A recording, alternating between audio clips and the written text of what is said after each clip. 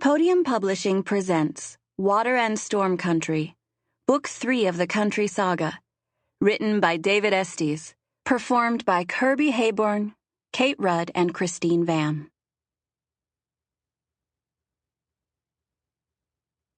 Chapter 1. Huck. Standing on the deck watching the sunrise, I can't hold back my smile. The air is crisp, a little colder than usual for this time of year, numbing the tip of my nose, filling each breath with the distinct smell of salt and brine. While endless yellow clouds keep watch over the deep blue, the half-sun splashes purples, pinks, and oranges on the ever-reddening morning sky. To the starboard side, I can see the shoreline, sandy at first, and then green, rolled out like a welcome mat. Above the land, the yellow clouds darken to black. In the water surrounding the ship, I see the familiar dark triangles of sharp-toothed fins breaking the surface, patrolling the ocean, hoping for an execution or a natural death to give them the chance to taste human flesh yet again. But even the constant presence of the sharp-tooths can't wipe away my grin. Not today. The ship lurches beneath me, riding the crest of yet another big rolling wave. But I don't stumble, don't lose my balance, don't so much as sway from the ship's movements or the tumultuous wind that whips my shirt in a frenzy around me. Steady, balanced, a seaman through and through. And smiling, bigger than the ocean, relishing the salt spray splashing on my face as a wave crashes against the hull, living for the feel of the power rolling and throbbing beneath my feet, laughing when a flock of white-winged big-chins dive-bomb the water, each emerging with a nice-sized fish clamped tightly between its beak. This is the life of a soaker, a typical morning in water country. My life, all about to change, because I'm 14 now. "Huck!" A deep voice rumbles from behind, not a murmur, not a greeting, a command. Startled, I turn quickly, my smile vanishing in an instant. "Father?" I say. "Admiral Jones," he says. Admiral Jones is what his shipmen call him. "Sir?" I say. "Son," he says, taking 2 steps forward to reach my side, "today you become a man."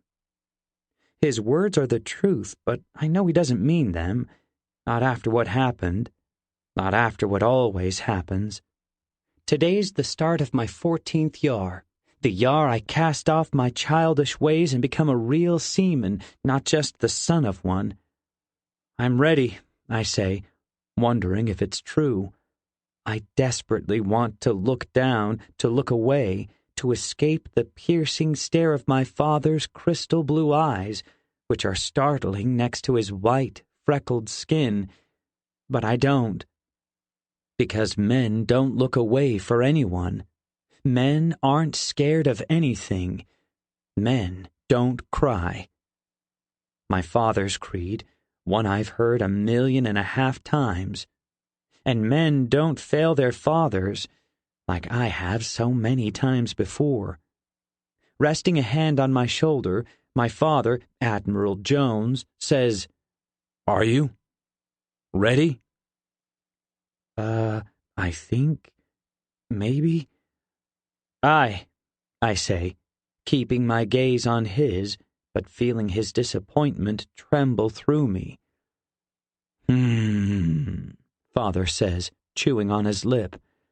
"I suppose we'll find out, won't we?"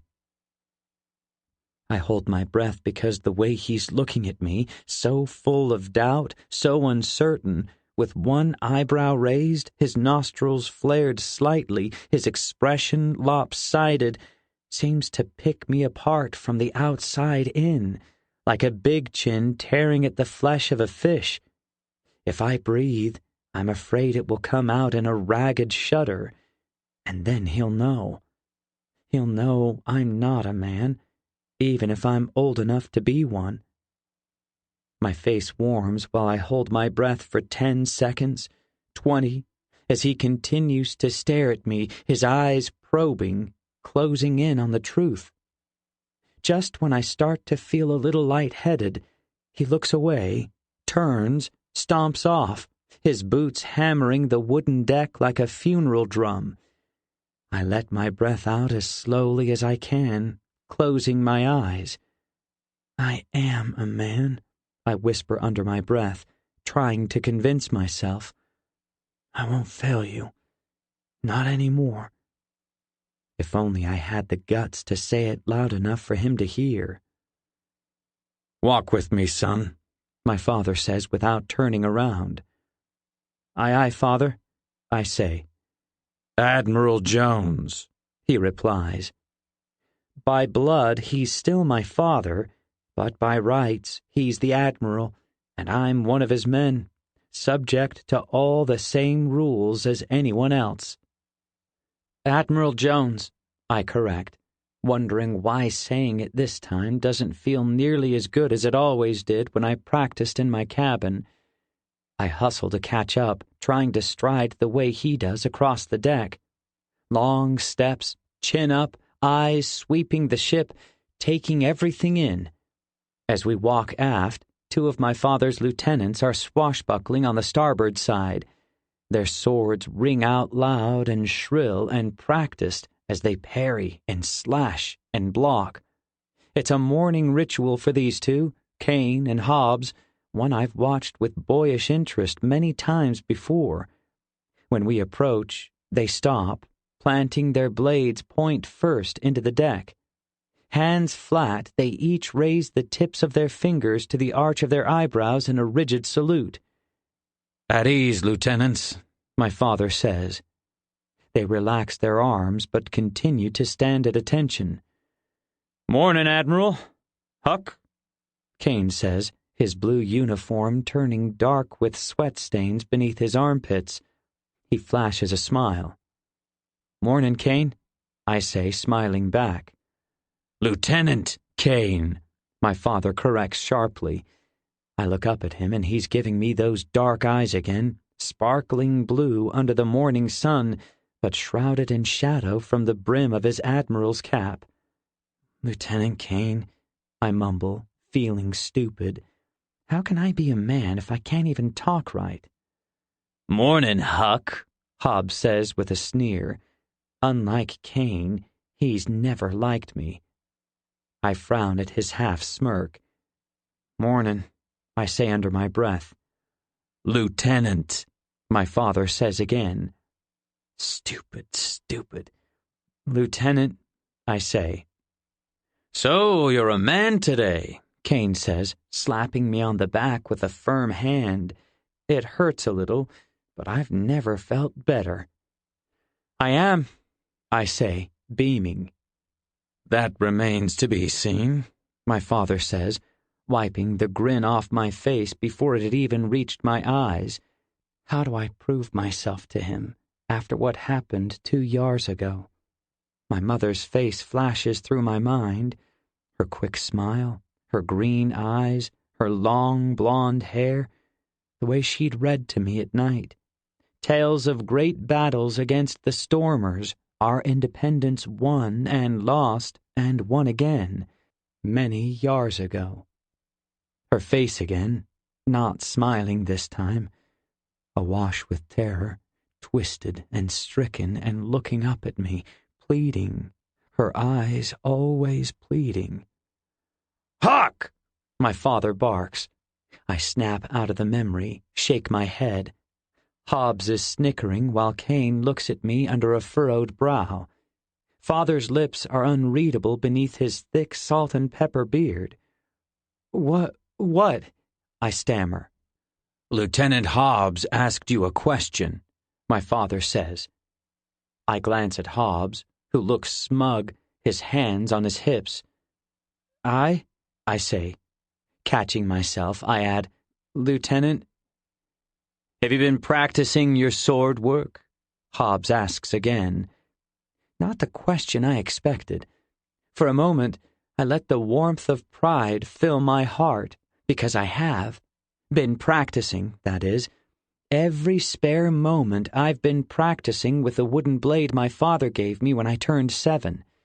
Fighting the other young boys on the ship, parrying with masts, battling heavy bags of potatoes and rice, swinging and swinging my practice sword until it's become a part of me, an extension of my arm and hand.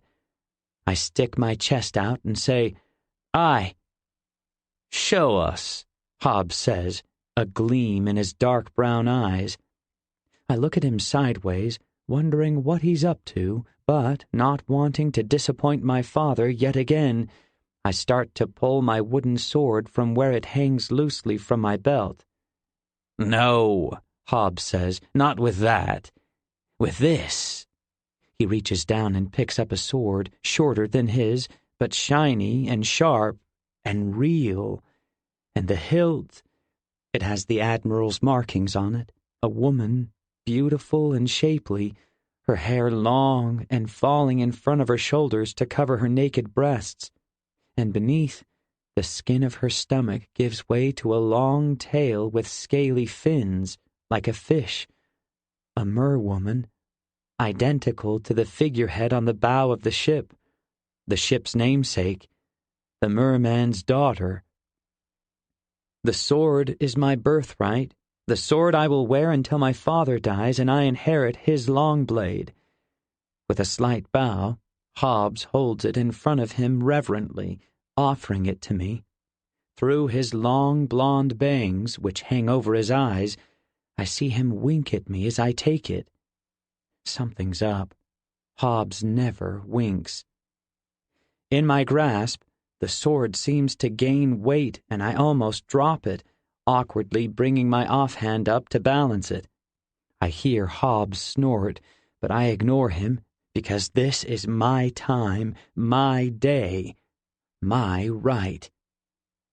Slowly, I raise the sword to eye level, watching in awe as it seems to catch every ray of red sunlight, sending them shooting in all directions. My right, my sword. "Why don't you give it a try?" Hobbs says, and I sense something in his voice, a challenge. "Hobbs," Kane says sharply, sounding sterner than I've ever heard him. Aye," I say, looking between them, wondering why Hobbs looks so mischievous and Kane so angry. I move a safe distance away and raise my sword to attack position, my feet planted firmly as I've been taught. I start to swing, but stop when Hobbs laughs. "I mean against a real opponent," he says. I look back, my prideful chest deflating. "Sir?" I say. I can't possibly fight him. He's a man, and I'm not, regardless of my age and who my father is. I can feel a crowd gathering, their boots shuffling on the deck. I whirl around, taking them in, the eyes, so many eyes, staring, waiting, watching, to see what I'll do. A test. This is exactly the kind of thing my father would do. My chance to prove myself to him. Maybe my last chance. My mother's face, open-mouthed and screaming, pleading and pleading. I grit my teeth, shake my head, nod firmly at Hobbs, raise my sword with 2 hands in his direction. He laughs, deep and loud. "Me? You thought you were going to fight me?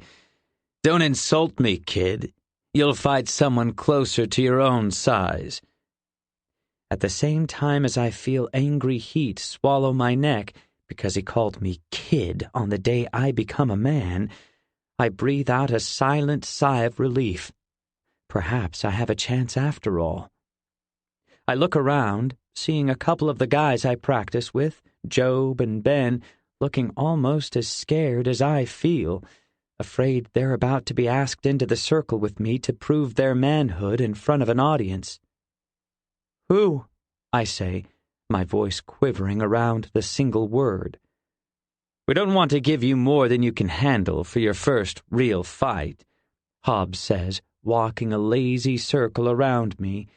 Meaning what?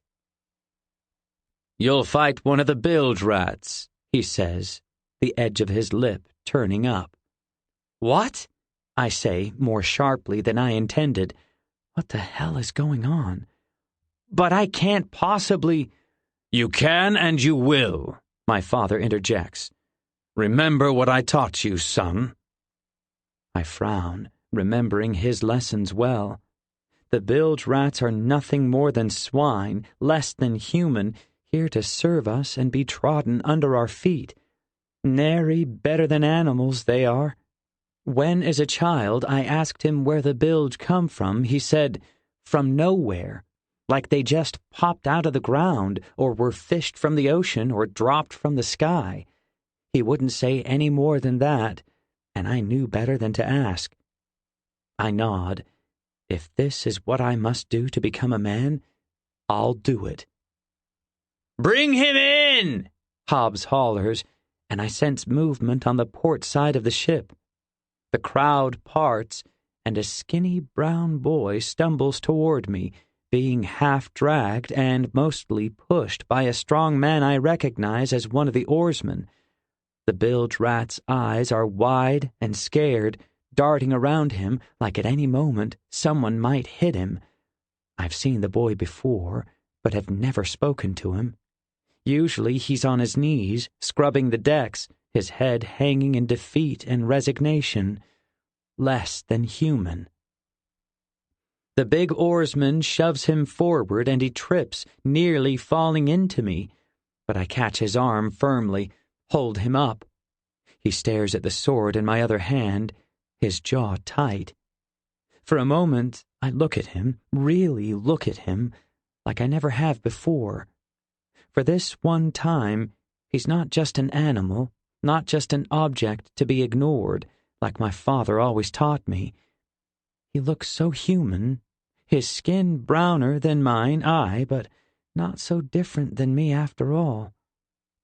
He jerks away from my grip, and a piece of his dirty, tattered shirt comes away in my fist.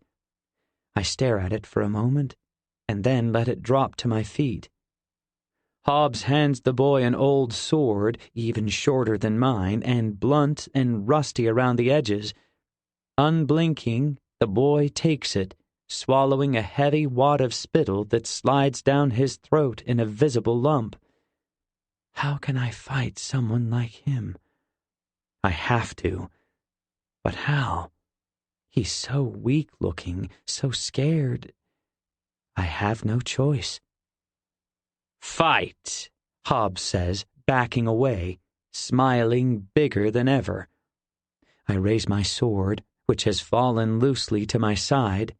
The bilge rat continues looking at his rusty blade as if it's a snake, but then suddenly grips it tightly, his brown knuckles turning white. He lifts his chin, and our eyes meet, and I see hurt and anger and fear, too, but not as much as before. His mouth opens, and he screams right at me, a cry of war.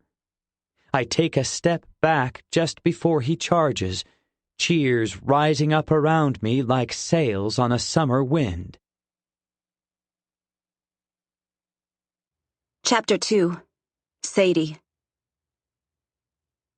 The wind rushes over me and around me and through me, blasting my dark hair away from my face and behind me, flattening my black robe against my chest. I lengthen my strides, the dark skin of my legs flashing from beneath my robe with each step.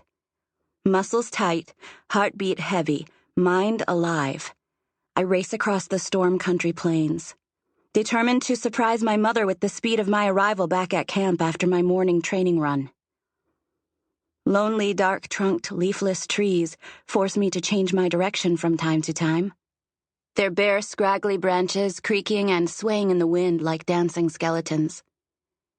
I can already see the circle of tents in the distance, smoke wafting in lazy curls from their midst, evidence of the morning cook fires. Although I left when it was still blackout, the sky is mixed now, streaked with shards of red slicing between the ever-present dark clouds. With the camp in sight, I call on every bit of strength I have left, what I've been saving for my final sprint. I go faster and faster and faster still, unable to stop a smile from bending my lips. I close in on the tents, sweat pouring from my skin as excitement fills me. That's when I hear the scream. Carried on the wind, the cry is ragged and throat-burning.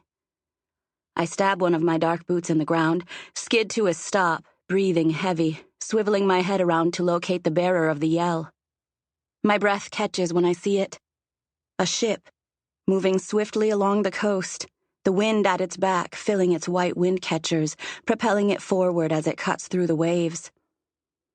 A boisterous cheer rises up from the ship, and I exhale, forcing out a breath before sucking another one in. The soakers are here. Instinctively, my gaze draws away from the ship, following the coastline, easily picking out the other white triangles cutting into the base of the scarlet horizon. More ships. At least a dozen, the entire soaker fleet. I've got to warn the camp. I take off, pushing my legs to fly, fly, fly, muttering encouragement under my breath. Before I reach the camp, however, a cry goes up from one of the lookouts, Hazard, a huge man with the blackest skin I've ever seen, even blacker than a cloudy, starless night. He yells once, a warning, and soon the camp is full of noise. Commands to rush to arms, to secure the children, to ready the horses are spouted from the mouth of the war leader, who I can just make out between the tents. His name is Guard, and if Hazard is huge, then he's a giant, as tall and wide as the tents. He's already on his horse, Thunder, which is the largest in the stables, the only one strong enough to bear the war leader's weight. Guard and Thunder turn away as one to the south, where the other horses are tied. I dart between the first two tents I come to, slip inside the camp, and narrowly avoid getting trampled by a dozen men and women warriors charging to follow Guard. The riders. Trained from birth to be warriors. To defend my people from the soakers, they ride the Iscariot, the black horses that have served my people in peace and war for every generation since the great rock landed on earth. Trained like me, by fire and the sword. Sadie! I hear someone yell. I turn to see my father beckoning to me, his face neutral but serious. Hesitating, my eyes flick to where the warriors are disappearing behind the tents, soon to emerge as riders, their steeds snorting and stomping in preparation for war. All I want is to watch them go, to see my mother flash past on shadow, her face full of the stoic confidence I've seen on the rare occasions she's been called to arms.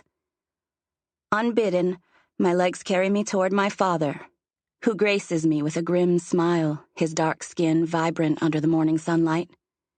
His thin arms and legs look even thinner after seeing Hazard and Guard, not unlike the spindly, dark branches of the trees on the storm plains. Come inside, he says. I want to watch, I admit. I know, he says. Come inside. Of course he knows. He knows everything. But I follow him into our tent anyway. Even when my father seals the flaps at the entrance, the thin-skinned walls do little to block out the rally cries of the riders as they organize themselves. When my father, the man of wisdom, turns to look at me, I say, I'm almost 16, Father. You're not yet, he says patiently, motioning for me to sit. I ignore the offer. I need to see this, I say. Father sighs, sits cross-legged, his bony knees protruding from the skirts of his thin white robe. You do not need to see this. Who am I to argue with the wisest man in the village? I'm not your little girl anymore, I say, pleading now. I kneel in front of him, my hands clasped. Just let me watch. He grimaces as if in pain, and I wonder how I came from him. My mother makes sense. She's strong, like me, like Guard, like the other riders. But my father is so weak. Not just physically either. I know he's wise and all that, but I swear he's scared of his own shadow sometimes.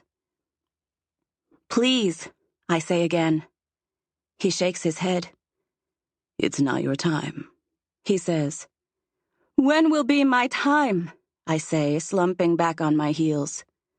Soon enough. Not soon enough for me.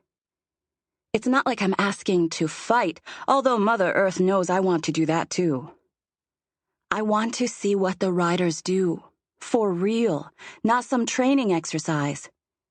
I want to see my mother fight, to kill, to knock back the Soakers to their Earth-forsaken ships. Many years have the Soakers threatened my people, for no other reason than they can.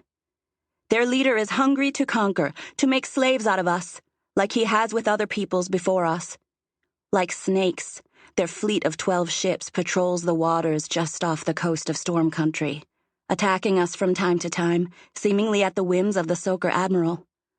We fight for our land and our lives. We could leave, seek more peaceful lands free of the bloodthirsty Soakers. But my people can be a stubborn people, especially when it comes to our home. It's been our home since the time of the Great Rock, back when we crawled from our hiding places like worms, finding a changed world. But for me, many generations later, it's the only world I know. It's like the lightning and thunder of the storms that so often rage across the plains have become a part of us, strengthening us. The storms call to us. We must stay to hear them.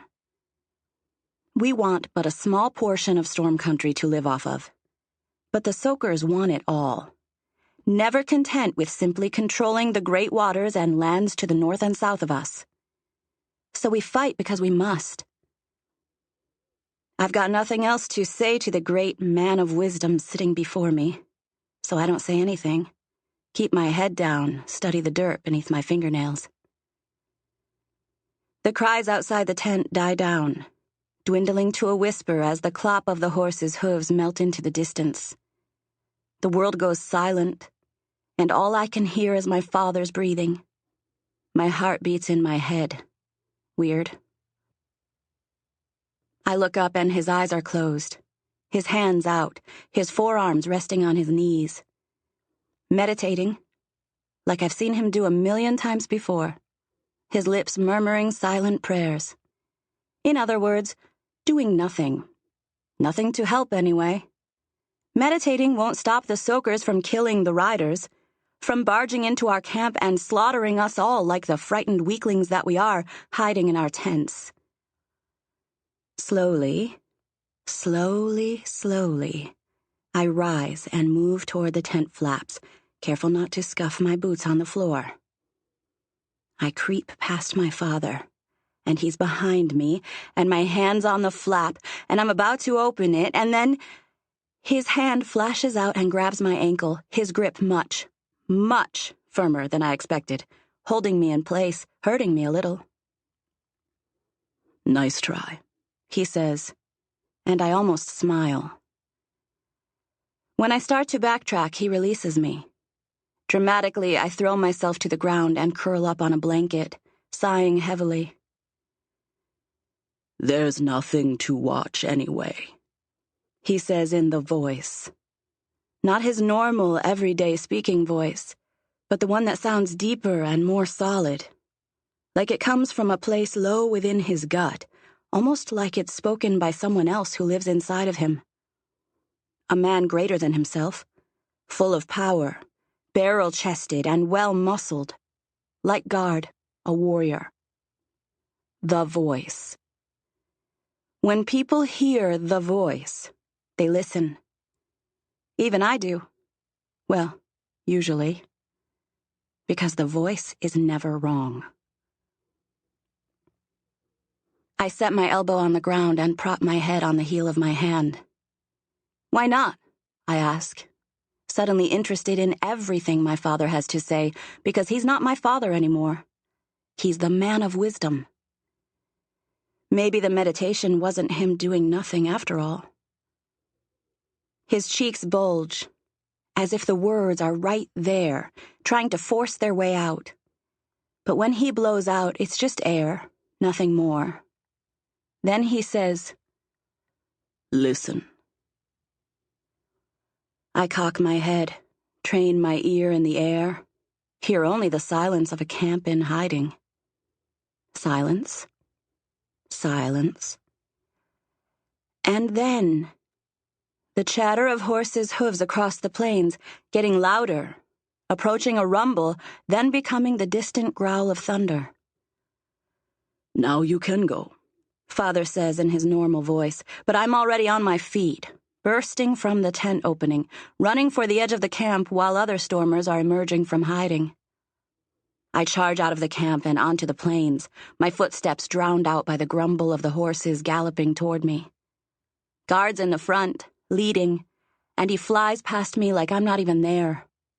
Another few riders pass in similar fashion before I see her. My mother, astride Shadow, her skin and robe so dark she almost looks like she's a part of her horse, a strange human animal creature, fast and dangerous and ready. She stops in front of me, perfectly balanced, her sword in her left hand. "What happened?" I say. She motions with her sword behind her, where, with the sun shimmering across the water, the white ships are sailing off into the distance, barely visible now. "They're gone," I murmur. Chapter 3. Huck. Still screaming his head off, the bilge rat's sword flies past my head, whistling in my ear as I duck out of the way. A cheer rises up from the heavy crowd, who suddenly feel like they're closing in, surrounding us, preventing any chance of escape.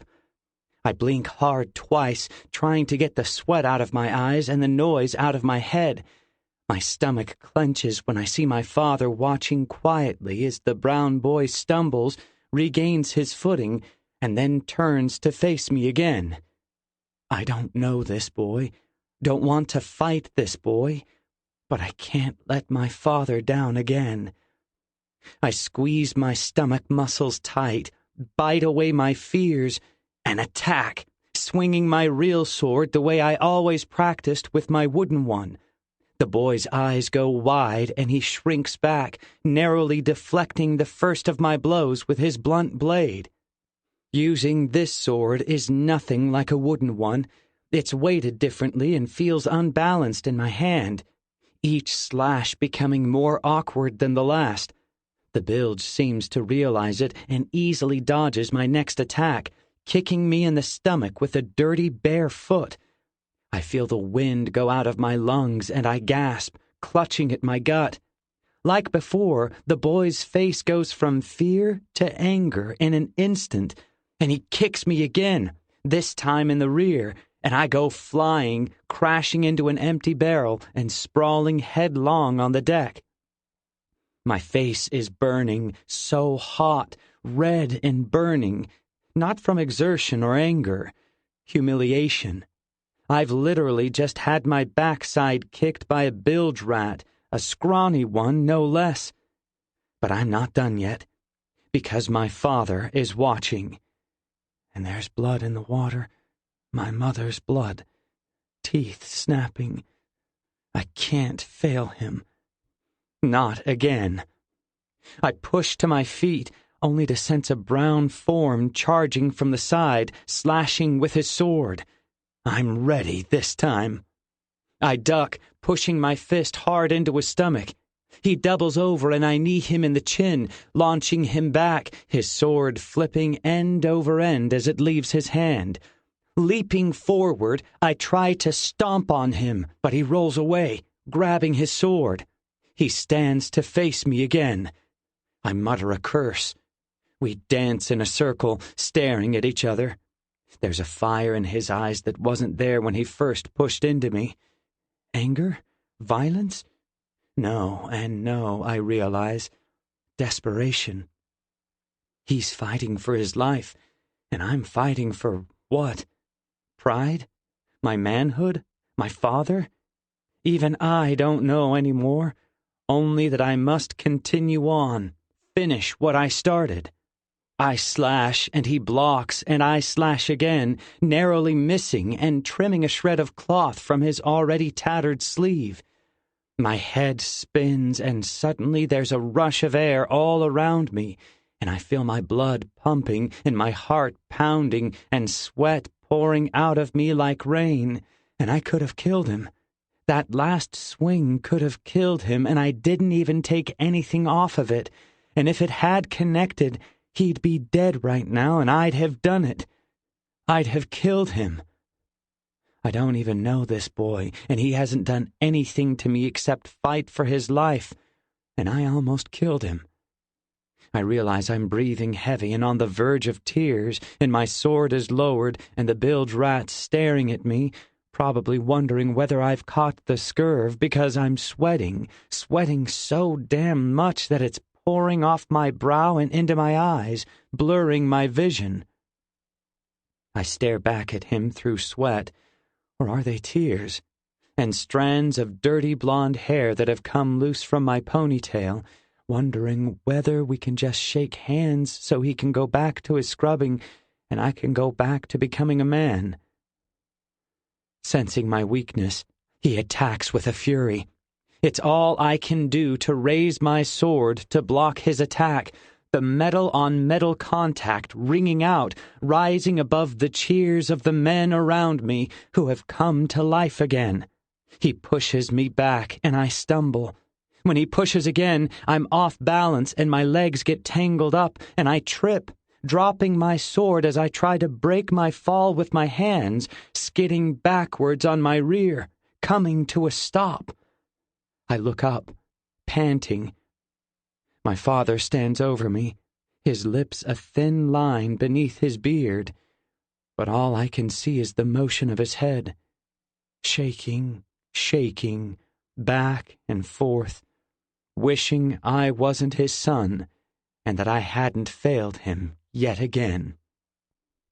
And then the tip of the bilge rat's rusty old sword is at my throat, and I can't breathe, and I'm looking up at him, and I'm scared of him doing it, but I'm even more scared that he won't, and I'll have to face my father's head shaking in disappointment. The boy's face is hard, and for a moment I think he'll do it, that he'll kill me, but then he sighs and throws down his sword, letting it clatter to the deck with a dull clang. He stalks off, and I close my eyes. There are murmurs from the crowd, whispered words I can't hear, and plenty of words that I wish I couldn't hear. The Admiral's son. Bah!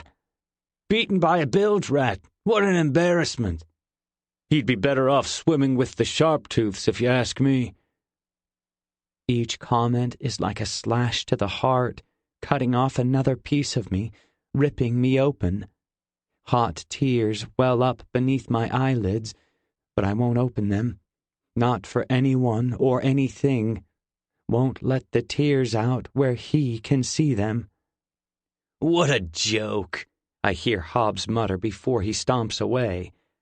There's more scuffling feet, and I know the crowd is dispersing, going back to their morning work.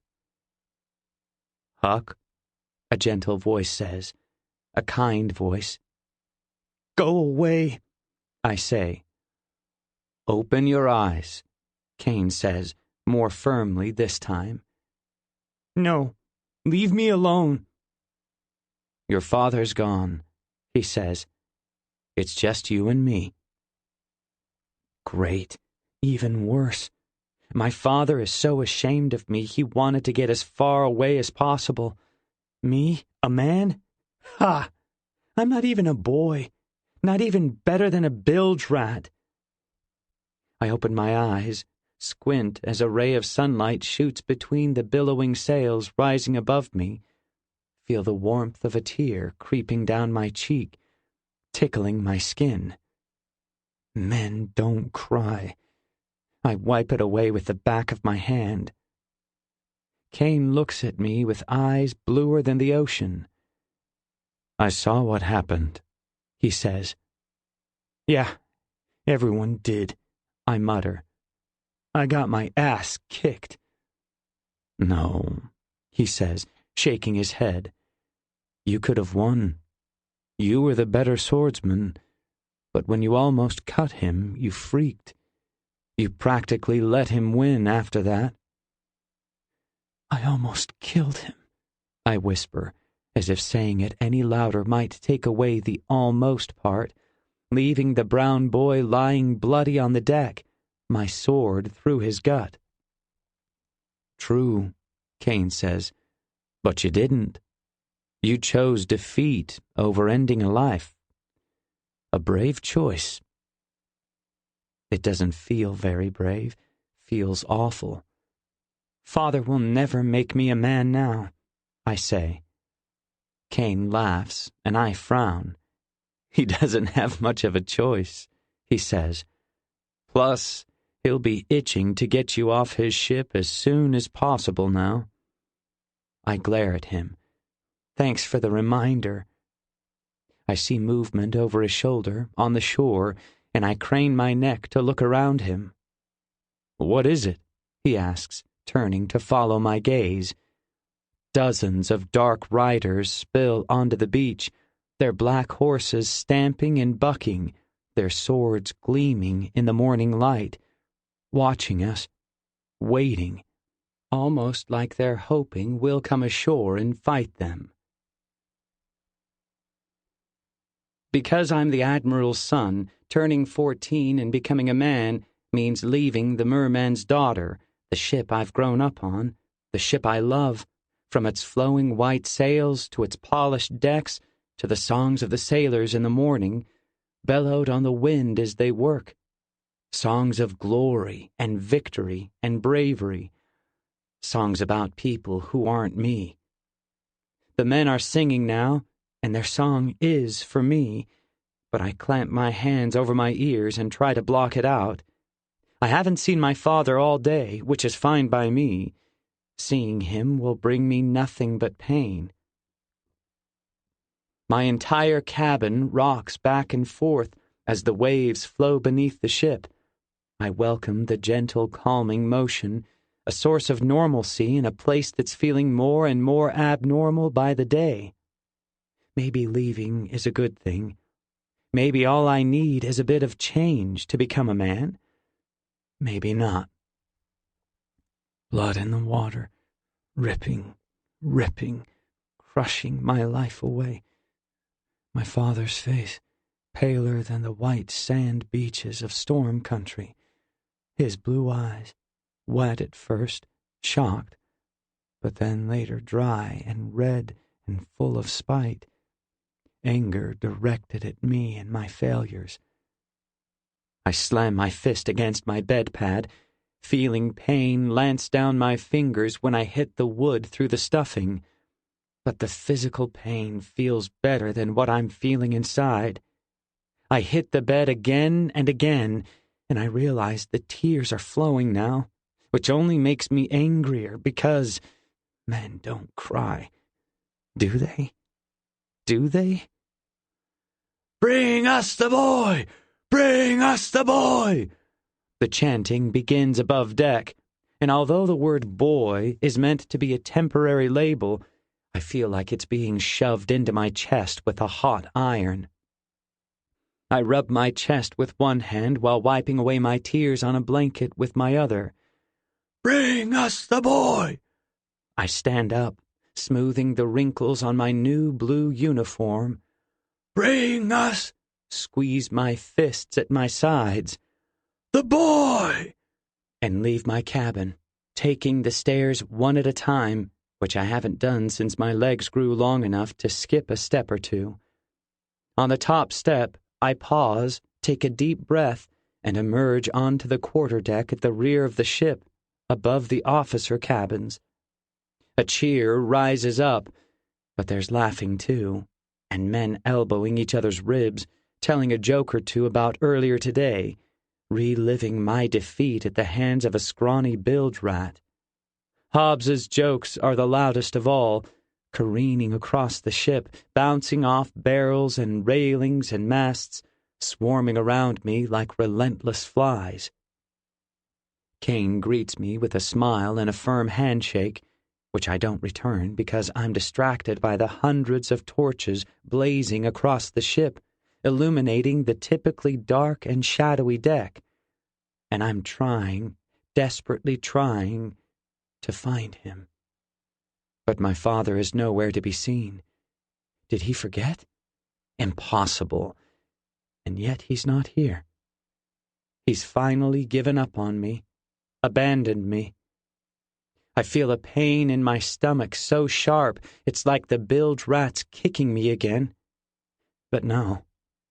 This pain is worse. Much worse. Because my father's not here. Kane? I say. He'll come, he says, reading my mind. Blood in the water. He won't, I say, and Kane doesn't respond because he knows I could be right. As Kane leads me across the quarterdeck to the edge, where it's elevated above the lower decks, I scan the crowd. Everyone's here, even the women, having come up from below deck, throwing aside their pots and pans and the clothes they were cleaning, come to watch me become a man. I recognize many men and boys I know and love, like Kane, who have been my friends for as long as I can remember. There's Grubbs, the ship's head cook, wearing a splotched and stained apron bulging out with the curve of his well-fed belly, a man who used to let me sit on his table and sneak extra rations of gruel before it was served to the rest of the men and women. Down the row is Croker, the lookout with a voice like a crow, who first taught me to climb the ladder to the very tops of the tower. I spot a group of boys, jostling and pushing each other for position, trying to get the best view possible. My friends. One of them, Job, sees me looking their way and stops punching the kid next to him to wave. I want to wave back, but if I had to guess, I'd say men don't wave. So I just nod in his direction, finally feeling the tug of a smile on my lips. Because I'm becoming a man. Whether my father's here or not, this is one thing he can't stop. Kane clears his throat, and a cheer erupts from the men and women and boys and girls, louder than before, and no laughs, no jokes. All for me. All for me? I feel a shadow from behind. My father looms over me, his admiral's cap like a dark cloud. Chapter 4. Sadie. Why didn't they stop to fight us? I ask hours later. Clang. I catch my mother's sword on the broadside of my own, spin to get in close to her, but she pushes me away with a strong hand. Although my legs are tiring, I feel reinvigorated when I suck in a deep breath of the cool, salty air. Mother dances to the side, onto the hard sand, her feet lithe and graceful like an animal's. I don't know, she says. They don't always fight. Sometimes they move past us, searching for a safe place to land, to refill their freshwater supply. I shove the tip of my sword in the sand and release it, letting it spring back and forth in the wind. Put my hands on my hips. But why do they get to choose when we fight? Why can't we attack them for a change? She looks at me with an amused expression, her black ponytail dangling in front over her shoulder. Her dark brown skin almost seems light brown against the darkening sky, which is one single mass of black clouds with no beginning and no end. Down the shoreline, lightning flashes in the distance. The wind picks up, tossing my untied hair around my face as easily as it picks up a fallen feather from one of the dozens of gulls that swirl overhead, cawing and crying.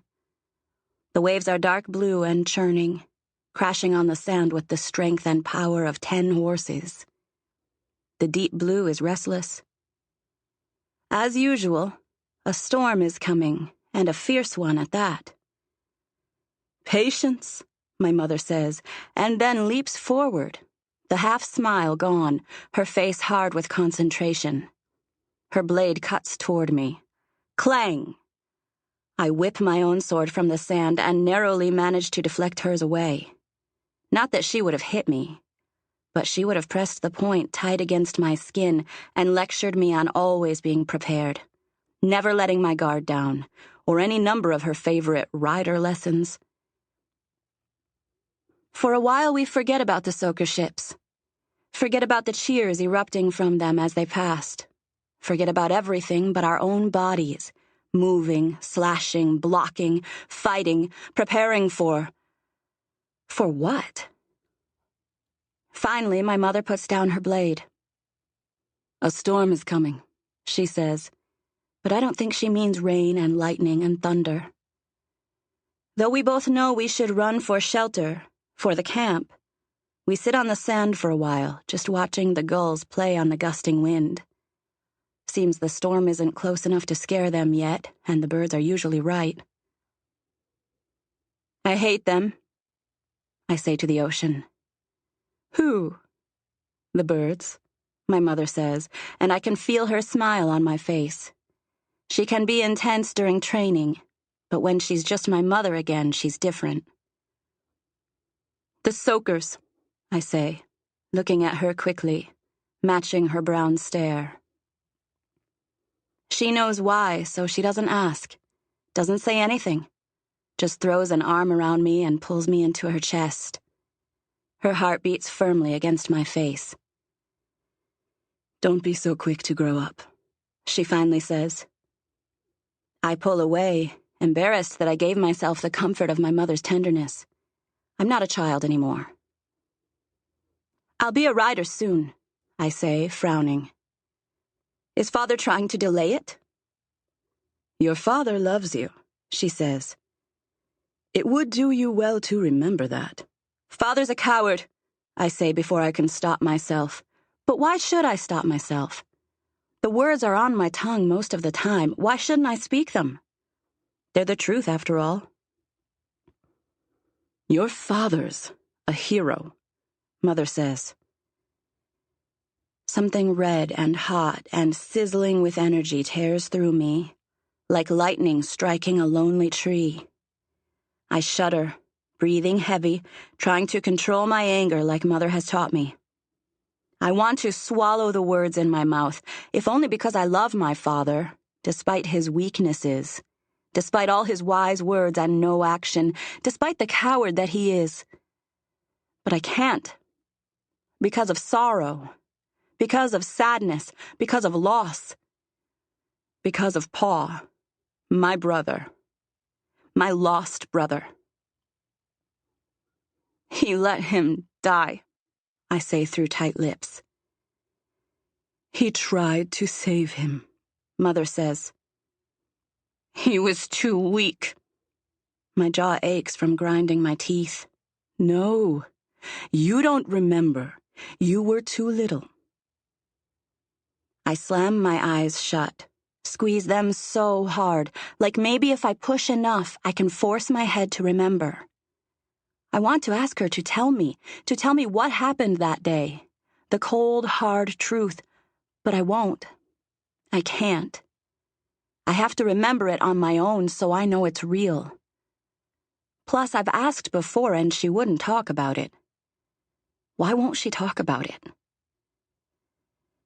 Faint images flash in the darkness behind my eyelids.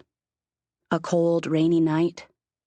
From the little my mother has told me, I was 3, Paul was 4. I remember.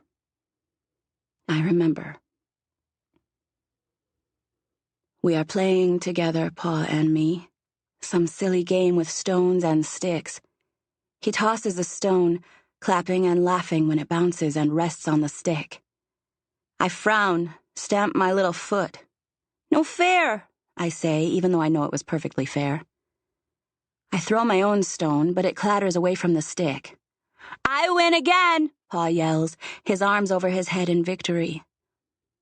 I cross my arms and refuse to look at him. But then he's there with an arm around my shoulders, saying, "You'll win the next one." And I can't stop the smile because Pa is the best big brother I could ever ask for, and because I love him and want to be just like him, and because we're both going to be riders one day. Screams in the distance. Angry screams. Scared screams. Violent screams. Torches surround us, flying through the air, carried by dark bodies, riders rushing to arms to get their horses. But it's too late. Too late.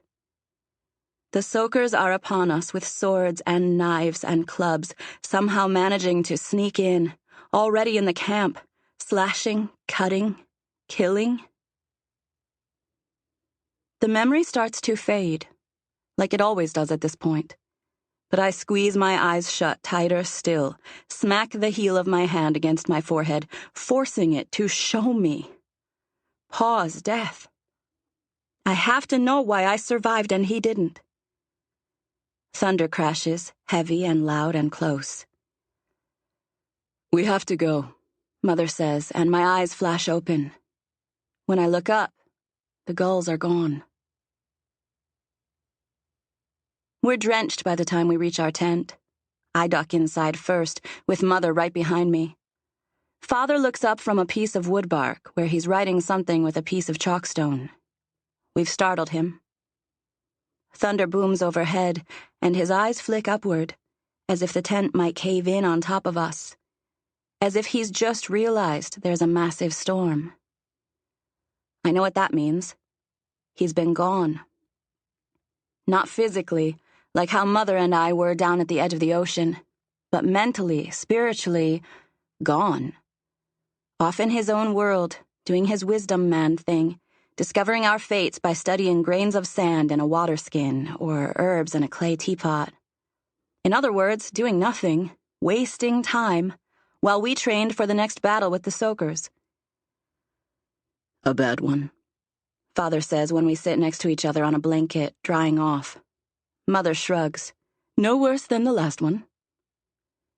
As the name suggests, Storm Country is a place where nature fights against itself constantly, warring in the skies, not with swords and shields and horses and ships, but with lightning and dark clouds and boom! Another heavy clap of thunder shatters the brief silence, momentarily drowning out the drum of the rainfall on the tent. Father twitches slightly. Mother and I stay as still as stones. "What are you doing, Father?" I ask, motioning to the marked tree bark. His eyes meet mine, and I see the fear in them as they widen. "I had a vision," he says. And it's all I can do not to laugh out loud. He's always having visions, but none of them ever seem to make any sense. Just because one man of wisdom said he would become a man of wisdom when he was a baby doesn't mean it's true.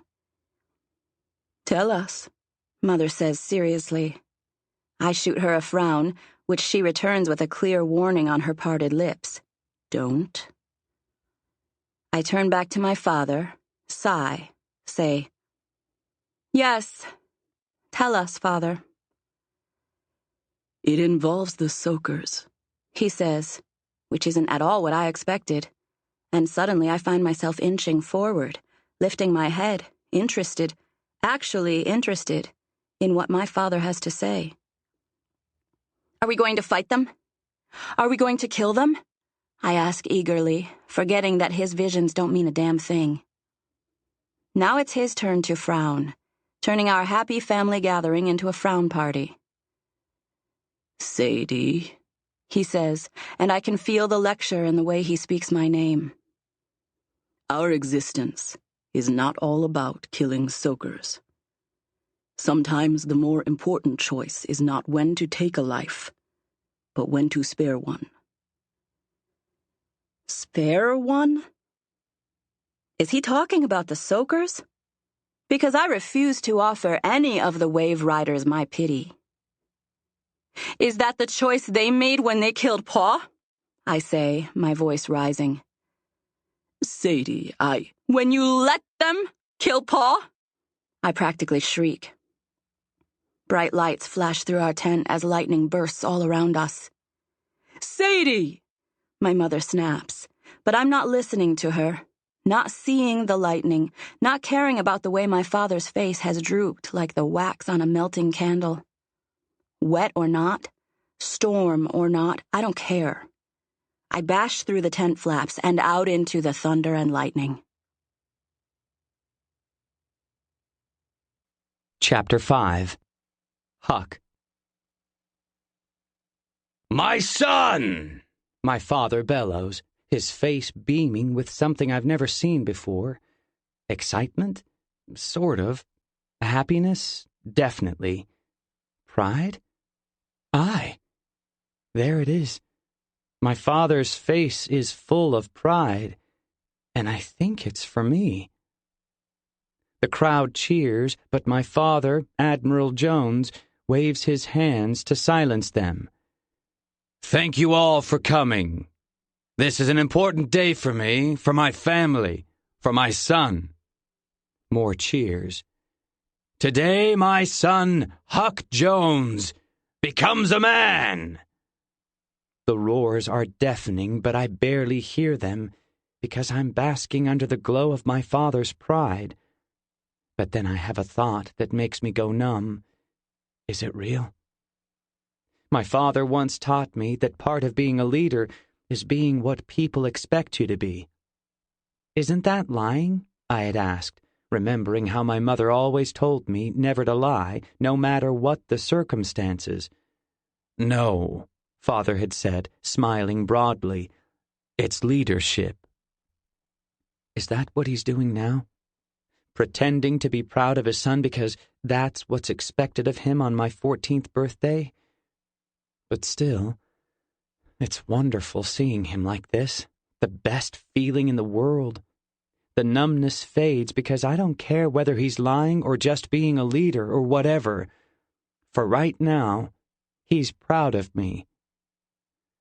May I present to you my son, Lieutenant Jones. He pulls his sword out, hilt branded with the mark of the merman's daughter, and I do the same, my sword matching his, except I lost the fight with the bilge rat, and my father never loses. And we raise our swords above our heads, and I feel full of power and strength, and for the first time in my life I'm fearless, and I can do anything, conquer anything, and I'm ready, I think, ready to become a man. No, I am a man. Lieutenant Jones. Someone starts singing, Yo-ho, on land or at sea, yo-ho, get down on your knees. And soon we're all singing, me and my father included, his proud arm around me. Only no, it's just me and Cain. Yo-ho, we'll fight to the end. Yo-ho, we'll fight 'cause we're men.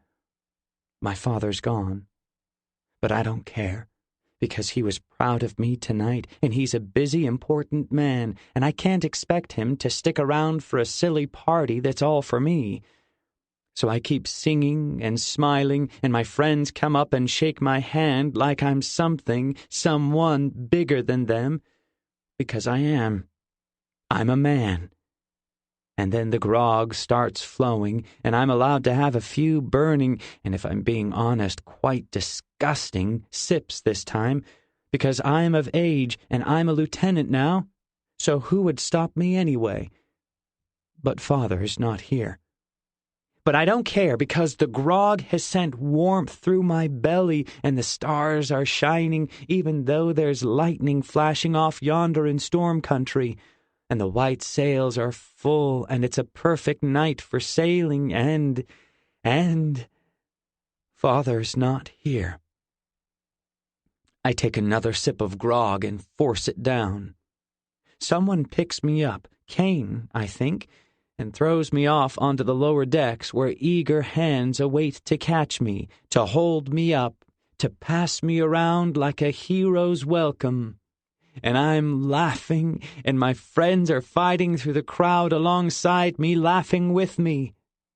Suddenly I realize one of the worst days of my life has become one of the best nights of my life. Maybe even the best night. A night to remember.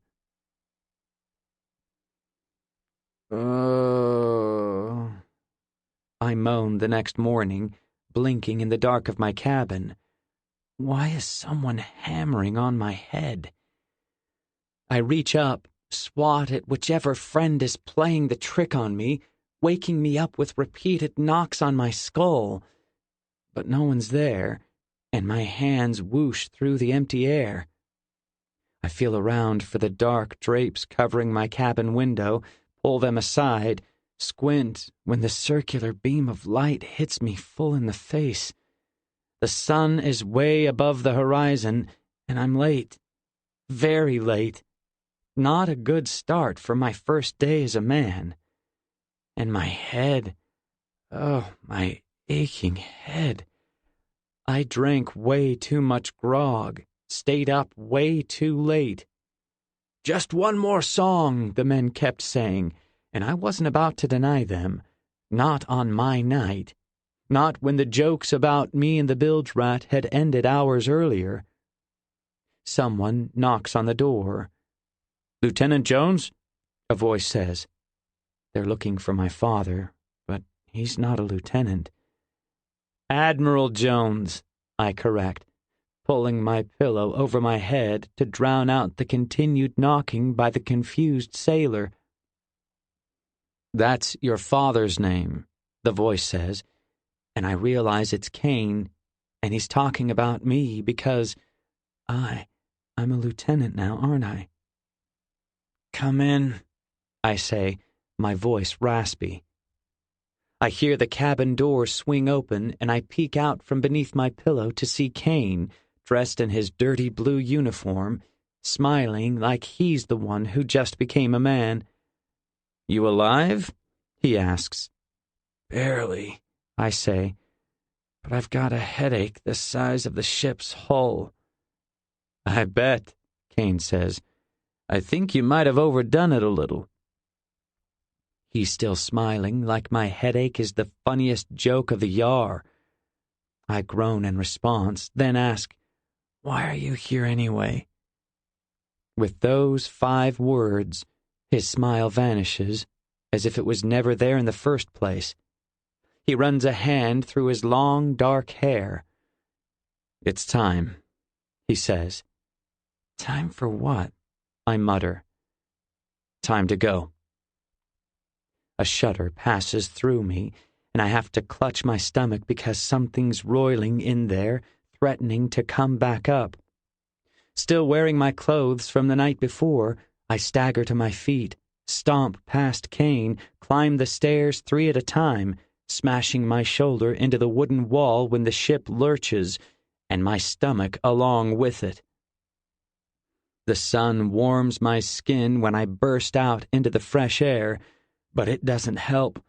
I've got to get to the side.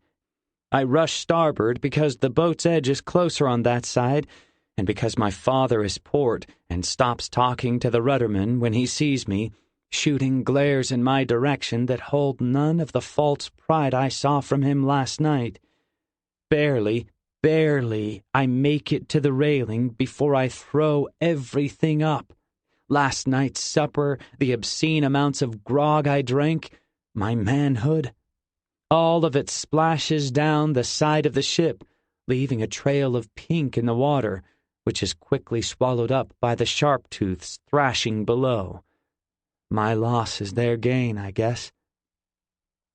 Hanging my thundering head over the side, I just breathe, holding back my hair with one hand so the stream of drool from my mouth doesn't soil it, the endless rocking of the ship doing little to help the nausea.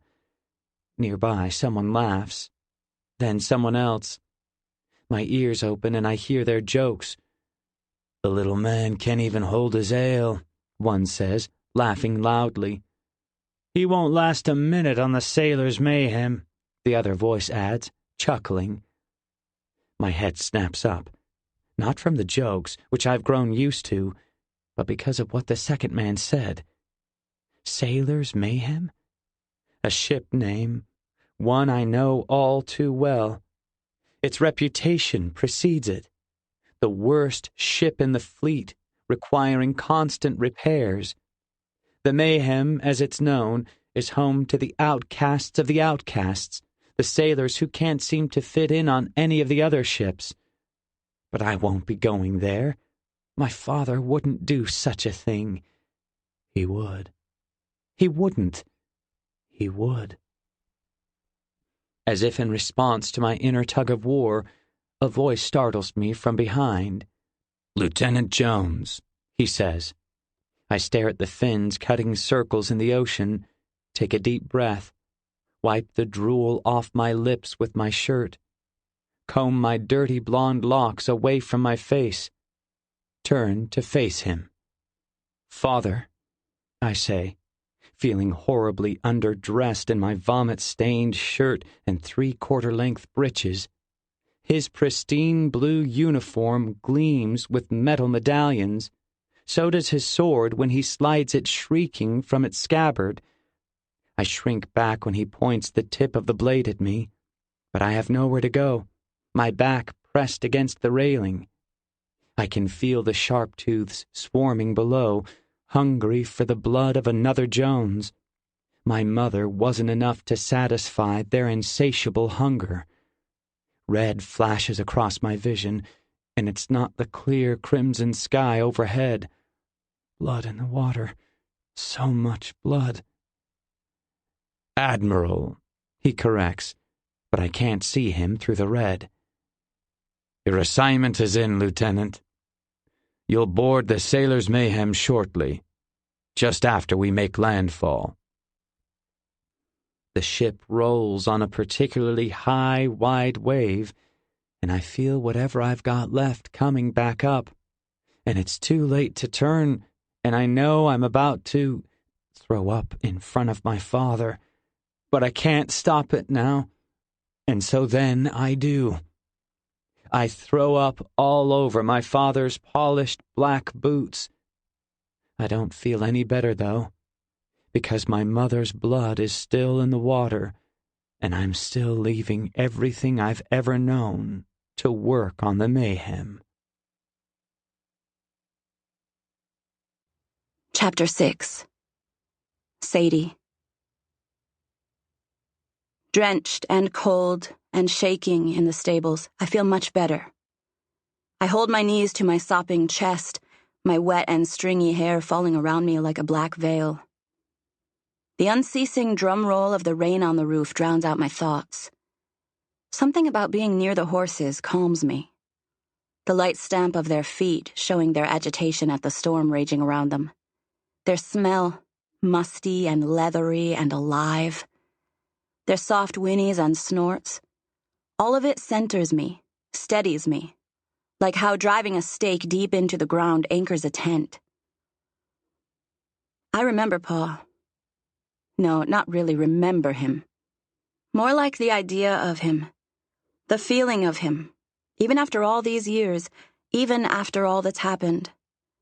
Although in my memory his face is blurry now, as if smudged with dirt, my heart leaps when I think about how I looked up to him. How we ran around waving swords and practicing to be riders even before we started our formal training. Pa never had the chance to train, but I know he would have been amazing. Abruptly, the chatter of the rain and the smell of the horses aren't enough to soothe my rising temper. I slam my fist into the dirt, which is fast becoming sludge as a river of rainwater finds its way inside. My father, a man of wisdom. Huh! He wasn't wise enough to know to save his own son from death. But even in my anger, I know in that burning place in my chest, it had nothing to do with wisdom. It had everything to do with fear. Fear of the soakers and their swords, fear of dying, fear of not fulfilling some strange and mystical destiny that Father believes is his. Mother Earth, please bring him back, I pray, blinking back the tears. It's a fool's prayer, and yet I feel better for having whispered it in the dark. Shadow stamps, and I stand up, lift a hand to his nose, let him nuzzle against my palm. When I rub him between his ears, he lowers his head so I can easily reach him. Shadow, I murmur, and he responds to his name with a slight jerk and a snort. I've known Shadow forever. He was only 3 when I was born, so we've grown up together. Although I shouldn't be allowed to play with him because he's a rider's horse, Mother always made exceptions for me. We used to run through the long grass, stopping only so I could make myself a soft bed and so Shadow could eat it out from under me. Mother lets me ride him sometimes too, but only when she's around. Shadow may look friendly, she always says, but he's still a rider's horse, and he's seen great and terrible things. Although I don't think Shadow would ever do anything to hurt me, I won't betray my mother's trust by riding him on my own. Although Mother Earth knows I've been tempted before. I'm tempted now, but instead I just keep rubbing him, counting down the days until I'll have a horse of my own. A rider's horse, one of the Iscariot. I hear a noise that doesn't sound like a horse. A scuffle and a splash, like someone's stumbled and stepped in a puddle. Probably Father coming to make peace, as he does. Hello? I say. Silence for a moment, and then... Who's there? A man's voice, only without the gruffness. I could ask you the same thing, I say to Shadow, who seems content as long as I keep rubbing him. Remy. The man, not a man's voice, says. My heart stutters because I know exactly who he is. Son of Guard, the leader of the riders. Not 6 months after my father laid his hands on my head and declared me a rider, he did the same for Remy. Until we were 12, we attended the same fire speeches, sitting around a campfire with all the other children while my father taught us the ways of the stormers, of the soakers, our history, why we fight and why we kill. For most of my childhood, Remy tormented me. Up until we parted ways for our individual training, he'd pull my hair, try to trip me, whisper gross messages in my ear. Back then, I didn't have the strength I do now. I tried to ignore him, and eventually he gave up. Sadie, I say firmly. I know you, he says, his voice closer now. Good for you, I say. Where are you? He asks. I say nothing. What are you doing out here in the rain? He asks. I'm not in the rain, I say, and again I could ask you the same thing. My tongue feels sharp and I'm glad. My hand stops moving on Shadow's side as I listen for his response. True and true, he says. My father asked me to check on Thunder. Of course. What else would he be doing out here? Hiding from his parents like me? Not likely. Not when you're the war leader's son. The horses are fine, I say. They always are, even in the worst storms. They're used to the thunder and lightning by now. Even the young ones do okay, so long as their mothers are nearby. I know, Remy says. But you know riders and their horses. He says it in such a way that makes me laugh, but I cut it off right away. I shouldn't be out here. I shouldn't be laughing with him. Already I feel unsteady on my feet, unfocused, not something I can afford when I'm so close to... Won't you be a rider soon? Remy asks. Is Remy also training to become a mind reader? I'm already a rider, I correct. The moment a man of wisdom says we're riders, we're riders. Even when we're just little babies who don't know a horse from a mossy stump. Sorry, he says. I didn't mean it like that. His voice is much closer now, and I realize it's coming from the stall next to Shadow's, through a gap in the wood.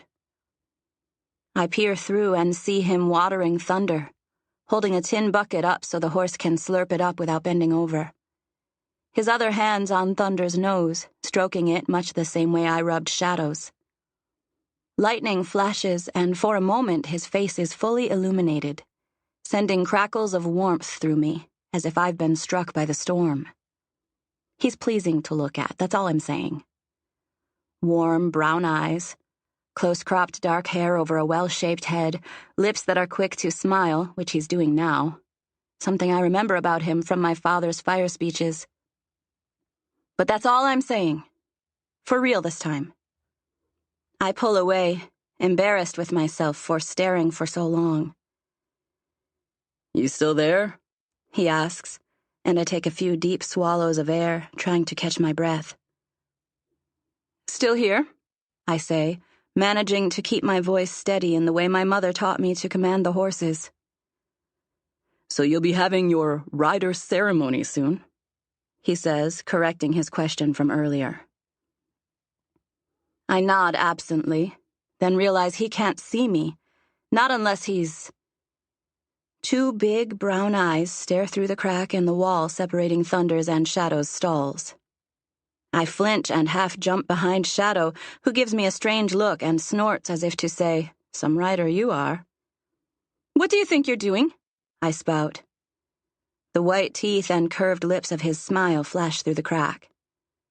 The same thing you were doing a minute ago. Looking. I leave after that. I don't know what kind of game Remy's playing, but I'm not in the mood to play it. Nor is now a good time in my life to be playing games of any sort. I stride back across the deserted camp, ignoring the muddy puddles as I tromp right through them, dirtying my black pants. The rain is still coming down in sheets, but the lightning is streaking far away now. The thunder distant and no more than a grumble. The storm is passing. Gritting my teeth, I shove my head into our tent, seeing my father's head snap up from the piece of bark, which he's once again poring over. Mother is sleeping, which is her favorite activity during storms. "I'm going for a run," I say. And I hear my father start to protest, but I'm already gone, leaving the flap swinging in my wake. Today I head south, opposite from where I ran yesterday, when I first spotted the soaker ship. The storm has moved north, as they usually do, and although the clouds remain dark and gray, they're slightly less dark and gray to the south, and down the coastline they almost look yellow, like the clouds out to sea. I hear a shout from behind, and I know it's my father, but I don't look back, just start running, letting the slowing rainfall wash over my head, my face, my arms, every part of me, cleaning away my father's choices and Remy's smile, like the storm is a part of me, and me a part of it. My blood starts flowing, my heart pumping, and I feel warmth blossom through me, chasing away the chill I felt earlier in the stables. For this is my time. Mine alone. The camp fades away behind me as I gallop across the plains to the ocean. Just before the grass gives way to sand, I shuck off my black boots, discarding them haphazardly in a muddy pile until I return. Overhead, the gulls are back, playing and chattering, riding the back edge of the storm, which continues to blow the hair around my face. The ocean is restless, churning whitecaps in a seemingly random sequence of waves and swirls. I run right for it, relishing the coolness of the thick, wet sand on my feet. When I reach the point where the waves lap onto the shore, I cut hard south, loving the way my heel digs into the sand, changing my direction as quickly as a bird lowers a wing to change its flight path. The tide rushes around my feet, and I splash through it gleefully, almost childishly. My time. I run and run, picking up speed when I know I won't be coming back anytime soon, not for hours at least. No need to conserve my energy. Wherever I'm going, I'll be stopping there to rest before I return. My parents will be worried. No, my father will be worried. But I won't be punished. I'm a rider, which gives me a certain level of independence that other children only dream of. When a burst of sun shatters through the cloud cover, I realize I've left the storm well behind me. Although the wind has lessened, my clothes are nearly dry, save for the bottoms of my pants. The sun crawls up my dark skin, drying the beads of sweat already there and drawing more drops out from the little holes in my skin.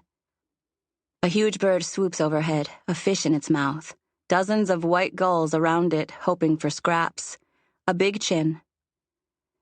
I laugh and keep running, never tiring, feeling only strength in my taut muscles. If you want to be a rider, you have to be as strong as your horse, my mother taught me when I was 11. It was my first day of rider training, starting earlier than the required age of 12. But don't I ride the horse? I asked. She laughed and said, Yes, but your horse will be stronger knowing that you're strong. At the time, I didn't get it, but I do now.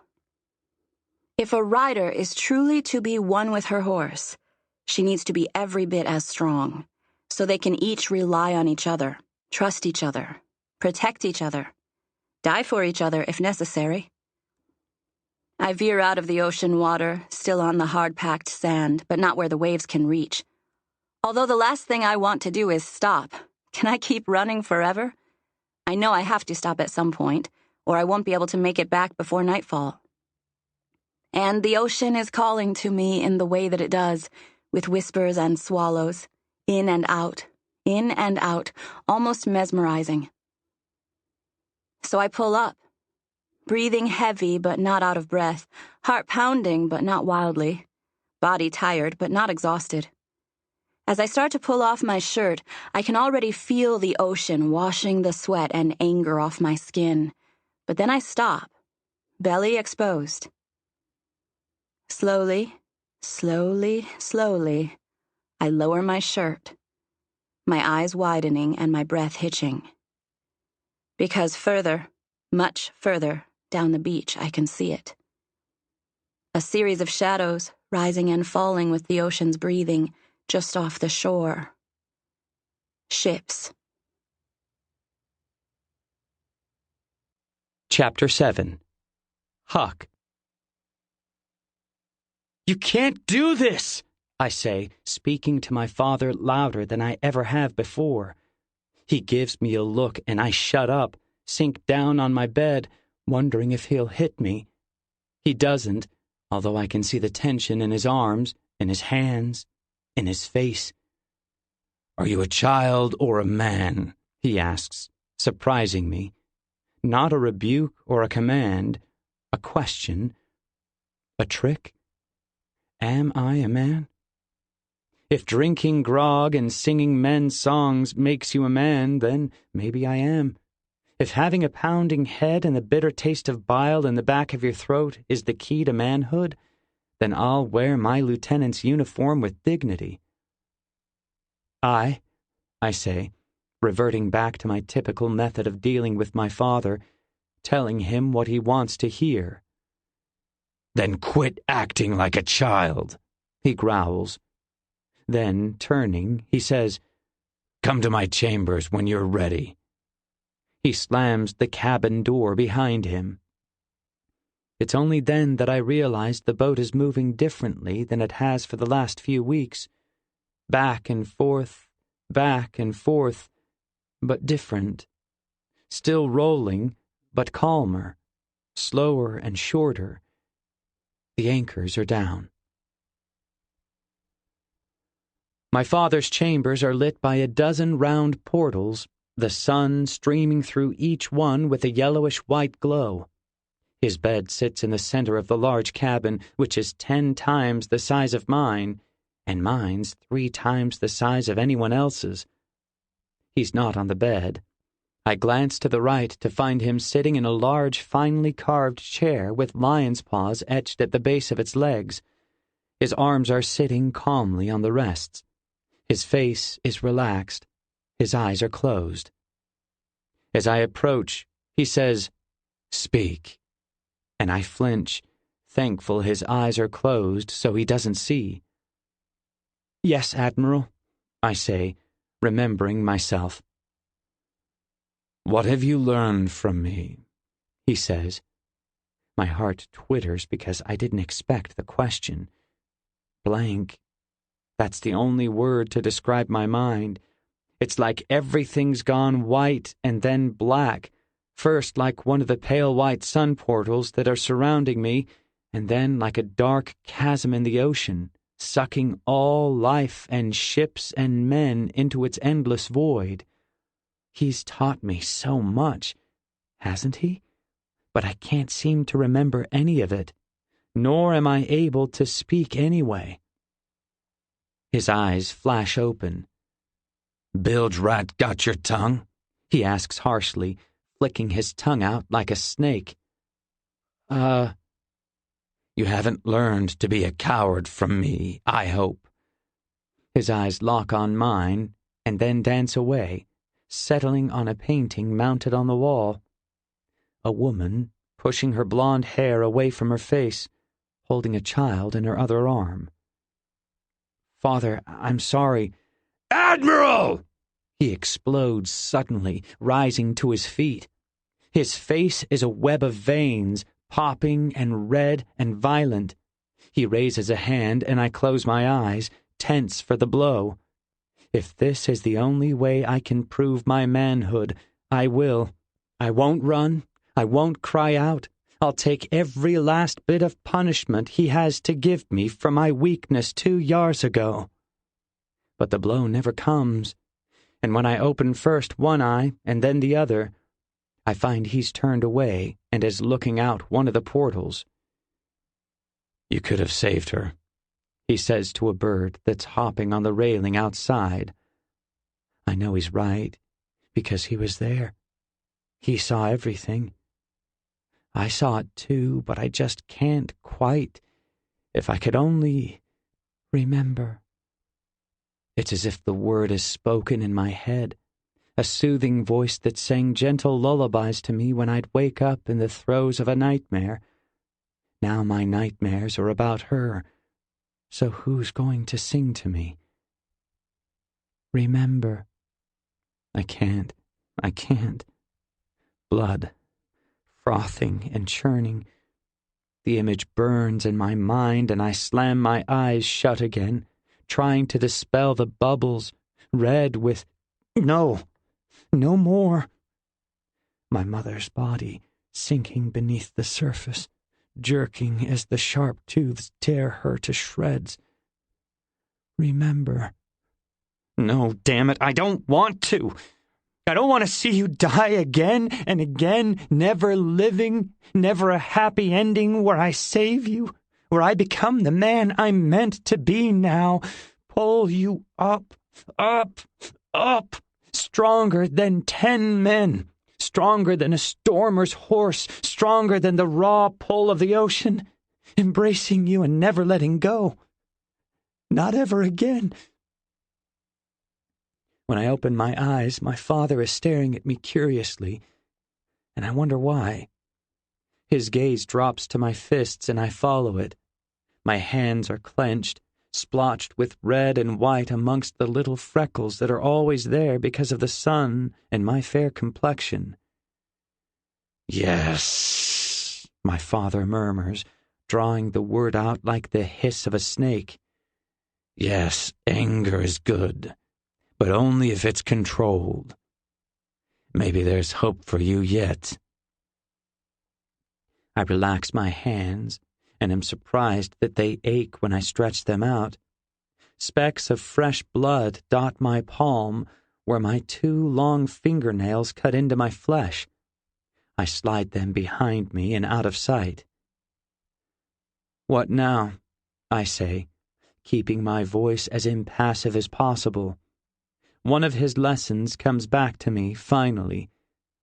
To show emotion is to be emotional, and emotions are for women and the weak. If men are to be cold-hearted, vapid creatures, then that's what I'll become. I'll do anything to prove myself. But isn't anger an emotion? I don't have time to dwell on the question because the Admiral smiles, strides to the bed and sits on it, patting the bed cover beside him. Surprised at his sudden change in mood, I hesitate, but then join him, keeping a healthy gap between us. Although his expression has softened, there's none of my mother's tenderness in the hard lines of his face. "Son," he says, "I know things have been hard, strained even, between us, but I want you to succeed. I want you to become the man I know you're capable of. You're my son, after all." He pauses, and I search his eyes for the joke, for an insult, but there's only truth in them. "Then why are you sending me on the mayhem?" I ask. He smiles.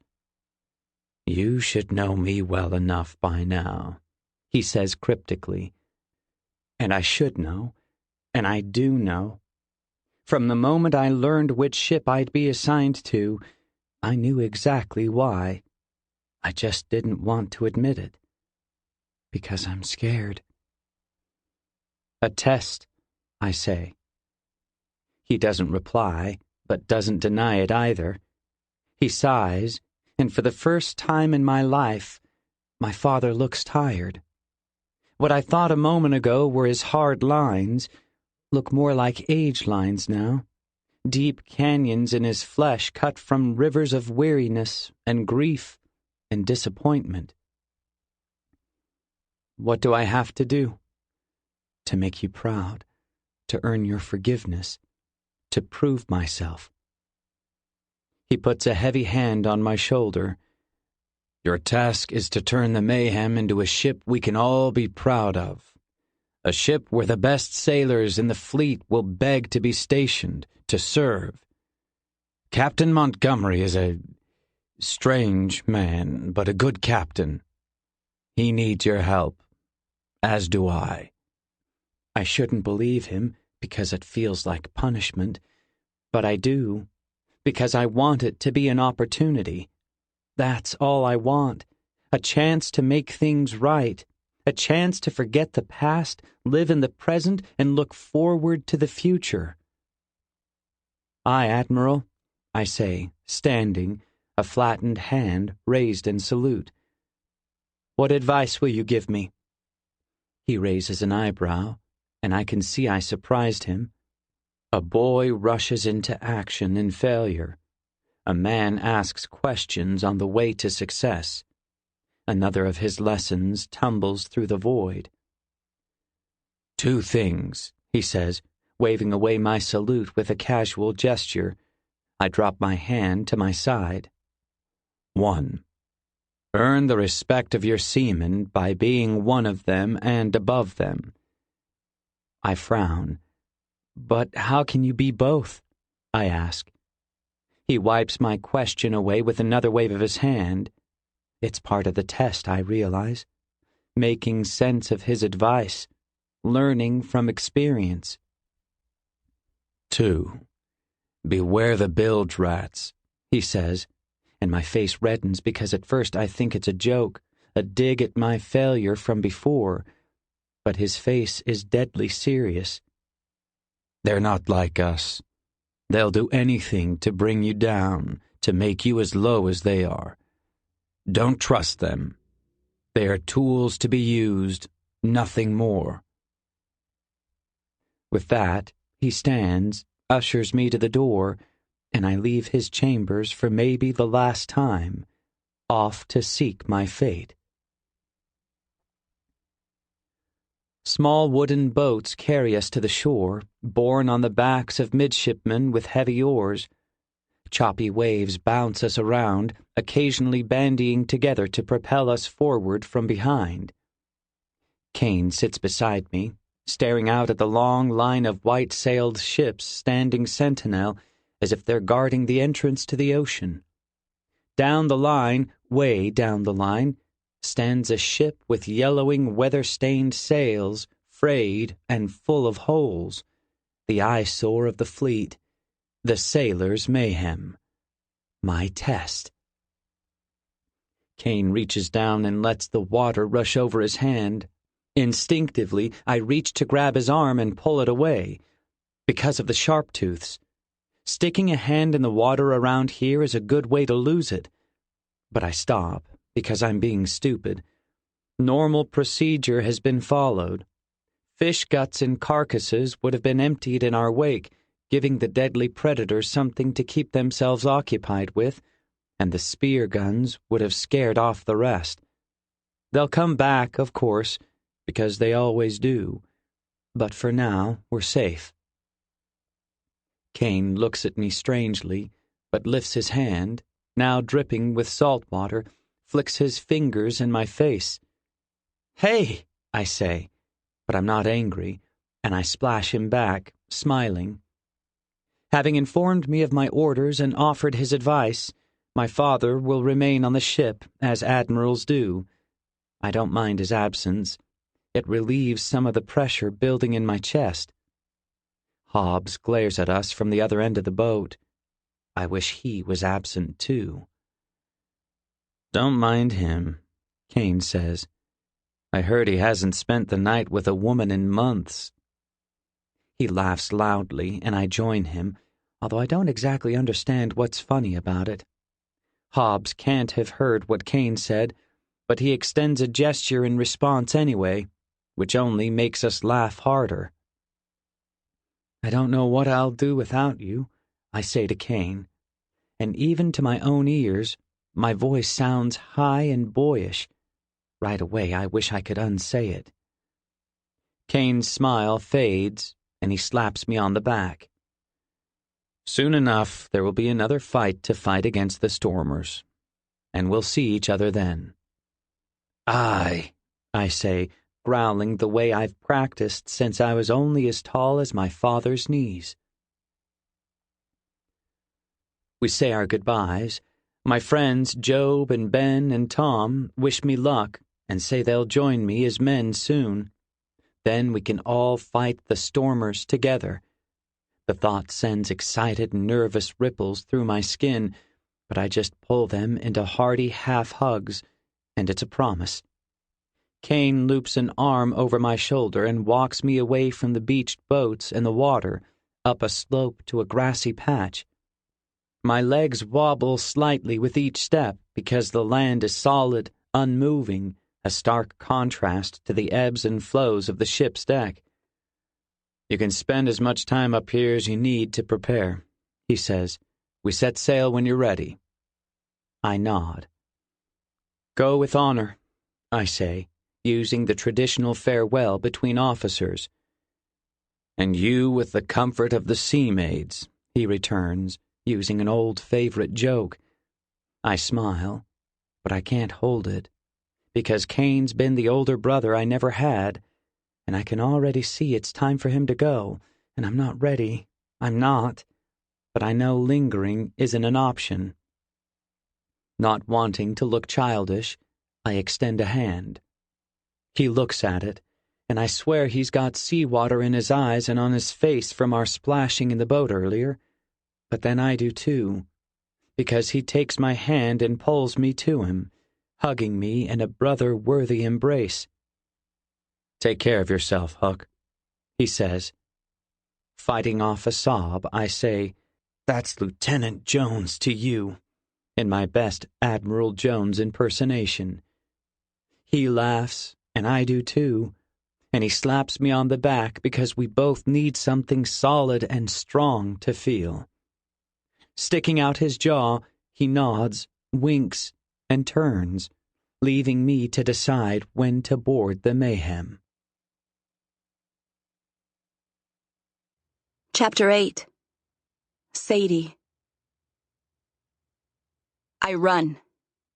The smart thing to do would be to run back the way I came, all the way to the camp to alert my mother, who would tell guard. And then the riders would ride forth to meet the soakers in the first battle in a long time. And that's what I start to do. But then I stop, look back at the shadows on the horizon, consider my options. What will I tell my mother? I saw ships. What were they doing, she'll ask. And I won't know anything. Just that they're there, anchored. I have to get closer. A rider would try to get closer. So I do run, but in the other direction, toward the ships. I cut an angled path up the beach, stumbling slightly when the sand rises up onto the grass, which rolls away from me in mounds broken only by the occasional tree or bush. On the grass, I could run much faster. But I remain cautious, vigilant, pushing myself down each hill with speed and then slowing on the rises, creeping over the crests, looking for soakers. If they spot me, I'm dead. Rise and fall, over a hill and down a valley, again and again and again. I drop flat on my stomach when I peek over the next hill, cursing silently, because I didn't expect to reach them so soon. Distance can play tricks on you sometimes, especially near the ocean. The ships were much closer than I thought. My heart pounding in my chest. I edge my head, just my scalp and eyes, over the hill. Half wondering whether I was seeing things, if maybe I'd imagined it. No, because sitting on the top of one of the grassy mounds, just a hill over, is a soaker. Not a big one, but a boy, with dirty blonde hair pulled into a ponytail and a forlorn and thoughtful expression. He's half turned toward me, as if he wants to look at the land but can't seem to pry one eye off of the ocean. They say the ocean constantly calls to the soakers, which is why they never stay on land for long. Seeing this soaker boy makes me believe them. A dozen ships are anchored in the sea, but it's like the boy refuses to look at them, preferring to take in the vast blue ocean beyond. I look past him, to the sand, where men and boys scramble around small boats, landing vessels, my mother calls them, manhandling them into the water, the waves crashing at their knees, and then they clamber on board, using thick sticks with broad, flat ends to push forward. Back to the ships, leaving this boy here alone. Except for me, who he's not even aware of. But then I notice, not everyone left. There are a few men down the beach, and one closer. One soaker, a man, stares up the rise at the boy. From this distance, I can't make out his expression, but something about his posture makes me shudder. He's lean and wiry, but stands with a slight hunch. I can almost imagine him slinking in the shadows, sneaking from behind, his fingers curled around a dripping knife. Soakers. They killed my brother. They've killed many of my people. Countless souls sent back to Mother Earth before their time, buried on the plains of Storm Country. We've killed them by the hundreds, too, but we were provoked. We didn't start the fight so many years ago, but we will finish it. When I become a full-fledged rider, I swear I'll finish it. Starting now. This boy is only one, alone and unthreatening, but one day he'll be a man. He'll bear children, children who will kill my people. Pa's face flashes in my mind, the way I want to remember him. The bravest 4-year-old in the camp, my mother still says when she talks about him, and I'd follow him anywhere. I don't have a weapon, but I don't need one. This is a mere boy, and I'm a rider. On my hands and knees, I veer right, start to circle the inland side of the mound so I can come up behind him. Sweat pools under my arms and in the small of my back. Something winged flutters in my stomach. Anticipation of my first kill. I gasp when someone grabs me from behind, covering my mouth with a dark hand. I struggle against my captor, try to scream, but he's strong and has the element of surprise on his side. Shh, he hisses sharply in my ear, his exhalation a hot burst. It's me, Remy. I freeze, both because I couldn't be more shocked if a bolt of lightning struck me in the head, and because it's Remy, and he's touching me. Well, not really touching, but locking me up from behind, holding me back. But still, he feels warm and strong, and I could so easily relax and just melt away. I murmur through his hand, trying to speak, my body remaining as rigid and stiff as a long dead corpse. You'll be quiet?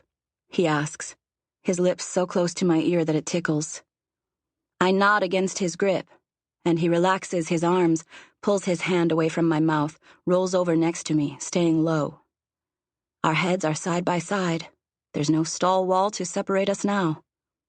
I glare at him. "What the hell do you think you're doing?"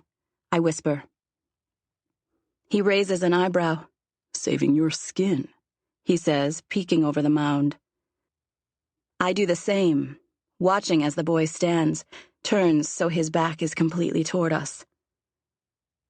That's when I notice what he's wearing.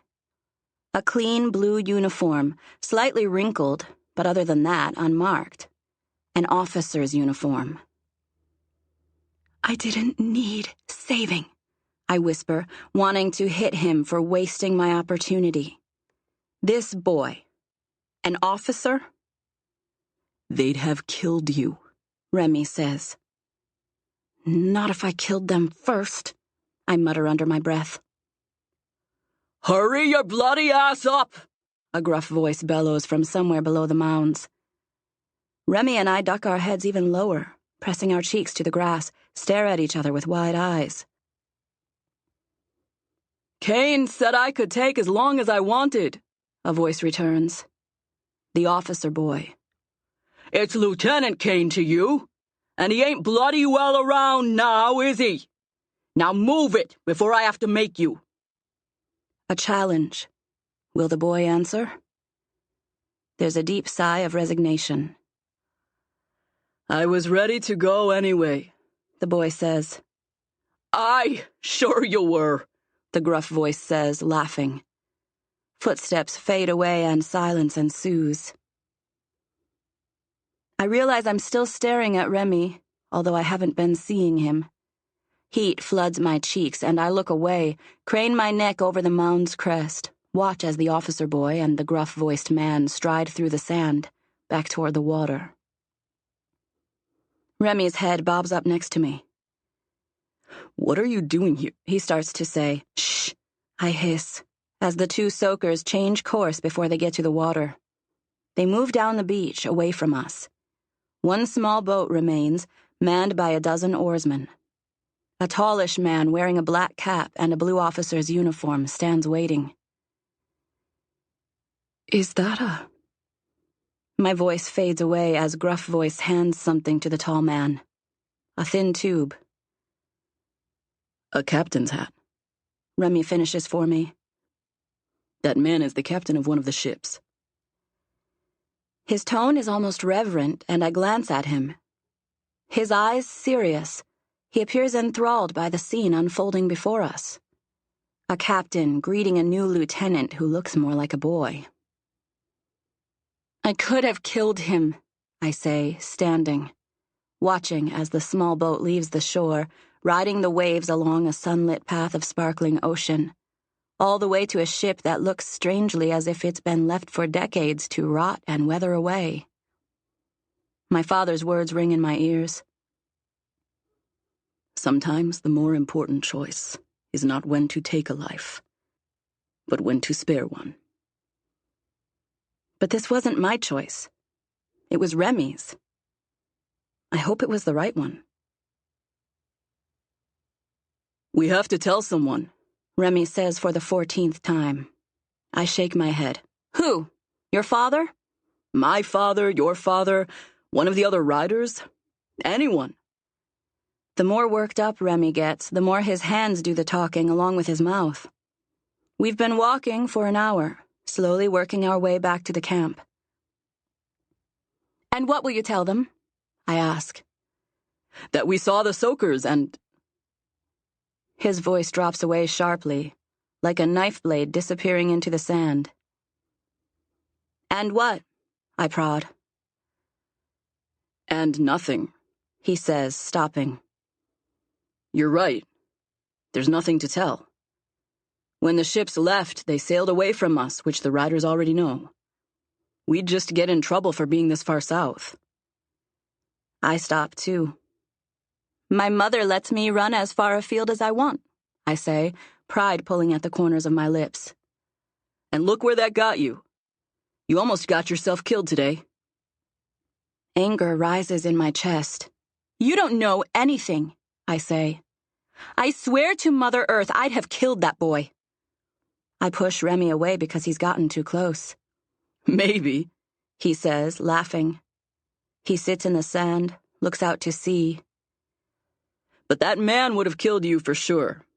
I saved your life. You did not, I say, every muscle in my body going tight. I can handle myself.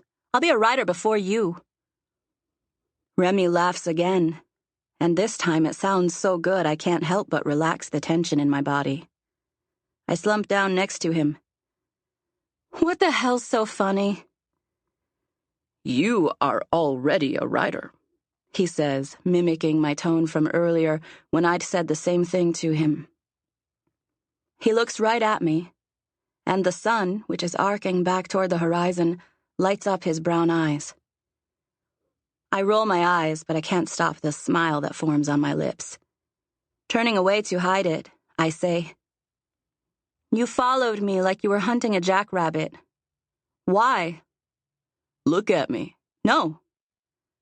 He grabs my arm and I feel the same warmth, the same breathlessness that I felt before when we were close together atop the mound. It's like when the sun breaks through the clouds on a warm summer's day, and you feel it on your skin, melting together with the breeze and becoming a part of you. I grimace as if a nest of biting ants have slipped into my pants. I look at him and my breath catches in my throat. The intensity in his expression takes me by surprise. You seemed upset when you left the stables.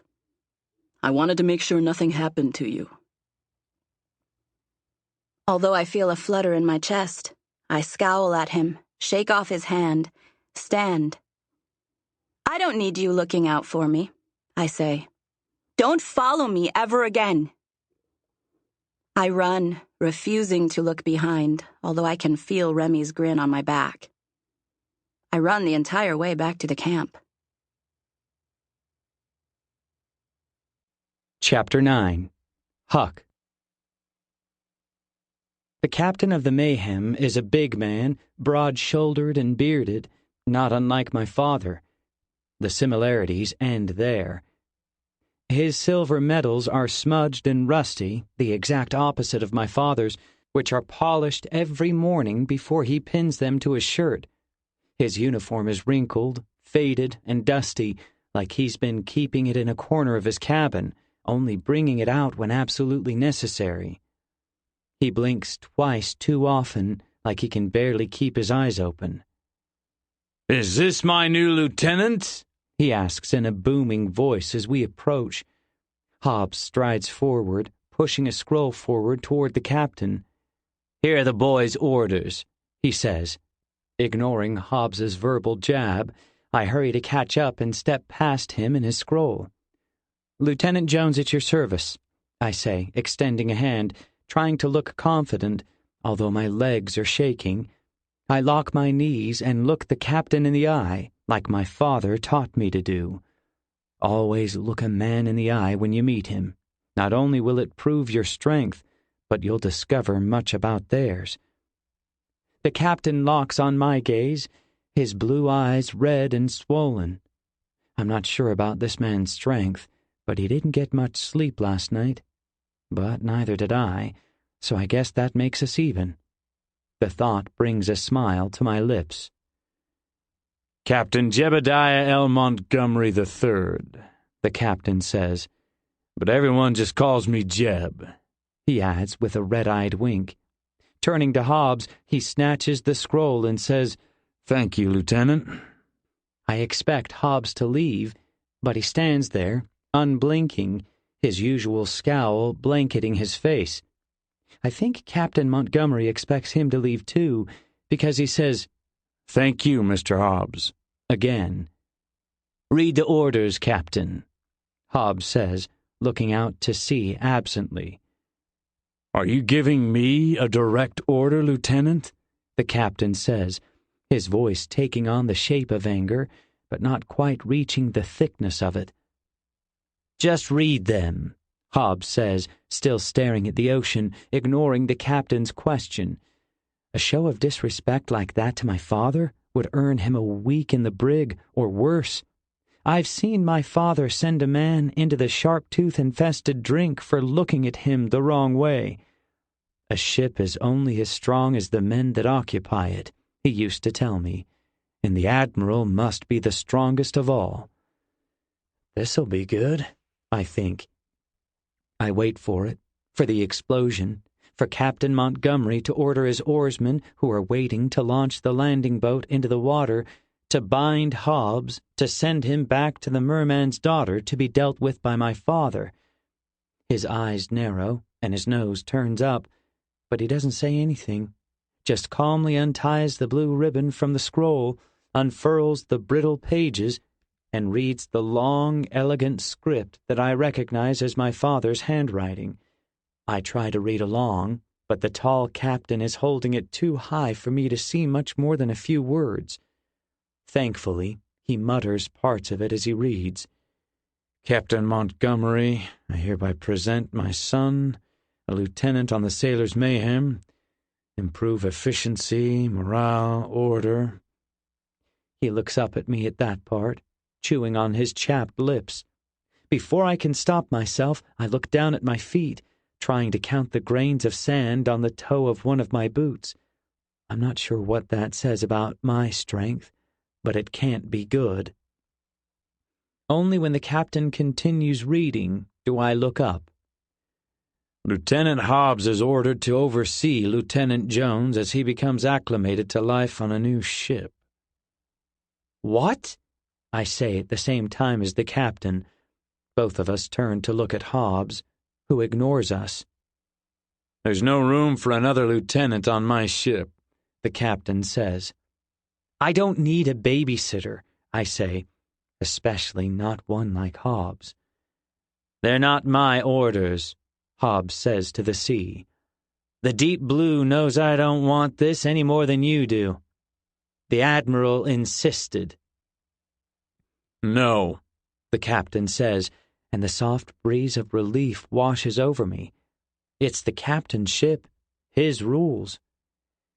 "The admiral said you'd say that," Hobbs says, finally looking away from the ocean, meeting the captain's stare. "He also said his decision is final, and if you make me call him off his ship, well, let's just say you don't want to do that." Sometimes the implied threat is more effective than the threat itself, or even carrying out the threat. This whole meeting is becoming a demonstration of the lessons my father taught me growing up. The captain's face is getting redder by the second, and I swear he's about to burst into flames, but then he turns away stiffly, making a show of stomping toward the boat. "Get in," he says over his shoulder. "Both of you." I've barely just met the captain, and yet, because of Hobbs, he hates me already. I've never seen a ship like the Mayhem.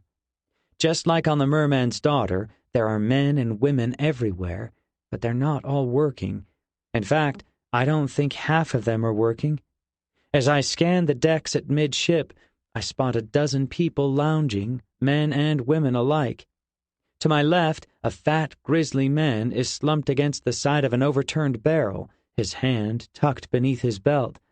On my right, a skinny fellow with a long, curly mustache snores loudly, his arm around a sleeping woman with a top so tight and low, my cheeks flush.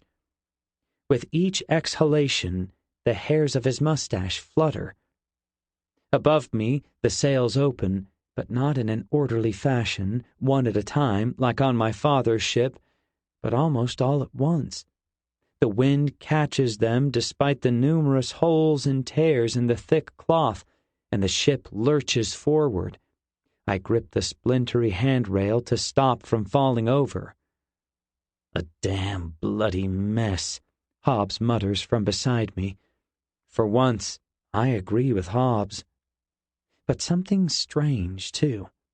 Despite the distinct smell of stale grog and fish that lingers in the air like a cloud, and the strange array of men and women working and lounging, the decks appear to be clean, well scrubbed, and free of clutter. The contrast is stark. That's when I notice them. The bilge rats. There are only 4 of them compared to the dozens that work the decks of my father's ship, but they're scrubbing away at the lower decks like their very survival depends on keeping the wooden planks clean.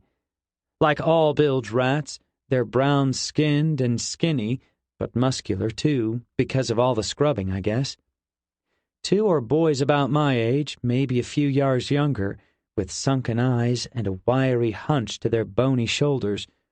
Another is an older bilge rat man, probably the oldest bilge I've ever seen, maybe 19, 20.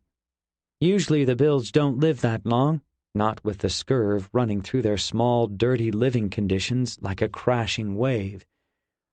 The 4th rat is a girl who looks around my age, with long, dark hair almost to her waist, braided tightly down the center of her back like a black spine. She's on her knees, raking the brush back and forth across the deck with a tenacity and fervor at least twice that of any of the boys working beside her. I'm dimly aware of Hobbs stalking across the deck, following the captain. Someone says my name, but the world has melted away, and all I can see is this bilge rat, working harder than I've ever seen anyone, rat or sailor, oarsman or deckhand, work. For what? For the ship that's the red, swollen pimple on the fleet's backside? And then she suddenly stops and turns, as if sensing my gaze. And she sees me, looks right at me, her braid swinging behind her, her legs pushing her to her feet. Her eyes are a beautiful shade of brown, almost creamy, the perfect accent to her sun-kissed skin. But they're flashing with something I didn't expect. Not wonder, interest, or admiration, nothing good like that. They're narrowed and burning, almost like the sun is in them, shooting rays of heat at me. She speaks. "What the bloody scorch are you looking at?" she says. And I'm not sure what I'm more surprised by, the tone of her voice or her words. On my father's ship, a bilge rat speaking like that to one of the sailors would be thrown overboard, no questions asked. And I'm no ordinary sailor. I'm an officer and the son of the admiral. The world that had melted away like a puddle of candle wax in a frying pan returns with a whoosh as a burst of wind whips over the hull and across the deck, from starboard to port. The only motion is from the men manning the sails, who continue to struggle to get the right tension and direction. Everyone else is frozen, as still as human statues, watching. The other 3 bilge rats have stopped scrubbing and are sitting cross-legged, brushes and hands in their laps, their eyes wide.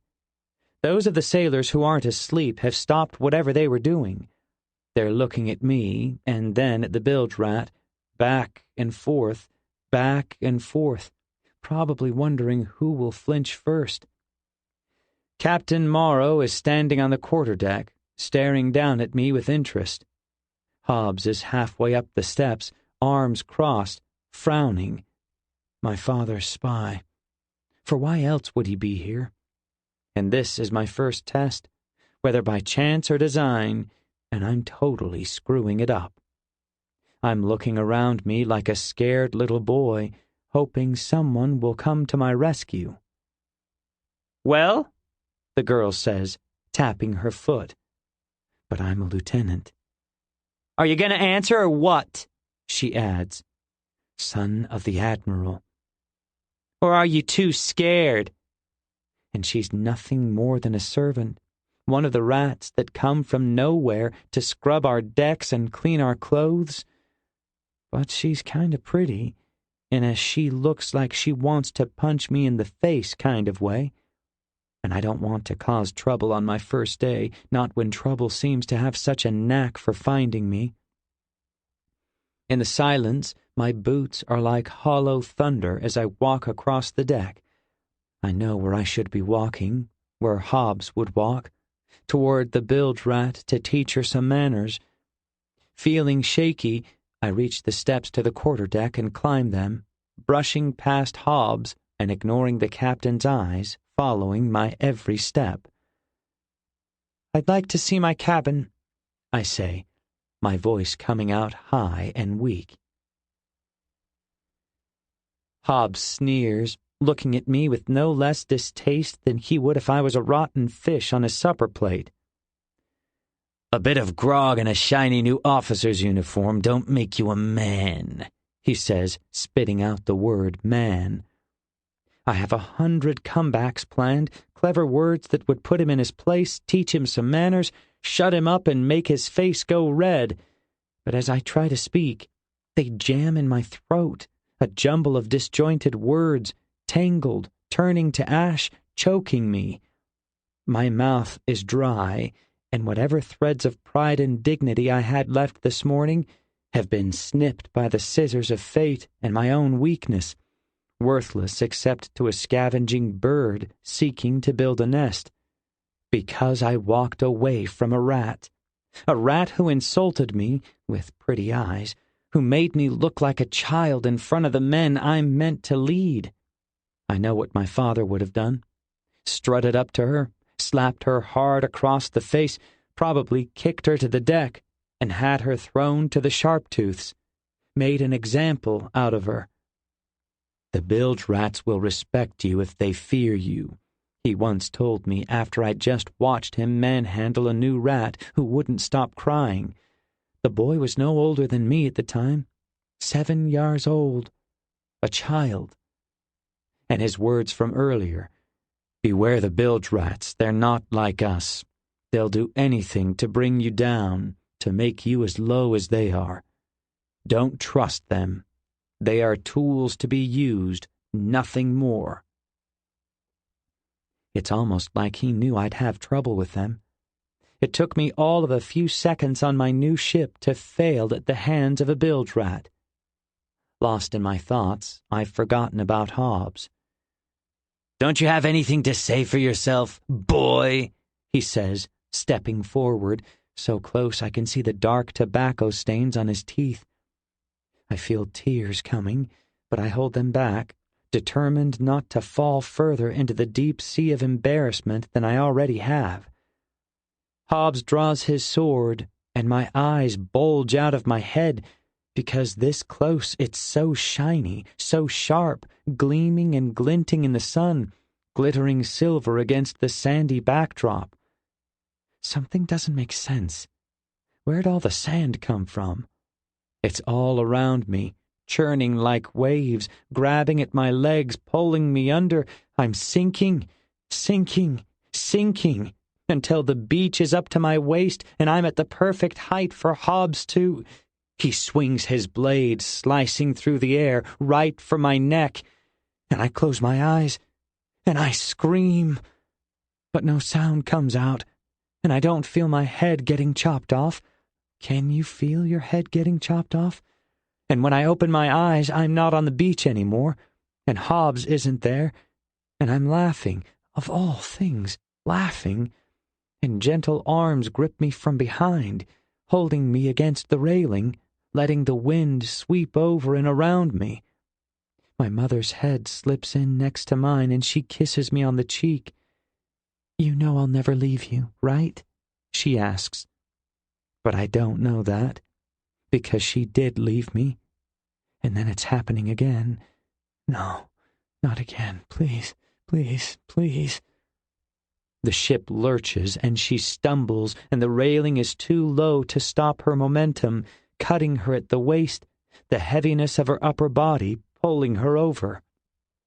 In my desperation, I grab at her hand, feel my fingers close around hers, every last bit of the weight of her muscles and bones pulling against me, hating me, angry that I'm trying to thwart their plans of pulling her into the sea. I'm crying out, yelling for help. Get me some bloody help! But no one's close enough, and I'm not strong enough, and she's slipping away from my sweaty hand and my straining arm muscles. And when I look to the side, along the rail, he's standing there, close enough to see, but too far to help. My father, darkness in his stare, because he knows. I'll fail him like I always do. But I won't. Not again. I grip her tighter and try to stand, to get some leverage. I reach out my other arm because if I can only grab her with that one, maybe 2 arms will be enough to pull her up, or at least hold her until help arrives. Surely my father will come. I reach, and I'm almost there. Could I really save her this time? And that's when she slips from my grasp. And I scream. And I won't watch this time, not ever again. So I look away, right at my father, who hasn't moved to help. His eyes burn me, set me on fire, the flames hot and everywhere and on my clothes and skin. And again I scream. Someone grabs me and I try to fight them off, scrabble with my hands, swing at them, but they're strong, too strong, and they hold me down, saying, "Shh, you'll hurt yourself more than you'll hurt me, lad." I keep straining, but not as much, and only because I don't know the voice. Eventually, however, I relax, slump on something warm and soft, open my eyes. Daylight streams through the glass portal above my head, warming the plump pillow beneath my head. I squint, seeing spots, red and blue and orange, like the fire that nearly consumed me in what I now know was another nightmare, my father's fire. Firm hands continue to press against my arms, holding them at my sides, but not hurting me. "'Twas a dream," the voice says. "Nothing more." Blink, blink. My mother slipping, falling. Blink her away. My father glaring, burning me. Blink him away too. A face appears, hazy at first, but then crisp and defined around the edges. Lined, but no older than my father. Late 30s, maybe 40. A beard, uncombed and disheveled, brown and patchy like the hair on his head. Somber gray eyes, like the clouds that encroach on the sea from storm country. A nose that's bigger than most. "Lieutenant Jones," the man says. "Who are you?" I say. It sounds a little rude, although I don't mean it to be. The corner of his lips turns up in amusement. I haven't offended him. "Barnes," he says. "Although around here, most folks call me Barney." "Why are you—" My voice fades away as I realize I'm being rude again. "Here?" he says, winking. "Well, firstly, I heard you screaming like the deep blue had grown hands and was trying to pull you into its depths. And secondly, I sleep a cabin over. I'm your steward. I'll be doubling as Hobbs's steward, too. He's a rather grouchy fellow, isn't he? Because we didn't expect him. I'm here to take care of your every need so you can focus on leading the men." Everything comes tumbling back. The bilge rat's challenge, my weakness, the captain showing me to my cabin, asking if I was ready to meet my steward. I had begged off, blaming the need for sleep, although I was wide awake. Pulling the covers tight around me, I had squeezed my eyes shut and held back the tears as long as I could, but eventually they'd broken free, coating my cheeks and lips. But eventually I must have fallen asleep, and then... It was just a nightmare, I say, lifting my chin, rubbing at my cheeks, half expecting them to still be wet with tears. Surprisingly, however, they're dry, although my skin feels grainy. I hope Barney can't see the white tear tracks. "I know, sir," Barney says, releasing my arms. "I have them sometimes?" "We all do, Lieutenant." "What time of day is it?" I ask. What day is it? I flex my arms, which have gone numb. "It's tomorrow," Barney says with a grin. "Morning still, not early, not late. Breakfast is still available. Would you like some?" "Can you bring it to me here?" I ask, realizing right away how that sounds. Like the spoiled son of an admiral, like the coward who's scared to leave his cabin. "Of course, sir," Barney says, unblinking, although I can hear it in his voice. He heard about what happened yesterday. He knows the sort of man I am. With a quick bow, he leaves, closing the door behind him, leaving me to my thoughts and the strained and scared face of my mother, which flashes in and out of my memory like a signal beacon from a passing ship. Chapter 10. Sadie. Your father had a vision, Mother says, and then I remember why I ran out.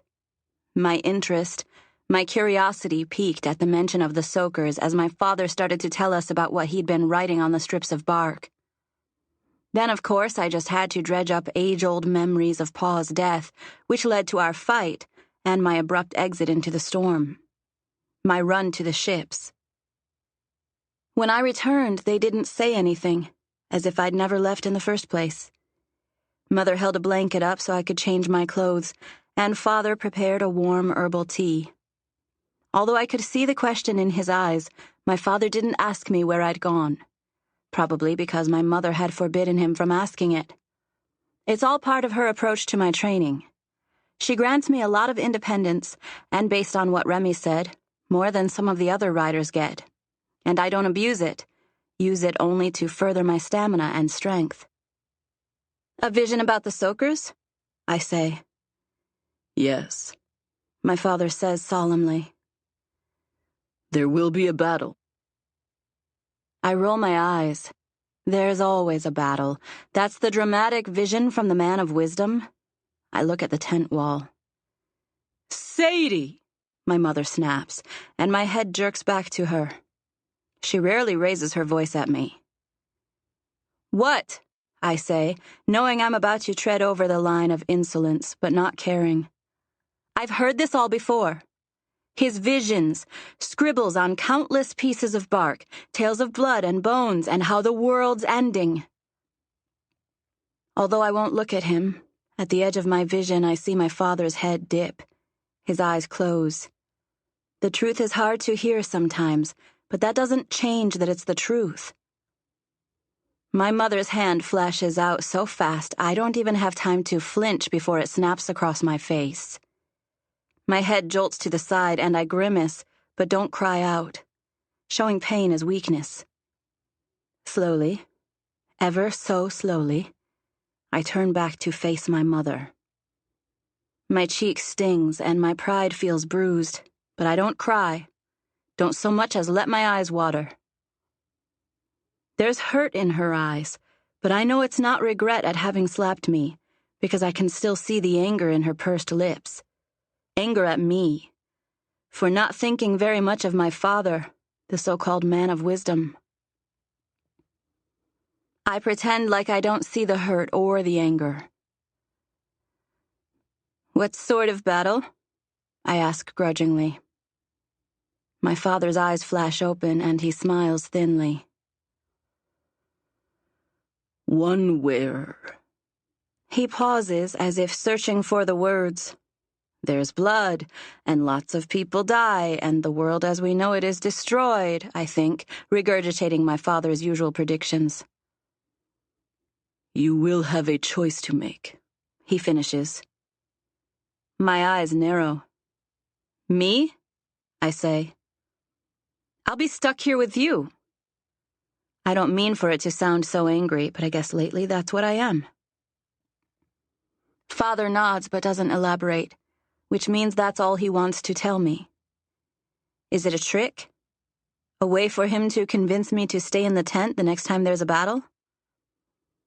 Tell her the rest, Mother urges. Father looks down, clasps his hands in his lap, runs his thumb over his forefinger, sighs, slumps his shoulders. Why does he look so... Is it sadness? Exhaustion? No, it's not one or the other. It's both. He looks defeated. Father, I say, allowing a hint of compassion to creep into my voice, just a hint. He lifts his head, but his eyes are closed and he doesn't stop at eye level. His chin keeps tilting until he's facing the tent roof, and only then does he open his eyes. Almost as if he can't look at me when he says whatever it is my mother wants him to say, and in his eyes, there's defeat. And I realize he's not looking at the tent roof. No, he's looking well beyond it. Seeing something that we can't. The moon or the stars or the black cloud-riddled sky. Something beyond.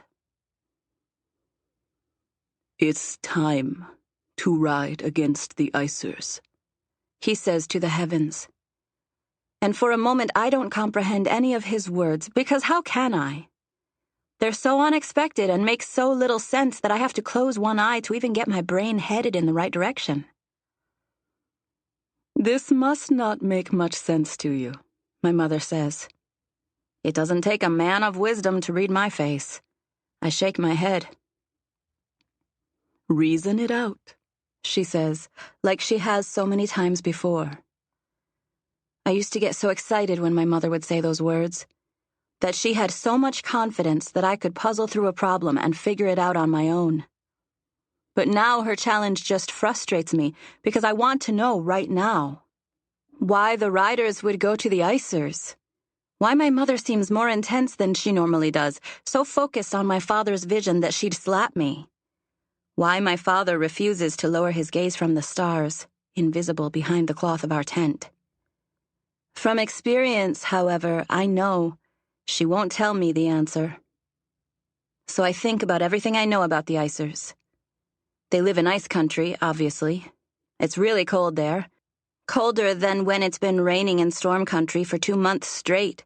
The wind lashing the rainwater to our clothes, to our skin, chilling us to the bone.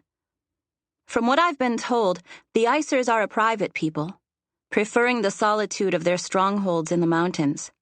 They've never tried to trade with us. And they have a secret. Only we know about it, because our scouts witnessed something they weren't supposed to. A band of men, pale, white-skinned, and heavily armored, carrying razor-sharp axes and long-hilted swords, driving a group of brown-skinned children to the sea. They were met by a landing party from the jewel of the Soaker's fleet, the Merman's daughter. The children, who we assume were heaters from Fire Country, were forced onto a boat and sent to the ships. We can only assume they're being used as slaves. In exchange, the Soakers gave the icers large sacks that looked heavy, but which could be easily lifted and carried by the ice country soldiers. When our scouts examined the area where the trade had taken place, they found prints of heavy boots and small bare feet. The prints were littered with fragments of dried plants, the kind that sometimes wash up on our shores, green at first but turning brown over time. Weeds of the sea. Why would the icers trade children for dried plants that are as readily attainable as blades of grass or leaves on trees?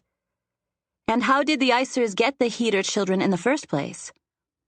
Did the Heaters sell their own offspring to the Icer king, the man they call Goff? Or did the Icers steal them away? Not even my father knows the answers to these questions. But ever since the scouts learned of the child slave trade, the tension between us and the Soakers has escalated. Although some say the Soakers' trade with other countries is not our concern, the majority would have us put an end to it. My mother's voice has been one of the strongest in this regard. We cannot sit on our hands while great injustice is carried out on the borders of Storm Country, I murmur, remembering my mother's words from a speech she made to the camp a day after the scouts returned with their account of the Soakers' treachery. Yes, my mother says. It is time, I say. It is, Mother says. And suddenly I know why my mother is so serious and my father so sad. The Riders are going to war with the Icers. And it's my father who's sending them. I rise early because I can't sleep. My father is still in bed, snoring, as I dress in my training gear. Dark pants, my thin, light boots, and a light black shirt that will allow my skin to breathe if I sweat. Training almost always means sweat, especially when my mother's involved. We didn't schedule training for today, but given the fact that my mother's not in the tent, an impromptu early morning session is a good bet. I step out into a dark, brooding morning, intent on finding her. Fog rises from the ground in cloud-like waves, as if the rain from yesterday is returning to its sky masters high above the earth. There's a chill in the air, and for a moment I stop and consider dressing in something warmer. I shake my head to myself. Regardless of the temperature or what I'm wearing, at the end of a training session with my mother, I'm always hot and wishing I was wearing less. This early, the camp is quiet. There's activity, yes. A few cook fires glow warmly, shining off black pots hovering over them, emitting the mouth-watering smell of cooked coney. A black-robed rider strides across the camp on his way to the stables. One of the fire tenders carries a bundle of wood to the big fire, which has dwindled to a few crackling flames. But it's quiet activity. If anyone speaks, it's in dull murmurs or low whispers. Until sunup, we respect those sleeping. My mother will likely be one of three places. The stables, beyond the northern edge of the camp doing her own training while she waits for me to join her, or on the seaside, waiting for the sun to rise. She says the sunrise is Mother Earth's most beautiful gift to us. But today it's too foggy for a good sunrise. That leaves the stables or training grounds. I head for the stables, where I can at least see shadow, even if Mother's already passed through. I move across the dark camp, careful not to step on anything that could turn my ankle, a rock or a stick or a swath of uneven ground. Every step must be perfect. The feet are the key to a fight. Two of my mother's favorite sayings, hammered into my skull so that even a normal walk across camp turns into training.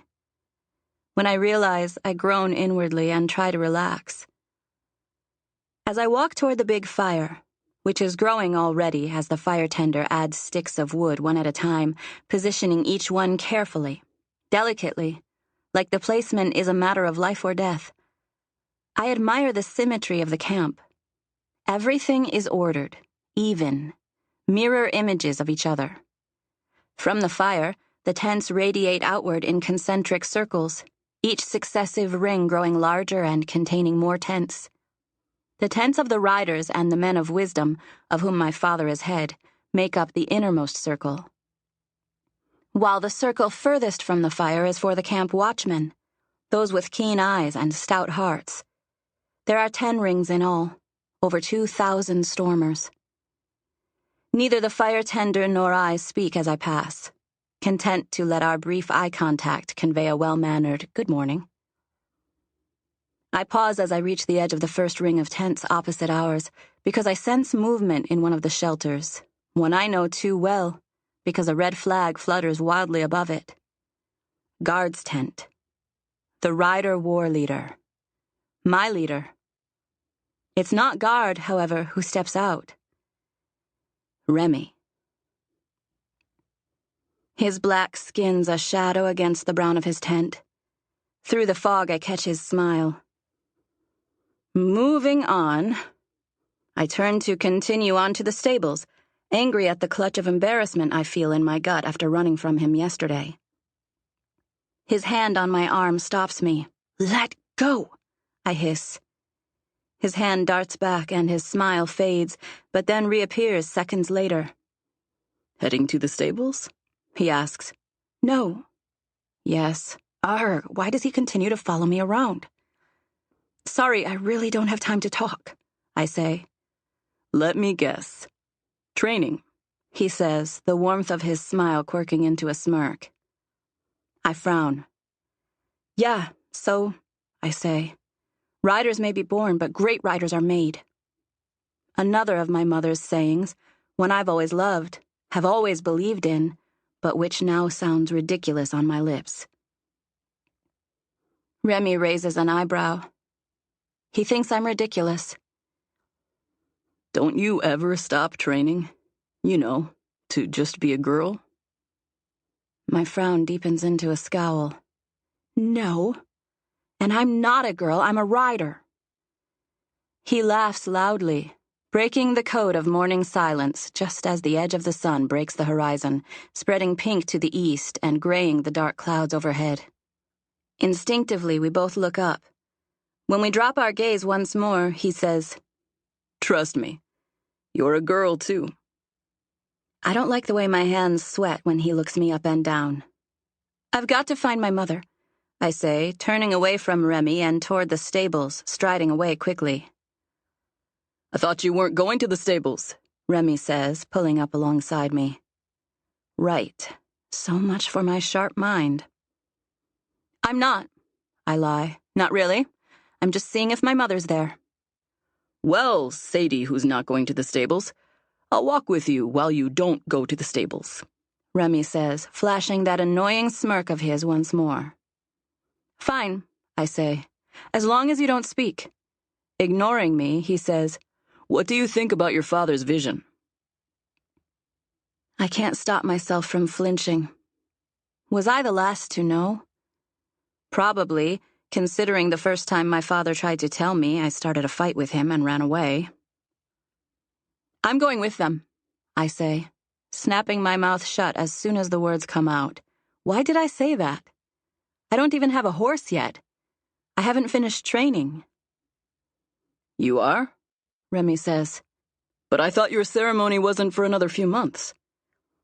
They'll make an exception, I say, firming up my voice as if I'm on my way to discuss it with Remy's father right now. Remy laughs, grabs my hand, stops me. You're so full of horse dung, Sadie. My father doesn't make exceptions. I grit my teeth and wrench my hand from Remy's grip. Anger bursts through me like a crashing wave. Because I know Remy's right. Chapter 11. Huck. When I finally leave my cabin, full of brown gruel that tasted even worse than it looked, the sun is well beyond its peak, the sky a dark, bloody red. Right away, I wish I hadn't hidden in there for so long. It only made things worse. Now everyone stares at me as I walk along the quarterdeck, trying to look like a leader. But no matter how high I raise my chin or how straight I keep my back, I feel like a boy pretending to be a lieutenant, all the way to the clean blue uniform, which feels more like a costume than a sign of my position. A test, I remember. Maybe my last chance to prove myself to my father. Out of the corner of my eye, I see Hobbs watching my every move, his usual frown smile plastered on his face. I ignore him and look around, taking it all in. The scene is consistent with when I arrived, men and women alike, sleeping, some sipping bottles of grog, some telling jokes, laughing and slapping their knees. One woman struggles to clip wet clothes to a line strung up between two masts. A few men are working, too, swinging the tattered sails around to catch the wind properly, but they're struggling because the wind is swirling, changing direction so quickly that using sails is a near impossibility. Why doesn't anyone say something, I wonder? The captain, one of the other lieutenants, somebody... Where's the captain? I ask myself. In his favorite spot, a voice says from behind. I shudder and turn quickly. Barney stands nearby, looking off at the far end of the quarterdeck, near where Hobbs is standing, still watching me. But my steward isn't looking at Hobbs. His gaze is locked on a swinging bundle to the left of him. A salt-yellowed hammock rocks back and forth in the wind, wisps of smoke curling up from where the captain lays, pipe in his mouth, eyes closed, either oblivious or disinterested in the complete lack of competence on the decks of his ship. Ignoring Hobbs's dagger stares, I march on up to the captain and tap him on the shoulder. He awakes with a start, his pipe falling from his lips and onto his grungy uniform. He scrabbles for it, manages to pluck it off his chest, but not before it leaves a black circle burned into his shirt. "What in the deep blue?" he says, his tired eyes flashing to mine. So he was asleep, setting a good example for his men. "Something I can do for you, Lieutenant?" Well, I just thought... "Spit it out, boy," he says, not too nicely. When he calls me boy, something snaps in me, something that evens my words out, allows them to flow with confidence. We've fallen behind the other ships, I say. I add, sir, as an afterthought. "And?" he says. Dumbfounded, I gawk at the captain in his hammock, not a care in the world, except maybe not getting burned by his bloody pipe. We sail for our livelihood, to fill our nets with fish, to reach our next safe landing zone, to find fresh water to sate our dry throats. We've done it for years, since the time that the first soakers constructed the first ships out of driftwood, broken from homes during what everyone believed was the end of days. We sail to survive. Doesn't he understand? Doesn't he care? And we need to catch up, I say. "Then catch up," he says, sticking his pipe between his lips before rolling over. I want to kick him, to pound my fists against him, to tell him he's the worst captain ever, and that his ship is the laughingstock of my father's fleet. But that's the tantrum of a child. For the first time in my life, I wonder if it's all worth it. The ships, the sailing, the fishing. We could settle down somewhere, like the Stormers, live off the land. There's plenty of uninhabited land along our fishing route. We could pick a spot and just take it, leave the ships behind forever. But even the thought sends my heart sinking into my stomach. Leave the ships? Leave the sea? Settle down? It's just not in us. It's not in me. My people were made for the sea, and I know we'll never leave it. So that means... I glance over at Hobbs, who's laughing. He makes a crying motion with his fists against his eyes. The captain's words ring in my ears, "Then catch up," while Hobbs's mocking burns in my chest. If they won't do anything, then I will. I stomp across the quarterdeck, down the steps, enjoying the sound my boots make on the wood. Solid. Confident. My footsteps have never sounded like that before. I ignore the sleepers and the drinkers, for now, anyway. First, I approach one of the men struggling with the sails. "Seaman!" I holler. The man, a wiry fellow with yellow teeth that are showing as he exerts himself, stops suddenly, snaps around. "Are you talking to me, boy?"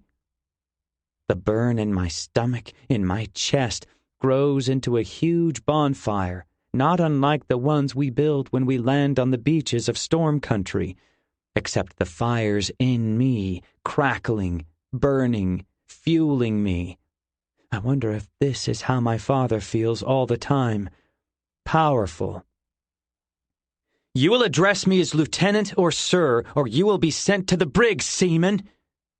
My voice sounds different, almost like it's coming from somewhere else, but the way it vibrates in my neck proves it's me. I feel strong. We ain't got a brig, the man says. He breaks into a crooked smile, his whole face lifting and his eyes sparkling like the ocean. And then he laughs, right at me, like I'm some sort of a joke. Am I? I feel my fire start to go out, as if someone's dumped a bucket of water on it. Clenching my fists, I force the heat to rise again. I draw my sword. What are you going to do with that little toothpick, boy? The sailor says, spitting a wad of tobacco at my feet. Clean my teeth? What am I going to do? Do I even know? Am I even in control anymore? I don't know the answer to any of those questions, but my feet march me forward, my arm whips back, and for a moment, just a moment, there's fear in the man's eyes, and it feels so bloody good to be feared rather than mocked. The powerful, not the powerless. I hit him, hard, with the broadside of my sword. Smack! Right in the upper part of his leg, where it'll hurt and bruise but won't do any permanent damage. There's a commotion behind me, but I don't turn to look, because the man isn't too happy. He's cursing like I've never heard anyone curse before, even in my 13 long years living amongst sailors. Clutching at his leg, he says, You shouldn't have done that, boy. I'll kill you. He reaches down and slips a knife from his boot, tosses it from hand to hand. The way he wields it leaves no doubt in my mind. He's killed with this knife before. Although the blood's probably been cleaned away long ago, I can almost still see the stains on the shining metal blade. I should be scared, terrified, of getting cut open, of dying, but I'm not. Peace washes over me, borne by the warm breeze that continues to swirl around us. If I die today, I'll see my mother. And anyway, there are worse things than death, like my father's disappointment. I warned you, seaman, I say, trying out the deep voice again, remembering words I've heard my father speak. You have disobeyed a direct order by your superior officer, and therefore you are sentenced to a day in the brig without food. Now give me your name, so it can be recorded in the ship's annals. The man stops tossing the knife, stares at me like I've grown a merman's tail, and then laughs again, but this time it's less boisterous, almost forced. You're one crazy little boy, he laughs. I'll give you something to stick up your annal. He starts to lunge forward, and I'm already leaping back when someone shouts, Webb! Which stops the man dead.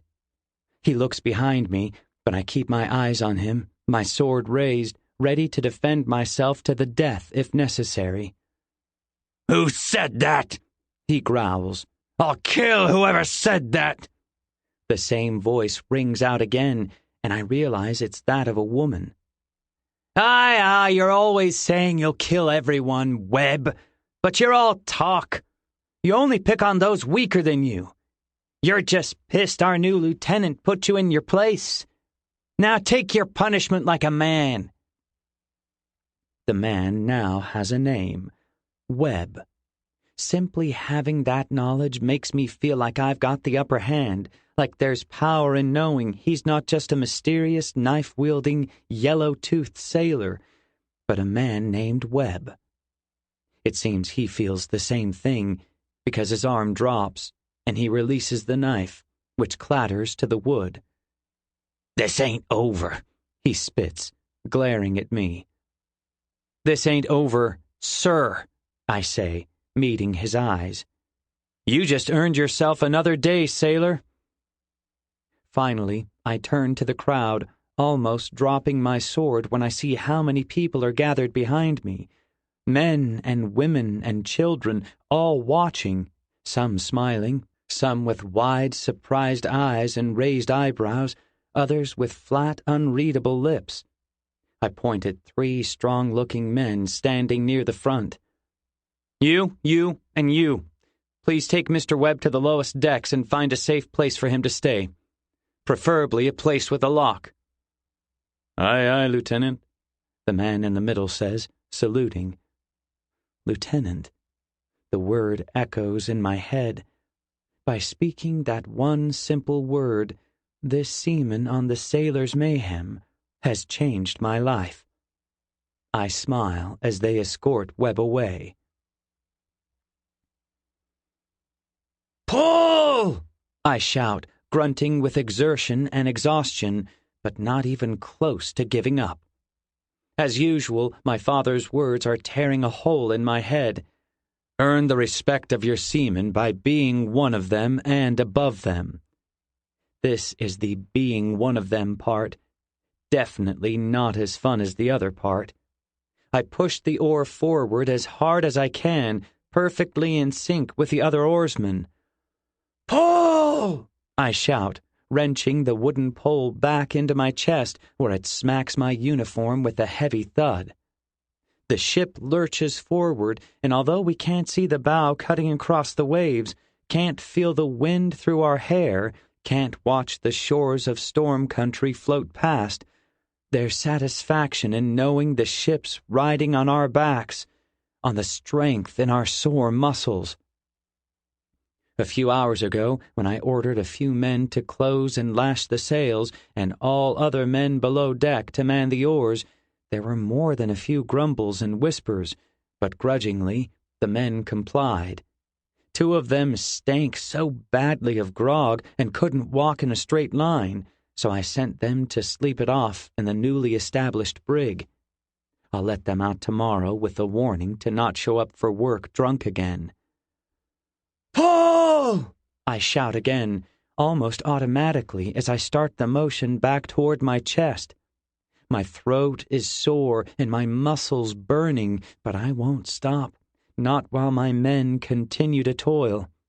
I'm not as strong or experienced as many of them, but I will work every bit as hard as I make them. Do I have my father in me? Do I have what it takes to lead? For the first time in my life, I think maybe I do. Another shout, another motion. Footfalls clop down the steps. A face appears.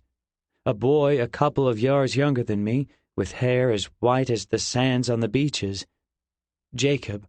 I'd ordered him to stay with the wheelman, Marley, who's responsible for steering the ship while the captain focuses on dreaming the day away. Jacob's job is to periodically tell me how things are looking above deck. His last 10 reports have been, "No change, sir," and each time he's reported, my muscles have ached just a little more than the last time. "The fleet has stopped!" he shouts, all smiles.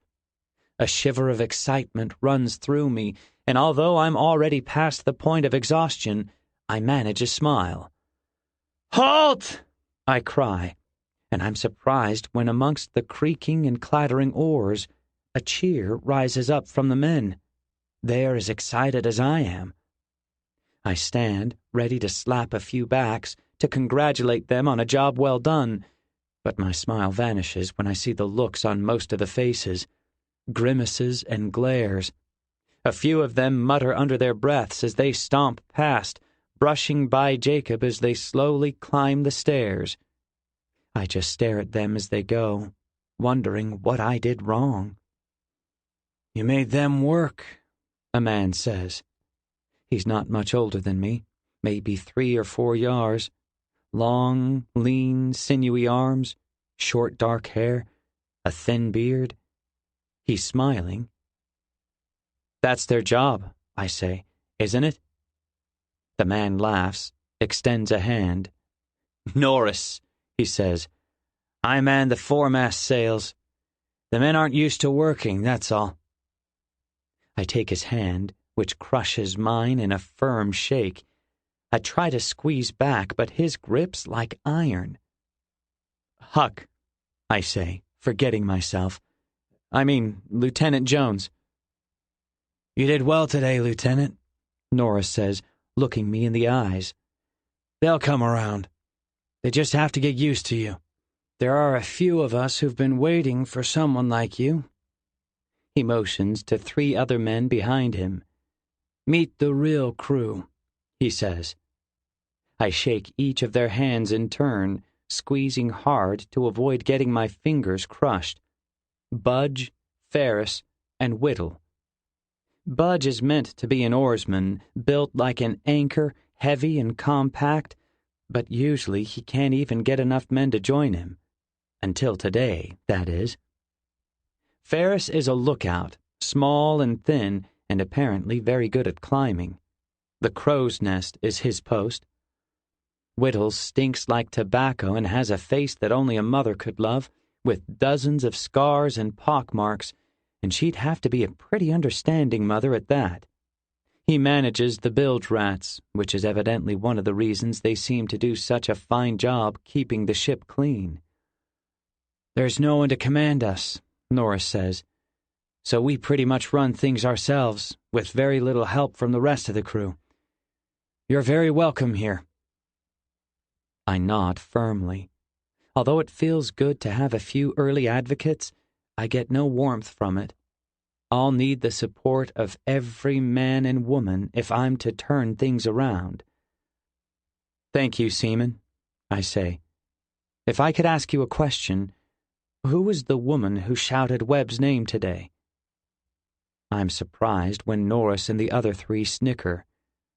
She's a real jib-boom, all right. That was Lila, my sister. She's about your age. She'll love you for putting Webb in his place. He's hated by most of the women, always leering and groping at them. Sending him to the brig will have gone a long way with the ship women. My cheeks burn because of the way he says it, all wagging eyebrows and smirking. Fine. Thank you, Seaman, I say. I turn and head for the door, only now realizing what's coming next. It's time to see my father. Chapter 12. Sadie. I'm so angry I march right through the stables without stopping to see Shadow. Remy's right. Too right. There's no way Guard will let me ride to ice country with my mother. Mother's not there, so I skirt the edge of the camp, taking my normal route to our training area along the western border, where Carrion Forest is but a stone's throw away. The heavy clouds comb the green manes of the trees, turning them a deep shade of gray. The squeal grunt of a wild boar shrills through the air. Perhaps he stumbled upon one of our traps. My father says the forest is an evil place, full of dark magic and sorcery, but I see it only as the place where we get our food. Conies and boar and plump fowl live there, the latter roosting high in the branches of the trees, where a well-placed arrow or a good climber can reach them quite easily. The forest is the lifeblood of my people. We refuse to eat from the sea like the soakers. My father says eating the sea creatures leads to madness. A few of the men and women in the watch tents offer greetings as I pass, but afraid that after my encounter with Remy my voice will come out filled with venom, I offer only a nod in response to each of them. When I reach the broad, grassy area, I stop abruptly.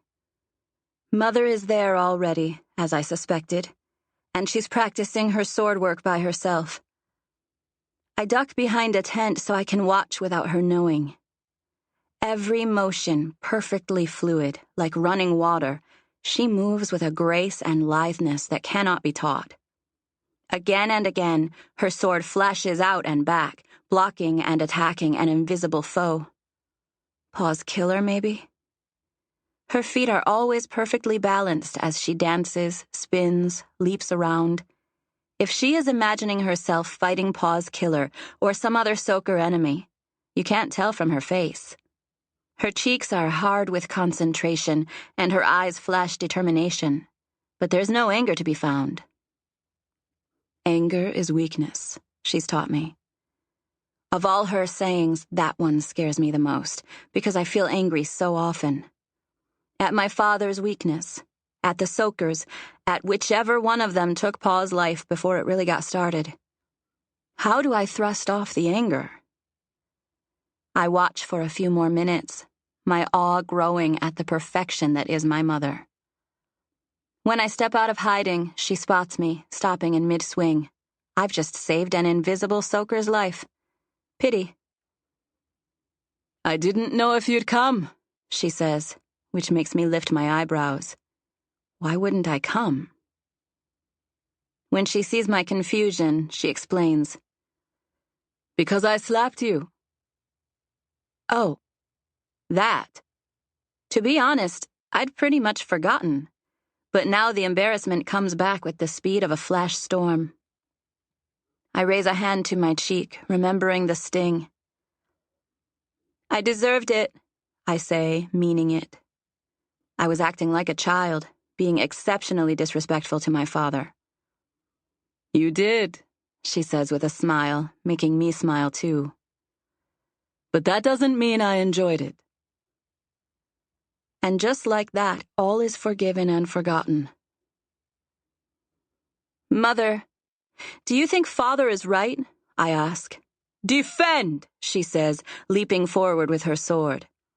My blade is out before her feet touch the ground, blocking her attack, the swords ringing out in the early morning, as if welcoming the sun to the sky.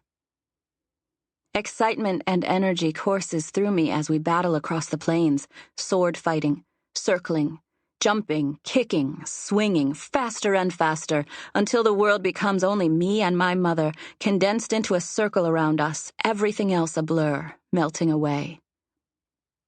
I deflect a blow to the right, to the left, above my head, backing up swiftly from my mother's onslaught. And then she does something completely unexpected. She ducks and dives right at my feet, grabs me around the ankles, knocking me off balance. I whirl my arms and tumble to the ground, where she points her sword at my neck, breathing heavily but laughing. "New lesson," she says. "Do something unexpected. Surprise your enemy." I nod. "Again?" It's a question I ask each time she defeats me, until she eventually has to decline, or we'd fight all day and all night. She never says no after one fight. "No," she says, grinning. "But, our orders are to burn as much of Ice Country as we can, to send a message, but to spare the innocents. Kill only the king and his men," she says, cutting me off. "And this is all because of Father's prediction?" I ask, already knowing the answer. "Have you forgotten your question?" I have. "What question?" "You asked whether I think your father is right." "And then you attacked me," I say, grinning. She laughs. "I needed time to think," she says, which makes me laugh. While I've been completely focused on beating her, her mind's been a million miles away, coming up with what to say to me. "So do you think Father's right?" I ask. "He's never been..." Her voice catches like she's got something stuck in her throat. There's a faraway look in her eyes, one I've never seen before. "Mother, what has he never been?" I ask, sitting up. "Wrong," she says more firmly. "He's never been wrong." Although her words come out stronger this time, her eyes are filled with the morning fog, not scared, but uncertain. And that scares me the most, because I've never seen her unsure of herself. The plague took another life today. Jala, a man of wisdom, like my father. When my father lit his funeral pyre, his eyes were red and wet. Although I've been to many death ceremonies, This one hit me harder than most. Emotions swelled in my chest, and I felt like crying. I didn't, but I felt like it. I didn't know Jala well, but I haven't seen Father cry since Pa died, and though I've given him a hard time lately, between his crying and my mother's uncertain words from earlier, well, I'm out of sorts. There's tension and sadness in the air as I carry 2 buckets of water to the stables. Men and women are scurrying about everywhere, helping the riders prepare for their long ride and for battle. As soon as I enter the stables, the walls and roof seem to close in around me. For the first time in my life, I feel uncomfortable around the horses. While I water Shadow and place a thin black cloth on his back, which my mother will mount, my unease grows and grows until I want to scream. I spot Remy preparing his father's horse, Thunder. He smiles at me, but I don't smile back, because seeing him reminds me of our conversation from earlier. I hate being told what I can't do. To hell with waiting for my 16th age day. Finished with Shadow, I rush from the stables, brushing past Remy when he steps in front of me. "Hey," he says, but I don't stop. Even the open air outside the stables doesn't ease the heaviness that is now draped over me like a pile of blankets. The air smells of rain, earthy and green and moist. A heavy storm might delay the rider's departure, but the darkest clouds are still miles away, so I can't count on the weather. I pass Guard, who looks like a mountain next to me as he stomps by, his thick black robe swirling around his feet. He wears a frown, but that's not unusual for him. Frowning is expected of a war leader. Just as I arrive at our tent, my mother emerges, wearing her own dark robe, which is open at the front as she clasps her sword belt around her waist. "Mother, I start to say, but then stop when I see the expression on her face when she notices me approaching. She looks sunken, like the earth has pulled every part of her face down a little. There are shadows under her eyes and tear stains on her cheeks. I've never seen my mother cry. Never. Riders don't cry. She told me that herself, one of her many lessons. And now she's crying like some scared little child. She's fought the Soakers a dozen times in her lifetime. Are the Icers so powerful they would scare my mother to tears? This woman, who I've idolized since the day I was born, who's supposed to be the strong one, the person I want to be like, driven to tears by fear? I can't help the seed of anger I feel in my belly.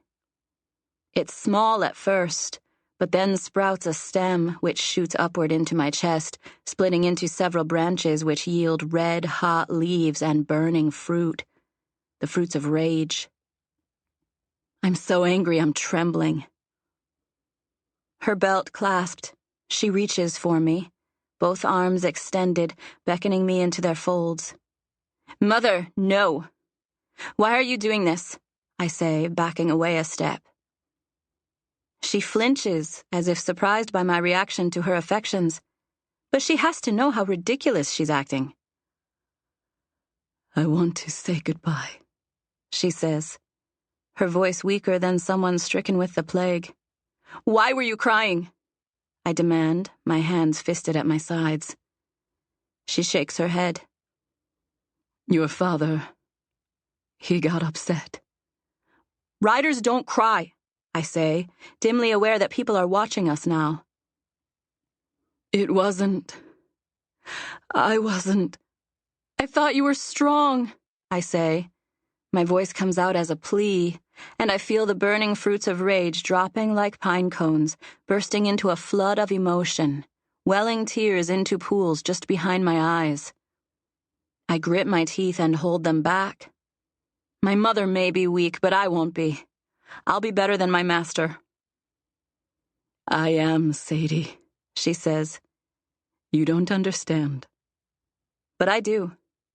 I do.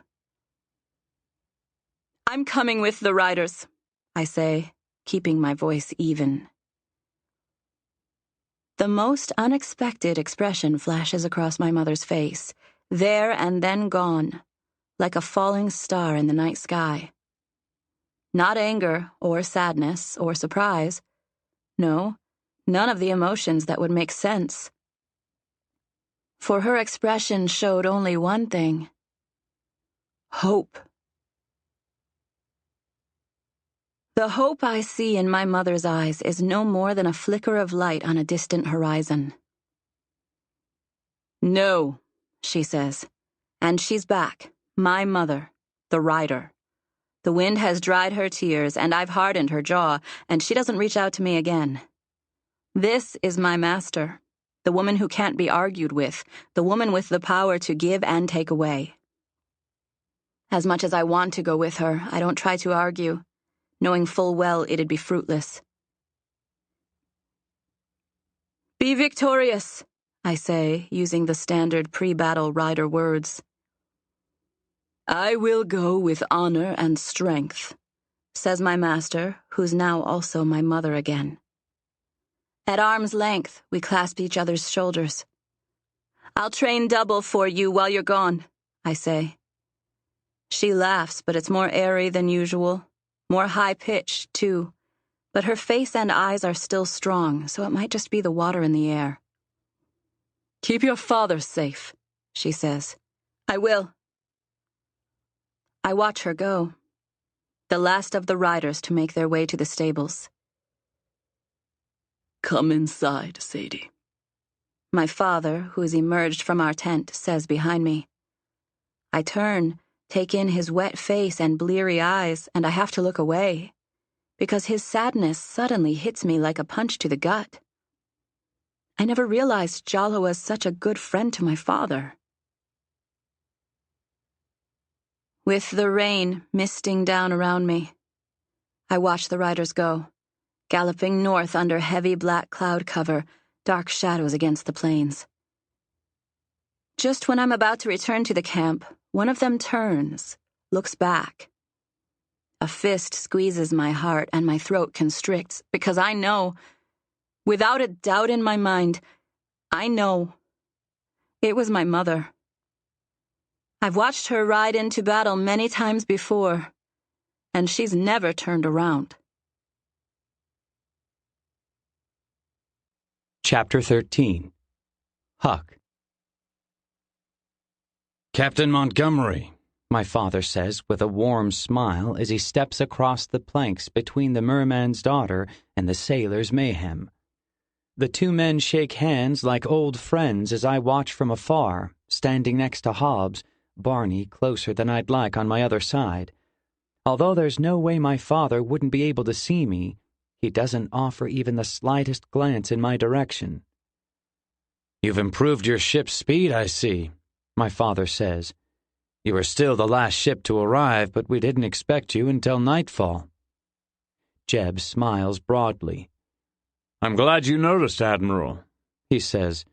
"Sometimes the only way forward is through threat and punishment.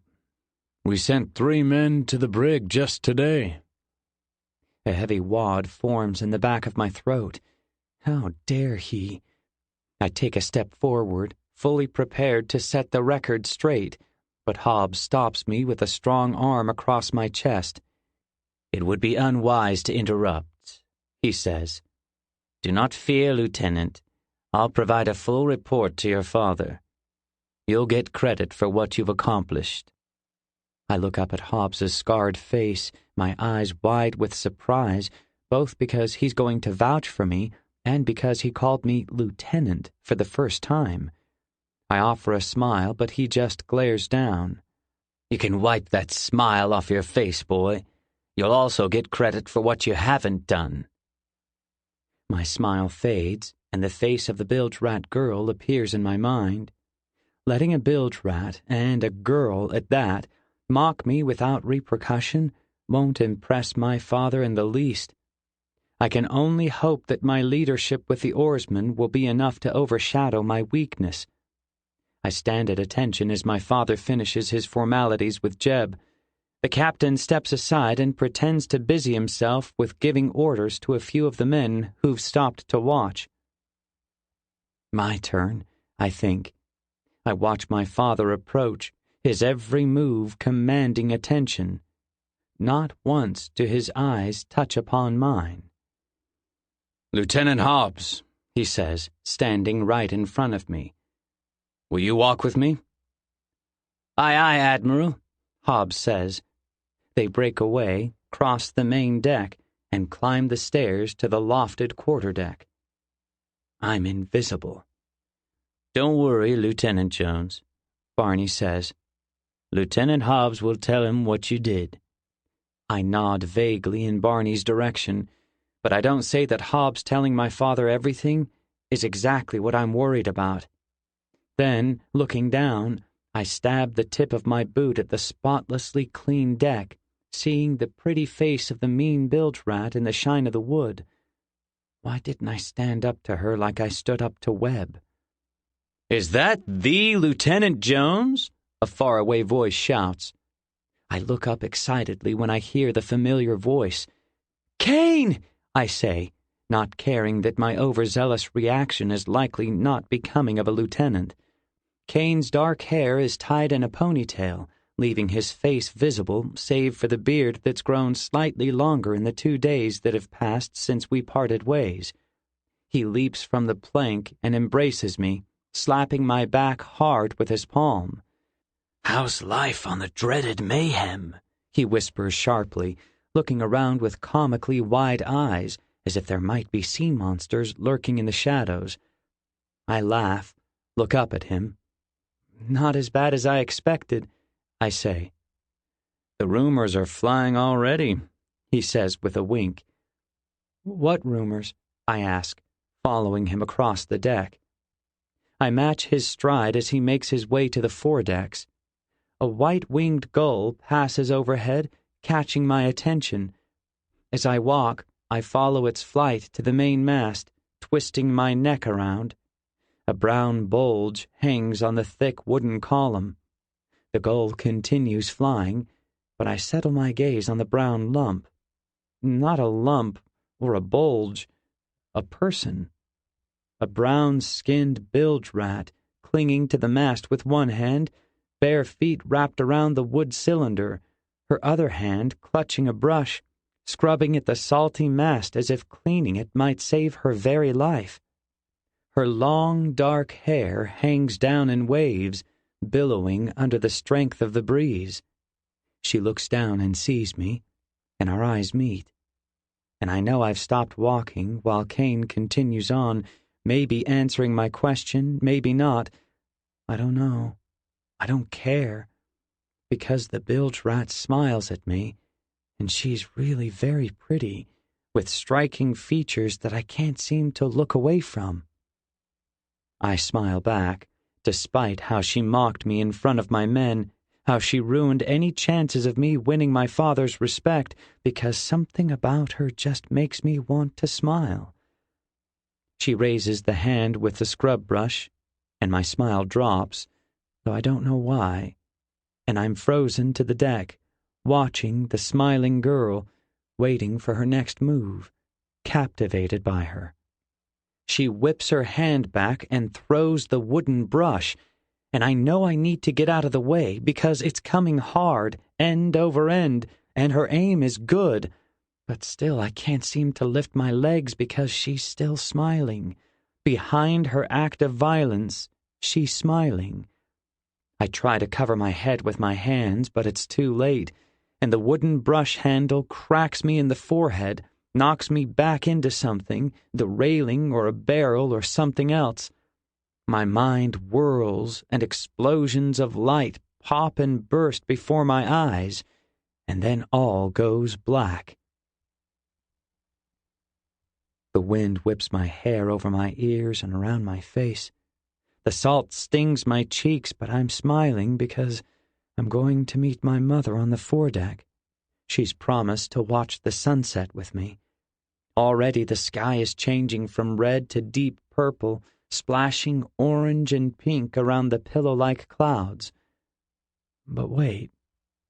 Mother's already leaning on the railing, but her gaze is downward, into the sea, rather than up at the breathtaking colors of the water country sky.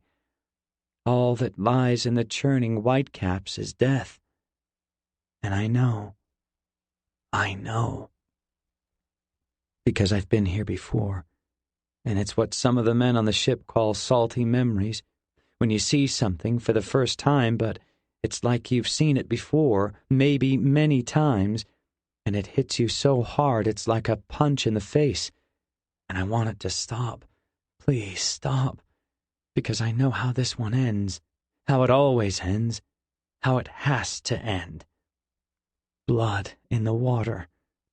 The smile fades from my face, and my lips and jaw feel sore, like they've smiled too much and need to rest. I've tried running, leaping, grabbing my mother just as she topples over the handrail, willing myself to be stronger with each subsequent effort, and each time he's there to watch, my father, unwilling to help, disgusted by my failure as my mother meets a wet and silent doom at the hands of the Sharptooths and the Deep Blue.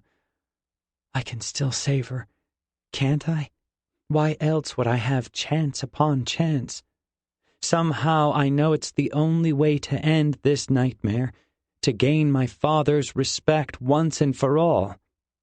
Save her. Be faster. Be stronger. Be smarter. I realize I've been going about it all wrong, and it's another one of my father's lessons that marks the change in my thinking. Speed and strength only get you so far. Brains set you apart from the common sailor. I'm wasting time, and any moment the big wave will hit the bow, and my mother will be thrown off balance, and she'll fall down, down, down. But I don't move because my brain tells me not to. I stand, watching, waiting, and the wave never comes. Minutes pass, and still she stares into the murky waters, which are quickly darkening to black. I've done it. I have. I walk toward her on tiptoes, afraid that my very footfalls might cause the ship to lurch, to buck her from its back like a stormer's horse. She turns, and her eyes are red and wet. Somehow she falls, her eyes glittering with moisture as they catch the last rays of the dying sunlight. I'm too far away, and anyway, my feet are frozen to the planks, and all I can think is, I saved her, didn't I? But the answer comes from the side when a shadow steps into view. Although the shrouded cloak of night has fallen over the ship like a storm cloud, my father's eyes are clear and blazing in the darkness. They speak to me, and they say one thing: you failed me. "What happened?" the disappointed voice says. I'm awake, but I keep my eyes closed, careful not to twitch. Two memories twist and spiral through my mind. My mother's wet, red eyes pinch at the back of my head, causing a deep ache that makes my neck feel like dried salted meat. The brown-skinned girl's brush spirals through the air, thudding into my skull again and again, until my forehead throbs and throbs like waves crashing over me. Two memories of very different kinds of pain. My father is nearby, and I can't face him like this. Barney says. "You're his steward, aren't you?" My father again, his voice laced with venom. "Well, yes, but... so you should have been nearby, right?" Not a question, an accusation. "Of course, but... and yet you didn't see anything. Is my understanding correct?" My father's question hangs above me like a knife. With each moment that the question goes unanswered, I can sense the blade drawing closer and closer until its sharp edge cuts into my throat, and I have to hold my breath. Barney will tell him everything, and the bilge rat with the pretty brown eyes and the unpleasant disposition will be chucked overboard quicker than a big chin catches a fish.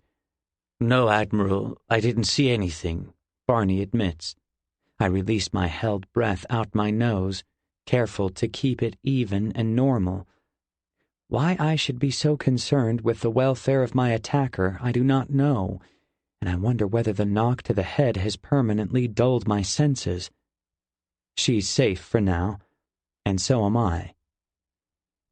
Lieutenant Kane, what do you have to say for yourself? I understand you were with Lieutenant Jones when it happened. No. I was, Kane says, his voice firm and sure. No. How long did Lieutenant Jones end up unconscious with that mark on his forehead? Throb, throb, throb. The pounding in my skull, which moments ago was dull, albeit ongoing, begins cracking like a hammer, and a wave of nausea passes through me. I feel my lips start to quiver as I strain to choke down chunks of undigested food while maintaining the ruse of being asleep. I don't know, Kane says, and my eyes almost flutter open in surprise. Surely he saw. Surely. I was walking ahead of him, and when I looked back, he was flat on his back, his forehead already starting to swell. Could it be? No one saw what happened? We must conduct a full investigation, someone growls. Hobbs. A vicious attack on an officer cannot go unpunished. The result would be mutiny. Throb, throb. There's a scratching sound, and I can picture my father stroking his beard. And you will conduct this investigation? I will, Hobbs says. Throb. It will take a well-orchestrated team, Kane says. I would be pleased to assist, if you agree, that is. You're suggesting my top 2 lieutenants remain on the Mayhem indefinitely? To my surprise, my father's tone, which has all the evenness of stating a fact, doesn't match his words, which imply disbelief at such an impossible suggestion. Admiral, Kane says, you know as well as anyone that the merman's daughter could sail with half as many men. With some effort and a bit of luck, we'll have the investigation wrapped up in a few days, at which time I can return to my post. I really don't think, Hobbs starts to say. Done, the Admiral says. Catch the attacker and bring him to me. The door slams so loudly, I swear it's right next to my ear. My head pounds with the force of a ship carried onto the rocks by a water country storm. The world drifts away once more. Chapter 14. Sadie. Sweat and burning muscles and sore bones are nothing compared to waiting. I'd train for 1,000,000 more hours if it would mean my mother's return. Barely a week has passed since the riders left, but already my mind is past the point of distraction. When I eat, when I speak, when I rest, my every thought is of my mother. Is she alive? Is she fighting yet? Is she thinking of me? Although I know these questions are unfit for the mind of a rider in training, they rise up again and again until I can't concentrate on anything else. My father isn't helping. He barely speaks, barely eats, barely sleeps. He's meditating when I lay down to sleep. When I awake, still he sits, eyes closed, hands extended, soft hums and deep breathing rising from his throat. Did he sleep? Has he slept since she left? When I try speaking to him, his eyes remain closed, and he waves me away with a hand. I am alone when I'm with my father. I don't spend much time in our tent. Outside isn't much better. It's as if the camp is in mourning, the hush so loud I want to scream. When anyone does speak, it's in whispers and with barely parted lips, the unidentifiable words deafening in the abject silence. I don't spend much time in the camp. When I throw myself into training, it helps, but only for a day, until even the aches and pains are insufficient to drown out the questions in my mind. Although gray clouds swarm above, it hasn't rained for 2 days, as if the sky is gathering up every last raindrop, hoarding them for some unknown purpose.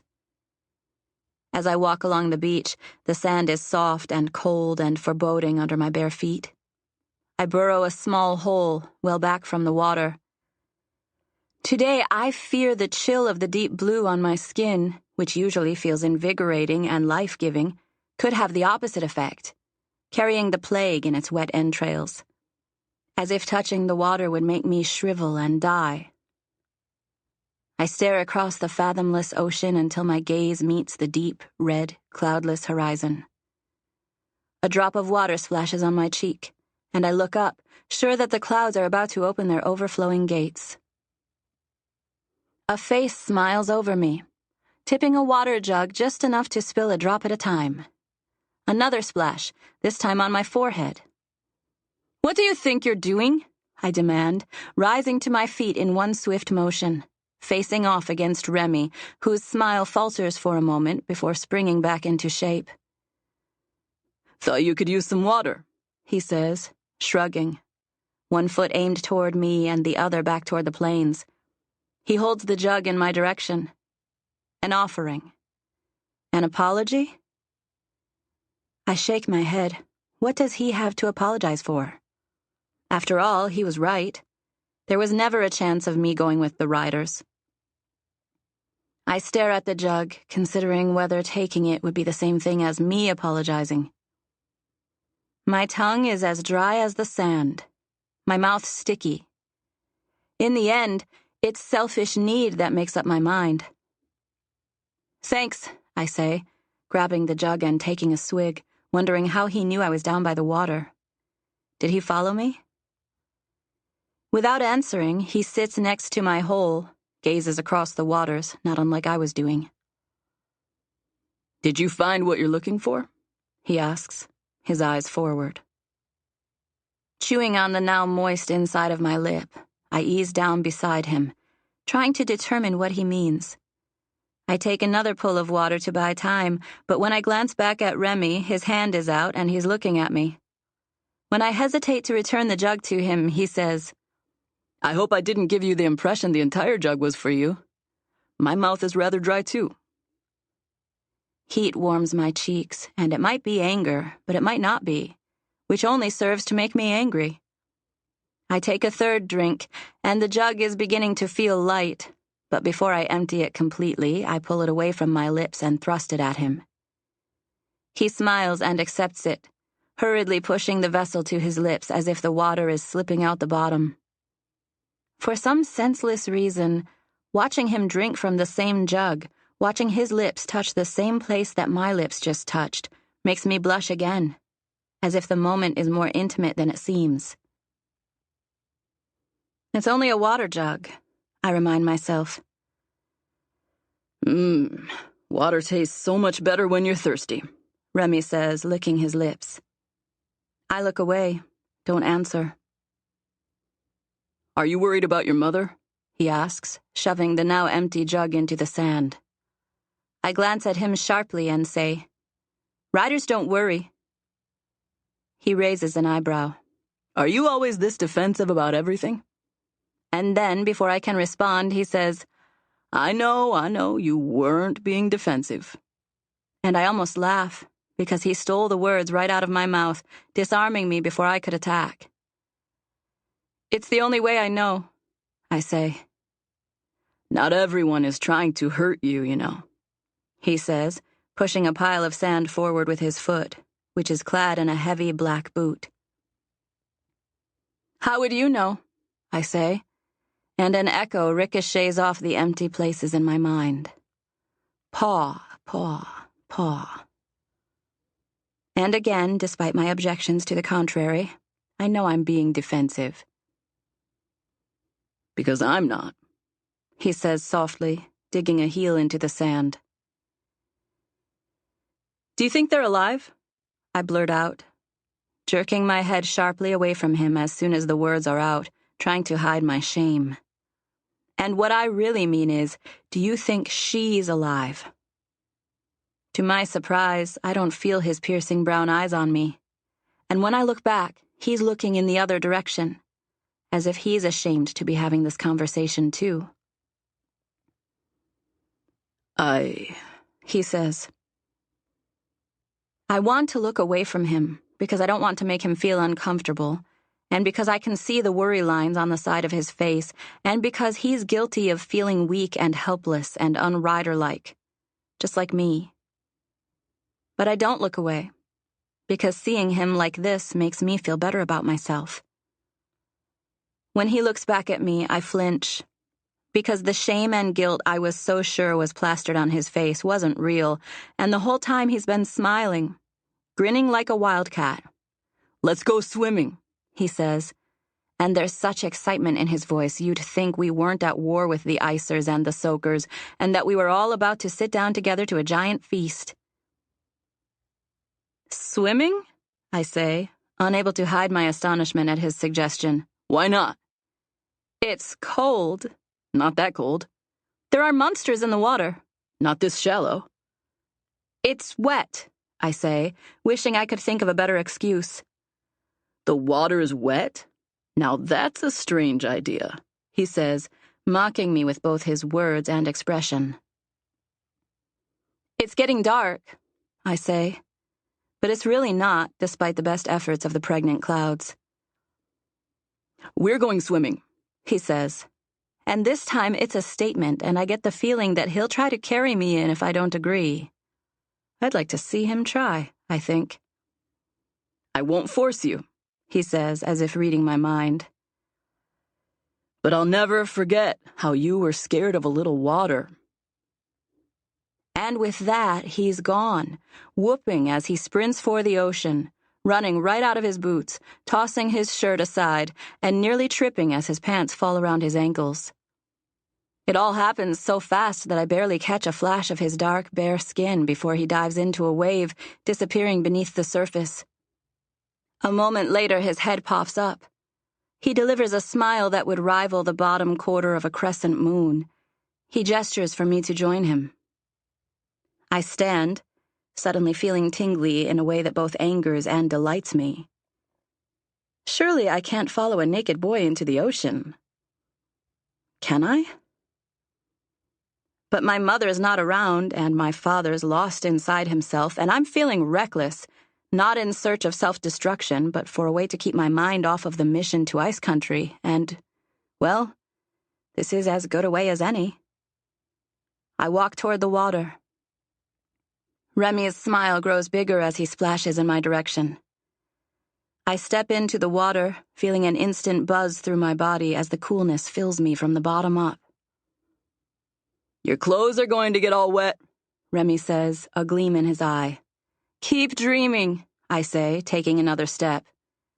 "I'll turn around," he says, demonstrating by whirling away from me. "And I won't peek." Surely I can't. Surely. My mother's face burns through my mind, and I clamp my eyes shut against it, but still it remains. Flames licking at her hair and her eyes and her lips, and I can't make it go away. I can't.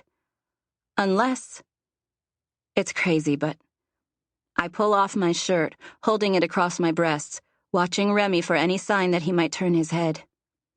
The wind licks at my skin, and instead of cold, it's warm, and exhilaration swarms through my head and chest. My mother's face is gone, I realize. Remy stays facing away, and I toss my shirt aside, well out of reach of the rising waters. My pants are next, and I discard them quickly, pushing forward into the water and slipping below before even the circling gulls can see me. The ocean washes away all my fears. "Are you in?" Remy says when I surface. "Yes," I say. "Thank you for not looking." Remy turns, his short black hair shiny and speckled with water droplets. "That's 2 thank yous in one day," he says. "I must be growing on you." Don't get used to it, I say, splashing him, feeling foolish even as I do it. And yet, even as a fool, I feel better now than I did sitting alone on the beach with my dark thoughts. I can tell he's about to splash me back, and I'm already turning my head and closing my eyes, and then I hear it. A shout. A cry. First one, then two, then a chorus. I don't know if Remy splashes me or not, because I'm already facing the shore, searching for the riders. Black and shadowy and riding like the wind across the plains, and there's something wrong because there are so few of them. Chapter 15. Huck. I'm tired of dreams, because most of the time they turn into nightmares. Nightmares from my past. For once, I wake up, and I'm not in a cold sweat, not holding my breath in terror, not clutching at my pillow like it's a lifeline.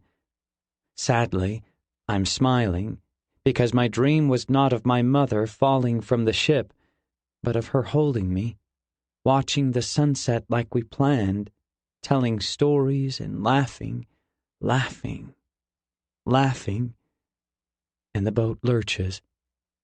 And I know it's time for her to go, for me to fail, for the blood in the water, for my father's dark and unforgiving stare. But my mother just stumbles against the rail and holds on and laughs. So I wake up smiling, sad that this beautiful dream is the biggest lie of all, further from reality than blue sky or peace between the stormers and soakers. A beautiful lie. "Good afternoon, Lieutenant," a voice says, startling me. Barney, watching me sleep or awake or both. What are you doing here? I ask, squinting, rubbing the sleep out of my eyes with a fist. When I can see again, the yellow of Barney's smile is like a lantern in the semi-darkness. If anything, his brown beard and hair are more unkempt than the last time I saw him. "I'm your steward, sir. It's my job to stay with you, and since Lieutenant Hobbs has dismissed me from his service, I guess my every waking moment will be spent catering to your every need, sir." I sit up, rest my back against the wall. Why would Hobbs dismiss you? I ask. There's a twinkle in Barney's eyes that's somewhat disconcerting. "Since your father ordered Kane and Hobbs to conduct the investigation into your attack, Hobbs doesn't want any distractions. And apparently, I'm a distraction." There's no anger or frustration in Barney's voice, despite him being released from Hobbs's service. If anything, I sense humor, like it's all a big joke. With his words, everything comes screaming back. Getting knocked out by the girl, how neither Barney nor Kane saw what happened, how Kane and Hobbs volunteered to investigate. The brown-skinned girl, one eyewitness or piece of evidence away from being chucked overboard to the Sharptooths, which is probably what she deserves, right?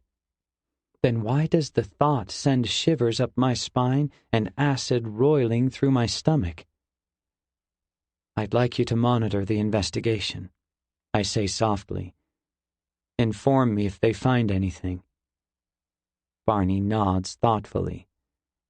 "I thought you might show some interest in the apprehension of your attacker," Barney says, winking. "The first day yielded no promising leads, sir. Perhaps tomorrow will be more fruitful." There's something in his tone that tells me he doesn't think so. Wait, a day? How long have I been asleep? I ask. Barney chuckles, and the hairs around his mouth dance and bob. "If you count the time when you were pretending to be asleep while your father questioned us," he laughs even harder when he sees the frown that creases my lips, "you've been out for near on a few days, sir." That long? I absently lift a hand to my forehead and feel a bulge. The wooden handle on the brush packed quite a wallop, and the bilge rat's aim was near on perfect. Why shouldn't I turn her in? "Did you want this, sir?" Barney says, reaching out to hand me an object, flat and hard on one side and rough and bristled on the other. A brush. No, the brush. The very one that hit me, obvious only from the specks of dried blood on the handle. My blood. Evidence. Barney lied to my father. He lied to the Admiral. Right to his face, knowing full well I was awake and listening. "Why did you—" I start to say. "It wasn't my choice to make," Barney says, still holding the brush in the palm of his hand. I shake my head. The attack, Barney lying, the investigation, it's all too much to think about. Just when I thought I was starting to instill order on the mayhem, the ship reverted back to its namesake with one thrown scrub brush. "Shall I hand over the brush to Hobbs?" Barney asks, raising an eyebrow. "No," I say, louder than necessary given our close proximity. "I mean, no, just toss it overboard." I close my eyes, wait for Barney to laugh at me, to reprimand me for being a silly boy, to mock me with sarcastic sirs and lieutenants. "Aye, aye, Lieutenant," he says, his words firm and respectful. And when I open my eyes, he's gone, having opened and closed the door to my cabin so quietly I didn't hear it. From the shadows streaming through my porthole, it's clear night's upon us already, so I don't leave my cabin. The ship lurches and rolls, and I know we're moving, have probably been moving for a while now, the last ship in the fleet, falling behind the others already. Barney brings me supper an hour later, and although the baked waterfowl looks, smells, and tastes delicious, I pick at it, unable to stomach such a hearty meal with my head still pounding between my ears. "Is it done?" I ask between nibbles. "Is what done, sir?" Barney says, but his smile doesn't match his words. The blood-flecked brush is on the bottom of the ocean or in the stomach of a sharp-tooth, and if Barney is the only witness— "Will Hobbs and Kane find anything else?" I ask. "I cannot predict the future, sir," Barney drones. "I want to go on deck," I say, but each word cracks like a hammer to my skull. "You should rest, Lieutenant." I push the plate away, clench my fists in frustration. I was gaining respect from the men, improving the ship's performance, instilling work ethic, and then a bilge rat, and a girl, no less, had to go and mess it all up. If I can just find her, talk to her, ask her why she did what she did, try to understand, and if I don't like her answer, maybe I'll throw her over the rail myself. I laugh inwardly at my thoughts, knowing full well I wouldn't have the stomach for that sort of thing. "Bring Kane down if he's available," I say. "Aye, aye, sir," Barney says, opening the door. Over his shoulder, he asks, "Shall I invite Lieutenant Hobbs, too?" "No, this will not be in regards to the investigation." "Very well, sir." I sit in bed for a few minutes, chewing on my lip and thinking, but eventually my eyelids grow heavy, and I slump onto my pillow once more. I hear the door open and, behind my eyelids, see the room darken as someone blows out the lantern. "Good night, Lieutenant," Kane says. "I've spoken to Barney. Don't you worry. Your secret's safe with me." And my last thought before sleep takes me, he knows. I've been watching her for a week, and she's been ignoring me, going about her business as if I don't exist. But I know she knows I'm watching her, because yesterday she walked right past me carrying a bucket of soapy water and accidentally sloshed it over the side and onto my boots. She didn't look at me, but I detected the barest hint of a smile tugging at the corner of her lips. The nerve of this girl! She has to know I hold her life in my hands, that with a simple accusation I can make her life worth less than the new scrub brush she's been using to scour every inch of the ship. And yet she continues on with her disrespect and subtle insults. Even now, as she uses her extraordinary and unique climbing ability to scrub the main mast so hard it's like getting the salt off is an offering to the deep blue, I can see the rebellion in the lines of her hard jaw, in the way her eyes smolder each time they flash around the mast, piercing me with hot anger. I know she wants to throw another brush, perhaps to add a matching red bulge to the opposite side of my forehead, but thus far she's restrained herself, either fulfilling a deep need for self-preservation or simply due to the multitude of witnesses on deck. As I keep the bilge rat girl on the edge of my vision, I curl my nose when a putrid scent fills my nostrils. "Why does it always smell like fish?" I ask, sniffing the air. Beside me, Barney laughs. "It's Stu, the cook. He thinks fish heads keep away the demons. He stashes them everywhere. No one can stop him or find them all, so we've all just learned to live with it." Typical mayhem mentality. "Tell him that I order him to stop with the fish head hiding," I say, shaking my head, "or I'll send him to the brig." Since recovering from my head injury, I've used the brig as often as possible.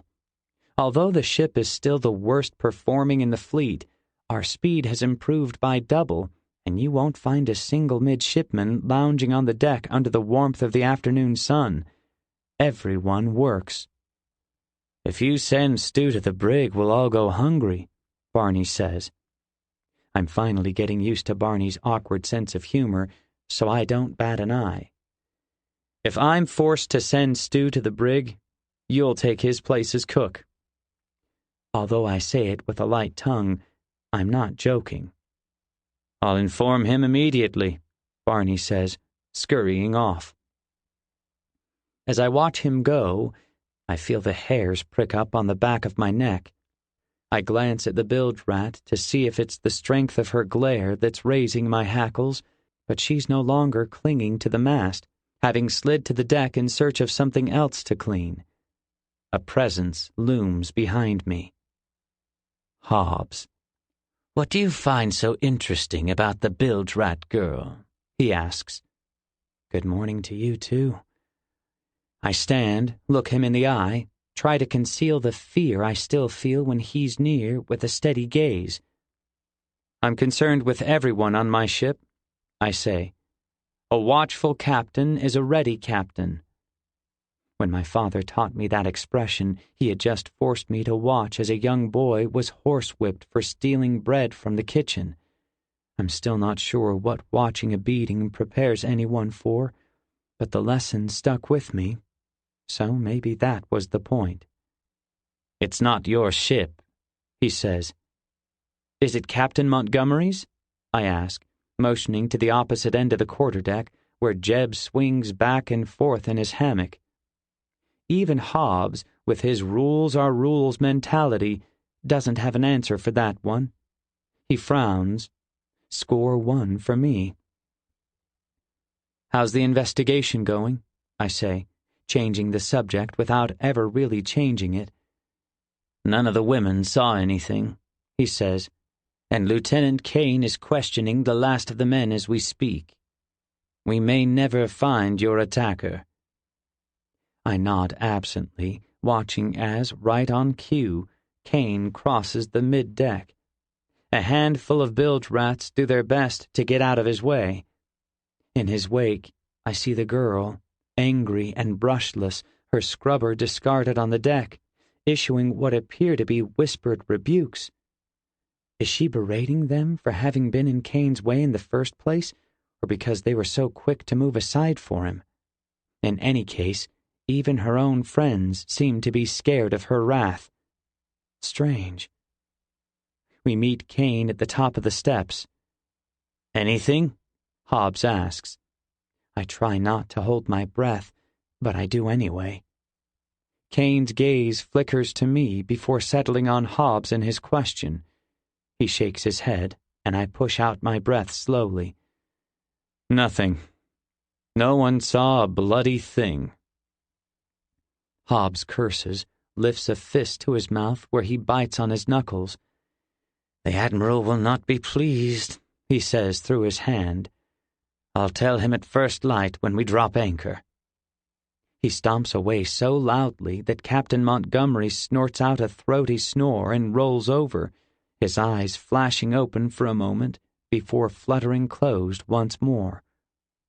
"Huck, we need to talk," Kane says when Hobbs is out of earshot. "I know," I say. Although on multiple occasions I felt compelled to ask Kane to explain exactly what he meant when he said my secret's safe with him, I haven't broached the subject as of yet. Secrets are better kept if they're left unspoken. "My cabin. 1 hour," he says. Chapter 16. Sadie. The world flashes by in blurs and blustery whispers. There's dark skin and pulled-on clothing, and I should be embarrassed by mine and Remy's exposed nakedness, but I'm not, and we're not even looking at each other anyway, because there are so few riders returning from the mission. My mother, his father, are they among the survivors? I'm breathless and frantic, and I can tell Remy's in a similar state because he keeps stumbling as we run side by side back to camp, hearts pounding. The riders are already there when we scramble between the borders, past the circles of tents and into the center. Dark horses stamp and snort, their hides crusted with dark red dried blood. One of them falters, its legs giving way, crumbling beneath its weight. The young rider atop the horse tumbles off, clutching her side, red staining her fingers. It's not my mother, but familial bonds don't matter now. I rush to her, help her put pressure on the wound, which is deep and gaping, her robe shredded to the skin. "Help!" I scream. Her name is Arya, but the riders call her Demon Blade due to the quickness with which she wields the dual daggers that are her weapons of choice. But no amount of deft knife work can save her now as I press my palm against her wound, my flesh the only thing keeping her insides from spilling out. Remy's at my side, mouth agape, yelling for help too, but his voice, like mine, is lost in a chorus of men and women with similar pleas. Arya's eyes roll back as blood trickles from the corners of her lips. She stops breathing at what seems like the exact moment her horse does. I want to cry for them both, but I can't because my mother might be out there, and because I'm a rider and I have to be stronger than the common stormer. Remy clutches at Arya's robe, and I remember that she was like a sister to him growing up. That when her mother and father died of the plague, Remy's family took her in as one of their own, clothing and feeding and training her. I grab his hand and pull him to his feet, slap him hard across the face. The time for mourning will come. He stares at me with blank eyes, but lets me pull him away from Arya, away from his pain, which, based on his expression, tries to cling to him like mud on a rainy afternoon. Through the chaos we move like skeletons, stiff and numb and searching. Dark-robed riders stride here and there, some spattered with blood, some clean because they weren't sent on the mission. All carrying the injured, trying to get them into the hands of the healers, who are visible due to the white robes they wear. We force ourselves to look at the faces of everyone who passes. Eventually we see Guard, as upright and gregarious as ever, bellowing orders and pulling the wounded riders from their horses, carrying 2 at a time to the area that's been set aside for healing. "Father!" Remy shouts, but his voice is a whisper. He releases my hand and runs to guard. The bubble of joy that bulges in my stomach is popped instantly by the dozens of needles of jealousy and fear that prick my skin and dart through my insides like tiny hunters. He's found who he's looking for, and I'm alone again. I start to turn, anger and frustration and sadness burning in my chest when I hear him say, "Have you seen Sadie's mother?" I whirl around, shocked. Guard places 2 groaning riders on the ground next to a line of 5 other groaning riders. 2 waiting, white-clothed healers immediately begin cutting their clothing off to inspect their wounds. He looks past his son, sees me, and I know. I know. His face is grim and he shakes his head, but then he says something that makes me gasp. "I brought her back myself. She's in her tent," he says, answering his son's question but speaking directly to me. And I'm gone and leaping over the body of a dead horse, my bloody hands churning at my sides. Our tent is wide open and I dive inside, nearly colliding with the healer who's tending to my mother. Her head is up, held by my father, who's squeezing drops of water from a wet cloth into her mouth, whispering words that sound eerily similar to ones spoken while he's in his deepest meditation. The front of her robe is cut away and ragged on the ground next to her, revealing her wound. Her wound. It reminds me of Arya's wound. A deep chasm spilling endless streams of blood and showing pink tube-like parts of her that were never meant to be seen. I choke and the tears are hot flashes of lightning in my eyes that burn and blind me. "Save her!" I croak out, as if it will empower the healer to perform miracles that only Mother Earth is capable of. But my words don't have power. And my tears are for nothing. Because there, in our tent, my mother's eyes find me. Her lips part, and she says, "Listen to your father, for he is wise." And then she dies. The clouds will forever be darker, the rains harder, the lightning brighter and the thunder louder, for my anger is in the sky, in the air that we breathe, in my every act and my every word. It washes the sadness away to a place where no one will ever find it. "You knew!" I scream at my father. "You knew and you didn't try to stop her!" The heavy rain pounds our tent, but I can feel every drop on my skin, as if I'm one of the dead lying in the center of town, awaiting the passing of the storm before they can be burned atop the funeral pyre, like my dead mother. He says something, but I can't understand him because he mumbles into his hands, and the anger-infused thunder booms at just that moment, drowning him out. "Why?" I scream. "Why did you let her go?" I'm standing and Father's cowering. His cheeks are wet with tears and mine are dry. I allowed myself the weakness of tears for half a day, my head buried in my pillow like a child, until I could take it no more. When I wiped away the wet and salt, the anger swallowed me in red and black and questions. I won't cry ever again. Not ever again. "It wasn't my choice," my father says. And I think he's repeating what he said a moment ago when the thunder overwhelmed his grief-stricken voice.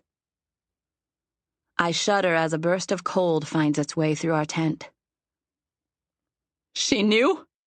I ask, my voice losing a small measure of its sharpness. He nods, buries his face in both hands. I look away at the wall of the tent, which is dancing with shadows. Our shadows. Anger and grief. "Tell me everything," I say to the tent. My father's shoulders are shaking, convulsing, his tears spilling between his fingers like rivers through cracks in the rocks, like blood through flaps of torn skin. "Tell me," I say more firmly. His shaking stops, but the tears keep dripping off his hands. I should go to him, comfort him. I don't. A few minutes pass, and when he finally looks up, his face is shiny black and puffy. Sadie, You owe me the truth, I say through my teeth. Tell me what you should have told me from the beginning. He tries to speak, but his voice falters. He stops, takes a deep breath, starts again, his voice clearer this time. I had a vision, Sadie. Of a battle, I say, not trying to hide the frustration in my voice. That much you told me. He shakes his head. There was more. Another battle. What a novel idea. Of course. Why didn't I think of that? I close my eyes, count to 10, try to breathe. What other battle? I say, eyes still closed.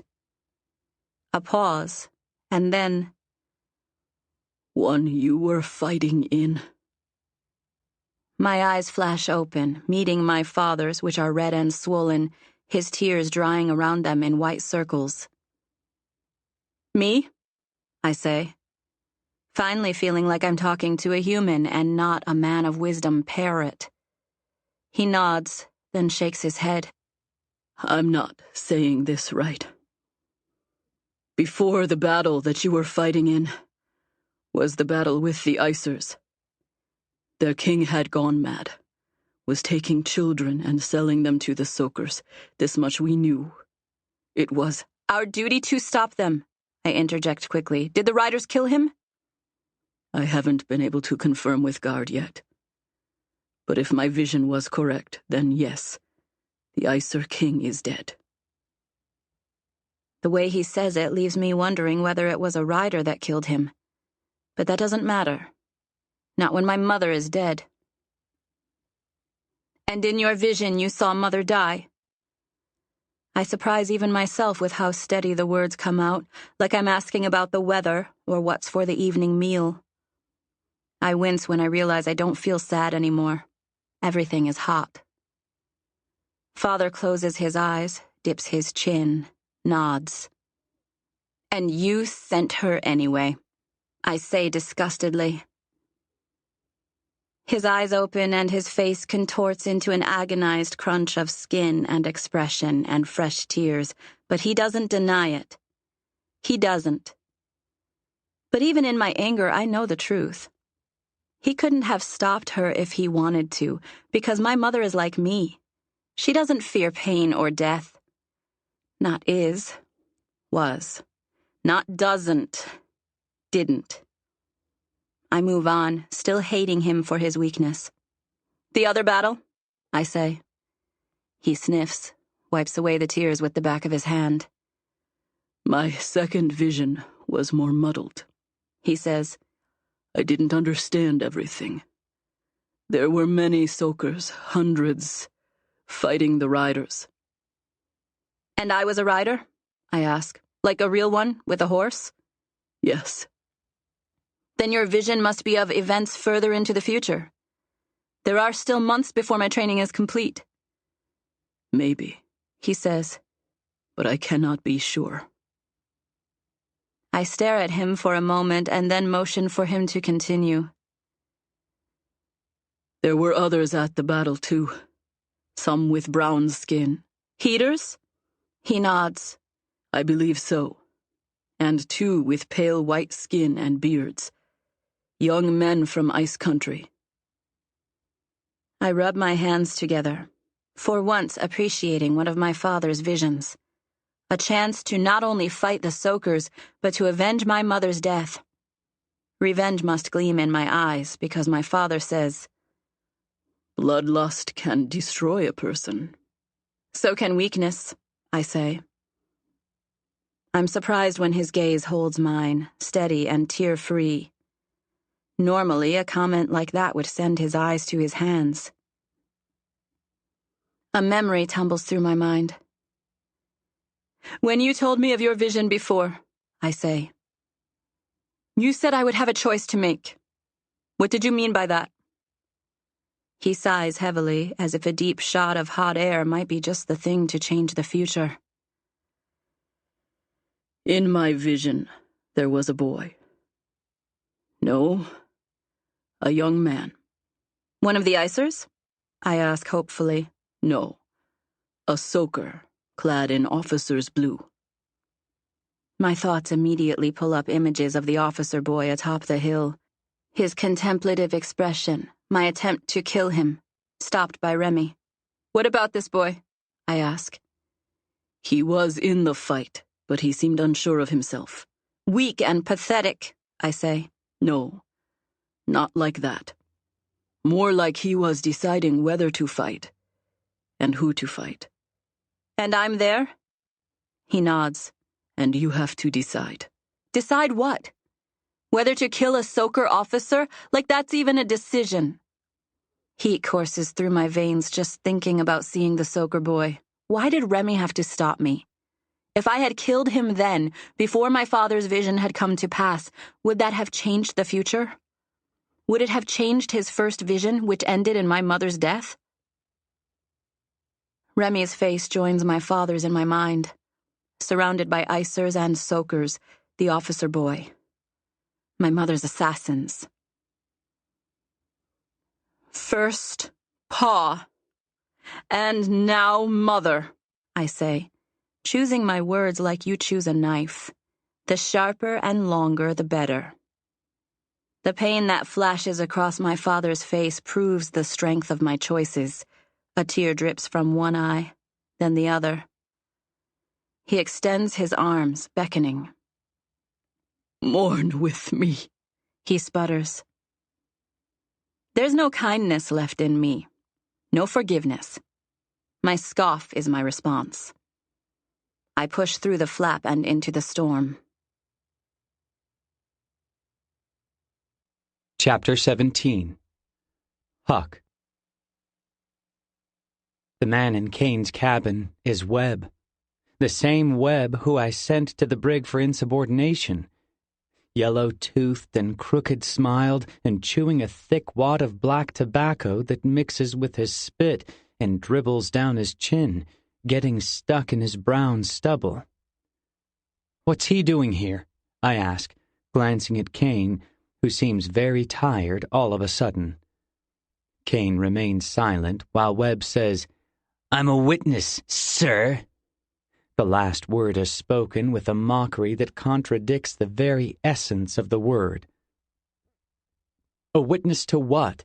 I ask, but then my eyes widen when it dawns on me. Inadvertently, my eyes close. He saw. Webb spits on the floor and Kane kicks him hard in the back of the legs. Rubbing himself, Webb says, "I might have saw a certain brown rat chuck a filthy old brush at the Admiral's son. How embarrassing." He spits again, and this time Kane doesn't kick him, although I can tell he wants to. "What do you want?" I ask. He smiles wickedly, the corner of his lip upturned into a sneer. "Just my due," he says. "A bigger cabin. Like this one." He motions with a hand around Kane's temporary living space. "Oh, and a small promotion. Lieutenant should do just fine." My jaw drops. Either request is impossible, would raise too many questions, would call into question my ability to lead, to make wise choices. But if I don't... "You're bluffing," I say. "Try me." And I know I can't try him. After I sent him to the brig, he'll spill the beans without giving it another thought, maybe directly to my father. And then he'll kill the girl. The only thing keeping Webb from shouting the crime from the tops of the masts is the dream of promotion. Kane says, "You've been kicked off of every ship you've been on, Webb. I've asked around about you. The rumors aren't good. They said you've killed people. Bilge rats. Bilge rats ain't people, Webb says, spitting again. I bite back a retort, wait for Kane to continue the questioning. There's talk of a little girl, too. Found raped and murdered. I stop breathing for just a second. I knew Webb was bad, but has he really done all this? Webb wipes a bit of black drool from his lips. No one can prove anything, he says. So you're saying you're not scared of the other men? The ones who think you did it? Kane asks, staring at Webb. They're just rumors, Webb says with a sneer. People talk about it like it's the truth, Kane says. I think I have enough witnesses and testimony to end you. My heart gallops 2 beats forward. Will this really work? But Webb doesn't even flinch, doesn't back down, even leans forward a little. You try, and I'll tell Admiral Jones all about what really happened to Lieutenant Huck here. I'll have nothing to lose. I look at Kane, and I don't need to read his thoughts to know what he's thinking. There's only one choice, one destiny for the murdering rapist standing before me. But I can't, can I? I think we can work something out, I say, faking a smile. Let's discuss the details above, on the quarterdeck. You should get used to the view from up there anyway.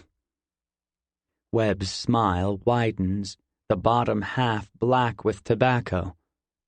As we climb the steps, I rationalize the decision I've already made. If I do nothing, Webb will run right to Hobbs or my father, and the girl will die. She's done nothing to deserve my help, but I can't watch her die, not when I need to know why she is the way she is, why she hates me so much. There's more to her story than a life in servitude. We reach the quarterdeck, where night has descended on the mayhem. Right this way, future lieutenant, I say, extending a hand toward the ship's helm. Aye, aye, sir, Webb says eagerly, finally showing me some respect. All it takes is giving him what he wants. When we approach the helmsman, who's illuminated by the soft glow of 3 lanterns, he turns, his eyes widening in surprise when he sees us. Still holding the steering wheel, he nods in our direction. Lieutenants, he says. He frowns when he notices Webb. Your shift at the helm is over early tonight, Kane says. I just started. Then take the night off. The helmsman shrugs, allows Kane to take the wheel, and walks away, probably already planning his evening activities now that he doesn't have to work. I want you to feel the power of the ship, I say to Webb. This is the best place to feel it. A lieutenant must know the ship under his command. I'm stealing my father's words again, from a lesson when I was barely 10. More and more, his lessons seem to be all I know. Webb stands next to me, his legs planted firmly, as he seems to take my request very seriously, more seriously than anything I've said previously. I almost feel sorry for him. Almost. Do you feel it? I ask. Webb nods, his eyes full of life. Yes, sir. I feel it. It feels like a storm.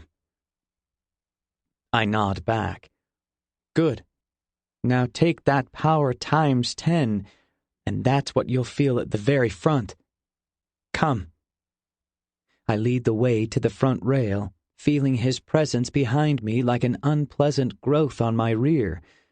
Without turning, I say, My father did this with me long ago. I lean forward on the rail, stare out into the blackness of the deep blue, let my feet lift off the deck until I'm balancing on my arms, the ship churning through the waves beneath me. One unexpected lurch, and I'll lose my balance, fall forward. The wind pushes my long, untied hair behind me. After a moment, I rock back, feeling the steadying kiss of my boots on the sturdy wood.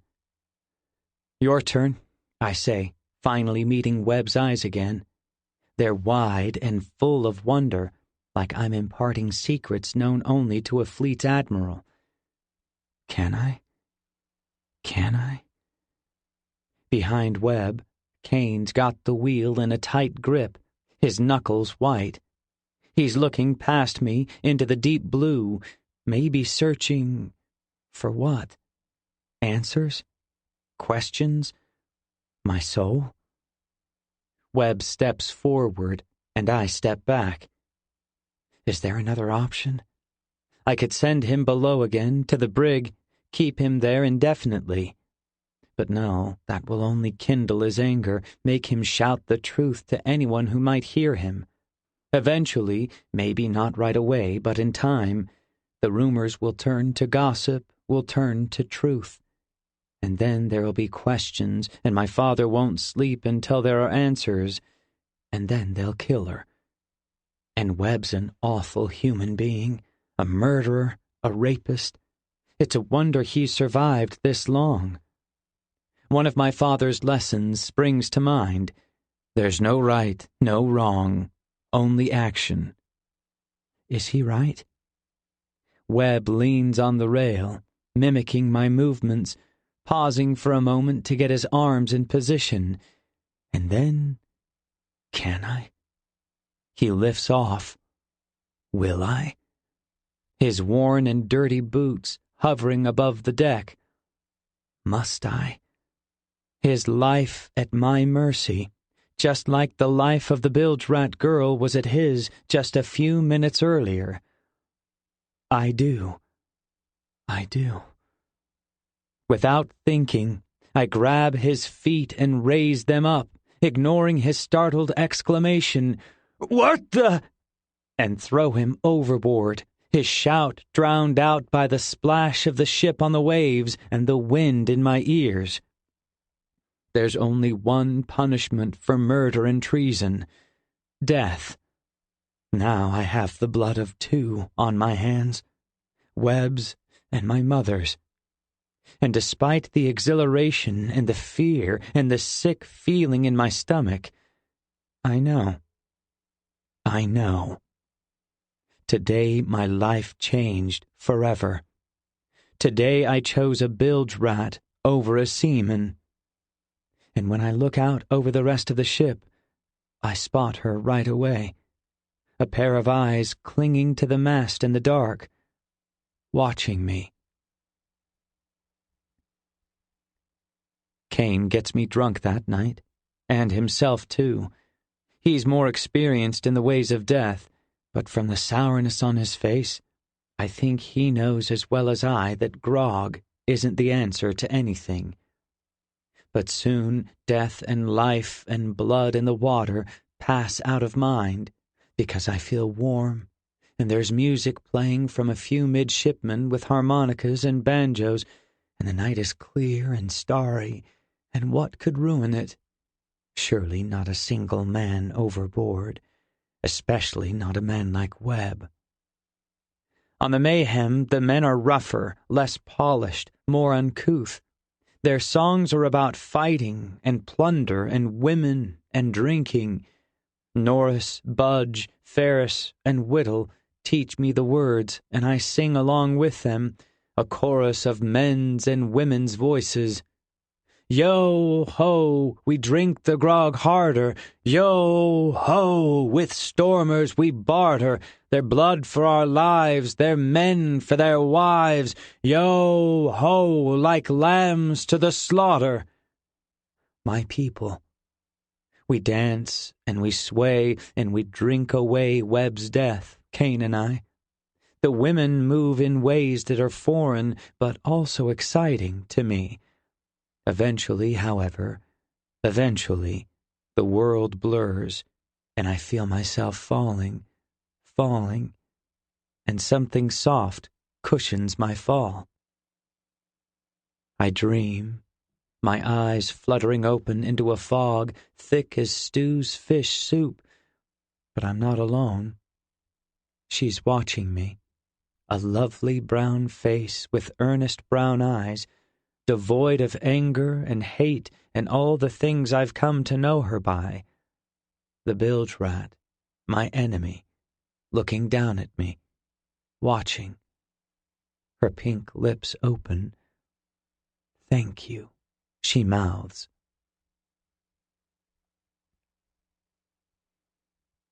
My second ever grog headache is worse than the first, worse than the pain caused by the girl's well-hurled brush. Severe. "Get up!" Hobbs shouts, kicking me in the ribs. I groan and roll over, relishing the sharp tweak in my bones that distracts me from the hammer blows to my skull. I look up to see Hobbs's face against a clear red sky, the sun already a quarter of the way to its midday peak. "Where am I?" I say absently, intending the external question as an internal thought. "In water country, on the Mayhem, on the planet Earth, in hell. Take your pick," Hobbs says, kicking me again. "What day is it?" I ask, still not learning my lesson. Questions mean getting kicked. Hobbs kicks me, and I groan. "Well, it's supposed to be the day we lay anchor with the rest of the fleet, meet with your father, discuss our next moves in the war with the Stormers. Any of that ring a bell?" "What's the problem?" I ask, earning a stomp to the chest. I gasp, clutch at myself, try to breathe. "The problem is that the brave lieutenants Jones and Kane made a brilliant decision to lay anchor last night so the men could have a party. While you and the rest of the crew drunk yourself sick, the rest of the fleet moved further ahead. We'll be lucky to catch them by the turn of the day." I groan again, but fearing Hobbs's heavy boots, I manage to clamber to my feet, swaying for a moment before getting my legs under me. I take in the scene before me. The bilge rats are out in number, tidying up after the previous night's events. The rest of the crew are up and moving too, albeit slowly and like zombies, going about getting the ship ready for sail. Norris and Budge are pulling on their shirts. Ferris and Whittle are rubbing their eyes and yawning, but all that hardly seems important now. A man died last night. Because of me. I killed a man. It seems no matter what decision I make, there's no right answer. Only pain. Only death. Am I wrong? Is it me who's to blame? I killed a man. The realization comes back like a lightning strike on the plains of Storm Country, fierce and jagged, twisting my insides, cutting. But then I see the girl's brown eyes, stunning and mysterious in the fog, her mouthed "thank you," and my actions don't feel so wrong. Would my father agree? Not a chance. I push past Hobbs, suddenly eager to do the only thing I really, truly know how to do: be a sailor. The orders fly out of my mouth without thought. "You four, Norris, Budge, Ferris, Whittle, raise the anchor. Hurley, Key, Toadstool, raise the sails. Breakfast can wait, you dogs. We have miles to make up." Although the words feel good and right and like the words of a lieutenant, it's not until the men snap to attention and begin scurrying about the ship that I realize I'm one of them and they know it, and they'll work for me. Chapter 18. Sadie.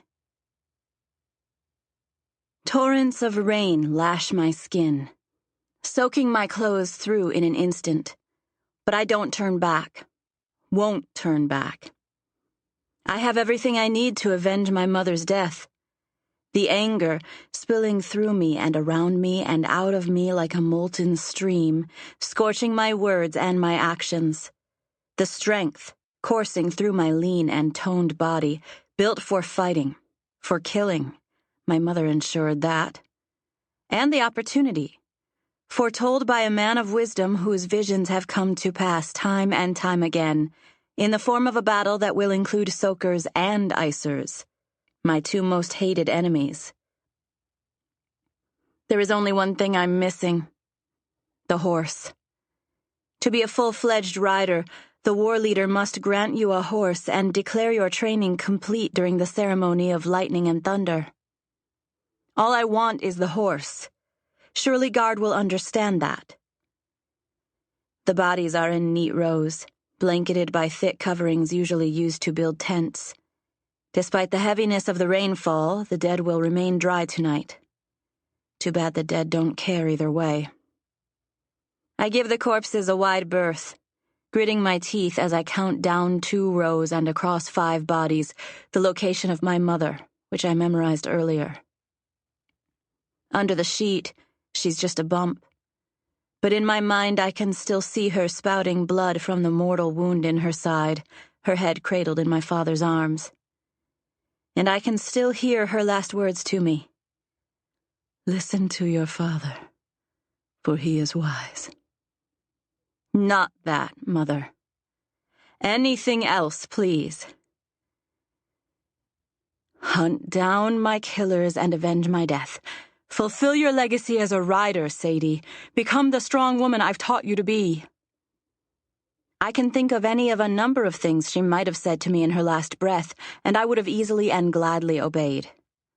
But listen to my father? Already I've failed in that regard, storming out into the rain when he needed me the most, even asked for it with a soulful plea that extended into the lines of his arms.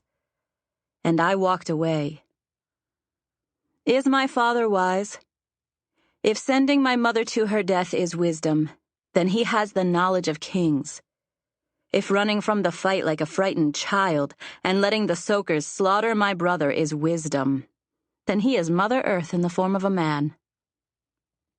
No, my father is not wise. And though it tears me through to the very fabric of my being, I cannot obey my mother's final desperate command. Damn father for putting me in this position. Remy is outside his tent, sitting in a brown puddle, head in his hands. What does he have to mourn? Arya? She was like a sister to him, but not a sister, not really. He has lost no one who is tied to him by blood, while I have lost the very person whose blood runs through my veins. Get up, I want to scream. Be a man, be a rider, get your father, for tonight we take the first steps toward revenge.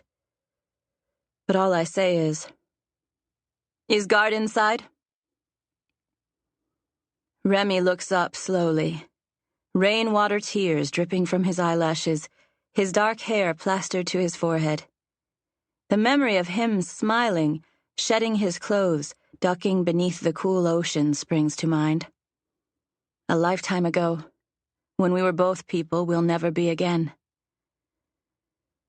Sadie, he says in a heavy tone. No, I say, because I know what's coming next. I'm so sorry. No, I shriek. You're a rider. Start acting like it. The shock on his face is something I've wanted to see for a while, but somehow it's not satisfying. Not anymore. He opens his mouth to say something, but then closes it, motions for me to enter the tent behind him. When I step inside, I'm not sure what to expect. Something bigger, more spectacular, full of maps and miniature horses and riders and soakers, all laid out like a game, with Guard poring over it, seeking out the weaknesses in our enemy's defenses. But instead, the inside of the war leader's tent looks much like our tent. The edges are lined with bedding, neatly folded and ready for use. Animal skins hang from a line that stretches from end to end. Remy's mother, a healer, is notably absent. most likely working tirelessly to save the few riders' lives that continue to hang in the balance. Guard is sitting cross-legged, eyes closed, his big hands in his lap, folded, like two animals sleeping. Although I've always known him to be a big man, seeing him in such a confined space magnifies the effect, as he takes up nearly half of the tent, which is but a fraction of the size of what I would expect a warlord to command. I stand before him for a moment, considering whether to disturb his meditation or sleep or whatever it is he's doing. I flinch when, eyes still closed, he speaks. "Your mother was a great warrior," he says. "She died with honor. She slew many of the enemy before and after receiving her fatal wound." No apology, no whispered sentiments, no sadness in his voice. Only pride and truth. His words warm me, and I'm surprised to feel tears welling up. Never again, I command myself. I blink the budding drops away before they can grow to full size. "Thank you for telling me these things," I say. "You did not come here for these words," he says, his voice deeper than thunder. His eyes flash open with this statement, two black orbs flecked with fireflies from the flickering lantern. "You want to ask me a question, yes?" How does he know? Or is he just guessing? A quiver of fear runs up my spine, and I stiffen, squeezing my muscles to burn away the coldness seeping into my bones. I won't ask the question, won't leave the matter open for his judgment. I can't risk it. My words will be similar but different, stronger. My will. "I will receive my horse tonight. I will be a rider with your blessing or without." A statement, there and gone, but the feeling from it still lingering in the silence, broken only by a thunderclap so loud it rumbles the very earth under my feet. "Yes, you will," he says, and I can't help my lips from parting and sucking in a sharp breath of surprise. "You have your mother's eyes, and her strength. You will be a great and formidable rider." "Thank you," I say numbly, holding back my pride. Guard stares at me, unblinking, and I can't help but feel awkward and unrider-like under his intense gaze. I move to leave the tent, but his words stop me. "Revenge is only satisfying if the right adversary is punished," he says. I turn, but his eyes are already closed, leaving me to wonder whether it's a coincidence that his words sound so much like my father's. There will be two ceremonies on this night of nights. First is the presentation of the lost rider souls to Mother Earth atop a funeral pyre. Because there are so many, they will be burned as one. The soggy ground squishes under my boots as I shift from side to side, uncomfortable. Not so long ago I wore my grief on my arms, which covered my face, on my cheeks, which were wet with tears, in my curled-up body, which was racked with sobs of hurt and longing. My grief was a luxury I no longer have available. My father's sniffs and sobs are enough for the both of us, as he stands at my side, allowing the other men of wisdom to conduct the ceremony. He tries to put his arm around me, but I shrug him off. My mother was a great warrior. The names are called, and I wait, blinking with each one. Remy is at his father's side, thankfully tear-free now. He glances at me a few times, but I pretend not to notice until Arya's name is called. A shot of warmth plumes in my chest when I see his reaction. He's stoic. Although, like me, he blinks, but his face is free of emotion. His eyes dry, his arms hanging loosely at his sides. A rider must be stronger, more careful with their words and actions. a model of control of body and mind. Even from atop the burning pile of the dead, my mother speaks to me. I notice Remy's head cocked to the side as if he hears her too. When he looks at me, there's understanding in his expression. And yet I can't forgive him. Not when he stayed my hand when it was raised to strike down the Soker officer boy, the one from my father's vision. The act that might have changed everything. When Remy nods at me, I look away. My mother's name is called, and I shut my ears to my father's wails, clench my fists, and watch her burn with the others, holding my breath to the charred odor of burning flesh. When the names have all been called, I raise my head to the sky with the others, watch the souls rise to meet our mother, to become the clouds that provide the water we drink, the food for everything that grows. And when I raise a fist in the air, I don't have to look to know that the other riders are doing the same. My brothers and sisters. My calling. At least my father got one thing right. The horses of the fallen, at least those which survived the battle, each receive a smack on the rump, and it's like they know. They know.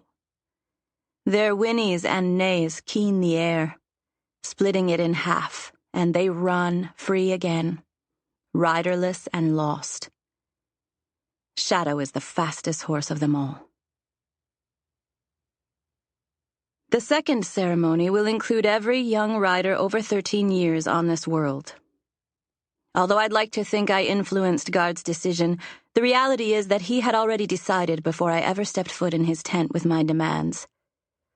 We are beside the stables, as far from the human ashes as possible. The entire camp, save for the healers and wounded, are here, waiting for Guard to speak. Hundreds of men and women and children. The night is unusually warm, as if the earlier bonfire has been infused into the air. Smoke curls above the camp, as if transporting the final lingering souls to the clouds. I stand with 9 others, my age or a year younger, in a line. Remy was already waiting when I arrived, and I chose a position on the opposite end. One of us is last and one first, depending on which direction Guard chooses to start from. Guard begins by clearing his throat. Stormers, we have faced a grave threat, and have been victorious. I stay silent while the camp cheers. The Icer King is dead. More cheers. But the war is not yet won. Although we have cut off the head of the dragon that would deliver children to work as slaves on the Soker's ships, the true beast slides along the blue crests of the sea untouched. We have lost many riders, our protectors, defenders of good and warriors against evil, but we are not lost. Not while we still have breath in our lungs, blood in our veins, honor in our hearts. Guard pauses, scans the crowd. We must replenish our numbers earlier than we'd planned, but that is no matter to us. Not when the next 2 generations of riders are the brothers and sisters standing before you today. He motions to us, and the crowd's attention follows.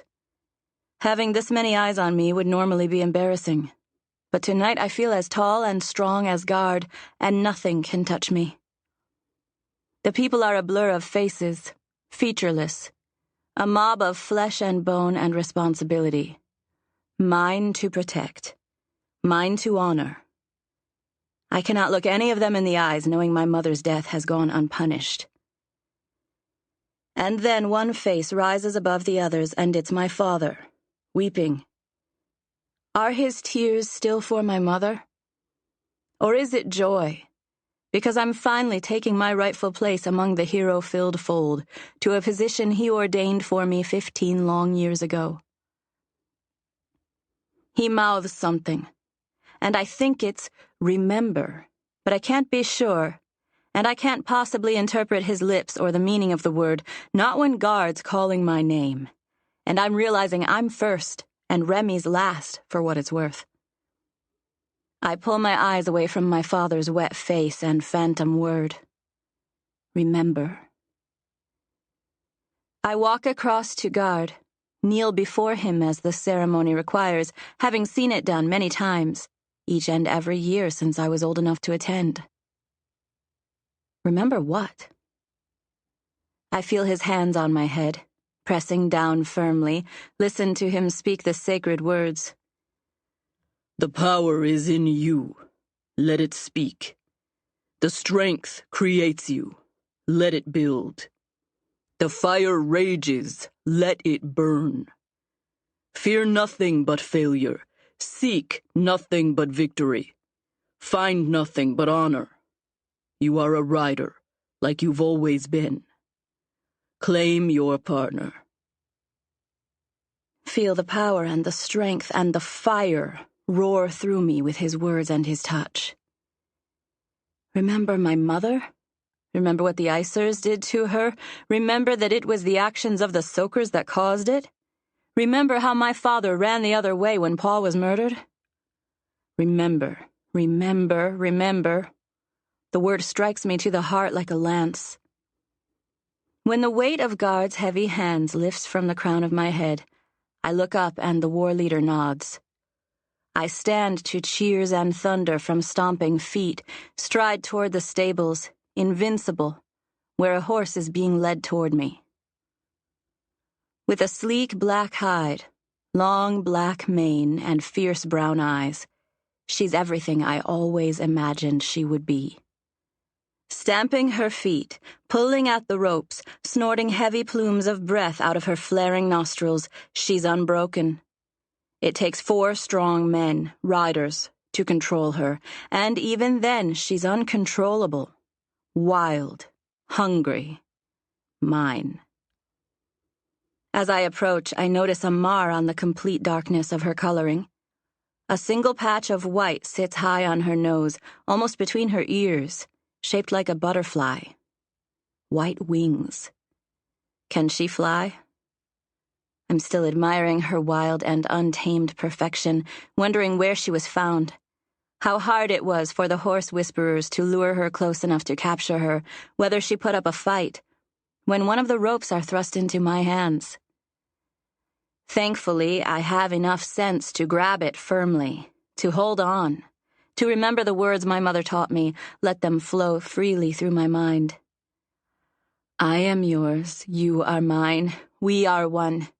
A warrior and a steed become a rider. Fight with me, even as I fight with you. Separate, our strength is breakable, matched by many. Combined, our power is above all, unstoppable. The words roll over and over in my mind as I take the second rope, walking my hands up the thick strands, feeling them burn my palms as the horse bucks and strains against the bonds that are so foreign to a creature that has known only complete freedom while roaming wild on the plains. Freedom is an illusion.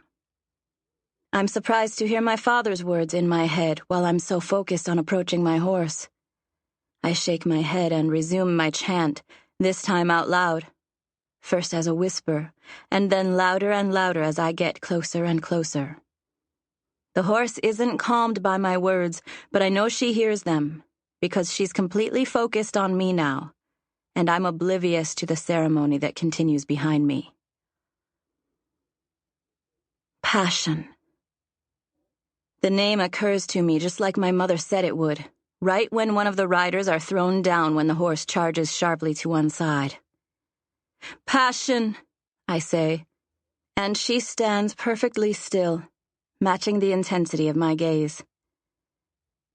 Sadie. She snorts, as if my name is but a cricket under the stomp of her grand feet, and so it is.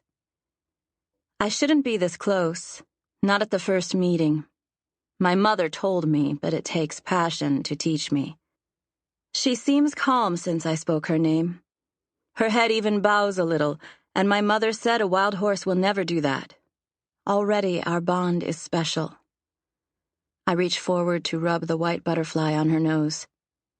Her drooping eyes suddenly flash with anger, and her head bucks as she leaps forward, butting me, throwing me backward, nearly stomping on my leg as I skid across the grass.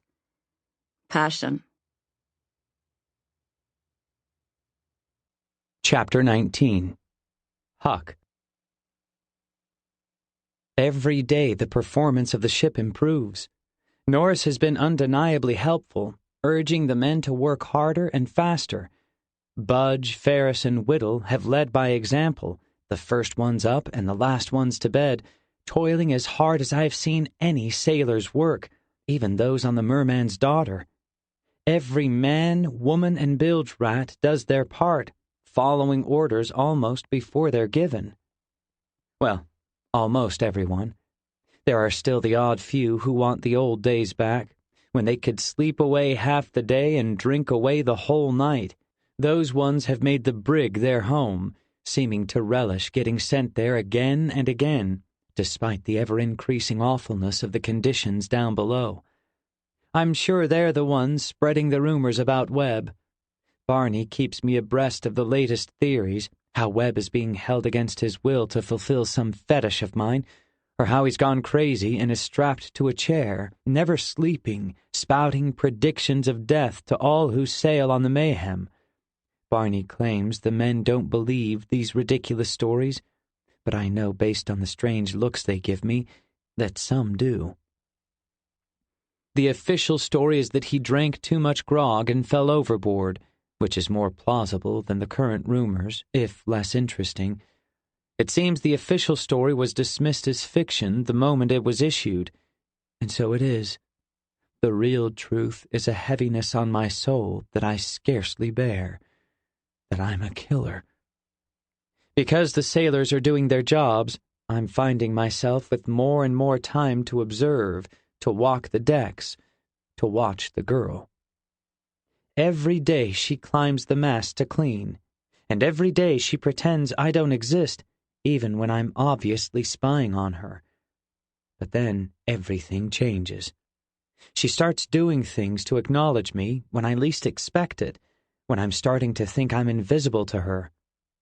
Sometimes she spits in my direction, leaving a wad of bubbly white at my feet, or she fakes like she's going to throw her brush at me again, causing me to flinch and her to laugh, or she makes a face at me, like just looking at me makes her want to throw up, but then her smile gives her away.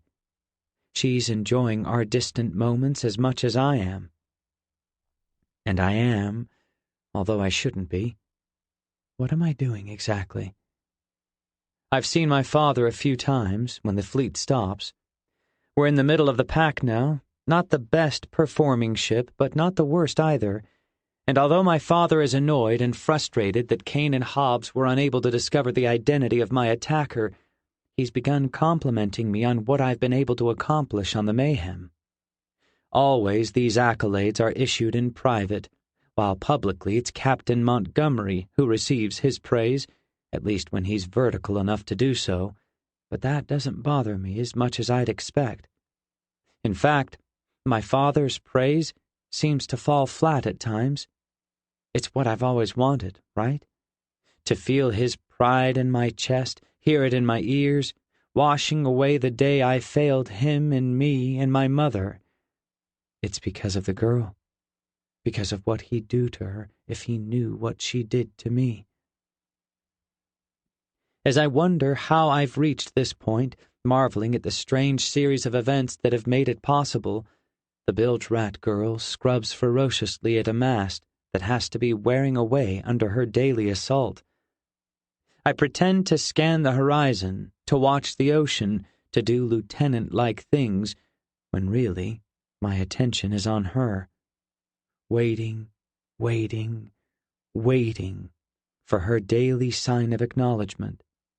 Something that's become a ritual for the both of us, something to wake up for. That's when the ritual changes. She looks right at me, and I can't pretend to look at the ocean anymore, not when she's looking at me. And I wait for the sign, for the spitting, or the faked brush throw, or the vomit face. But instead, she smiles, and my heart stops. It really does. And then she slides down the mast, smiling the whole way. My heart starts beating again, faster, faster, faster, because she walks toward me. She's heading toward another mast, surely, to climb and clean it, but I know it's not true. And then she passes by the wood column and moves toward the steps to the quarterdeck. She pauses for a moment at the bottom, but then takes the first step. Every man, woman, and bilge rat stops what they're doing to watch her, because everyone knows you must be a lieutenant or above, or invited by one, to climb those steps. But she's doing it, and I don't know why, and I don't know what to do, because I don't want her to be punished. But she's forcing my hand, and because I've killed to save her life. The girl reaches the top. My heart races as she walks toward me. I stand, nearly stumbling on the crate I've been sitting on. When she nears me, she stops. "My name is Jade," she says, in a voice that's much less rough than I expected. "I just wanted you to know that, so you can stop thinking of me as the bilge rat girl." I can feel the stares of the men on us, but at least this bold girl, Jade, what a beautiful name, is speaking low enough that no one else can hear her words. And I have to do something or they'll kill her and tell my father, and it will all be over. The daily ritual, the shared secrets, my father's pride, gone in an instant. Jade nods, as if encouraging me. "Huck," I say, wondering why I don't say Lieutenant Jones. "What kind of name is Huck?" she asks, turning her head slightly, exposing her cheek. I slap her, not soft and not hard, a quick snap of my wrist, not because she mocked my name, but because she's left me no choice. I do it for her, and it hurts me too. She takes a step back, unsurprised, not so much as raising a hand to her reddened cheek. Her eyes dance with the smile she can't show on her lips. "That'll be a day in the brig for your nerve!" I shout, plenty loud enough for every man and woman watching to hear. "And the next time you dare to climb those steps, you'll swim with the sharp-tooths!" But my words don't match the smile I can feel in my eyes. Bowing slightly, she walks away, descends the steps, and allows herself to be marched to the brig by the two men who've stepped forward to carry out my punishment. It's all I can do to hide the mixture of astonishment and jubilation that stretches and pulls beneath the skin of my face. Jade's out of the brig and back on the masts. She won't look at me. Is she angry with me for slapping her? For sending her to isolation? How could she be when she left me no choice? There it is, a quick glance in my direction, the barest hint of a smile tugging at the corners of her lips. Not angry. So I can keep on doing what I'm doing, right? But what exactly is that? Stealing moments with the bilge rat girl, Jade, so you can stop thinking of me as the bilge rat girl, carrying on like we're building some type of a friendship? I laugh out loud. "What is it, sir?" Barney says, approaching from the side. Trying to pretend like I was generally scanning the ship rather than focusing entirely on Jade, who continues scrubbing, I say, "I was just having a chuckle at the pathetic disrepair of the sails. It's a wonder we sail at all." Barney muses. "I've wondered why your attention has been on the skies as of late." I give him a dagger-filled glance, but I can't hold it when I see the curved sausage smile on his fat lips. "You know, I have some experience repairing sails," I say, "from one of my apprenticeships on the Merman's Daughter. My father insisted that to be a captain one day, I needed to learn every aspect of a ship's management. It would be unusual for a lieutenant to be seen repairing sails, Barney says. Is there another? Unfortunately, the sad state of the sails is a direct result of an unfortunate accident involving the previous sail climber. While performing his work, he fell to his death. His breath stank of grog. I must train a replacement immediately. Would that be acceptable to the men? Barney winks. Given the need, I suspect that will pass the men's scrutiny. Did you have someone in mind? I chew on my lip, wondering whether the words between my teeth are really as foolish as my brain is telling me they are. The job is dangerous, and I will not risk the life of one of the sailors. A bilge rat will do. Someone good at climbing, like that nasty girl who's always cleaning the masts and glaring at everyone. Bring her to my cabin when the sun is at its peak. Aye, aye, sir, Barney says, the annoyingly contagious smile returning to his lips once more. Get the scorch off of me! The shout is just outside my door, and I can't help but cringe when I hear it. It's her, Jade. And from the sounds of it, she's putting up one hell of a bloody fight. I'm a fool. What was I thinking? There's a heavy thud on the door, and I suspect it's from Jade's foot rather than one of my men's hands. Come in, I shout. The door is thrown open, and a pair of sailors, Sid and Monty, carry her in, trying to subdue her thrashing arms and legs. Sid's lip is cut and dribbling blood, and Monty's eye is already showing purple from what I expect was a well-placed kick, for it was he who apparently drew the short straw and was forced to carry her legs. You! Jade screams when she sees me, and I want to step back at the ferocity of her verbal assault, but I can't. Instead, I step forward. Leave her to me, I say to the men. Sir, I don't think, Sid starts to say, his knuckles white from pinning Jade's arms to her side. Leave her, I repeat. When Sid hesitates for a moment, Jade twists her head back and tries to bite him. He yelps, dropping her. Because Monty is still clutching her legs, she tumbles face first on the wooden floor. Monty drops her legs, and they both scuttle out of the room like crabs returning to their holes. The door slams, and I'm alone with her. I reach down to help Jade to her feet, but she slaps my hand away, pushes up, kneels, and stands, shoves me back with a strength that's disconnected from her slim build. Her eyes flash with the anger of a sea snake who's been disturbed from its slumber. The backs of my legs hit my bed, and I sit down. What do you want with me? Jade says, accusation in her voice. What does she think I'm going to do to her? Her eyes are flitting from me to the bed and back again. Oh no.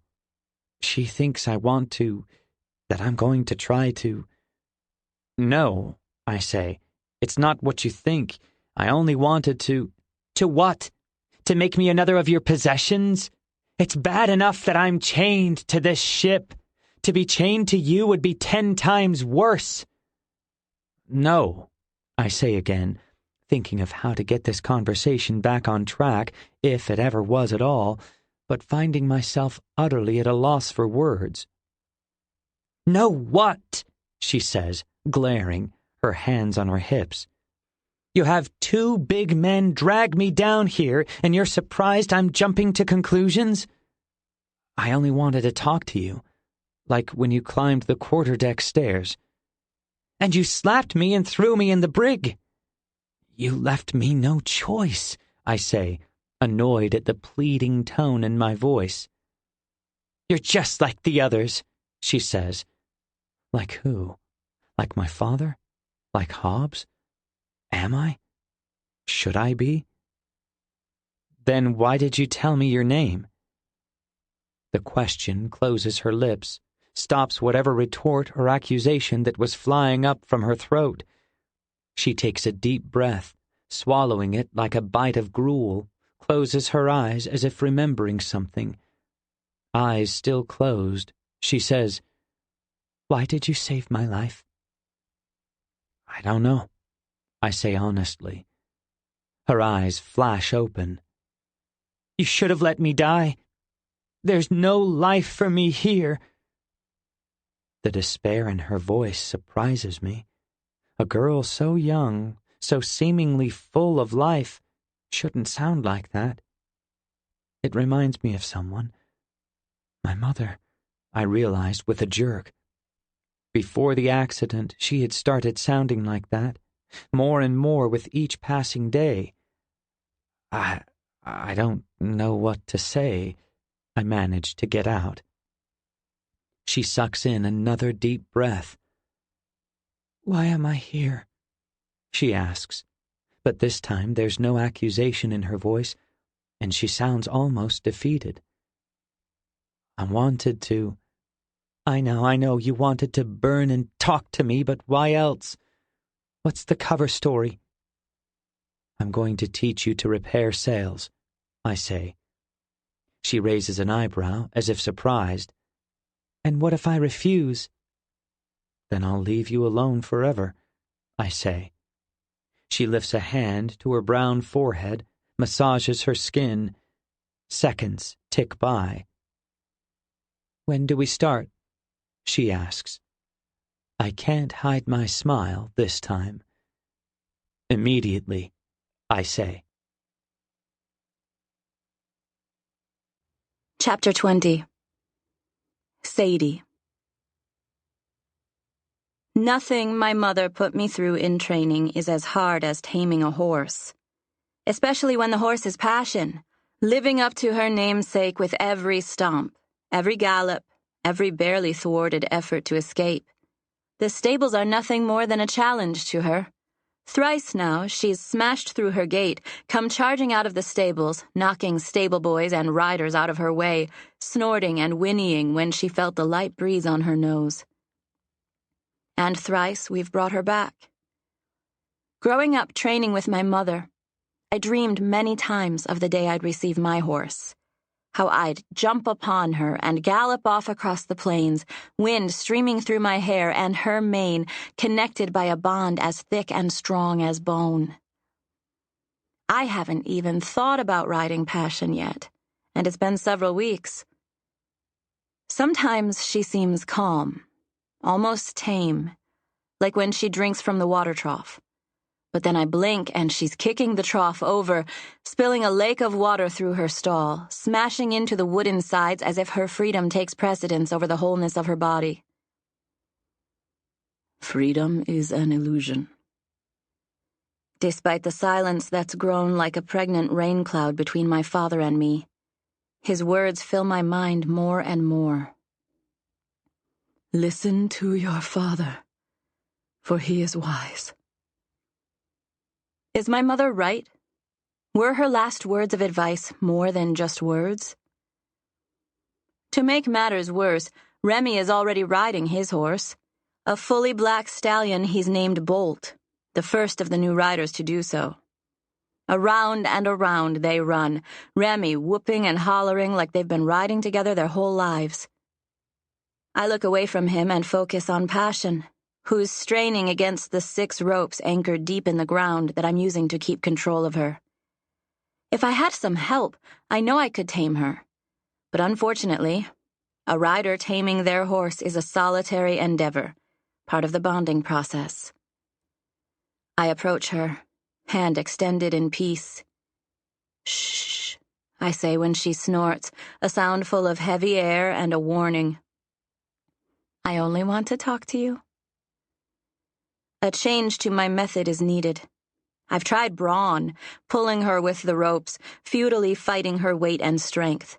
I've tried coercion, offering small morsels like apples and carrots to convince her to perform small tasks like walking a short distance or bowing her head or strutting in a circle. But she seems immune to bribery. Most of the time, she ends up knocking me over and taking the treats anyway. I stop a few feet from her, speak to her. Not a command, sharp and demanding obedience, but soft and with meaning. "You are perfection," I say, receiving a low grumble that vibrates her lips in response. "Obviously," she seems to say. "I am not." Again, her reply sounds like one of complete agreement. "I need you." A soft whinny, her eyes blazing. "I only need myself," is what I interpret. "What if we were meant to be together?" No response. Does she understand me? Has she really understood anything I've just said, or are the responses I've inferred just a child's imagination? Unfazed, I say, "What if our strength lies in our bond?" No response. "What if apart, neither of us are really free, but slaves to not knowing what could have been?" Her eyes, although as wild as ever, are fully focused on me. She has stopped straining against the ropes. The wind, which was so strong a moment ago, has fallen silent, leaving us in a void of silence. Rider and steed, Sadie and Passion. In my mind, our names melt together until they are not worthy of the combined being we have become. No name is worthy. "We can be invincible," I say.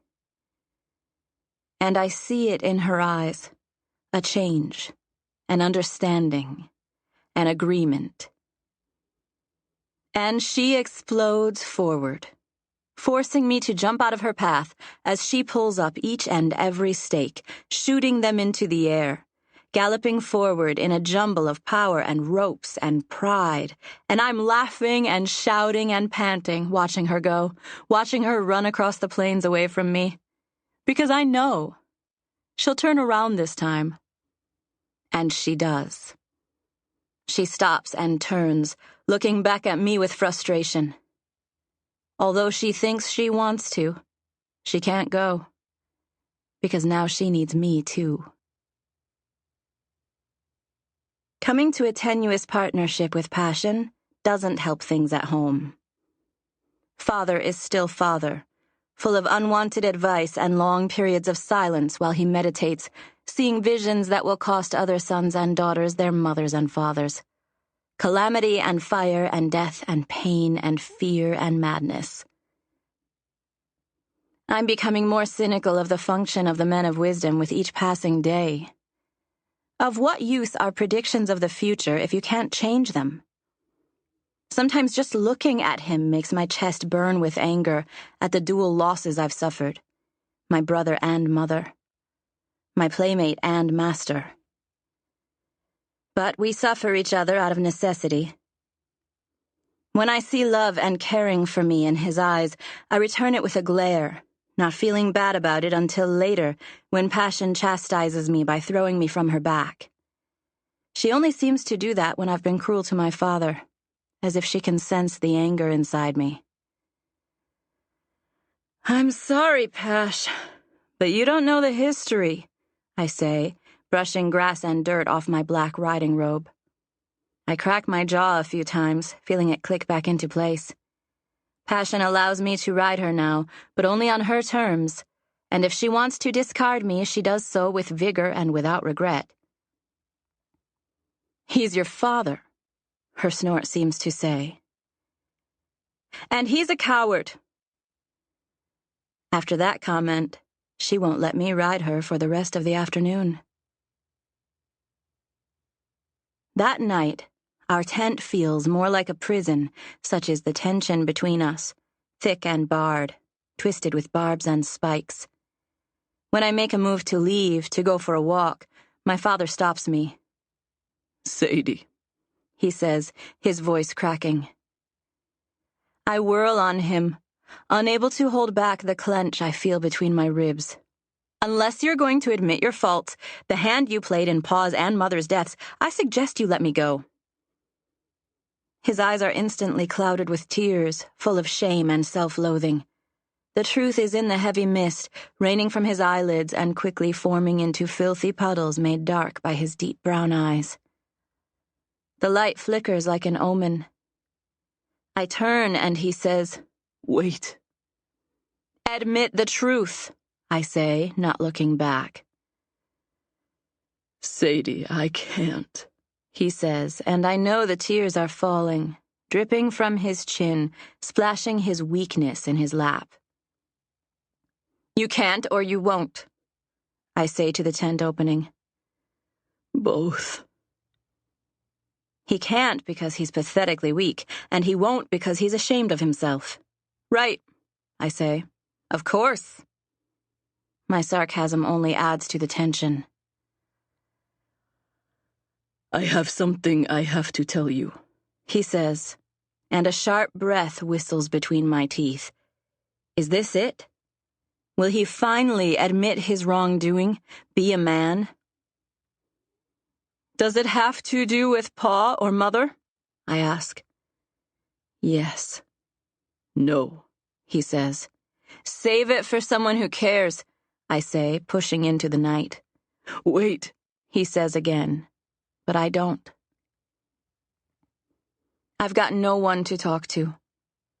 Remy's tried to speak to me a few times, but I've ignored him, and finally he stopped trying. Passion will only give me a hard time about the way I'm treating my father, and I'm not really in the mood for a lecture. With nowhere else to go, I run for the beach, nodding to the watchmen on duty as I pass the last few tents in the camp circle. Although the air is dry, lightning crackles in the distance, warning of an impending storm. Bumps rise up on my arms, and I hug myself, rubbing them away. The ocean is surprisingly calm, and I sit for a while, watching it breathe. They say Mother Earth's hand extends to the very edges of the sea, at which point the deep blue governs itself. But I don't know if I believe that. There are too many signs of the good Mother's hand in everything. She paints the clouds overhead, lifts the seabirds on gusts and bursts of wind, heats the ocean with her fiery sun. If anything, the deep blue is a footman to Mother Earth. The moon is bright tonight, rolling out a carpet of light across the ocean, shimmering anywhere the water pops up. A small wave rolls onto the sand, reaching toward me, sending crabs scurrying out of the way. The hairs rise on the back of my neck, and I leap to my feet, spinning around, ready to defend myself against the attack I feel coming. Remy stands statue still, eyes as wide as a full moon. "You're not going to hit me, are you?" he says. I'm surprised to feel contradicting desires in my heart. On one hand, hitting him sounds like a pretty decent idea. But a more mysterious, less controllable part of me wants to be close to him again. To have things be like they were before, when we were growing closer. Back when my world wasn't dead and burned. Back before we were riders. When we could swim naked in the ocean. Has he come to make peace? I shrug. "I'll hit you if you want me to," I say. He laughs, and I realize how much I've missed it. My nerves, which have been so frayed and torn lately, seem to twist themselves back together. Pain wells inside of me, gathering itself in bunches, aching like deep bruises. "Would hitting me make you feel any better?" Remy asks. "Probably. There's a good chance," I say. "Then do it," he says. But I can't, not when I haven't even told him why I'm so angry with him. "Why are you here?"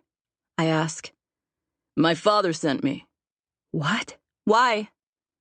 "I don't know. He wouldn't tell me.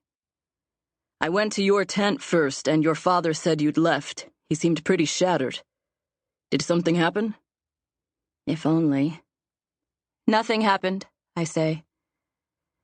Ever since my mother... Why am I telling him any of this? Should I go see your father? Yes, He says. And there's a hitch in his voice that tells me he wishes it wasn't one of his father's errands that brought us to speak again. I have to tell him. I have to. Even if it fails to quench the flames of my anger, at least he'll know why. But I don't. I walk away, leaving him standing on the beach, staring forlornly at the moonlit ocean. Chapter 21. Huck. The men, women, and bilge rats, although pretending to carry out their duties, are watching us. Jade climbs the mast easily, while I am forced to tether myself to the wood and inch my way up, for fear of falling to my death. For the first hour, we don't really talk, don't so much as look at each other, as we construct a series of rope walkways that reach the portions of the largest sail that are most in need of repair. Eventually, the eyes get bored of watching, and we're alone again. Finally, I look at her, tired and hot from climbing and straining against the pull of the ocean. Her brown eyes are bright, her breathing normal. She doesn't even look winded, and while I can feel the drops of sweat meandering down my cheeks, her face is dry. Weird how I never noticed how beautiful brown skin could look on a bilge rat.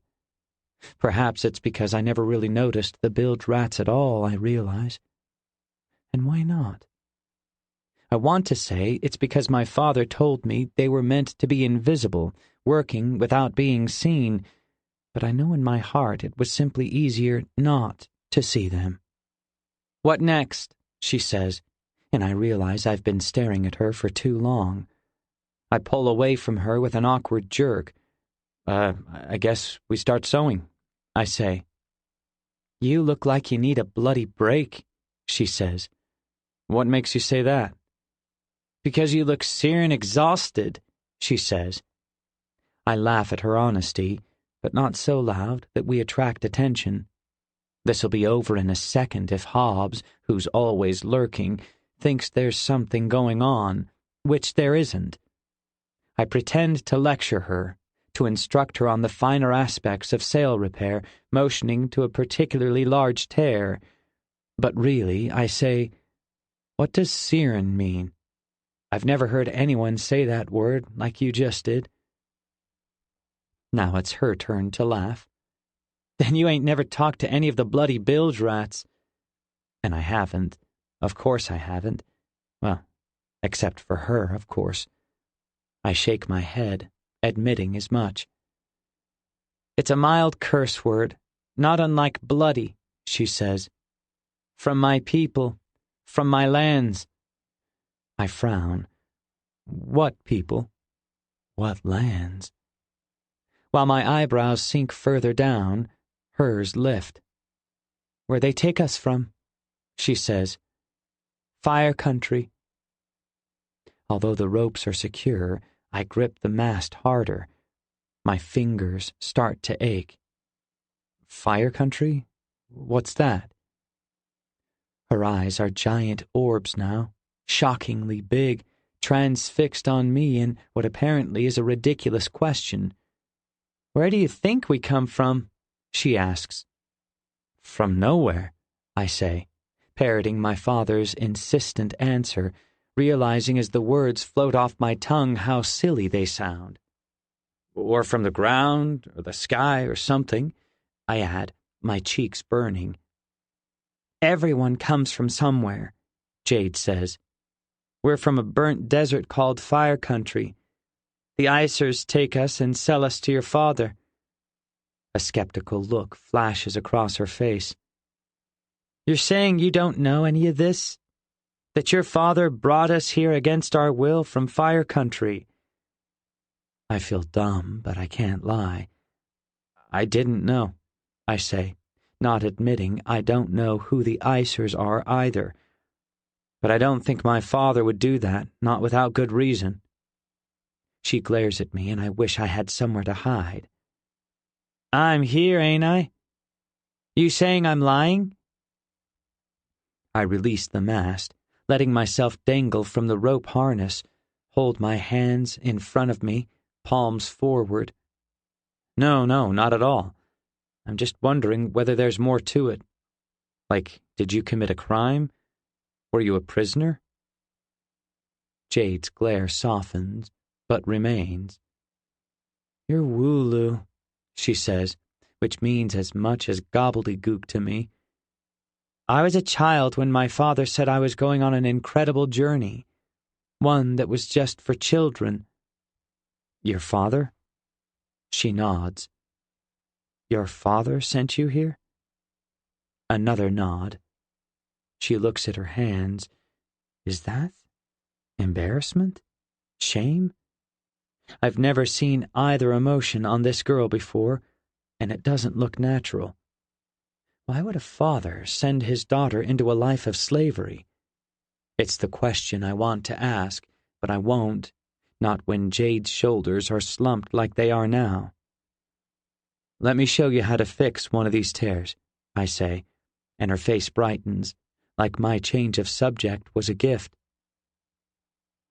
For the next 2 hours we work, balancing on the rope bridges we constructed, using pre-cut squares of cloth to patch up the raggedy sails, and because we do it while the ship's in motion, we don't even lose any time. When the sun begins to splash into the ocean, finishing its day-long arc across the red sky, we pause. There's a lot more work to be done, I say, but it can wait for another day.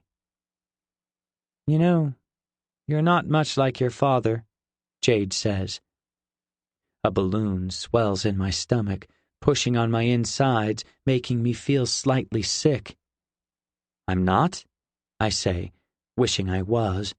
Strong, fearless, a leader. Huck, it's a good thing, she says, and the balloon pops, though I'm not sure why. Perhaps because I like the way she says my name, my real name, not Lieutenant Jones. Oh, I say, wondering how being unlike the Admiral of the fleet could be a good thing. There's silence for a few minutes as we both rest high atop the decks. The wind blows strong and steady, brushing my hair away from my eyes.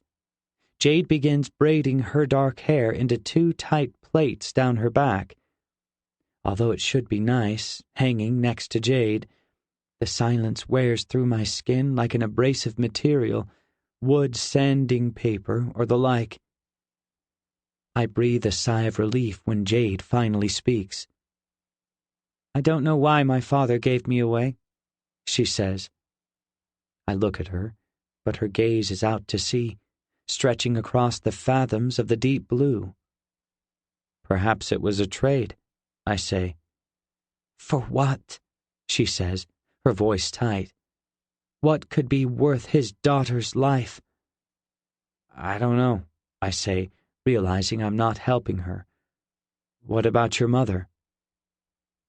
She looks at me, her hard stare softening like melting butter. Mother was beautiful, she says softly. When she's like this, it's hard to believe this is the same girl who threw a scrub brush at my head. And kind and loving. No, she didn't know what my father was doing. I don't know what he told her. My hands are sweaty, not from the work, but because I have the sudden urge to reach out and touch her hand. Instead, I rub my head. You've got a good bloody arm, I say. No, a good searing arm, I correct. She laughs, and my heart swells. I could teach you some other words if you want, she says. I nod, smiling. But not here, I say. The men will hear if we talk too loudly. I motion below. Where then? I point upwards, even higher. She follows my gesture. The crow's nest? She says, eyes widening. But Whatever she was going to say fades away like the daylight. What? I say. We can't do this, she says suddenly. We're not the same. We come from different worlds. She starts to slide down the mast. Wait, I say, but she doesn't stop, doesn't look up, slides all the way to the deck and melts into the brown wood below. Jade won't talk to me after that, and I can't actively pursue a conversation for fear that Hobbs will suspect my true motives. And what are my true motives? Bloody hell if I know. It's crazy, I know. A bilge rat and a lieutenant? They've chucked men overboard for less. And if it came down to it, my father would throw her to the sharp-tooths first and leave me alive to shoulder the pain. Although at first I watch her every free moment I get, eventually duty and bad luck draw my attention elsewhere. The scurv hits the ship hard. First it's a woman, one of the laundresses, moaning and crying in the night, waking up half the ship. She dies a week later, alone because of the mandatory quarantine. Next is an oarsman, whose newfound sense of honor leads him to request to keep working while he's ill. When I find him, he's soaked with sweat and burning with fever, clinging to his oar. The other men have all gone above deck, afraid of catching it. When I order him to the quarantine cabin, he cries, and a bit of me rips apart. Everyone has to work harder to fill the gaps, and my energy is temporarily focused on keeping the ship running smoothly. Another sailor dies less than a week later, and still we sail on, ever onwards, waiting for the fleet to stop. I spend a lot of time with Barney, who seems unwilling to leave my side. We sit side by side, watching the sailors, considering how best to operate with the shortages in manpower. What if I operate an oar while Hobbs mans one of the sails? I suggest. You might as well ask your father to rig up the sails, Barney says. I bite my lip because he's right. Hobbs would never stoop to such a position, even if doing so could save his life, and we haven't reached that point yet anyway. How about you? I say. Barney's eyes widen. Me? Sir, I can assure you, I'm not your man. Can you walk? Well, yes, but do you have hands? Of course, but sir, then you're my man, I say, smiling broadly and knowing full well that Barney would faint under a day of hard sailor's work. I'm not exactly fit for the job, he says, rubbing his more than adequate belly. I laugh heartily, stopping only when I realize it's the first time I've laughed in several days. The ship lists from side to side while I continue to ponder our dilemma. In the end, no matter how many replacement workers we throw at the sails and the oars, with our holy sails, we're not going to be able to keep up with the other ships. I have to fix them. Alone this time, it seems. The thought becomes a pit in my gut. A searing pit in my searing gut, I think, almost laughing in spite of myself. I miss the way she talks, I realize, and the way she laughs and moves and looks at me, at least when she's not glaring daggers in my direction. The ship rolls hard to the right, and something thumps on the lower deck. Someone screams. I stand, seeing a brown body crumpled on the wood. No, I think, already running, leaving Barney's side and taking the steps two at a time. Brown-skinned bodies are huddled around the fallen form. The rest of the sailors stand off to the side, just watching, offering no assistance. Jade is one of the bilge rats standing in the circle. There's a burst of joy in my chest, and I know it's mean and wrong, because there's a young boy, maybe 2 yards my junior, shaking on the deck, wheezing, stricken with the scurv. dying. We need to get him to quarantine, I say, and the bilge rats turn to look at me, opening a gap in their circle. I feel Jade's eyes on me, but I don't look at her, can't look at her, not when there's a boy dying between us. I step forward and lift him carefully. He's all bone and muscle, still shaking, his body in full rebellion against the disease, but clearly losing both the battle and the war. For a moment, his eyes meet mine, and I think there's clarity in them, like maybe he knows who I am, but then they roll back, and all I see are the whites. I step out of the circle, but stop when I come face to face with Hobbs. "One of the rats got the scurv?" he asks, although it's pretty clear he's not looking for an answer, not the way his arms are crossed like an X across his chest. I try to push past, but his arm flashes out and stops me. "Where are you going?" "To quarantine." Obviously, I want to add. "Throw him overboard," he says. "What?" "You heard me." I did hear him, all 3 words, like nails pounded into the frame of a new ship being built. "I'm taking him to quarantine," I say more firmly. "Are you disobeying a direct order from a superior officer?" Hobbs says, sounding almost hopeful. I want to disobey him. I do, I swear. But I can't. This boy is dying, and if I don't do as Hobbs says, I'll be demoted and removed from the mayhem, and well, that can't happen. Not when she's still on board. Not when the ship needs me. Don't they? I start to push the boy's body into Hobbs' arms, but he jumps back as if touching any part of his skin will immediately transfer the disease. "You do it!" he snarls. I'm helpless as my mother slips from my grasp. I'm strong and evil and a murderer as I push Webb over the side with a swift shove. Twice it's been my doing, and this will make thrice. For some reason, the number seems ominous. I stride past Hobbs to the railing, the silence broken only by the click of my boots on the deck. Will she ever speak to me again?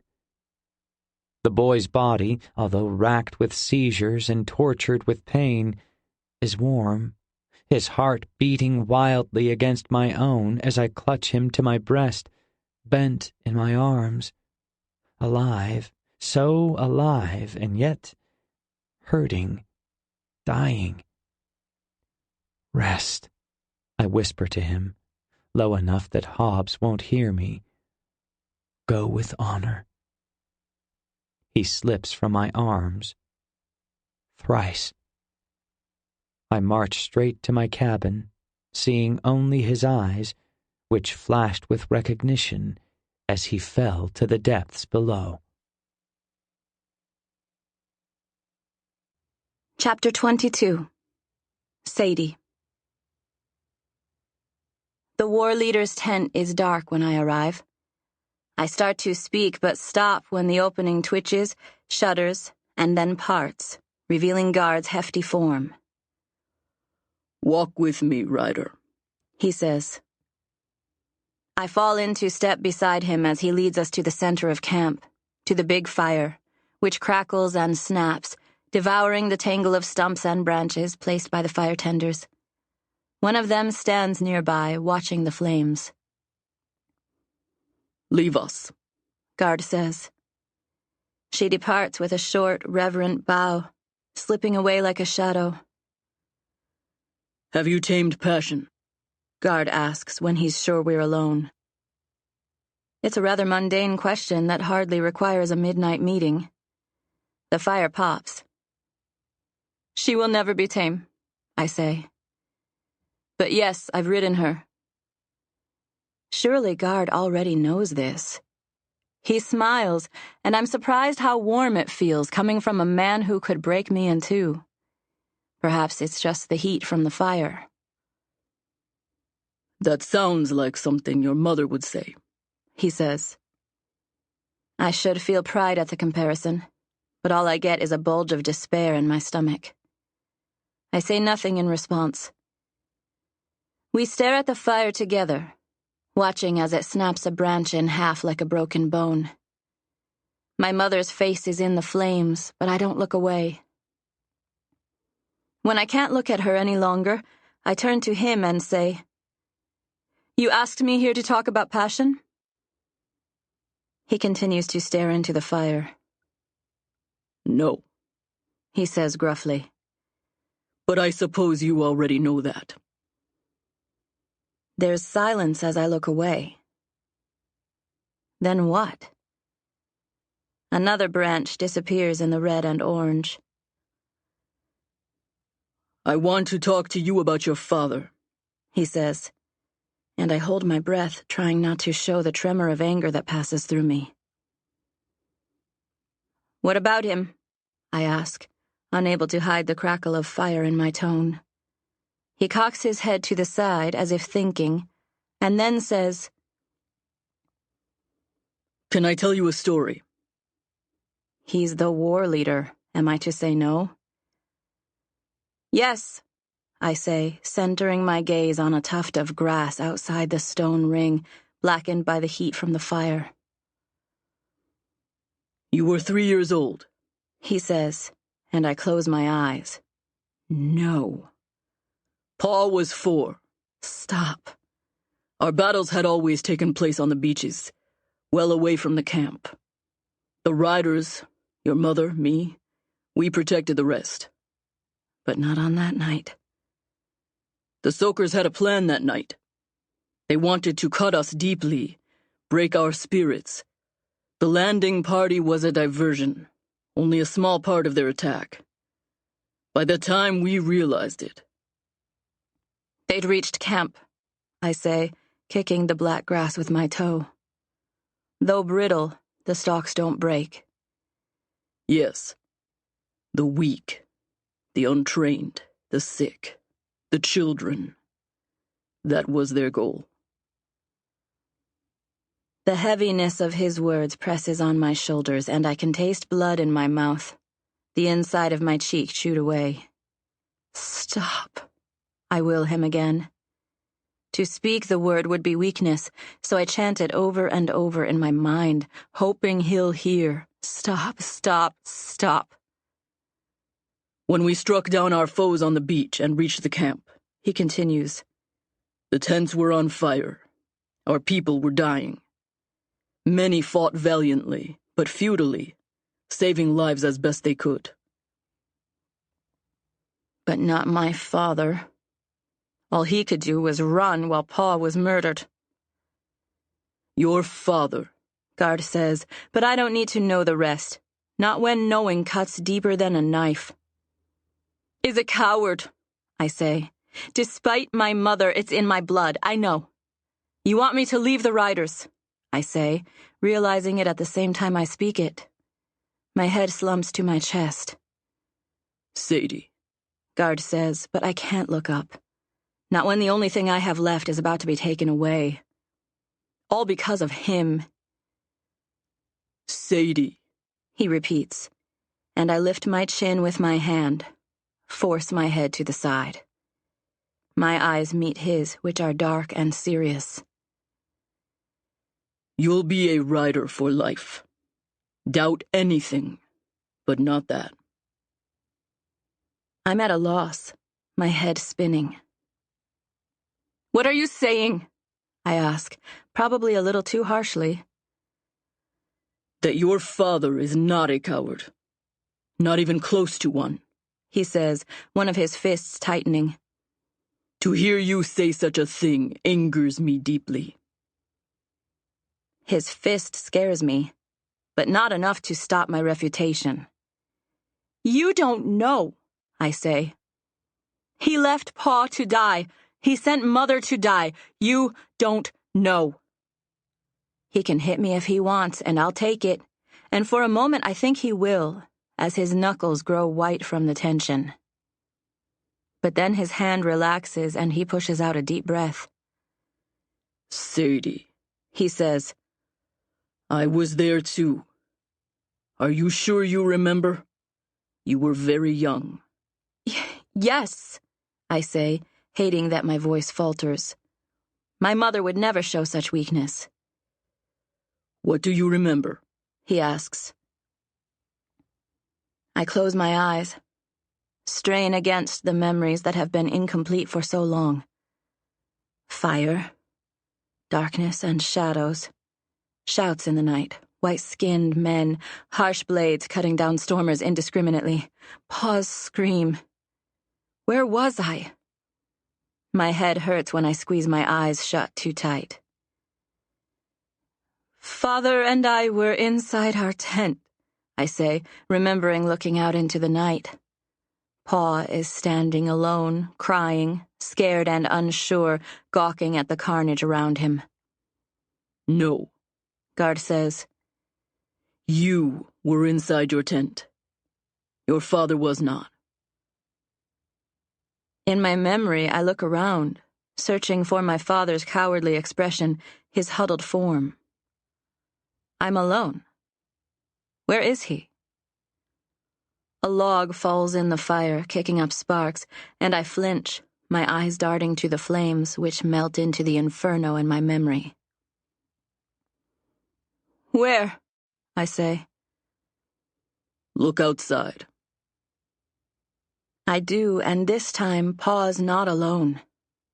My father tries to pick him up, but it's too late. A soaker is upon him, brandishing a sword. No!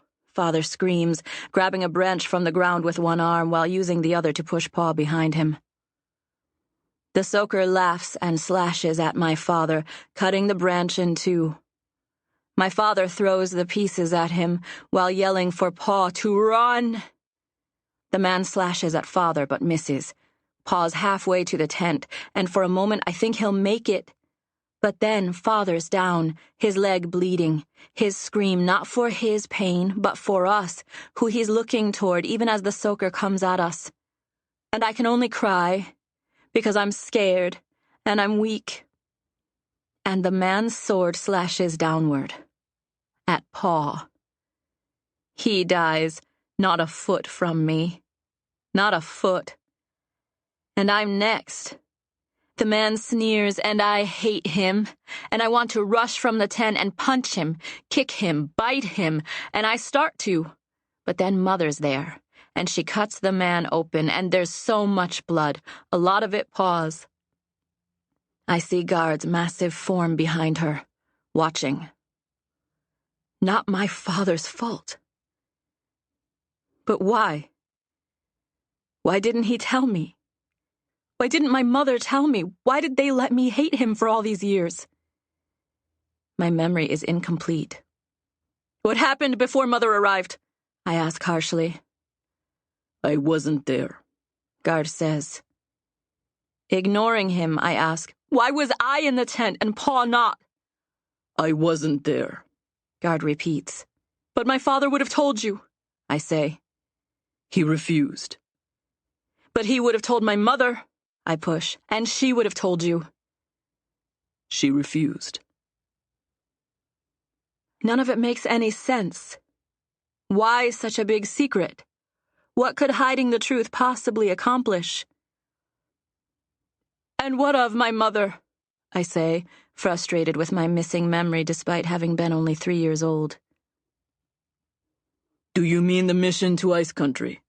Guard asks. I nod, running a hand through my hair. Did my father know she would die? Yes, Guard says. The anger swarms back through me, washing away my confusion. The world is right again, my father still to blame. Did you know? I ask, my words burning with accusation. Yes, he admits. I'm afraid of myself, that I'll hit him. I tuck my hands underneath me as a safeguard, take a deep breath. And you did nothing? No, he says. Your father came to me first. Told me about his vision before he told even your mother. Begged me to forbid her from riding with the others. Said he'd ride in her stead. But you refused him? Another accusation hurled like a stone. No. Again, the answer surprises me. I agreed, except for the part about him riding. Neither of them would go. I frown. Then what happened? Why did she go? We couldn't stop her. She knew the truth, and still she went. She said if we refused her, she'd take her own life anyway. The threat was real in her voice. Your mother could be stubborn. I have to close my eyes to stop my head from spinning. My father did everything in his power to stop my mother from riding to her death. He tried to sacrifice his own life to save Pa's. I think I've made a grave mistake, I say, my voice quivering as much as the dancing flames. It's not your fault, Guard says. You didn't know, and no one told you. Which again begs the question, why? I have to go, I say, standing quickly. Thank you for telling me. You needed to know. Now more than ever. Guard saw the anger eating me away and was worried it would affect my performance as a rider. Is that it? Is that why he's telling me? Something tells me there's more. I stomp on the blackened blades of grass as I walk away, feeling them crumble beneath my trod. Chapter 23. Huck. Heavy. That's the only word to describe the feeling inside me. There are so many eyes in my sleep. Mothers, Webbs, the bilge rat boys. All staring, burning holes of accusation through my skin. He's the one, they say. He killed us. Although the scurv seems to be under control again, Jade won't talk to me. Just clambers up the mast each morning, dead set on repairing every last tear in the sails without further assistance from me. I could go up, work alongside her, but why force something that's not there? As I eat alone in my cabin in a silence broken only by the intermittent creaking of the ship, I mull over what to do.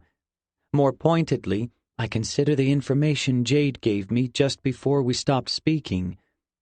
Fire country. The bilge rat's home. Taken, abducted, tricked, brought to a place where their dogs, no, less than dogs, rats, forced to slave away day in and day out, obeying orders from men who can barely look at them. Was she lying, trying to gain my sympathy? In some ways, I hope she was, so my father's not a monster, so the world can become right again. But in other ways, I'll be sadder if she was lying, because that means I'm nothing to her, just a boy to be manipulated. There's a knock on my door, and I look up, surprised. I ask not to be disturbed, choosing to take my evening meal in my cabin rather than with the men, needing time to think. Yes, I say, stabbing a potato with my fork. Barney pushes open the door, a strange expression on his face. It's one I've never seen before, a mix of what appears to be glee, embarrassment, and concern. The glee is in his eyes, wide and dancing. The embarrassment is in the extraordinarily crimson flush of his cheeks, and the concern is in his bent eyebrows and pursed lips. I ask not to be, I apologize, sir, but I was sure you'd want to hear this. I raise the potato to my mouth, think better of it, and set my fork down with a clink, uneaten starch still stuck to it. Go on. You should help repair the sails tomorrow, Barney says uncertainly. I stare at him. Are you giving me an order? More like a message, Barney says, turning to go. A message from whom? Although the question is completed, it dies on my tongue, twitching at first, and then still. Barney closes the door softly behind him. She talked to him? To Barney? No, not a question. She talked to Barney. And I'll be climbing the sails tomorrow. When the red dawn creeps over the horizon, I'm high above the ship to watch it.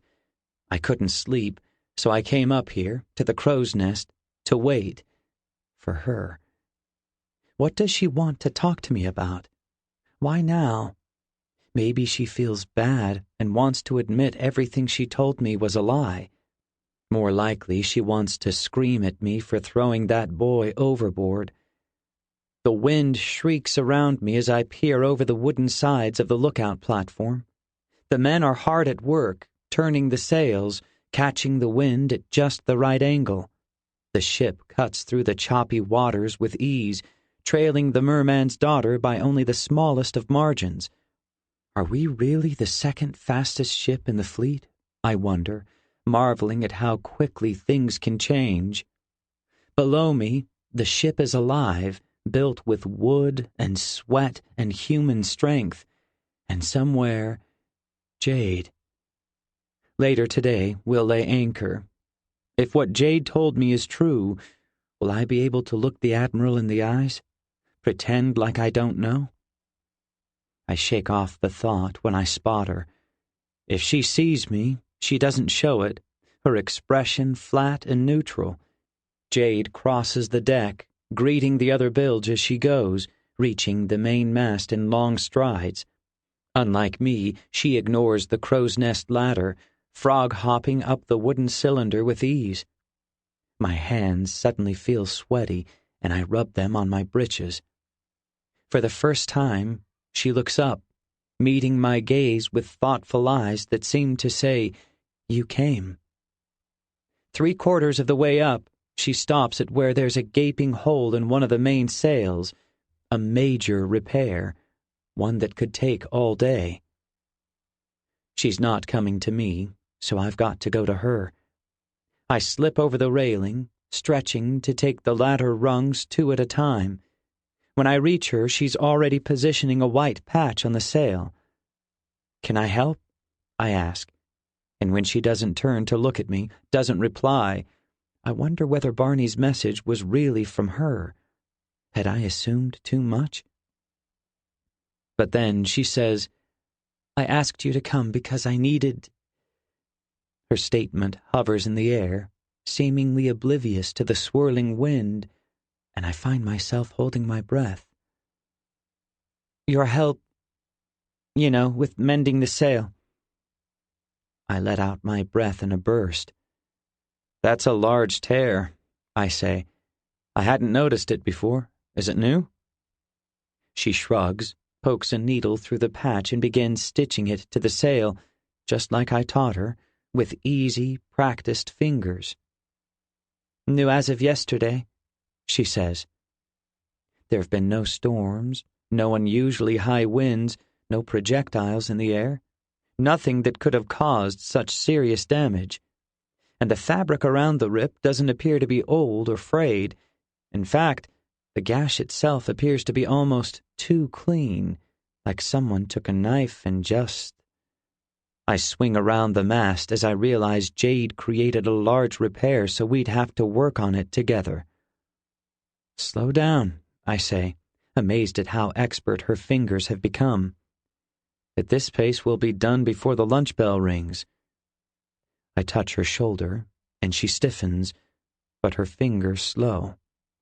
I can feel the heat of her skin beneath the thin fabric of her old shirt, and I don't want to pull my hand away, but I must, because someone will see. Someone will tell Hobbs. What am I doing? I think as I retract my hand sharply, as if I've been burned.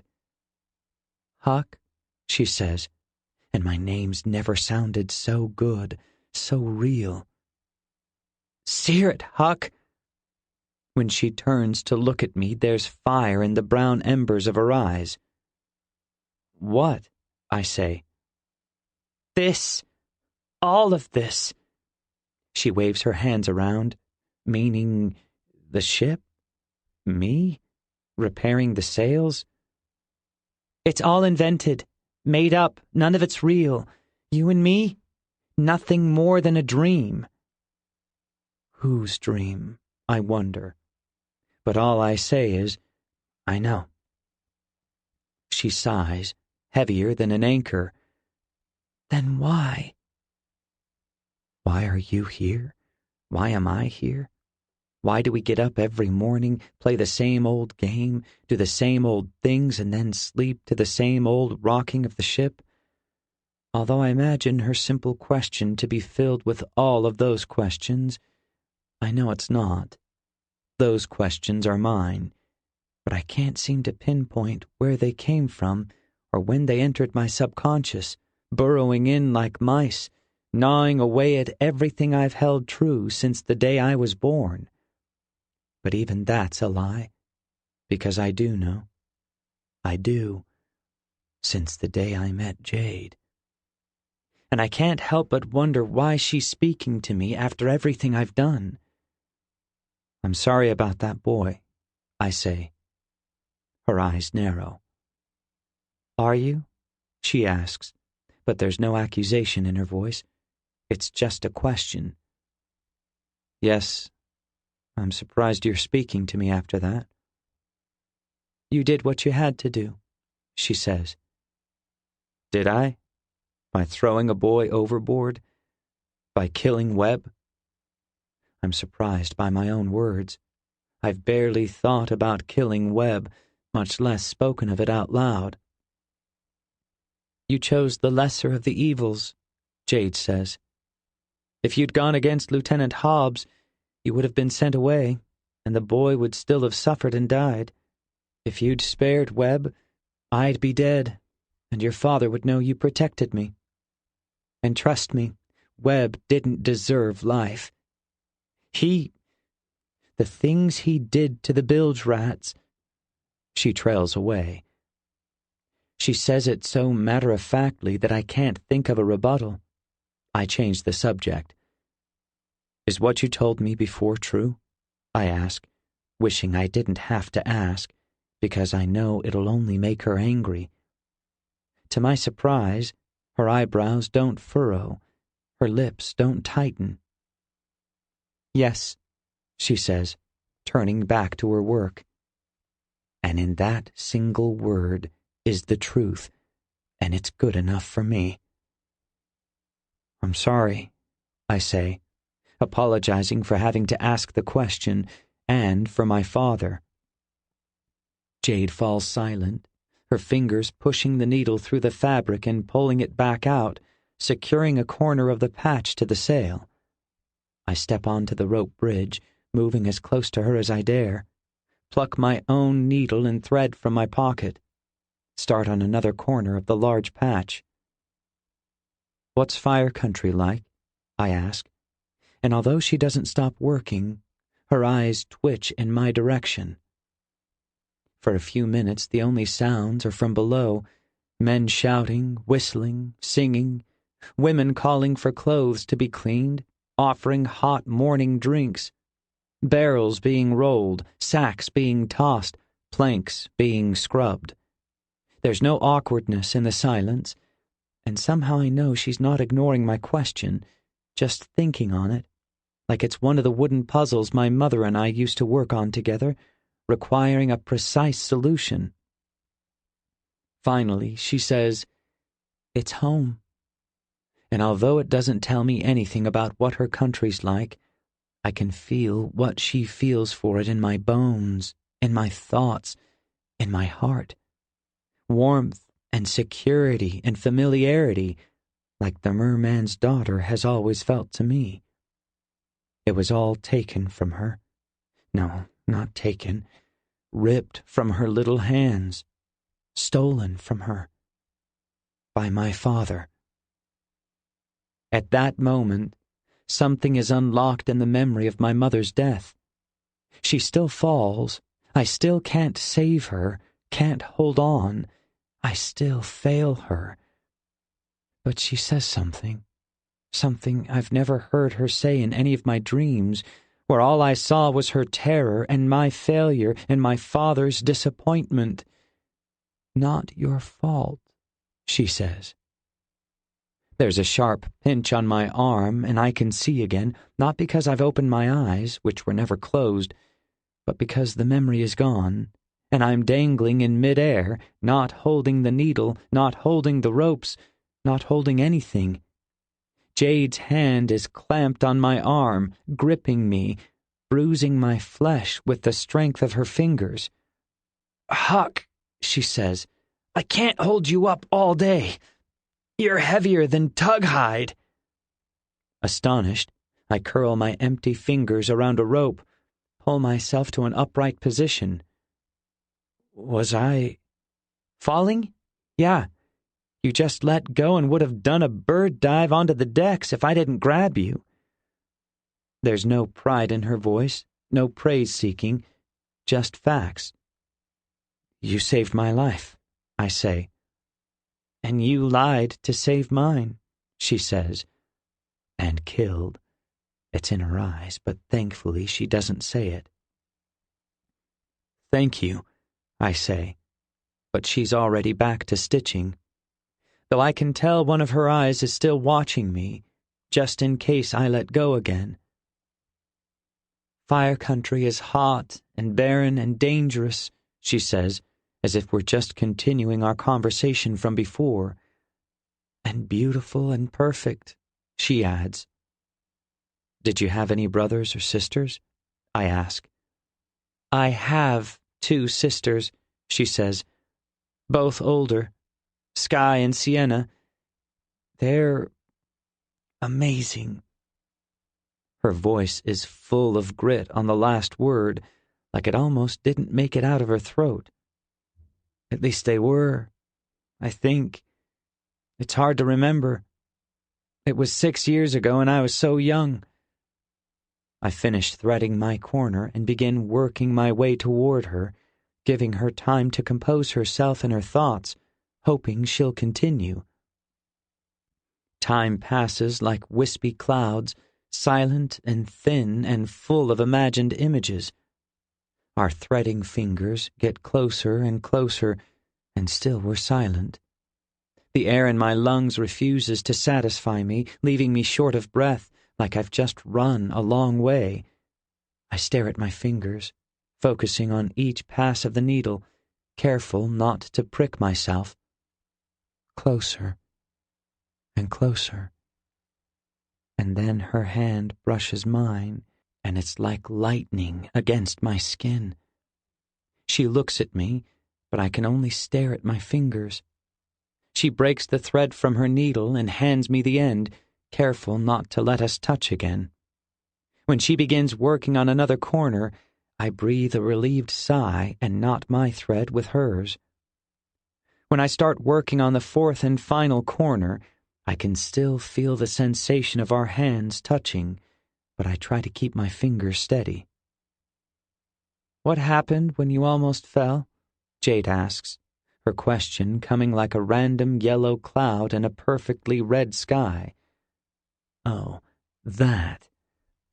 I was just daydreaming," I say, keeping my voice low, even though no one below could possibly hear us. "About your mother?" she says, and my breath catches. How could she know? I'm still trying to figure out how to respond when she says, "I daydream about my family all the time. I don't know if they're dead or alive or happy or sad, but I picture them as alive and happy. My sisters miss me something awful, of course, but they're still happy." "Well, I know my mother's dead," I say. "I remember," she says, and for some reason I'm surprised, although I shouldn't be. "It's all anyone talked about when it happened. Some say your father pushed her over. Some say it was you. Some say it was an accident." I flinch, and her eyes jerk to meet mine. I'm sorry, I wasn't thinking. I shouldn't be talking about any of this. I shake my head. It's okay. I didn't push her, but it was my fault, I say, hearing my mother's words, not your fault, in my new memory. Is it real, or did I invent it? I'm sorry, she says again. Thank you. We work our way from corner to corner, not stopping until we meet in the middle again. This time I'm careful not to let us touch as we approach. I tie it off, and we work on the last two edges, ignoring the lunch bell in our sudden haste to finish the job. When the patch is firmly in place, we dangle side by side on the rope bridge, our legs hanging through it, flexing our overworked fingers. I smuggled some extra bread from breakfast, Jade says, reaching inside her pocket and sliding out a smallish loaf. She tears it in half and hands me the smaller piece. I offer her some water from the container hanging from my belt. We eat and drink until it's gone. The question that ended our conversation the last time rolls around my mouth, hot and warming my cheeks from the inside out. I won't ask it again. I won't. But what if she says yes? What if mending the tear was enough to mend whatever was broken when she slid down the mast and stopped speaking to me? Want to see the crow's nest? I blurt out. She frowns. I've done it again, spoiled things, because she can't see the crow's nest. The bilge aren't allowed up there. But if a lieutenant orders her to go, then surely the rules don't apply, do they? I rephrase. Go to the crow's nest. Her frown softens, and she almost laughs. You can't tell me what to do. I smile, too. Of course I can. I'm a lieutenant. You're a Wooloo boy. It should sting, but it doesn't. Not when her lips are curled like that. So you'll disobey a direct order from this Wooloo boy? I ask. I could, she says, but I won't. Not this time, anyway. But you'll have to lead so it's clear from below that it's your idea. I start to climb, raising my smile to the sun. Chapter 24. Sadie. Father is asleep when I return home. His breathing is loud and rumbling, something that would normally annoy me, but which only endears him to me tonight. I've made a grave mistake. For years, I've treated him with frustration and disrespect at best, contempt and white-hot anger at worst. And he wasn't to blame. Wasn't a coward at all. Oh, no, he was the exact opposite. His every action was that of a hero, albeit a failed one. I hate to wake him, but I must. I nudge his shoulder and he stirs. Father, I say. His eyes flicker open, blinking away moisture. Sadie, he says, his tone infused with such joy and love, despite all that I've done, how poorly I've treated him. Do I deserve him? you needed to know. Now more than ever. What did Guard mean by that?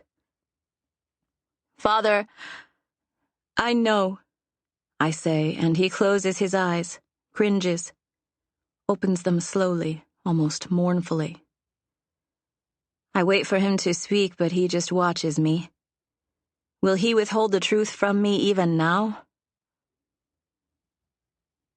You tried to save Pa, I say. Don't deny it. Guard told me. He nods. You tried to stop Mother from riding. Another nod, almost imperceptible. Why didn't you tell me? He shakes his head. I couldn't. Why not? I didn't want you to.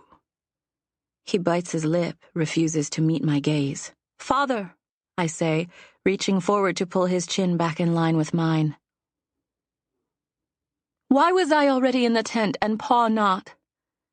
I remember some things. We were playing together, Pa and I. How did I make it back and not him? Why am I alive and not him? My voice cracks, and all I want is to let the waterfall of tears out of my eyes, but I blink and force them back. Holding them back hurts, but I'm still a rider. Sadie, I'm dying. His words are so unexpected, so fierce, so wrong, that I shrink back against them. What? No, you're the only one who's not. Does he mean dying inside because he can't tell me the truth? Does he mean emotionally dying after losing my mother? Sadie. And when he speaks my name, I know it's neither of those things. It's not a riddle, not a vague man of wisdom prediction that requires interpretation. For his previous words were the truth, as stark and bright as lightning in the night sky. No, Father, I say, and again. No. I have the plague, he says. No. I've had it for a while now. No. I love you, Sadie, he says, and the floodgates open, and the tears bloom like flowers, falling from their stems and down my cheeks. Mother Earth can't do this. Not now. Not when I've finally realized that my father's a hero. And then my head's against his chest, and I don't know how it got there.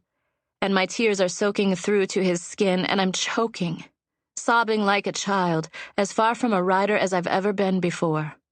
But I'm not ashamed. Not this one time. Because every tear is an apology. And my father's worth every one.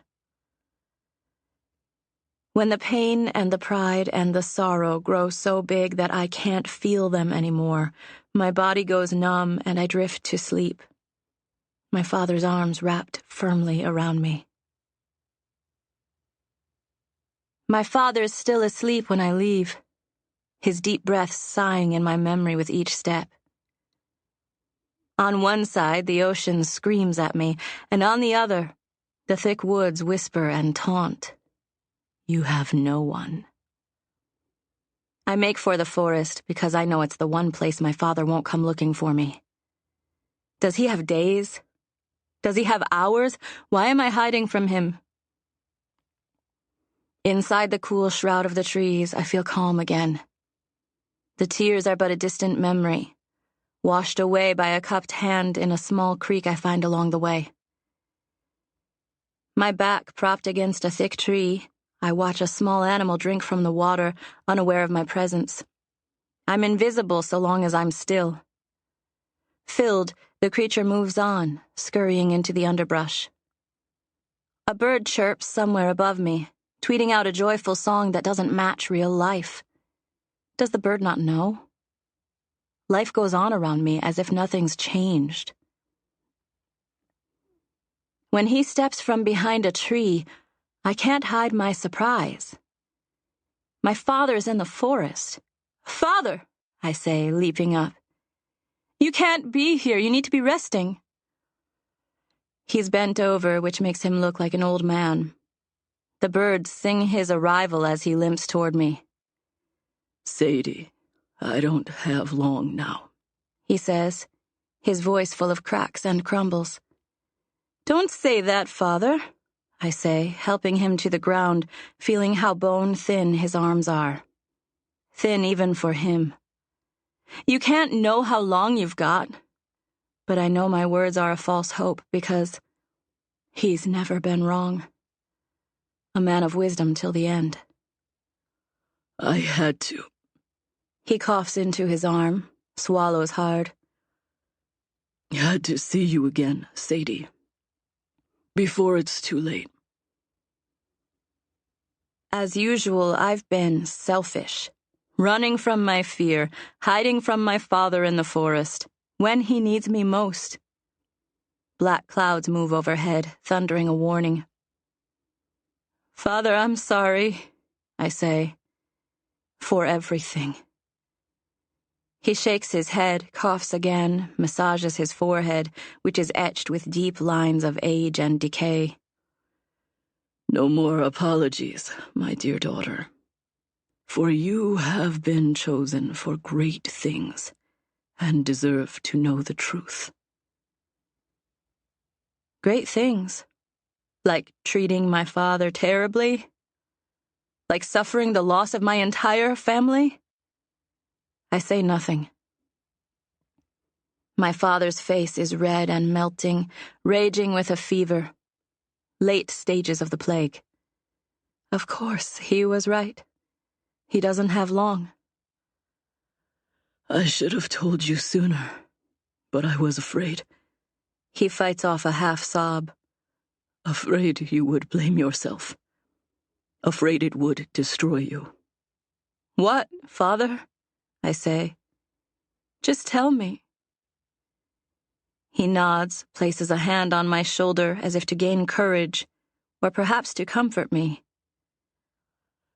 That night, when Paul was taken. He shudders as a heavy blast of wind hurls itself through the trees. Leaves fall like rain. Father, please. Tell me, whatever it is, I can handle it. He nods again, squeezes my shoulder. I know you can, Sadie. You are strong. So strong. I'm so proud of you. His voice hitches and tears stream down his cheeks. I'm filled with emotion and love, so much love. But something's changed in me. Something powerful. Like crying last night wasn't a sign of weakness like I thought. It's almost as if I've been cleansed, unburdened, strengthened. If only I could share that strength with my father. I put my arms around him as he weeps openly. The first drops of rain drum on the treetops. More leaves fall, and still I hold him. Tell me the truth, Father, I say. Eyes wet, he looks up at me. I had a vision before you were born, he says. This I know. I'm thankful every day for that vision. That I would be a rider, I say. Yes. But that was only the beginning. You were riding your horse, black with a white butterfly-shaped marking on its nose. Passion, I say. Passion, he agrees. There will be a great battle with the Soakers. You will fight magnificently, maybe more so than your mother. His voice is gaining strength, growing clearer. Maybe he's not as close to the end as he thinks. You will see him, the high-ranking Soaker boy in the blue uniform. I know, you told me, Father, that I have to decide whether to kill him. But why wouldn't I? Where's the choice? My voice sounds unnaturally high. I lower it. If we're fighting the Soakers, why would I show mercy to one of their officers? I don't know, Sadie, he says. I just know that it's your choice, and your choice alone. And that it will change everything. I look to the sky, which is a black blanket between the leaves. The rain is falling harder now, seeking to soak us through the gaps in the leaves, but failing, drumming all around us. We are dry. I don't understand, Father. How can saving or killing a Soaker boy change things? What impact could it possibly have? Father's eyes shimmer with tears and knowledge. That is for you to discover, my daughter. We sit for a moment, listening to the rain, waiting for it to pour down upon our heads. I wonder at my fate. You have been chosen for great things. Even the words make me feel small, unworthy. I had another vision before you were born, Father says suddenly. He reaches a shaking hand forward, and I take it, hold it, try to calm it. Tell me, I say. It was of the night Paul would die, he says. You knew? I say harshly, and the familiar heat surges through my blood. I take a deep breath. I can't waste a moment of the time we have left in anger. Why didn't you take us away from there? Why didn't you stop it from happening? I have to understand. He laughs, but it's a wheezing, coughing laugh that breaks my heart. If there's one thing I've been taught over and over again, it's that you can't change the future, only how you'll respond to it. But what about my choice? I say. If the future is set in stone, do I even have a choice, or is my choice preordained? A wise question, Father says. One I've pondered often. But I don't choose what future I see. It's a gift from Mother Earth. And in this case, I can only see to the point where you face the Soaker boy. That is the future that cannot be changed. What comes after, that is up to you. And Pa's future? That was set in stone? His chin drops to his chest and he closes his eyes. His voice comes out as a whisper, barely loud enough to be heard over the rain, which continues to thrum on our leafy door, almost begging to get to us. I saw the night of the attack. I didn't know how the Soakers would break through, just that they would.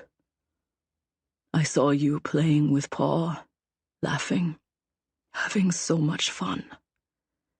I remember smiling even as I was graced with the vision. And then they came. I saw you in the tent, and Pa on the ground. I knew he was dead. Then why didn't you do something? You say you can't change the future, but I don't understand. You could have hid us in the forest, taken us away somewhere safe, somewhere they wouldn't find us. You can't change the future, just how you respond to it. My response has always been anger and condescension. I tried, Father says. We started for the forest, but Pa said his stomach hurt, and then it was his leg. And then he was scared of the lightning flashing in the distance. He refused to walk. When I tried to carry him, he kicked and screamed and fought me every step of the way. But I persevered, brought you to the edge of this very wood. We tried to enter it, but every path we took was blocked by brambles or thickets or trees packed so tightly you'd swear they were a fortress. We could have stayed at the edge of the forest, but I already knew they'd find us. By the will of Mother Earth, they'd find us anyway. And then you wouldn't be in the tent like in my vision. I thought maybe they'd get you too, Sadie. I couldn't let that happen. So you took us back, so Pa could die and I live? I can't keep the pulsing, throbbing anger out of my voice this time. There had to be another way. We could have started running and not stopped until we were far, far away. Ignoring my question, he continues. So we went back. I put you both in the tent, sat you in the corner, watched you. But you were so fidgety, so squirmy. Two little worms unwilling to be tethered. You insisted to go outside and play your game, with the rocks and the sticks. I told you no, over and over. But you wouldn't give up. Until finally I relented, because at that point I knew. You would be in the yard playing when the Soakers showed up. No matter what I did, you would be there. Even if Mother Earth had to work magic before my very eyes and cause you to disappear from the tent and reappear in the yard, you would be there. So I let you go, but stayed with you, right next to you, watching you play. You were so happy. So happy. His voice falters and he looks away, reaches out a hand, palm up, as if trying to catch the rain. When he pulls his hand back to his lap, it's dry. When they came, I grabbed you both, one under each arm. I ran for the tent, because I could stop it from happening. I could change the future. They'd have to kill me to get to either of you. He pauses, and I realize my fingernails are digging into my legs. I'm fighting with my father's memory, every step of the way, trying to remember, trying. And then suddenly he was gone. Pa. 1 second he was under my arm, and the next he was on the ground. Before I even knew he was gone, I'd run another few steps. The tent was so close, but when I looked back, Pa was watching us, laughing, as if something was so funny. And I made a choice, Sadie. If I'd gone back, you might have been killed too. So I ran the last few steps to the tent, put you inside, and went back for him, tried to protect him. But they pushed me aside, knocked me down, and they... Shh, I say, touching his face. No more. No more, Father. You've said it all. No, Father says. Sadie. He was always going to die. Always. He had to die so you could live. That's why I couldn't tell you. I thought it would destroy you. Too much. It's too much. It should have been me, I say. No, Sadie. You have to go on. You have to be strong. You have to change things for us all. And in that moment, I know I will. Whatever my destiny is, I'll live it for Pa, for Mother, for Father. I love you, Father, I say, feeling his body shake with pain and the plague as I hug him. I love you, too, Sadie, he says, his voice getting weaker with every word. And I hold him and hold him and hold him until the shaking slows and slows and slows, even as the rain falls harder and harder and harder, and then his body goes still. So still. And the rain falls and the ground around us grows wet, but we are dry. In a perfect circle around the base of that tree, no rain can fall. And in that circle, a great man dies. Chapter 25. Huck. We talk until the sun sets, and I pretend to motion to the sails as if I'm teaching her about the finer art of sail repair. I'm conscious of the occasional stares from below, and very aware when Hobbs pays us an inordinate amount of attention for longer than normal. But today I don't care. She teaches me about fire country, about strange spiky plants called pricklers that are filled with juice and that have skin that's tough until you cook it. She tells me stories of the hunters, of the enormous beasts they would bring back, of wild animals called killers with razor-sharp teeth and monstrous claws. I could listen to her stories all day. But eventually she tires of talking and begins asking me questions about life on the Merman's Daughter, how it's different than the Mayhem, what it was like growing up as the Admiral's son, about my mother.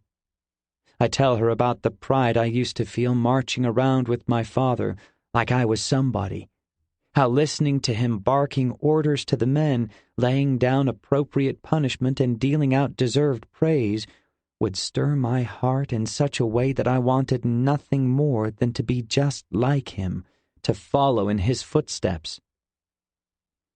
And now? Jade asks. Now? I am following in his footsteps, I say. I'm a lieutenant. I'm running a ship. And me? She asks, and I finally realize where she's going with it. Would he approve of me talking to a bilge rat as I would speak to a friend? I don't know, I say honestly. I just don't know anymore. She nods. Thank you for not lying. Her arms so close I can feel the hairs on her skin touching mine. I shiver as the last rays of sun flash red, and then orange, and then purple, before disappearing below the horizon. Why does your father send children here? I ask before I can stop myself. And in my mind, why did he send you here? She swallows hard, and I see I've upset her. Her fingers squeeze the wooden railing. It has something to do with seaweed, she says. Ready to laugh, I look for the joke on her face, but her expression's as flat as the deck planks below. Seaweed? I say. You mean the stuff we're forced to eat almost every day? Yeah, but not the weeds we pull from the ocean.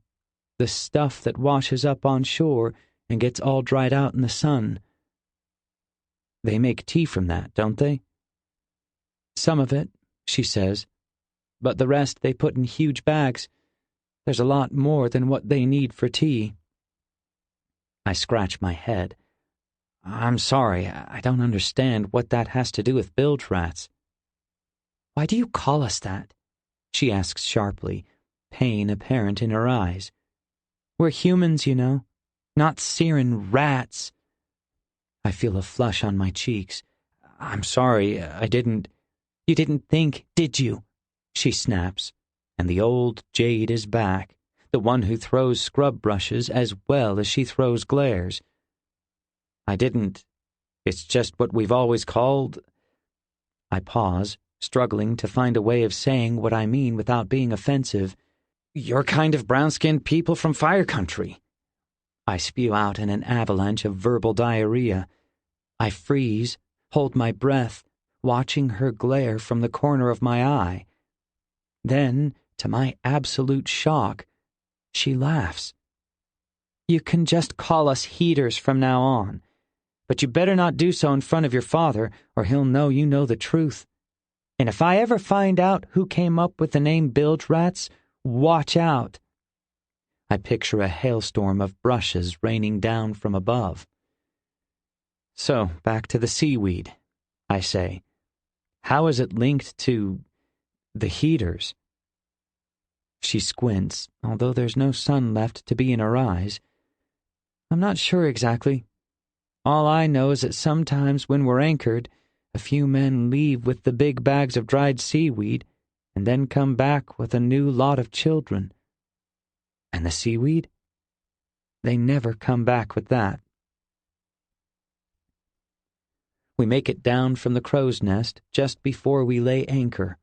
Jade goes first, sliding all the way to the bottom in a show of remarkable grace and agility, striding off in search of food from the ship's stores, as if a day spent with me was nothing to her.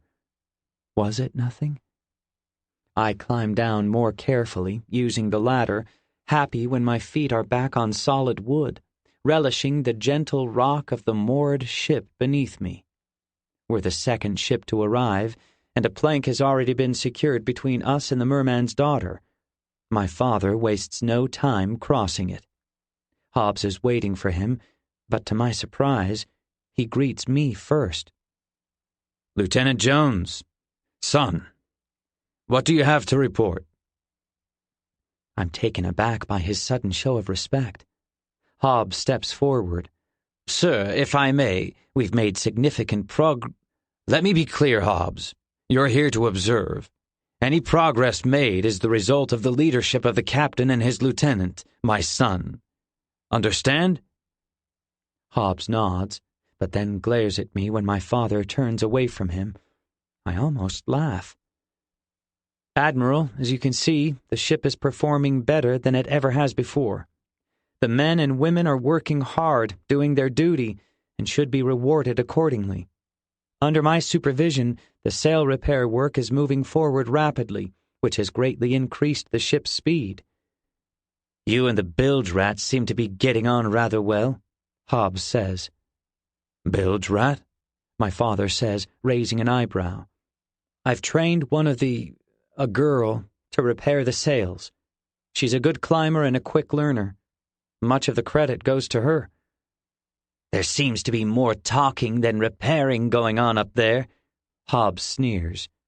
Ignoring his comment, my father says, Credit? To a rat? Surely the credit is yours, son. The girl you speak of wouldn't know a patch from her ass if it wasn't for your leadership. Something flashes in my chest. I've got several less diplomatic responses available, but all I say is, Thank you, sir. We'll continue with the effort until every sail is in pristine condition. Very good. Hobbs, he says, turning to the fuming lieutenant. Are you still needed here? Do you have more to report, or can I safely assume that the transition of Lieutenant Jones to the Mayhem has been an outright success? His words are the ones I've been waiting for my whole life. I should be proud. I should be swelling with happiness and confidence right now. But instead I feel sick, as if his words are sour, full of bitterness, because, as Jade said, your father brought us here against our will from Fire Country. I should give you my full report in private, Hobbs says. Then you can decide whether I should stay on. There's a glint in his eye. No, I say, balling my fists. You can say whatever you need to in front of me, Lieutenant. I'm here to learn. I don't think, Hobbs starts to say, but my father raises an arm to stop him. No, my son's right. Say what you will, the Admiral says. Hobbs closes one eye, his other never leaving mine, as if calculating something. What is he going to say? How can he possibly shed a negative light on what I've accomplished on the Mayhem? I fear your son is falling in love with a bilge rat, he says. The fallout ain't pretty. Follow us, my father says to Hobbs. Then he grabs my arm, drags me up the steps to the quarterdeck, and shoves me down the steps to the officers' cabins. We nearly crash into Captain Montgomery, who has just exited his own cabin, looking exceedingly groggy. Admiral, I wasn't aware you were here. I was just getting some shut-eye after a long, hard day. Of sleeping and drinking and smoking, I think. Come with us, my father orders. He jostles me into my cabin, where a very surprised Barney is just finishing making up my bed.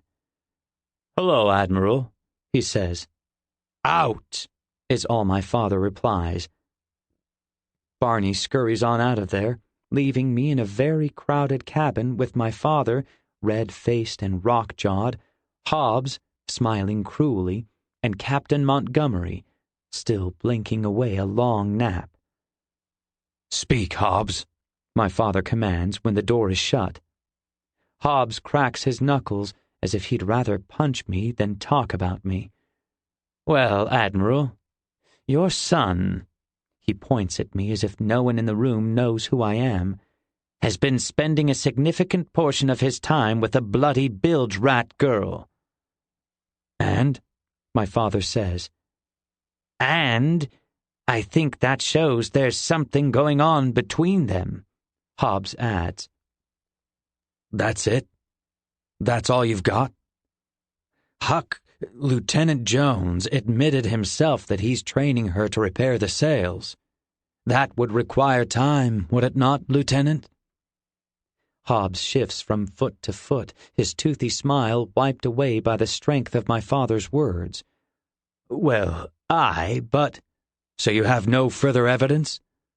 Well, no, but surely Captain Montgomery has noticed too, Hobbs says, trying to direct my father's heavy stare to the captain, who looks like he'd much rather be in his hammock than here.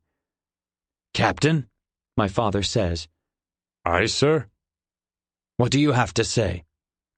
About what, sir? Admiral Jones lets out a seething breath. Has Water Country gone half crazy? He asks the room. I stay silent. So far, it's worked pretty well for me. Sir? The captain says. Have you or have you not noticed any inappropriate behavior from my son? My father asks. I hold my breath. The captain looks from my father to me to Hobbs, and then says, No, sir. As far as I can tell, your son's done an exemplary job since his arrival. One that should be commended. My father fires a dagger-filled look at Hobbs, who says, Sir, if I may, give me one more week. This is a crucial time for the Mayhem, and I want to stay on if only to help maintain its performance.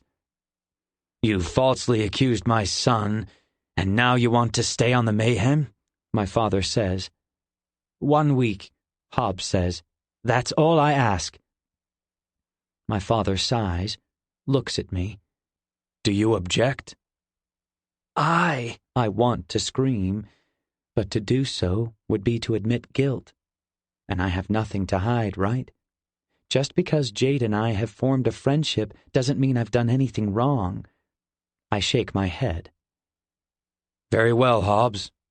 You stay, the Admiral says.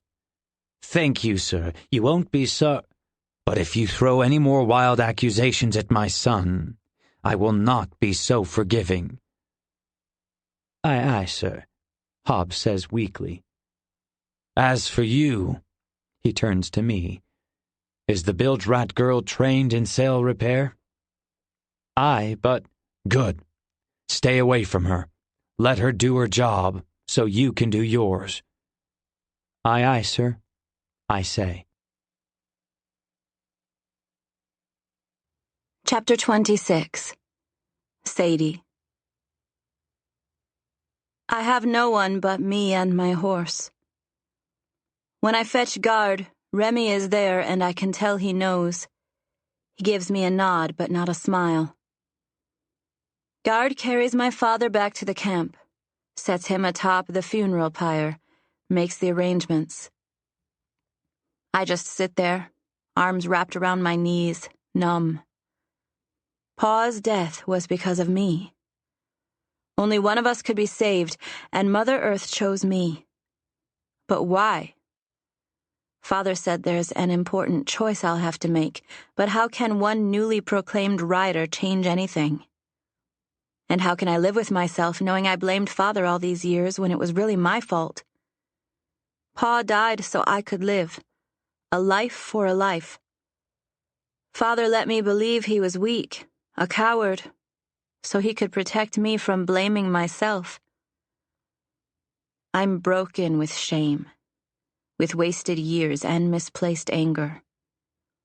Although the rain has long passed, my cheeks are still wet from running through it, leaving my father's body in that bare circle of dryness. None of the wetness is from tears. Not another shall fall, not one single tear. Hi, Remy says, snapping me out of my stupor and flopping down beside me. I have the urge to look at him, but can't because I'm afraid I'll see myself in his eyes. Instead, eyes forward, I say, "How's your horse? How's Bolt?" A normal conversation, twisting and wrenching in my gut. Sadie, He says softly. "Please," I say. "Please." A favor for a promise. Don't talk about my father and I'll never be unkind to you again. Remy kicks my foot and I'm glad for it. Glad he does something that takes me back to when we first met, how many times we've fought and argued since. I kick him back. Bolt's amazing, He says. although he prefers to run straight ahead with his head down, as if he thinks he can charge through most anything. I'm trying to get him to turn now and again. So far I can get him to go right, but not left just yet. The laughter springs to my lips before I can stop it. I raise a hand to my mouth to silence it, but then it just comes out muffled. I'm looking at Remy before I can remember I'm not supposed to. When I look at him, somehow I don't feel so alone. It's not funny, Remy says, but he's smiling. Do you know how hard it will be to fight the soakers if my steed will only charge forward and to the right? Straight-faced, I say. You know, turning right 3 times in a row will get you going left just fine. Now it's Remy's turn to laugh. Rare wisdom from a young rider, he says. I can see it now. My leftward enemy holds up his sword, dripping in rider blood, ready to cut me down. Wait 1 minute, bloodthirsty soaker, while I force my horse to turn 3 times to the right so I can look you in the eye before we do battle. A crowd is gathering, but I pretend they're not there and that they're not watching me talk and laugh like it's any other day, any other funeral. Like their whispers of, "Isn't it sad?" and "Both parents so close together," are about someone else. We should stand, I say, but Remy shakes his head. Not yet, he says. How's Passion? Any problems turning her to the left? She's... A dozen words spring to mind. Perfect, incredible, majestic, and on, but none of them do her justice. None of them sum up what I really think of her. She's everything, I finally say. And it's true on so many different levels, especially now that Father is... He smiles. I'd feel the same about Bolt, if not for the no left turn thing. So for now, he'll have to be almost everything. I smile, but this time it's not a real smile, because I know it's time. I stand, hating funerals, hating this funeral. My knees are weak, trembling, so I squeeze my leg muscles tight to keep them still. Guard stands at the front of the crowd, partially obscuring my father's body, which lies behind him on the pyre. He will likely call many of the men of wisdom to speak of my father's talents, of his visions, of his wisdom, of his life. I could speak for hours of the goodness of the man we've lost today. But what I would have to say would be but a tip of the spear of what another can say. Sadie, will you come forward? My heart races. Me? Even at my mother's funeral, I wasn't asked to speak. How can he expect me to say anything when the pain is still so near, hiding just below the surface of my skin, ready to pour out like beads of sweat? The damn tears well up again, and I grit my teeth to keep them from spilling. Never again. A hand on my back pushes me forward. It's okay, Remy says. I almost turn on him, tell him it's not okay, will never be okay. But instead I just flash him a glare and walk stiffly toward the front. When I reach him, Guard leans down to whisper in my ear. Your father was a great man, he says. I nod, take a deep breath. Let my eyes linger on my father for a long moment. Turn around to face the people.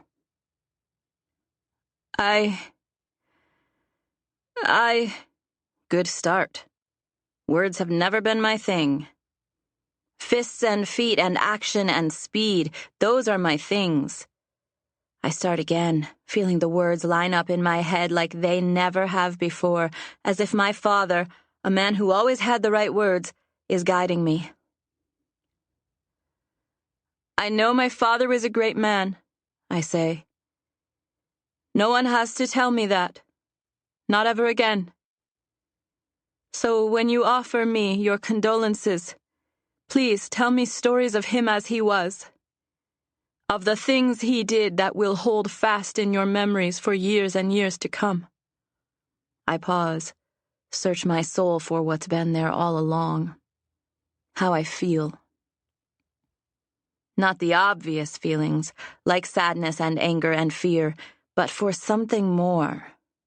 The feelings behind the feelings.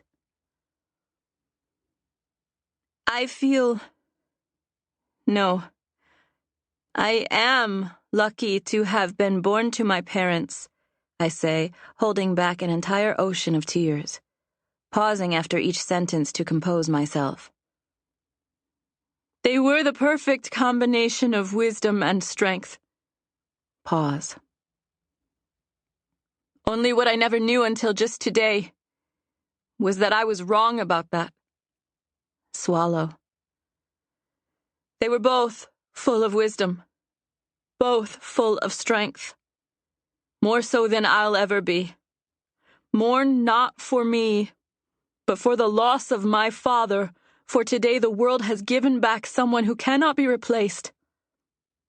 I love you, Father, I finish, and it's all I can do to get the last word out before it's all too much. I step down quickly, avoiding eye contact with everyone until I return to Remy's side.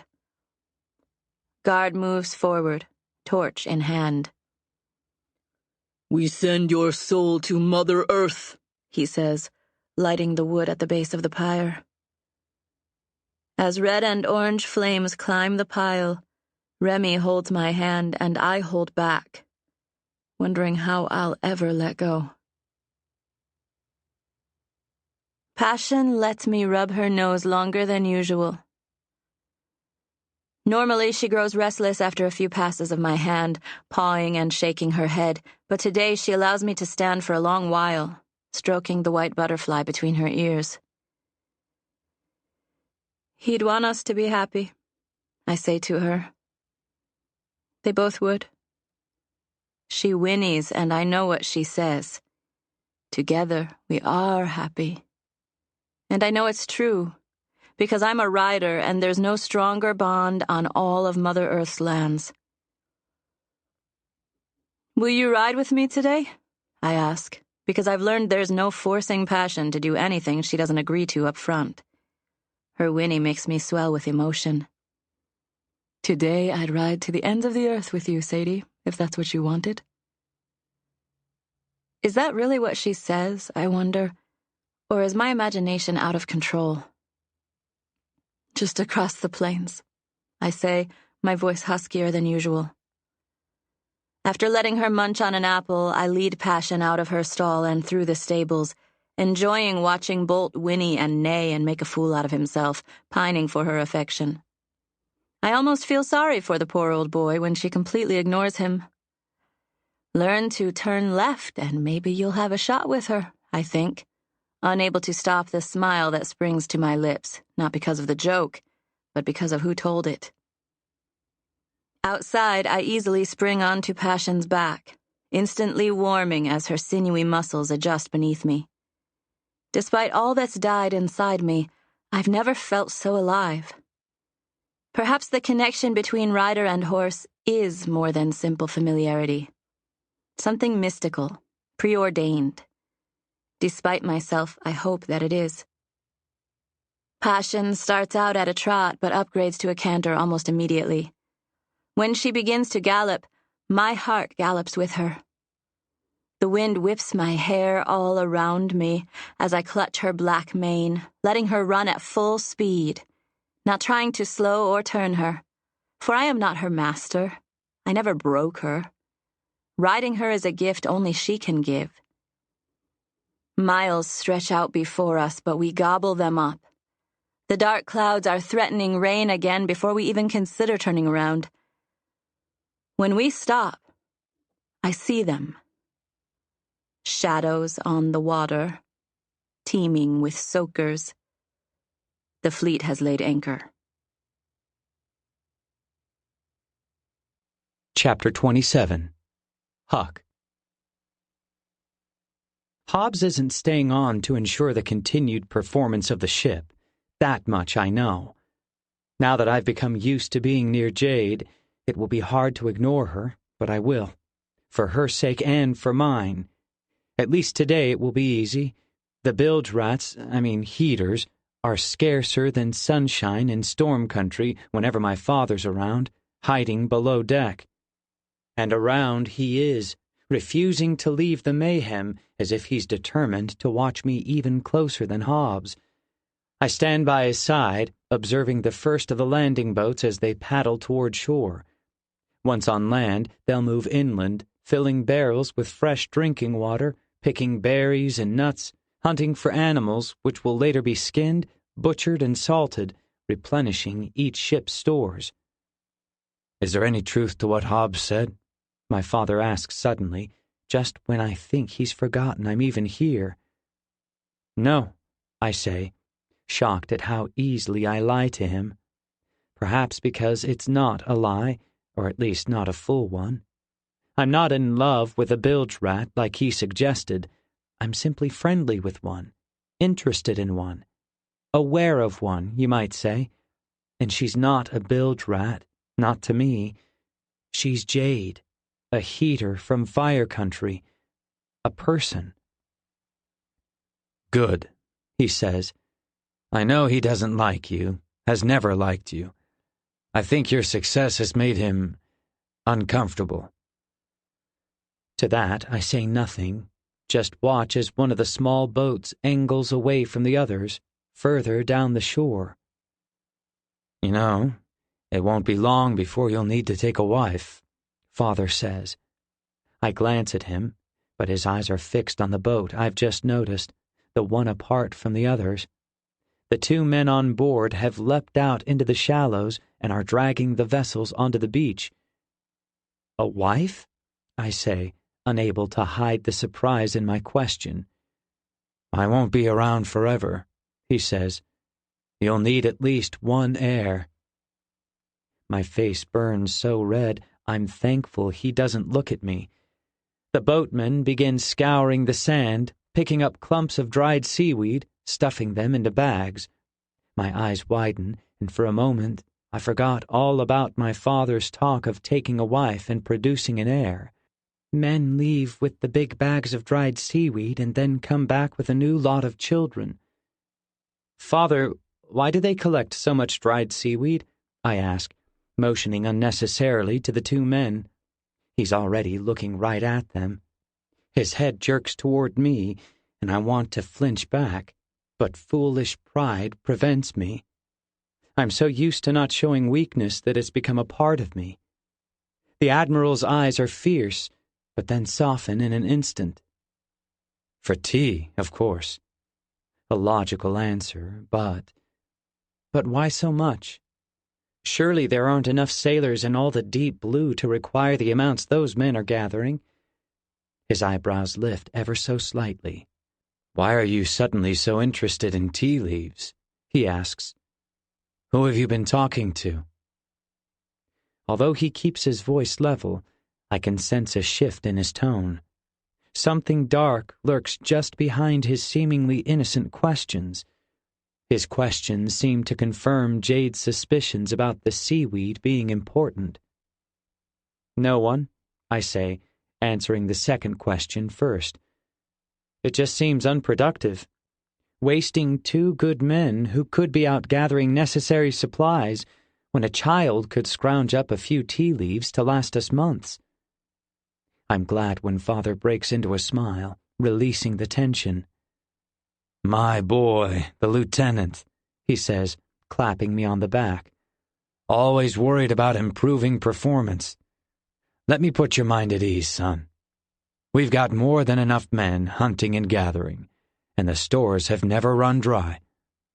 Now back to that bride of yours. What bride? I say sharply. Exactly. You're a man now, more than old enough to marry and carry on the Jones family name. But I'm still... I don't want to sound like a child, but... So young? My father says. Yes, you are. And I'm not suggesting you have to marry at age 14, but certainly by 16. It's something you should be thinking about now. My mind spins. I've barely even spoken to any girls on the ship, and none for an extended period of time, Jade being the longest. And surely she doesn't count because my father can never know of her. But I don't... I know, son. He lowers his voice, as if telling me a secret. The Soka women aren't much to look at, and they've got far too much strength in their backs and minds. But I'm not suggesting you take one of them at all. Then who? I ask, getting more confused by the second. "Have I ever told you about the foreigners?" he asks. The men have filled the bags of seaweed and are loading them into the boat, 2 in each hand, 4 total. "You mean the stormers?" I say. The Admiral leans on the rail. "There's them, but obviously I don't mean them. There are others, too." "Like the heaters, I think," but I stay silent. "You're not surprised?" he says, piercing me with a sudden stare. No, yes. I guess not. I always assumed there were others out there somewhere." I didn't, at least not before Jade. Father muses. "I suppose you would. Have you heard of Ice Country?" Jade only mentioned Fire Country, but she did say something about icers, something about them being involved in the trade of the heater children and the bags of seaweed. Why is Father talking about them now? "No," I say. "It's a country that's high up in the mountains, where it's always cold. They have many beautiful white-skinned girls there. One of them would suit you just fine. And I've heard they're obedient to their husbands, or at least more so than soaker women, especially when they have something to motivate them." "What are you talking about?" I blurt out before I can stop myself. Father frowns. "Mind your tone, son. I know this is a lot to take in, but I'm still your commander and father. If you must know, I've arranged everything. A perfectly suitable bride will be brought from Ice Country. The Ice Country King, his name is Goff, wrote a long letter telling me her name is Jolie and that she's very pretty and moldable." The way he says the last word makes me think of the clay that the men sometimes dig up in Storm Country for the children on the ships to play with. "Jolie," I say, trying out the name. "It's pretty, but why would she marry me?" I ask, still not understanding where this is all coming from. Father shakes his head. "Son, she's a girl. It doesn't matter what she wants, only that she will. Your mother—" He trails off, as if he's thought better of what he was about to say. "What about her?" I say, sharpness creeping back into my tone. "Nothing," Father says. "She was just a hard woman to live with sometimes." How dare he? How dare he speak of her like that? My fists clench and my teeth lock, and I know I'm dangerously close to doing something stupid, but my mother was an angel, and I couldn't save her. "There's something you should know about her death," he says. And that's when the rains start falling from the dark clouds I didn't even notice moving in overhead. Our conversation ends at the worst possible moment, because Father's off and making sure the men on all the ships are placed to capture the rainwater, which will save the men on shore a lot of effort of finding drinking water in creeks and streams. And I'm left as alone and muddled as the puddles forming in depressions on the decks. I just let the water dampen my hair, stream down my face, soak through my clothes, because my world's been turned upside down. A bride from Ice Country? Something my father has to tell me about my mother's death? When did the sky become the ocean and the ocean the sky? When did the sands from Storm Country pour onto our decks and the salt water and fishes become the beach? When did I become so stupid? And then she's there, watching me, clinging to the mast, as drenched as I am. She motions to the merman's daughter, and I turn to look. The solitary boat is being hauled aboard, along with its contents, the bags of dried seaweed. I nod and turn away from her, because I feel a presence nearby. Hobbs is behind me, looking at her, and then at me. "I'm all over you," he says. I push past him. back to my cabin. Chapter 28. Sadie.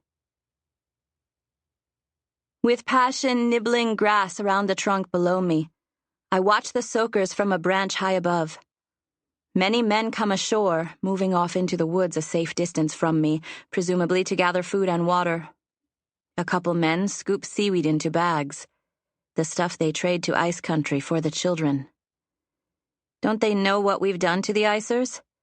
That we've killed the Icer King? A few blue-clad men mill about on the ships, officers giving orders. Two stand out, because they're keeping so still next to each other. From a distance, they are but two blue lines, one somewhat taller than the other. They appear to be watching the seaweed gatherers. Eventually, however, when the seaweed boat is returning to the ship and the rain has begun to fall, the two blue men split apart. The way the small one walks reminds me so much of the boy I almost killed. You have to decide. My father's words run over and over in my head as I climb down, never touching the ground as I climb onto Passion's back. Never has a choice been easier, I realize as we gallop back to the camp. I'll kill that soaker boy if it's the last thing I do. Our tent. No, my tent, despite its relatively small size, seems enormous with only me in it. I stretch out onto my back and extend my arms and legs as far as I can in each direction, but there's still so much empty space. Space usually filled by... I can't be here. Not tonight.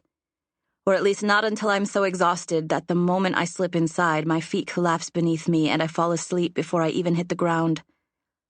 I leave with that goal in mind, wearing my rider's robe, pulling the hood over my head against the wind and the rain, which comes in waves.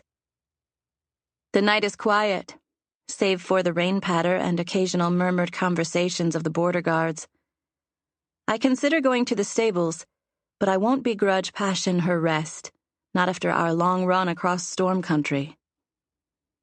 To my surprise, a ridiculous thought springs to mind. I picture myself sneaking into Remy's tent, waking him up, forcing him out to keep me company. A girl with less pride might take the thought seriously, but I cast it away before it can so much as dig a single root into my head.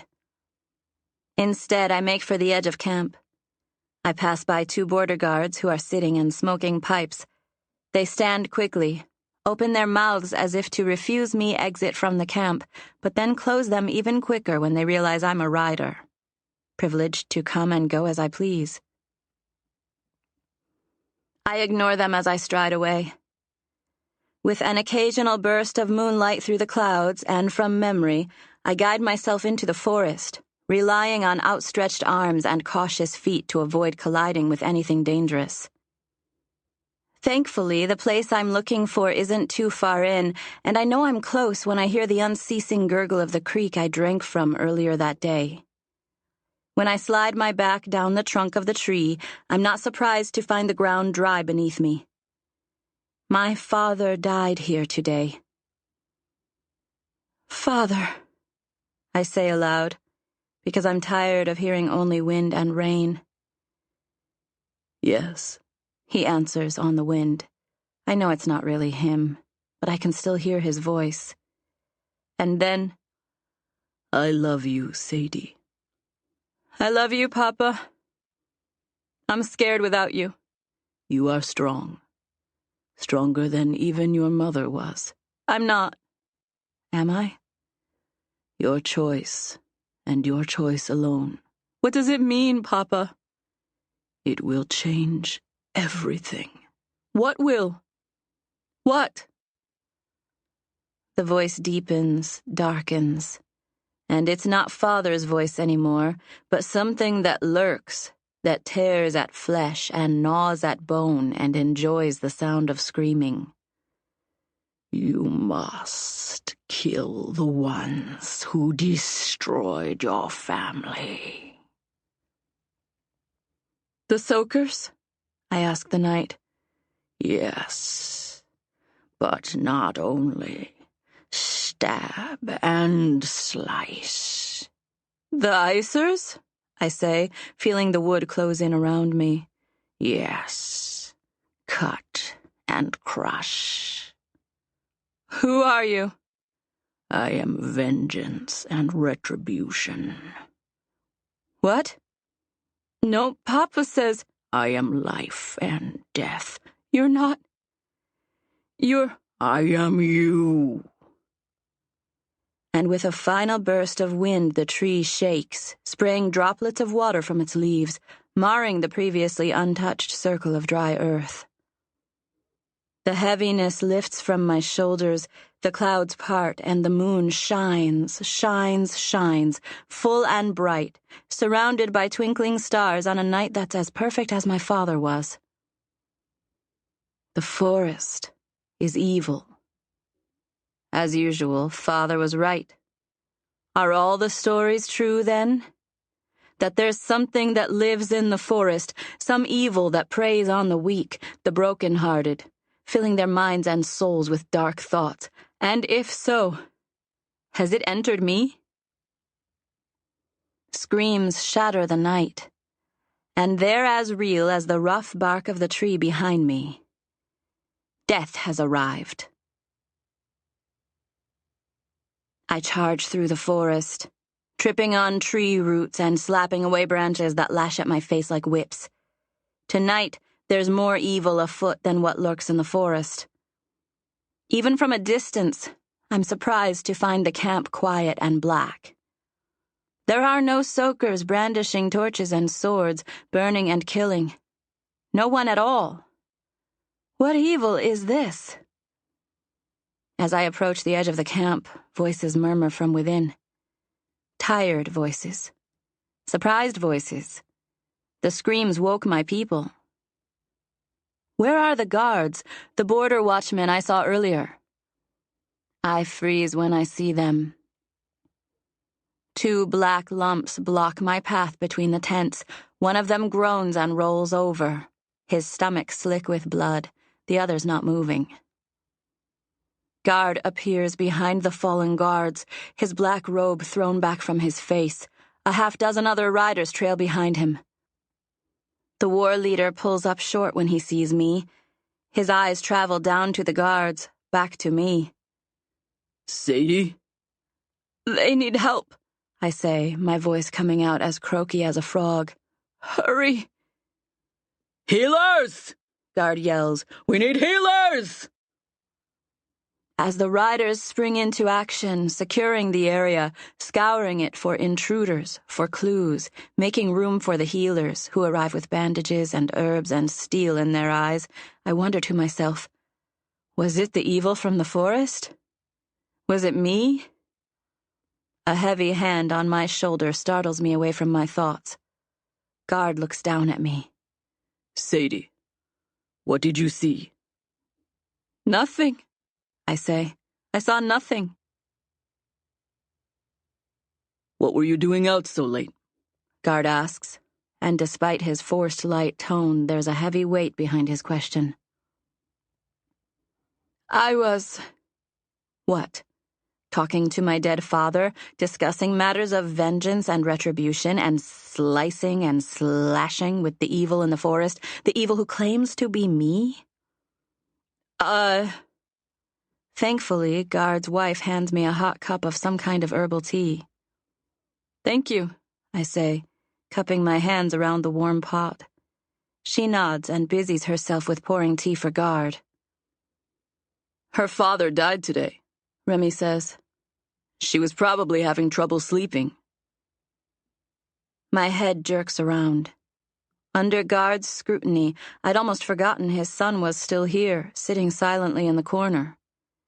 When Guard had brought me in, our eyes had met, and for a moment, just a bare, silent moment, I could tell we both had the same memory, holding hands as they burned my father's body.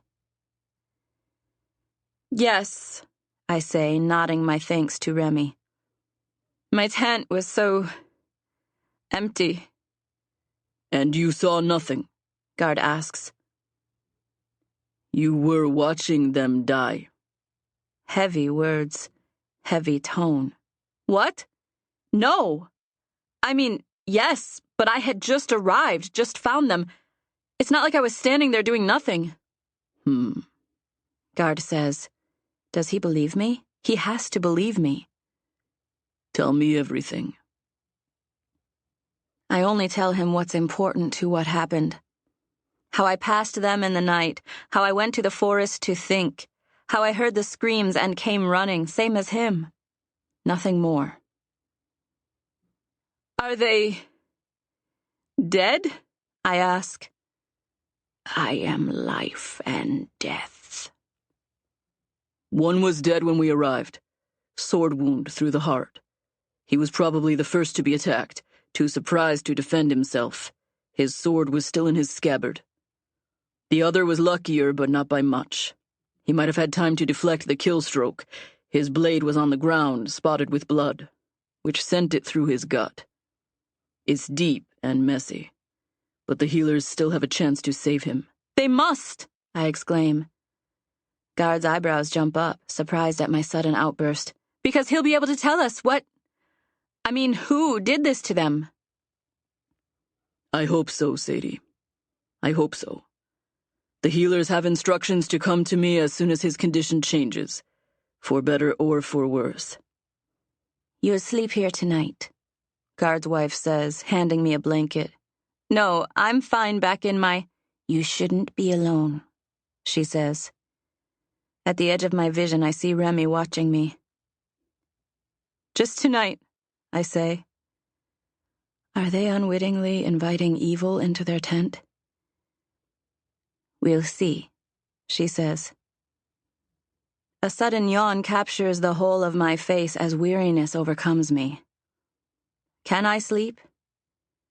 I stand and move to an area of empty space furthest from where Remy sits, spreading out my blanket like a mat. When I lie down, I face away from him. I remember his hand curled around mine, so warm, so rough, so there. No sooner than I think of Remy, my thoughts from before return, taking over my restless mind. Am I evil? Did I somehow let something loose in the forest? My anger and lust for revenge unlocking a beast that's been hidden for years? And if so, how do I stop it? You don't, the voice says. Everything falls away. Chapter 29. Huck. The anchors go up before I can speak to Admiral Jones again. What did he want to tell me about my mother's death? Did he want to mock me, berate me, tear down any semblance of foolish pride I've managed to muster over the short time I've been a lieutenant? Remind me how I failed her, how I failed him? I have to know. I have to. I have so many questions, I feel like I'm going to burst if I don't talk to someone about them. But who? Jade's out of the question, at least until Hobbs goes back to the merman's daughter. I haven't talked to Kane in what seems like forever.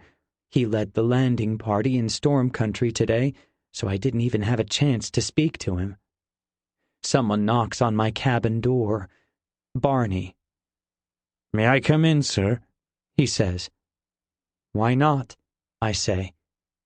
He bumbles in, carrying a tray with a steaming pot and several hard biscuits. "I thought you might like something to nibble on before bed." Gratefully, I take the tray. It's exactly what I need. I pick up one of the biscuits, right away noticing something strange. Barney, why are there bite marks on this one?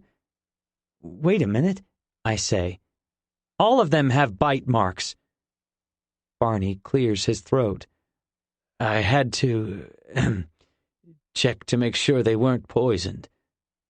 I stare at him, and he shifts back and forth uncomfortably. "All of them?" I say, laughing. I take my job very seriously." I can see that. You know, you could have broken off a piece from each one rather than biting directly into them, I point out. They don't taste as good that way, Barney says, looking sheepish. Don't they? You're eating the same thing. Just the same, I prefer them the other way. Well, I suppose I should say thank you. Are you sure it was necessary? You never know, sir. You can never be too careful these days. These days? Has there been a threat on my life? I ask, crunching the corner of one of the biscuits as far away from Barney's teeth marks as possible. Barney shifts again, but then rests crookedly on one foot. Well, no, not directly, but ever since Webb went missing, some of his friends have been stirring the pot, talking about how suspicious it is that he was your biggest critic and then disappeared. Some of them have noticed the time you're spending up on the mast. A question I've been meaning to ask for a long time slips off my tongue. Barney, why didn't you tell the truth about what she did to me? With the scrub brush. You mean how she knocked you flat out, sir? He says, smirking. I wouldn't say she... Whack! Right to the forehead, and you went down like a sack of... Thank you, Barney, I get the picture. Why didn't you tell anyone? I ask, breaking off another piece of biscuit and popping it in my mouth. Because you didn't, sir. I followed your lead because you take your job very seriously. I finish for him, my mouth full. Barney was right. They do taste better when bitten into rather than broken off. Strange. Aye, that, and I have nothing against the bilge. They're good workers, rarely make trouble, well, except for the one who's caught your eye, that is. She has not caught my eye, Barney. Of course not, sir. Barney? Aye, Lieutenant. Do you know where the workers come from? There are crumbs stuck in my throat, so I take a sip from the mug. The warm drink slides down easily. It's all very secretive, but I assume we trade with foreigners for them. Somewhere beyond Storm Country. Barney scratches his head. Captain Montgomery once told me, he'd been drinking all afternoon, mind you, that they come from a place called Fire Country. My heart speeds up. I knew she was telling the truth. I knew it. And what might be traded for them? I'm afraid I haven't the slightest idea, Barney says. Thank you, I say. You're most welcome, and sorry again about the bite marks. He turns to leave. Barney? Aye, sir. He turns back. There are crumbs in your beard, I say, unable to hold back a chuckle. The rain's been pounding us for days, so strong and endless that all hands are on deck, using buckets to bail it over the sides. The bilge, too, only with no buckets left, they have to use their hands. I don't look at her, like I've done all week. I'm not sure if she knows why I've been ignoring her, but I won't risk so much as a sideways glance in her direction, not when Hobbs continues to lurk. I'm all over you. Drenched from head to toe, my arms ache as I scoop another half bucket of water, dumping it over the side just as the ship crashes into a mountainous wave, dumping 10 times more water back on top of me. It's a never-ending battle, I realize as I come up spluttering. One of the sailors was knocked clean over by the wave. I help him to his feet as thunder erupts overhead. Just one more day, I think, as I once more fill my bucket. It's the same thing I've thought every day, only the storm never seems to end. Although I wouldn't have thought it possible, the wind strengthens, coming in bursts and blasts that threaten to knock every man and woman off their feet. Above us, there's a horrendous rip, as if the very sky above us is being torn in two. I look up to find a ragged gash in the mainsail, opened up by one of the wind bursts. And then I see her. Not because I was seeking her out, or because I've forgotten to avoid looking at her, but because she's right where I'm looking, climbing the rain-soaked mast, for once using the ladder, clinging to it like I usually do. Jade's headed right for the tear in the sail, and it's clear she's going to try to repair it. No, I think. Even with her skill in climbing, attempting to use the rope bridges, which are swinging wildly, is suicide in the middle of a tempest such as this. But what can I do? Hobbs has stopped bailing too, is watching her climb. He looks at me, right at me. A challenge. What you gonna do, sailor? Lightning sizzles in jagged streaks above us, so close I can smell burning in the air. I stumble when the ship breaks over a tall wave, plummeting down the steep side, tossed about like a leaf in a whitewater river. Grabbing the railing, I regain my balance and look up. Jade has missed a ladder rung and is hanging by her hands, which are slipping.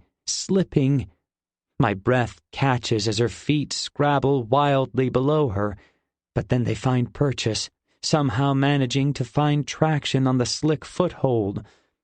Danger looms from above. The next wave. How did it get above the ship? Do waves have wings? Dozens of shouts rise above the thunder as the wave rains upon us, knocking each and every man and woman and white-skinned and brown-skinned person off their feet. I'm swimming. I'm on the ship and I'm swimming, gasping for breath, choking on salt water and pushing seaweed out of my eyes. Still alive, still fighting. And then the ship lurches over the next wave, tilting so far that the pool of water rushes off over the side and back to whence it came. I slide along the deck, not stopping until I slam into the railing, tangled with another man, the sailor I helped up earlier, and a hefty woman who works in the kitchens and is known to eat more of what she cooks than those she cooks it for. But I barely see them, barely feel their arms and legs as we pull apart, because my eyes are glued to the mast, which is swaying, creaking, and finally cracking, with an awful splintering, ear-wrenching crack, as Jade climbs higher and higher past the torn sail all the way to the bird's nest, where she manages to slip over the side, disappearing from sight.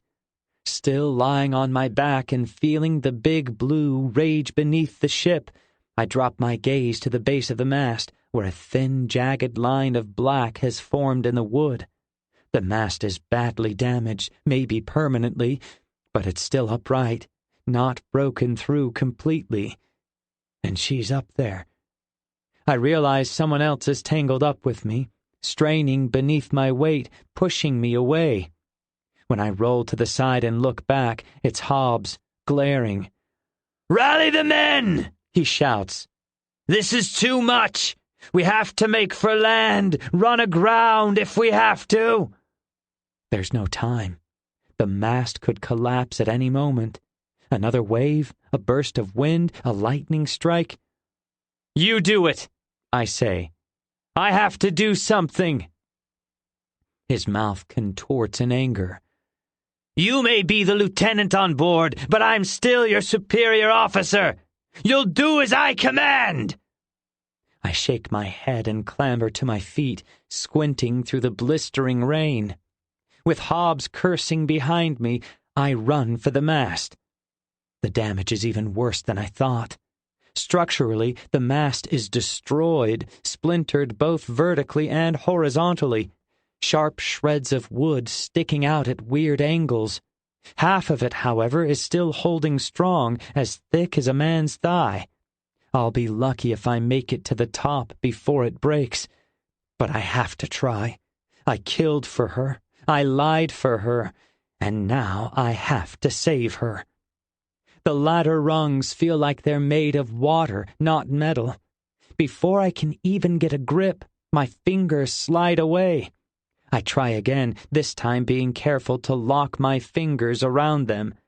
My feet slip twice on the way to the top, but each time I manage to regain my footing.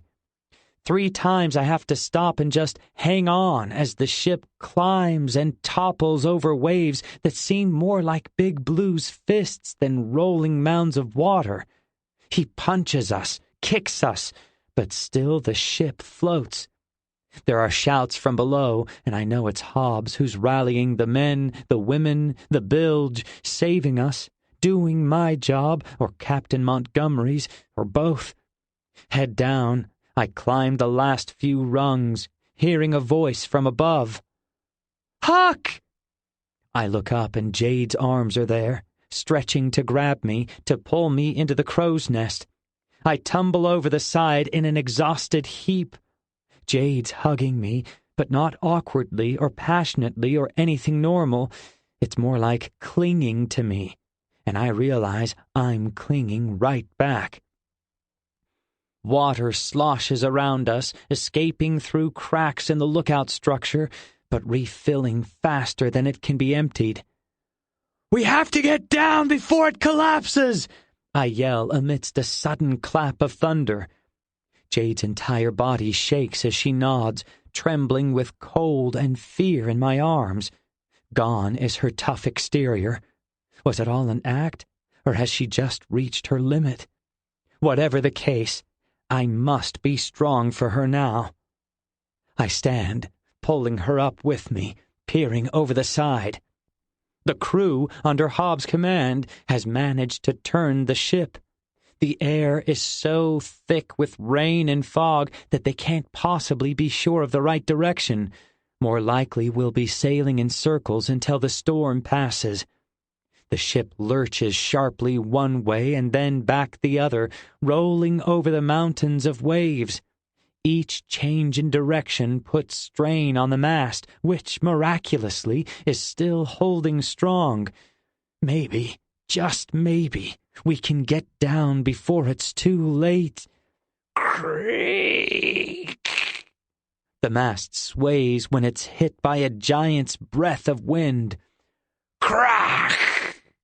It shatters, shuddering and groaning, wavering one way and then the other. The deep blue beckons it, calling for wood and blood and destruction and debris. "Huck!" Jade cries as we fall, clutching at me as I clutch the side of the bird's nest. We fall, slowly at first, but then faster and faster. This can't be happening.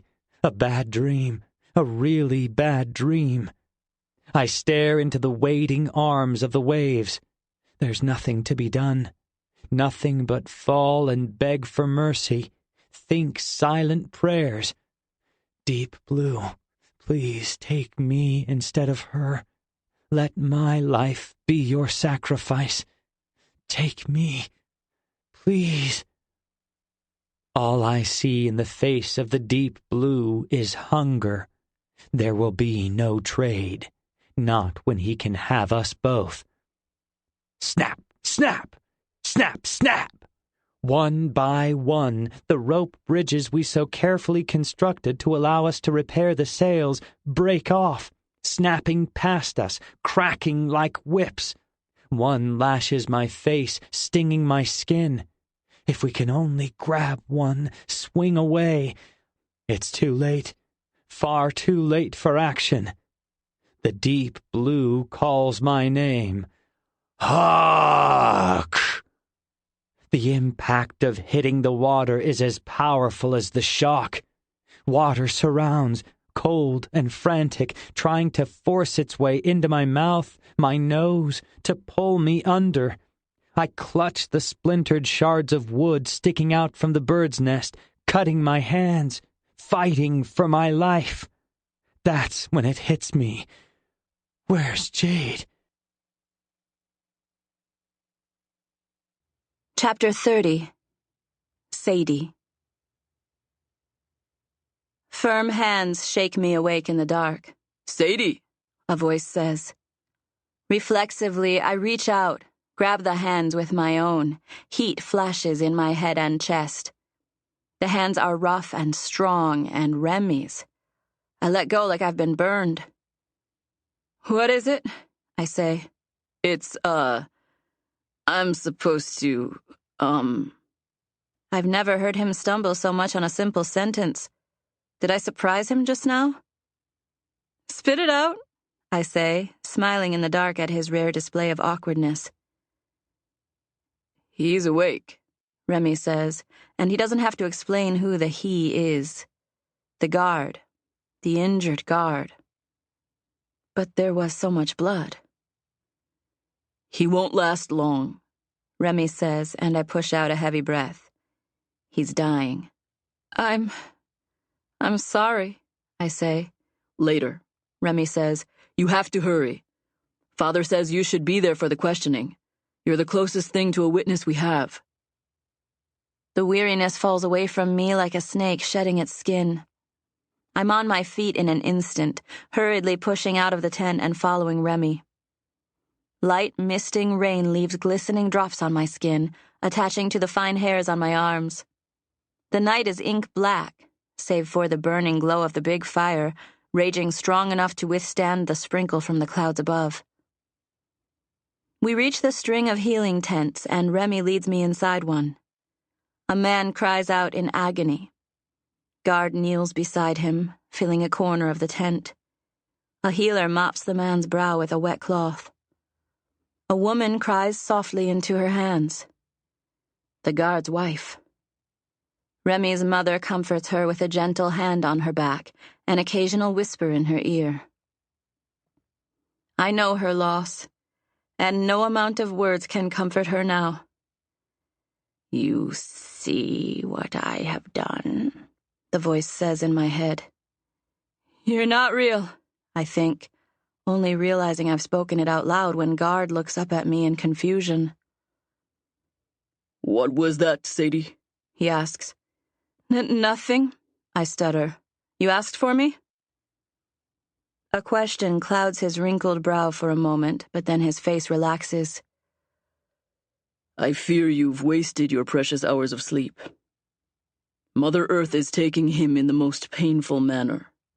We've barely drawn a word or two out of him, and nothing meaningful." Across from Guard, the woman sobs.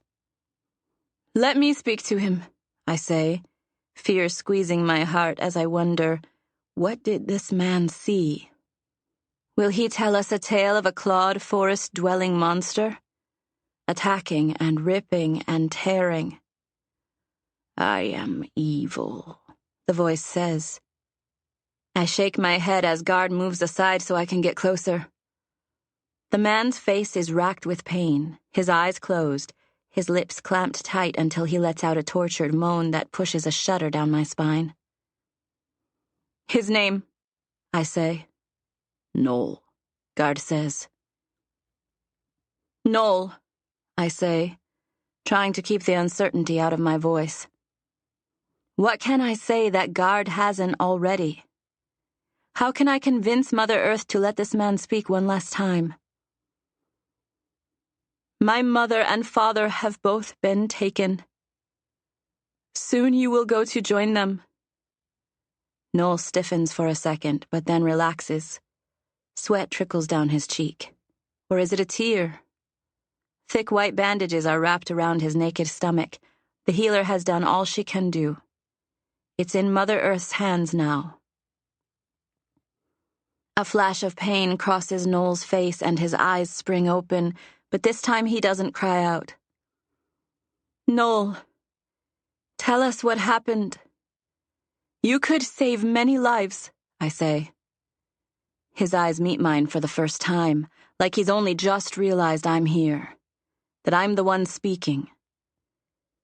A wail slips from his wife's lips, but I raise a hand in her direction and she manages to stifle it.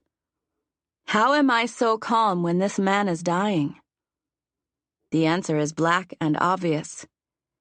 Because I have to know what did this. "It was..." The words come slow, like rainwater dripping from a leaf long after the storm has passed. Our fault. What? He's dying, and yet he's taking blame. For what exactly? For getting stabbed? For bleeding on the ground? He's confused, from pain or loss of blood or trauma. You did nothing wrong, I say. Just tell us who did this to you.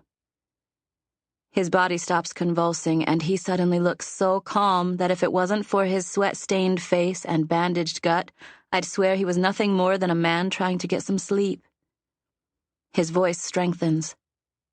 They appeared out of nowhere, as if the night spat them out just in front of the camp. Noel takes a deep swallow, but then continues. There were two men, one as light-skinned as a soaker, but not as fair, with dark hair and a thick beard. The other was darker-skinned, but not like us. Light brown. They surprised us. Our fault.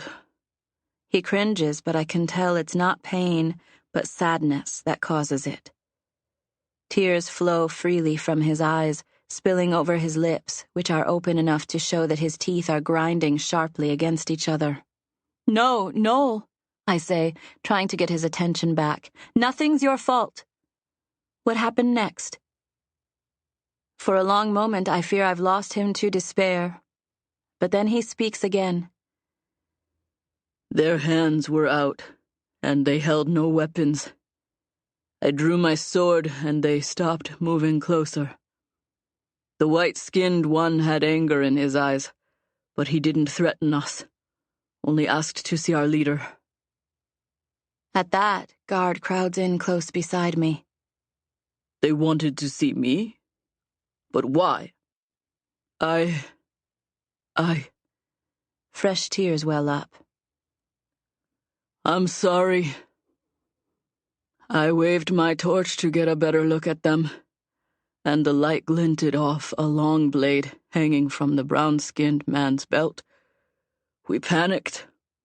We attacked him, both of us, at once. We fought to kill.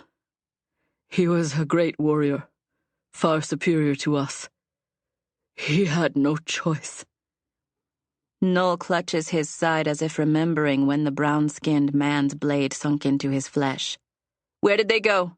I ask, picturing them lurking within the camp, hiding in shadows, blood dripping from the murderous sword. Back into the forest, he says, his voice weakening. They ran, left us there to die. A strangely peaceful look crosses his face as he manages a smile. Noel? I say in alarm. It doesn't hurt anymore, he says. His eyes flash to his wife. Teza, come to me. The woman swoops to him like a bird of prey to a rodent, smothering him with her arms and kisses. Over her shoulder, he says, I love you, Teza. I want to look away, but I can't. I feel tied to this man, to his story. I'm ashamed at the relief I feel in my heart because now I know it wasn't my fault, wasn't some evil from the forest that killed two stormers. No, it wasn't, the evil says. But I will kill. You can't stop me. Noel's lips move one last time, his pink tongue flashing with each word. The white man said his name was Daz. And then he dies. Every last rider is here. None of us able to sit, although Guard has asked us to several times. When we left Noel's body to the care of his wife and the healer, The sun was already peeking over the horizon, chasing away the misting rain, casting a pink glaze over the camp. Far too cheery a color for the night's stormy events. Guard called the riders to assembly immediately. The rumors began buzzing in whispers and hisses as the black-clad warriors streamed to a point just outside the camp, beyond the stables. 10 guards dead, but how? Under attack by the Icers and the Soakers? They fell from the sky like rain, murdering children in their beds? Despite the ludicrousness of the gossip, I stay silent, knowing the truth will come out soon enough. Daz, I think. An Icer? Despite Noel's claim that the fault lay with him, my hands clench in anger. My mother was killed by an Icer. I will get my revenge. Eventually, Guard manages to calm the riders, even convincing them to sit in the grass, which is still wet with the night mist. My hands are anxious, resting first on my knees and then on the damp earth, before finally sitting knotted in my lap. Surely this will be a call to war. The only question is, with whom? First, Guard tells the true story, stamping out the rumors almost as quickly as they arose. 2 guards dead, likely attacked by an Icer and a Heater. Since when have those 2 tribes fought together, I wonder? Are we entering a time when every tribe bands together as one, an invincible adversary determined to wipe all good from the earth? Will Mother Earth allow it? We have to act! A rider yells when Guard finishes. Yeah! A woman screams, her cry mimicked by a dozen more voices, like echoes. Some of the riders stand, fists clenched at their sides. We cannot act against an enemy we can't see, Guard says, gesturing for the riders to sit. Grudgingly, they do. We could rush off and start a war. But will there be anyone left when we return? There's silence, Guard's words weighing heavily on the too bright morning. We cannot do nothing, I say, surprised at my brazenness. I stand, wondering what I'll say even as I say it. They've attacked us in our home. They've practically begged us for war. I sense the words are mine, but not. Only part mine. Evil lurks behind them, but they feel right. Will my mother's death go unanswered? They were provoked, Guard says. Noel admitted that it was his fault, that he was spooked and acted out of fear. They only wanted to talk to me. They wanted to get close to you so they could kill you, I say, feeling strength coursing through me. A sudden desire to ride passion into battle fills me. Even standing, I feel restless, like I need to move, to run, to ride, to fight. An eye for an eye. We killed their king, so they'll kill our war leader. Maybe so, Guard admits. But we don't know that. Coming into the heart of our camp with a force of only 2 would have been sure death. Suicide. Perhaps there's more to it. I know he's right, but his words are too patient for me. What would you have us do? I ask. Guard's eyes bore into mine. Have riders replace the normal guardsmen. Double the watch. Be vigilant. If they want badly enough to speak to me, they will return. And we'll be ready. Silence hangs ominously over our heads, a stark contrast to the rare cloudless sky. Finally, I feel uncomfortable standing alone in a sea of seated riders. Awkwardly, I lower myself to a crouch. Guard casts his eyes over the lot of us. Despite the calmness and steadiness of his previous words, his gaze throws off sparks. I want them brought to me alive. His voice booms like a battle drum. And only then will they answer for their crimes. We work in groups of 4, silent protectors of the camp, of my people. If the foreigners show their faces again, The thought trails off in my mind because I know the rest of it will be finished by the Dark One who clings to me like my black robe. Let them come, the evil says. I shake my head and pull my hood over my hair as a cautious rain begins to fall. The night speaks in leafy rustles and patters. My companions also don their hoods. They don't complain about being tired or having to stand in the rain. Riders don't complain. We are iron. We are rock. A drip of moisture crawls into my eye and blurs my vision, as if to remind me that even rock and iron are affected by Mother Earth's elements. One of the torches planted in the soft ground beside us flickers when the rain picks up. The flame falters, wavers, and then dies, casting us into darkness. Still we stand. Still we watch, our eyes adjusting to the night. Something flashes in the corner of my vision. A speck of movement, there and gone again. A trick of the night? A specter? I train my stare on the spot, unwilling to raise a false alarm until I'm sure. I see only black. And then, a flash of something lighter, growing in size as someone approaches. "Who's there?" I demand. My companions turn to the sound of my voice, startled. The blob of white stops, says, "My name is Daz. I come from Ice Country. My companion is Feeve, one of the marked from Fire Country. We've come to speak to your leader." I squint to make out the face of either of them. The one who calls himself Daz steps forward, clearer now, but still shrouded by the night. My hand tenses on my sword, prepared to draw it, to swing it, to kill if necessary. "You killed 2 men," the rider next to me says.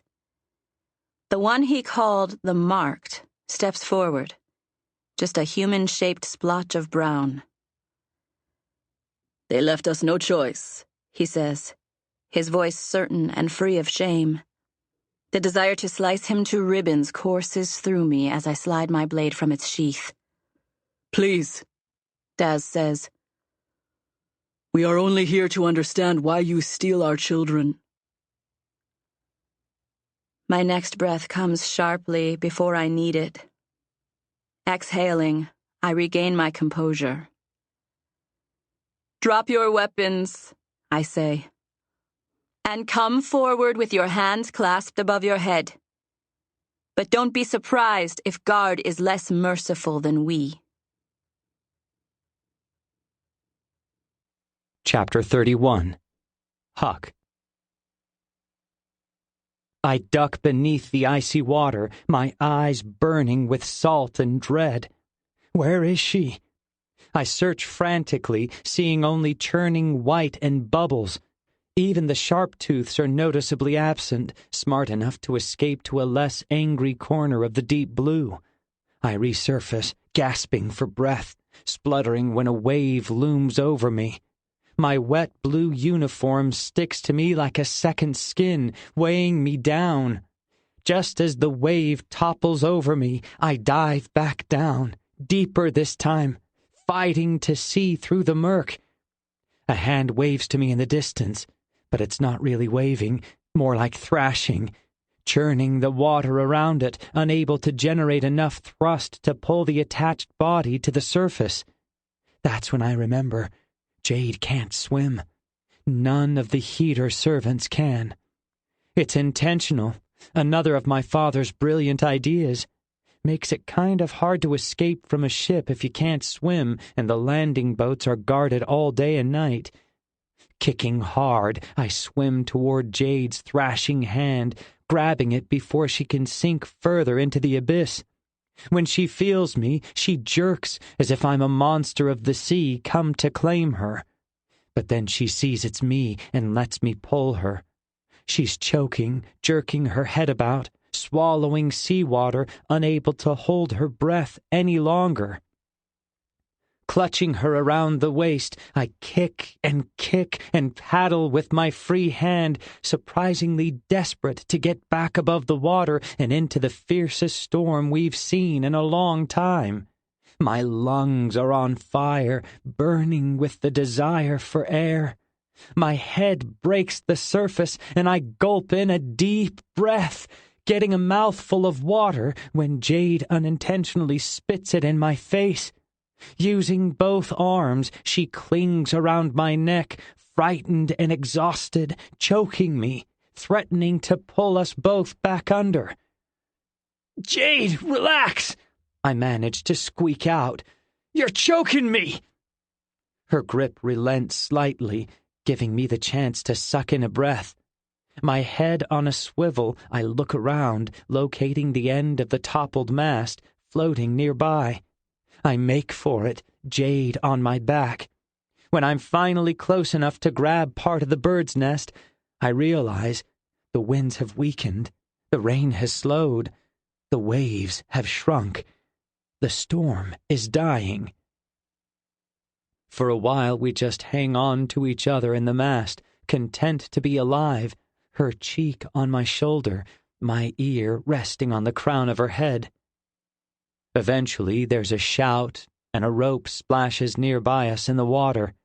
I grab it, my fingers cold and unsteady, wrap it around Jade, under her arms, and then around me, tying it tightly in a classic fisherman's knot. I raise a hand as high as I can, signaling to the rescuer who I can't see above the angled mast. The rope tightens and begins to drag us in. I hug Jade without shame. She hugs back. We reach the ship and I steady us against the side with a firm hand as we rise slowly out of the water, the rope twisting and spinning, showing us wood, and then sky and water, and then wood again. Strong hands pull us over the railing, and we collapse on deck in a pile, like fish tumbling from a net. The days catch. Looking up, I see the eyes of our rescuer, dark brown and almost shining with glee. "Look what the deep blue spat out today," Hobbs says with a sneer. I don't know where they took Jade, but I was so shocked at seeing Hobbs that I did nothing to help her, just watched them drag her away, below deck somewhere, presumably to get her dry clothes and a blanket, something to warm her up. All that matters is that she's alive. "I should have left you out there to drown," Hobbs says as I strip off my shirt. Barney helps me to my feet, loops one of my arms over his shoulders as I stumble, my feet like jellyfish. "Then why didn't you?" I snap, a flash of anger hitting me. Surprisingly, Hobbs smiles at me. "Because I'd rather find out what the Admiral will have in store for you." My father. I try to swallow down the unwanted sour taste of fear that fills my mouth, but it sticks in my throat, lingers. I stare at Hobbs, trying to hide my fear. "Until then, stay out of sight until you're called for," Hobbs says with a sneer. "Clearly, you're not needed up here." Barney grabs my arm, says, "We need to get you cleaned up." I know it's an excuse to run, to hide, but I'll take it. With Barney acting as my crutch, I limp away, hating the way my heartbeat thunders in my chest when I see the rest of the ship. The collapsed mast hangs eerily over the side of the ship, angled like a plank into the water, leaving a trail of splinters and puddles behind it. Half of the railing is bent and destroyed, broken under the weight of the mast. Dripping white sails cover a full quarter of the ship, swirling with a tangle of ropes. Barrels are shattered, spilling their contents, rice and beans and recently caught fish, onto the rain-slick deck. But despite the significant level of destruction, that's not what causes my heart to pound, to speed up. No, it's the people who shame me. Men and women, young and old, bedraggled and half-drowned and bone-weary, hanging on what's left of the railing and on each other, staring at me, and not with respect, like they used to, watching me with narrow eyes full of accusation. For I abandoned them. No, it's more than that. I abandoned them to save a bilge rat. I should stay above, help repair the damaged ship, but I don't. The storm has passed, the sea is calm, and we're safe for now. Hobbs is right. I'm not needed or wanted above. Head down, I walk past them. What will they do, Barney? I ask. My humble steward sets a hot mug of tea on the table next to me and snatches my sopping clothes that lay in a haphazardly discarded pile on the floor. Barney doesn't answer, just stares at me with tired eyes. What will they do to her? I say, modifying my original question to what I meant in the first place. Although I'm not so selfless as to not care what happens to me, I'm trying not to think about that, to focus on Jade, whose life hangs in the balance once more.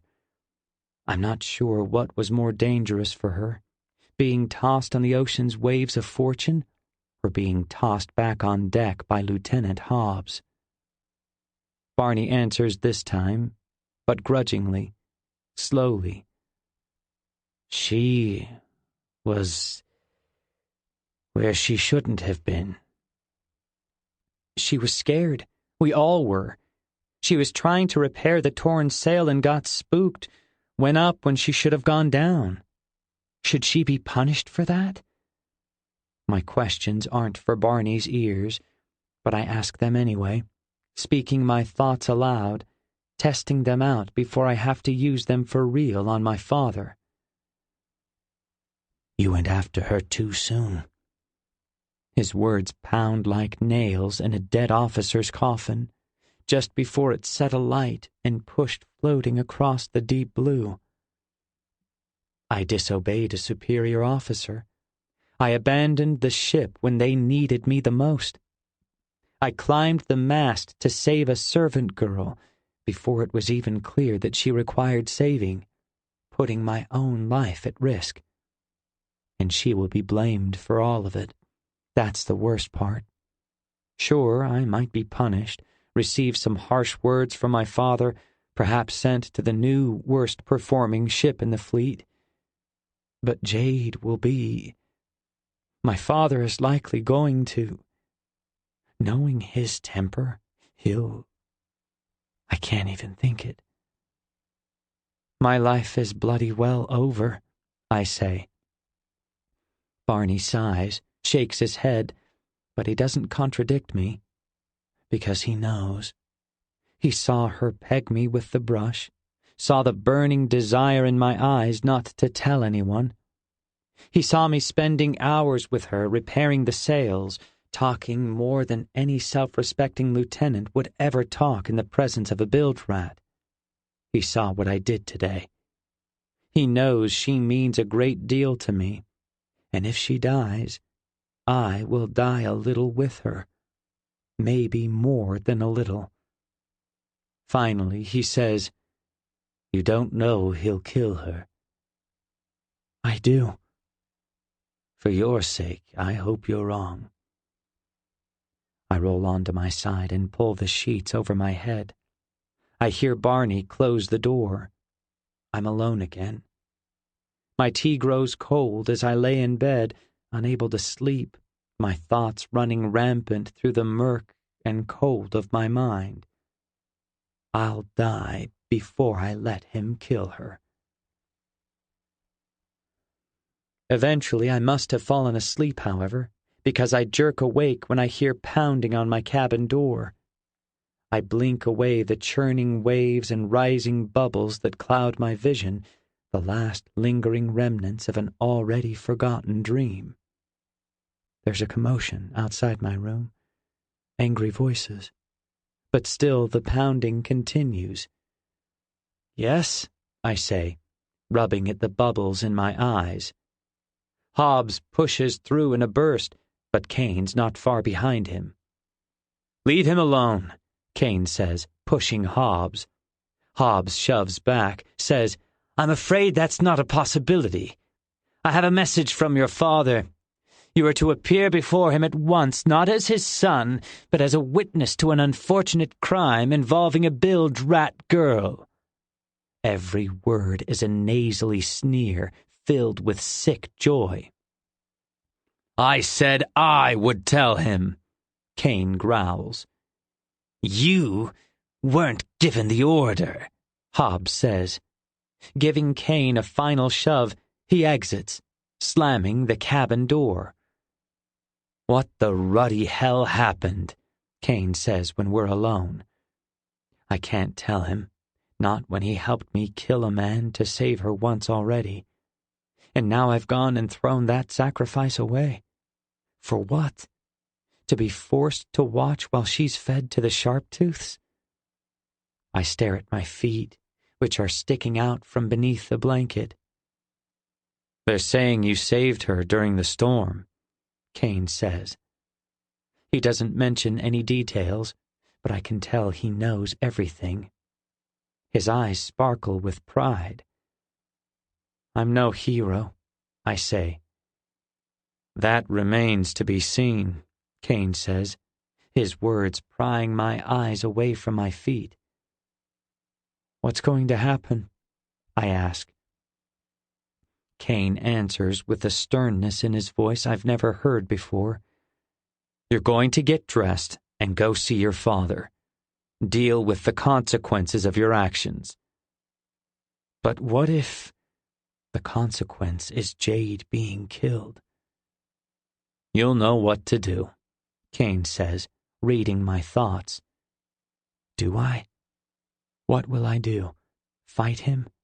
Dive in after her? I can't see it happen.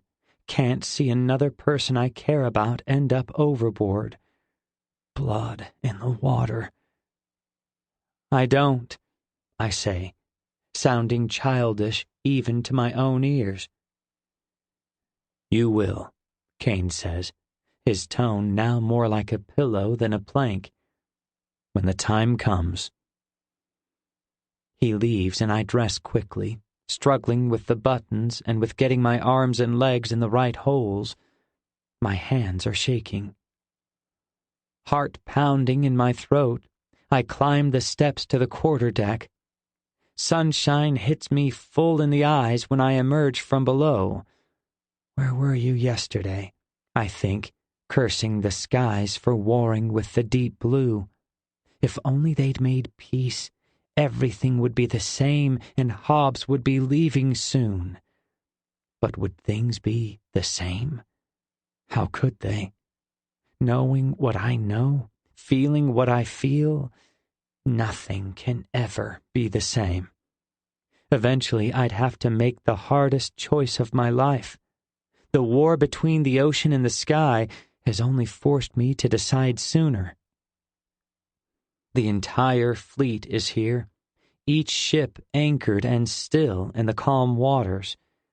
Although none of the vessels were unscathed by the power of the storm, their sails hanging limply, their railings splintered and chipped, their decks a mess of shattered barrels and snapped ropes, the mayhem seemed to take the worst of it, the only ship with a broken mast.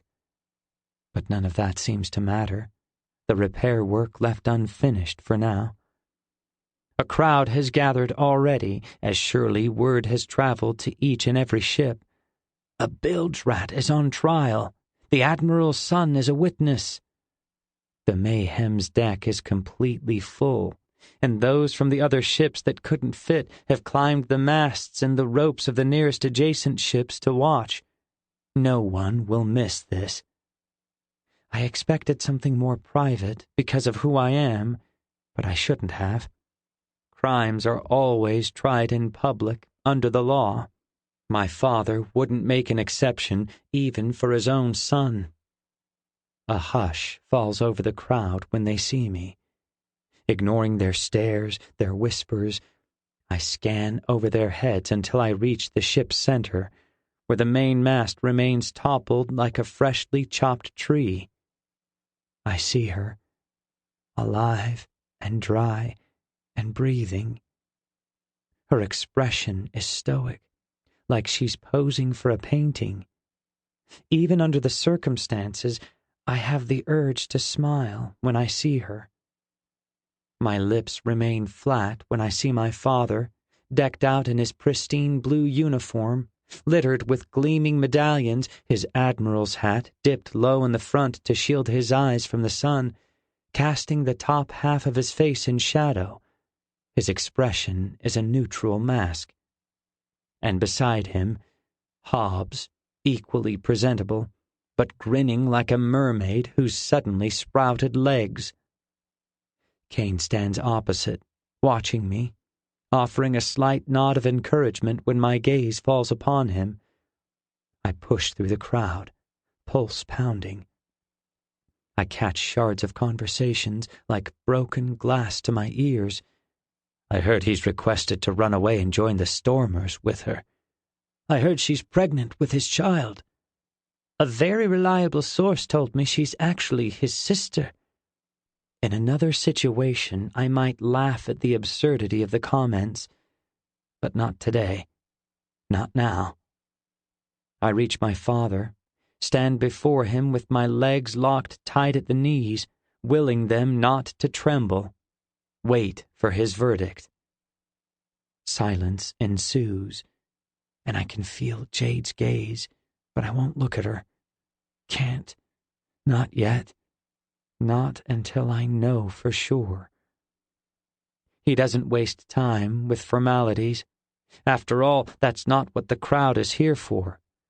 Do you deny that this bilge rat climbed to the bird's nest, which is forbidden of her kind?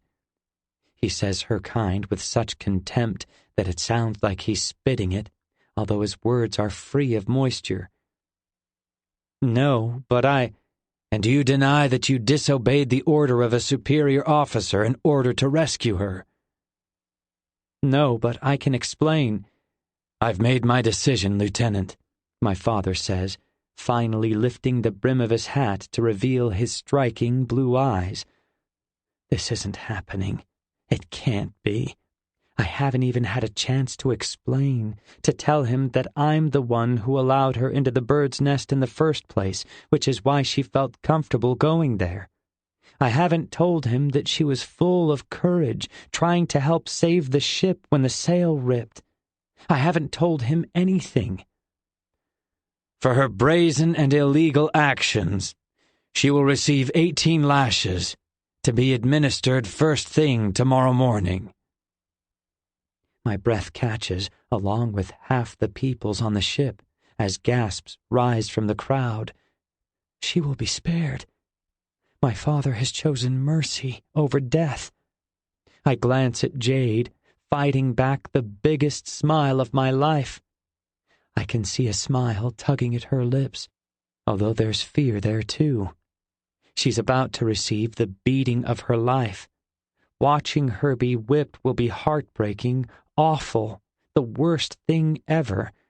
But at least she won't be at the bottom of the ocean or in some sharp-tooth's belly.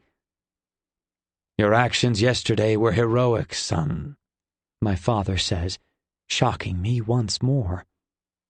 Hobbs's head jerks toward my father, his eyes widening in surprise. Sir, I really wouldn't characterize them. My father raises a hand to silence him. Although your heart was in the right place, attempting to save one life at the potential cost of others, including your own, was a mistake. Not to mention disobeying Lieutenant Hobbs, your superior officer. Here it comes. Here it comes. However, given the extenuating circumstances, what with the storm and the fact that Lieutenant Hobbs was only on board the Mayhem in an advisory role, I see no reason to punish you. His words are drops of rain, light and refreshing in the heat. Is he really proud of me? An airy thrill zings through my chest, surprising me. Do I still want his pride? For the longest time, it was all I ever wanted, all I ever needed, to be forgiven for failing him, for failing my mother. But knowing what I know now, I shouldn't want his pride, shouldn't need it. And yet, I can't help but bask in it. In fact, you shall be rewarded, he continues. Rewarded? Surely this can't be. He's never rewarded me for anything. I wait in eager anticipation. Sir, I really must Shut it, Hobbs, my father says, and I grin, enjoying the way Hobbs's frustration is growing red on his face. Given the strain and the danger that this bilge-rat girl has put you through, there is only one reward that is appropriate under the circumstances. His tone has changed, and my smile fades away.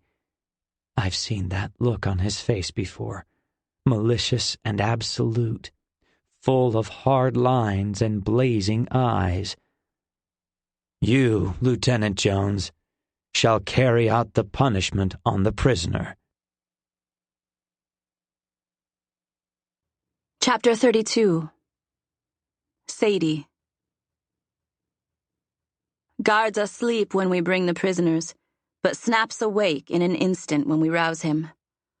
In the scant light, the dark parts of his eyes are huge, just thin circles of white surrounding them. He orders us to take the prisoners to an empty, rarely used tent, the prison tent. During a few of the battles with the soakers growing up, one or two of the enemy would be captured rather than killed. According to Mother, it wasn't our first preference, but it still happened. We used to hear their cries light up the night as they were tortured for information on the soakers' future plans. We push the prisoners inside the empty tent, their arms tied tightly behind them. We've lashed their feet together, too, so they can only take small half-steps. For good measure, they're tethered to each other. If they try to escape, they'll be dead in an instant. The inside of the tent is bare, save for a thick pole running up the middle, connecting with thinner poles that arc down the sides and provide the enclosure's structure. The center pole will be the prisoners' home while in the camp. While another rider and I hold a sword to each of their throats, two other riders cinch them to the pole. They're still tied to each other. They don't complain, just stare at us. The one calling himself Feeve meets my narrow eyes with a glare, while Daz's, the pale-skinned one from Ice Country, eyes are softer, more curious. Guard storms in, Remy in tow. Although the war leader's giant form has to be intimidating to the two foreigners, they don't show it. Just watch him with what appears to be a mix of anger and interest. I meet Remy's eyes. "Well done," he mouths. I respond with a nod. While we stand at attention and watch, Guard paces back and forth in front of the prisoners, his boots stomping the dirt floor, his black robe swirling around his feet, making him appear even larger.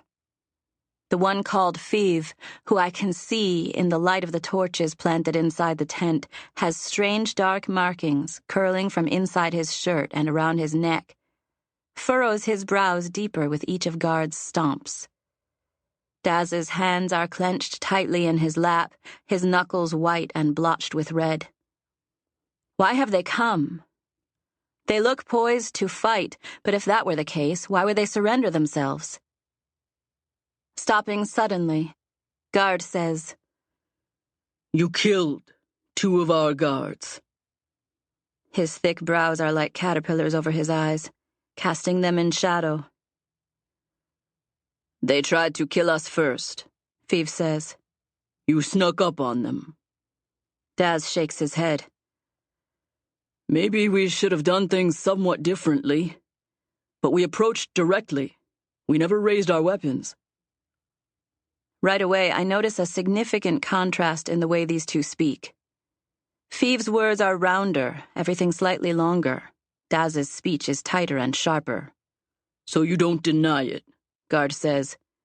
Deny that we defended ourselves, Feeve says, mockery in his tone. Oh no, we did that all right. Pretty searing well, I'd say. A question pops into my mind. Could one of these men have killed my mother? A slash of anger scathes across my chest. Echoing my temper, Guard moves forward, surprisingly quick for such a large man, and clamps his meaty fist around Feeve's neck, lifting him from the floor. Because they're connected, one of Daz's arms gets pulled up the pole to follow Feeve. The marked one's face turns red as he chokes, but he doesn't struggle, doesn't try to stop Guard from killing him. 10 heartbeats pass. 20. Feeve's skin is sky red. 30 heartbeats. Guard throws him to the floor where he grabs at his throat, wheezing, coughing, and finally hocking a clump of spit in the dirt.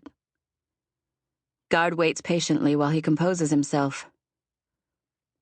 Did you both participate in the killing?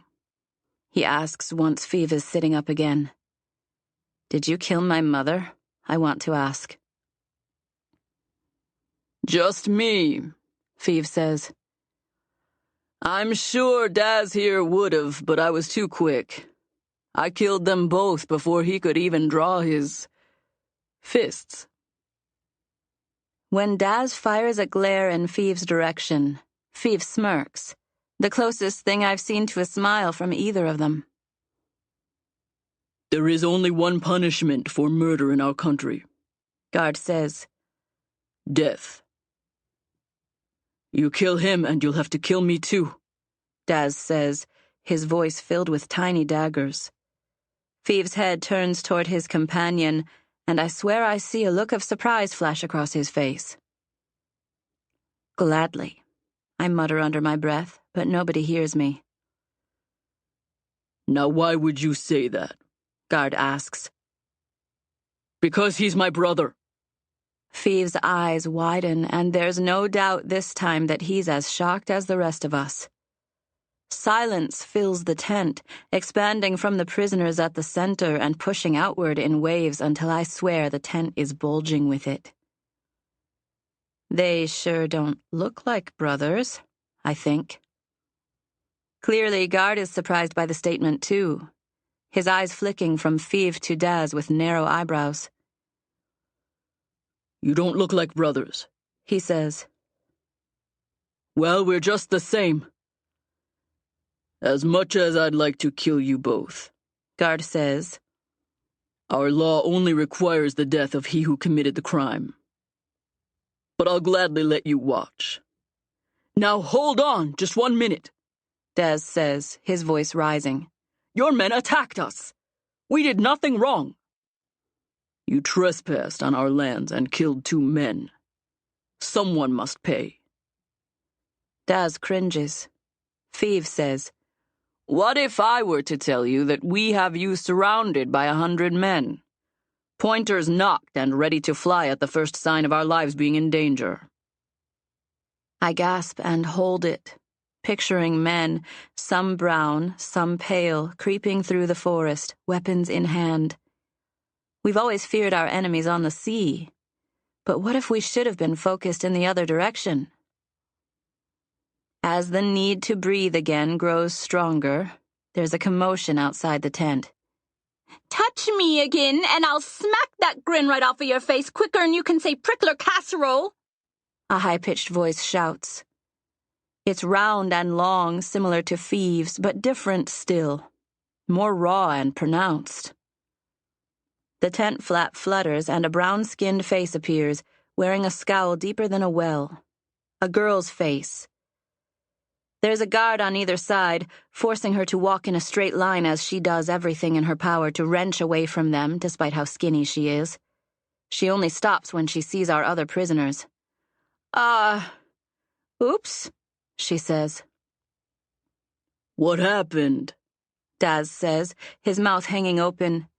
Next to him, Feeve rolls his eyes. We kinda sorta mighta got caught, she says. Behind her, another brown-skinned girl is pushed inside. She looks older, Her jaw hardened, her frame slightly larger, her muscles more defined. Other than that, they could be sisters. "We're here to rescue the lot of you," she announces, bashing a shoulder into the guard on her left side, who flinches, pain flashing across his face. I gawk at the two girls, blinking hard in wonder. Because they remind me so much of myself, except brasher, less polished. Tough, but a little unpredictable, more mouthy for sure. But that's not the end of it. 2 more souls stumble inside, flanked by at least 5 more guards. There's another guy who must be from ice country, his skin every bit as white as Daz's. He's thicker and shorter than Daz, but softer, like the difference between an apple and peach, and wearing the biggest smile I've ever seen. So out of place for the situation. The 4th new prisoner is another brown-skinned guy, but with no markings. His demeanor breathes calmness and control. His face unreadable. His steps sure and unforced, despite the sword at his back. Guard has stepped aside to let the new prisoners enter, watching silently and with one eyebrow arched as they're lashed to the pole. A strange clump of brown and white. "Welcome to the party," Daz says as the other pale-skinned guy is tied next to him. "Of all the Siren's stupid things," Feeve mutters. "Like you can talk, oh wise one," the skinny girl says. "It was your idea to get yourself caught in the first place." "Shut it! All of you!" Guard snaps. Silence ensues once more, but it's less absolute, filled with ragged breathing, occasional coughs, and lots of scuffling and scraping as the prisoners try to get comfortable.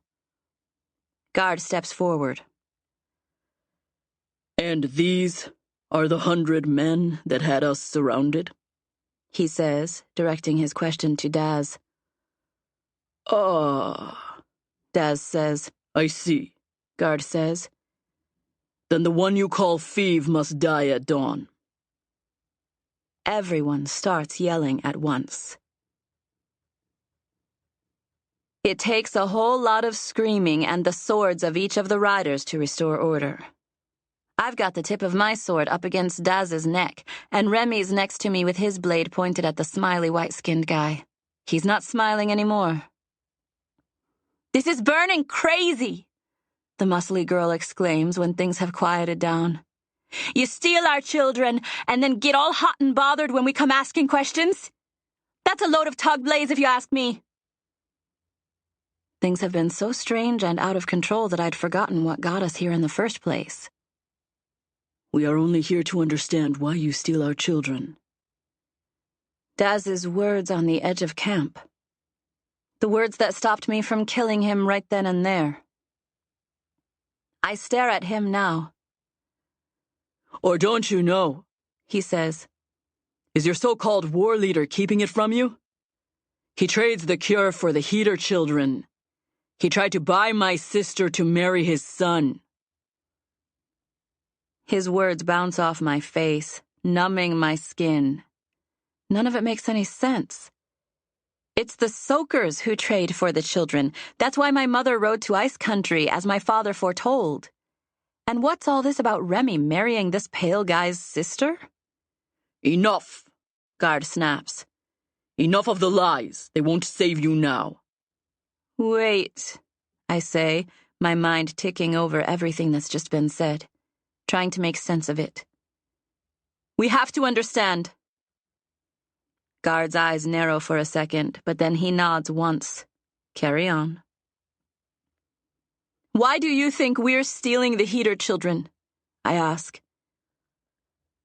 "Not stealing. Trading. But I guess it's more or less the same thing. He waves his arms around the tent at all of us, at the riders. Warriors attacked my village, burning and frightening the people half to death." "We killed the king," I say, nodding. So far, I don't disagree. "No," Daz says. "I captured the king." Guard suddenly strides forward, his expression wide. He grabs Daz by the top of his shirt, turns his face toward the light. Wait. I know you. Daz's eyes flash with recognition. And I you, he says. You're the one. He trails off. Who saved your ass and left you with the girl, Guard says. Your sister. And the king, Daz says. My eyes dance back and forth between them, trying to make sense of a story I wasn't a part of. The dead king, Guard corrects. Daz shakes his head. No, you're wrong. I know when I've killed a man. Guard says sternly, but there's no anger in his voice, only certainty. Oh, the man was dead, Daz agrees. But he wasn't the king. He was only a puppet figurehead, the captain of the guard. I injured the real king and saved my sister. The sister who you, the word shoots from his mouth like a knife, wanted to force to marry your son, using my life as leverage so she'd obey him. No, Guard says. I swear that's not true. Not a lie, just not true. There's been a change in Guard's tone over the last few minutes. He's no longer accusing the intruders, rather trying to get to the truth. I would never. It's the Soakers who were taking the children from Goff, trading for them. They must have been the ones who wanted your sister. It's true, I say. The riders only went to your country to stop them. We were against the slave trade from the beginning. All we wanted was to send a message to kill the king. Daz stares at me, his expression heavy with confusion. He tries to raise a hand to his face, but when he remembers it's tied behind him, he settles for knocking the back of his head against the pole. I knew it, the guy next to him says. I knew it when you only burned the empty houses. When you only killed the castle guardsmen. So it's the Siren Baggart Soakers who took my sister? The strong girl says on the other side of the pole. Her voice is deep and raspy. I nod and then, realizing she can't see me, say, Yes! I swear it on the souls of my parents and brother. May Mother Earth keep them. And what of the cure? Feeve says evenly. The cure for what? Remy asks. For the first time, the unmarked brown-skinned guy speaks. For the fire. For the cold. For the illness that kills our people. Do you have a terrible disease in Storm Country? The plague, I whisper. The word becoming bigger and bigger in my head, pushing on my skull. A headache throbs just above my nose. My father. The plague. Daz whispers back. It killed my father, too. And my mother? The skinny girl says softly. Who was my mother, too? The muscly girl says. So they are sisters after all. You say you have a cure? Guard asks. Not us, Daz says. Whoever trades it to the Icers for the children. The Soakers, you say? Yes, Guard says. But we've seen it. It's nothing more than dried sea plants, plucked from the shores and gathered in bags. You can get it? Daz says sharply. Yes, but it's nothing. Just plants. Guard crouches next to me, as large as a bear. You mean you think it's a cure for the plague? Yes, Daz says, nodding vehemently. Why else would the Heaters and Icers go to so much trouble to trade children for it? Are you sure it works? I say. It must, Daz says. You say you've seen it. Surely you'd know if it had healing properties. We don't consume anything that comes from the sea, Guard says. It's not clean. There is silence for a moment as everyone processes what's been said so far. Remy breaks the silence with a question directed to Daz. You say your sister was to be taken and married to... Well, you thought it was me, but it could only be Admiral Jones's son? You're his son? Daz says, motioning to guard. Yes, but I swear, I know, Daz says, forcing a smile. You're not the one who was supposed to marry my sister. Otherwise you'd be dead already. His smile hangs for a moment, but no one returns it. Who's this Admiral Jones fellow? The leader of the Soakers, Guard says. He commands their entire fleet. I'll kill those baggard Soakers, the older sister says. Suddenly I'm starting to like her a lot more. But then, looking at the pale face of the Icer sitting in front of me, my thoughts turn back to my mother, bloody and dying.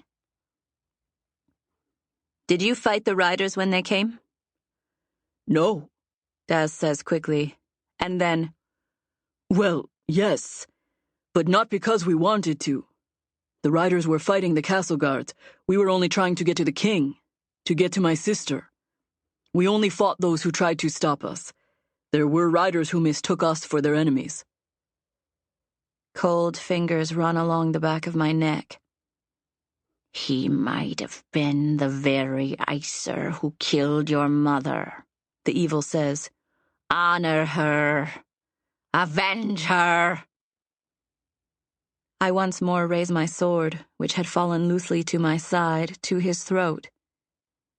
Did you kill any of them? I don't know, Daz says. Maybe. I can't be sure. We were protecting ourselves. Sadie, Guard says. I was there. It was chaos. Icer guardsmen streaming from every nook and cranny in the castle. It's very unlikely any of these ones had anything to do with your mother's death. My fingers are sore from their firm grip on my sword. My teeth begin to ache from the grinding. I shake the evil off my back, drop my sword once more. I know Guard's right. Your mother was a rider, the skinny girl says. Yes, I say. She died from wounds inflicted during the raid on Goff's castle. I'm sorry, she says. So Siren sorry. It's not an empty apology. There's real sadness behind it. And I remember her saying how her mother died from the plague. What now? Feeve growls.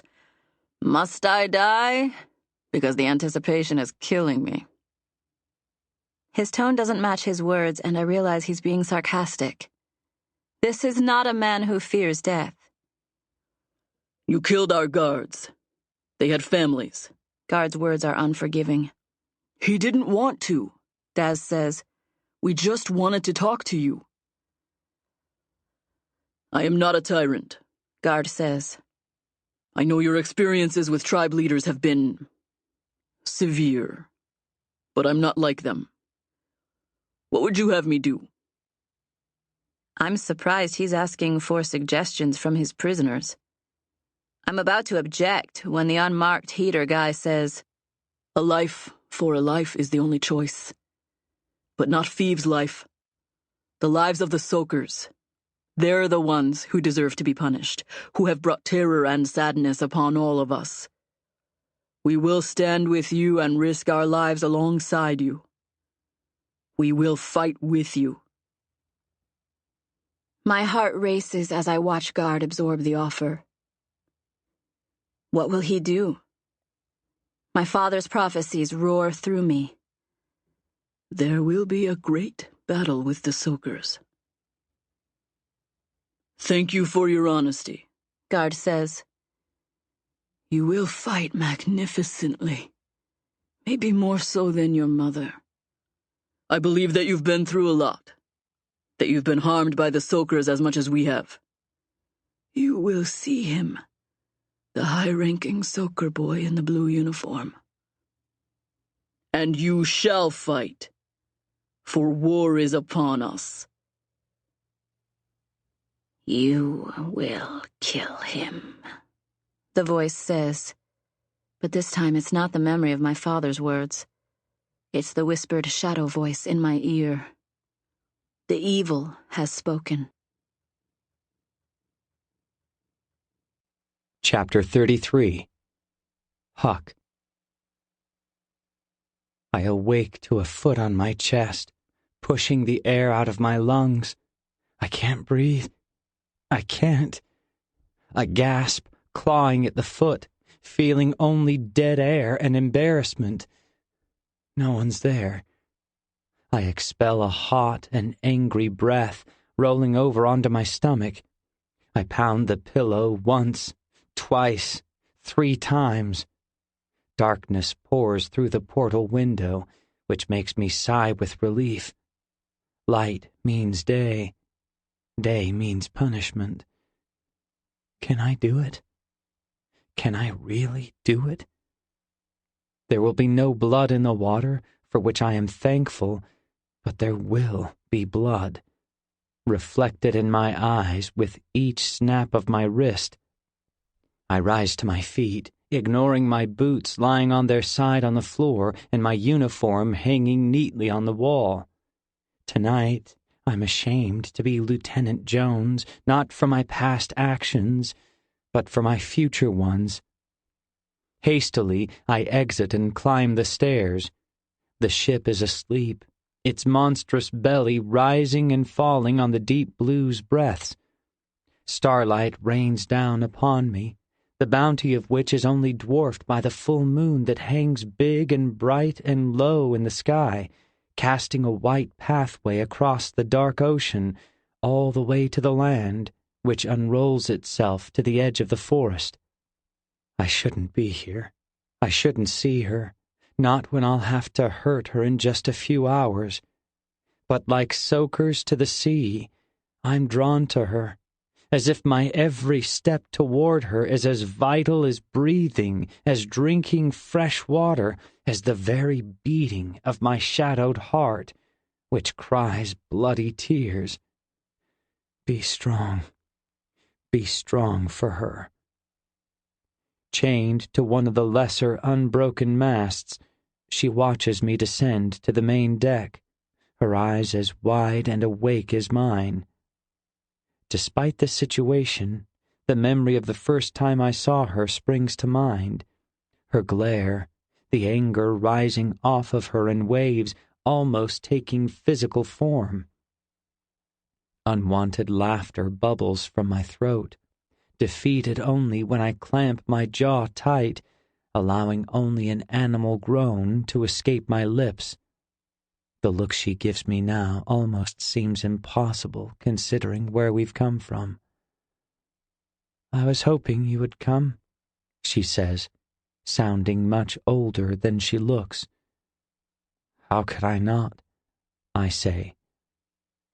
But I'm nothing. Her words are defeatist, but they don't match the position of her chin, which is held high. She doesn't mean nothing at all, just nothing to the soakers, nothing to my people. You're something to me, I say, but even that sounds pitifully like nothing. Not something, I say. Someone. Someone important. Someone that matters. You risked your life, she says. It's not the risk of dying on the storm-angry ocean waters that I think she's referring to, but my life as a soaker, as a lieutenant, as a somebody. All of that is nothing, I say. That word again, so absolute, so final, and yet I mean it with every part of my being. You can't do this. Not for me, she says. Do what? Then it hits me like a blast of icy ocean water. Why I'm here. Why I awoke and came above. Not to see her. Well, not just to see her. I'm here to run away with her. The realization fills me with more emotions than I can decipher in the moment. There's exhilaration, a long-held desire for adventure and for change that fills me to joy overflowing. But the fear and the dread are every bit as powerful, grabbing my heart, squeezing it so tightly I begin to worry it might burst, leaving me shaking and useless on the wooden deck. I drop to a knee, trying to catch my breath. I have to, I say, after a few minutes of silence and breathing. I want to. I won't ask you to, she says, lifting a hand toward me, rattling her chain. She won't ask me to throw my life away. But would I be throwing it away or reclaiming it? You don't have to, I say, inching toward her. I need to hold her hand, to draw strength from her seemingly endless store. She reaches for me, and I for her, my fingers buzzing with excitement, a hair's breadth from hers. Son, my father says. I jerk back, shuddering, clutching my hand to my gut as if it's been stung.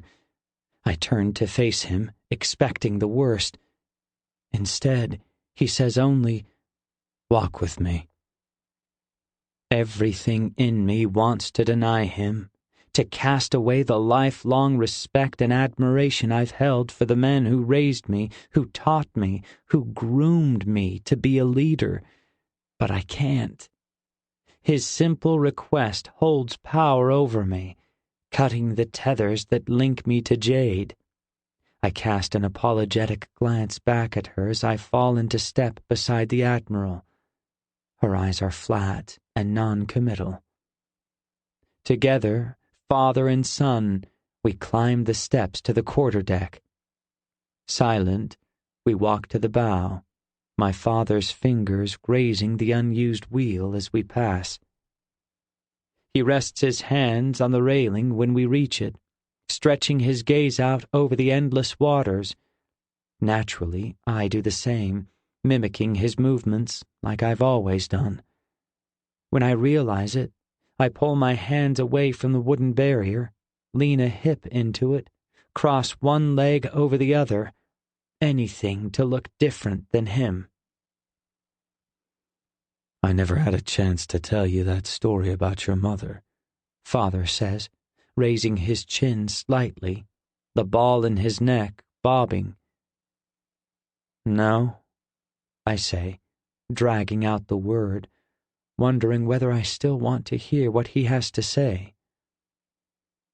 You can't be with a bilge rat, he says, changing the subject quickly and drastically. I snap a look at him, but he doesn't return it. He knows. Maybe he's known since Hobb first accused me, and yet he hasn't acted upon it. Not yet, anyway. I'm not who you think I am, I say. You're exactly who I think you are, my father says, his tone and demeanor changing as quickly as the topic of conversation. His shoulders are rising and falling with each breath, the hard lines of his face quivering. I say nothing, my skin cold and numb. I could have made you kill her, you know, he says, after his breathing returns to normal. His tone is calm again, controlled. You couldn't have made me do it, I say before I can think better of it. But I'm glad for saying it. The truth seems to scrape the numbness away, spreading warmth through me. One way or another, I could end her, he says matter-of-factly. Why didn't you? I ask, slicing the night with my words. Because I don't want to lose you, he says. I stare at him, and even when he finally meets my eyes, I don't try to hide my surprise. It's true, he continues.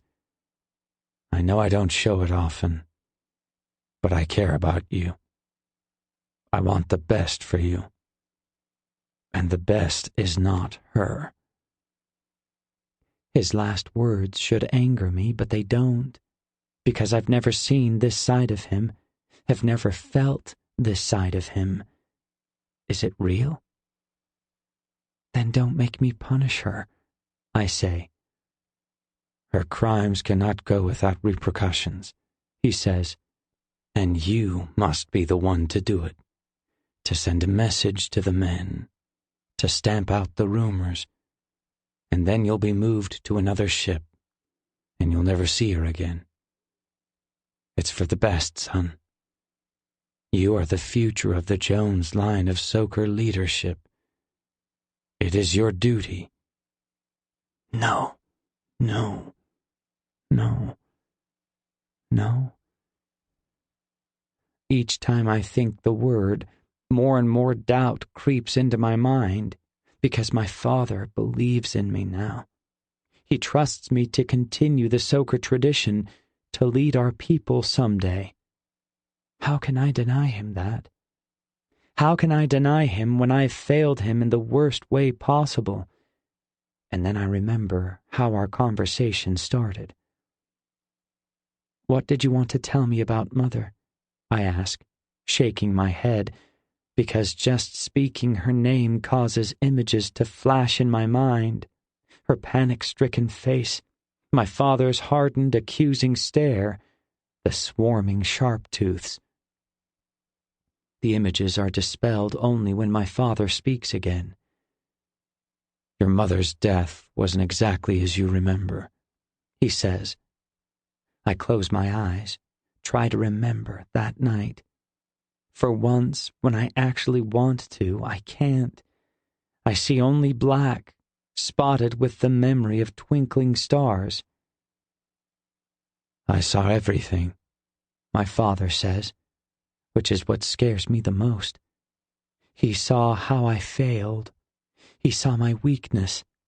I almost can't believe we're talking about that night after so many years of pretending it never happened. She didn't fall, he says, and I realize he's in as much denial as I am. Father, I say, unsure of what I'll say next. But I never find out, because he rushes on. Your mother arrived early at the rail for a reason that night, son. And it wasn't to meet you. At first she thought she wanted to see you, to say her goodbyes. But in the end, she didn't have the courage.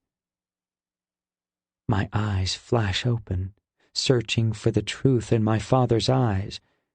Goodbyes? Courage?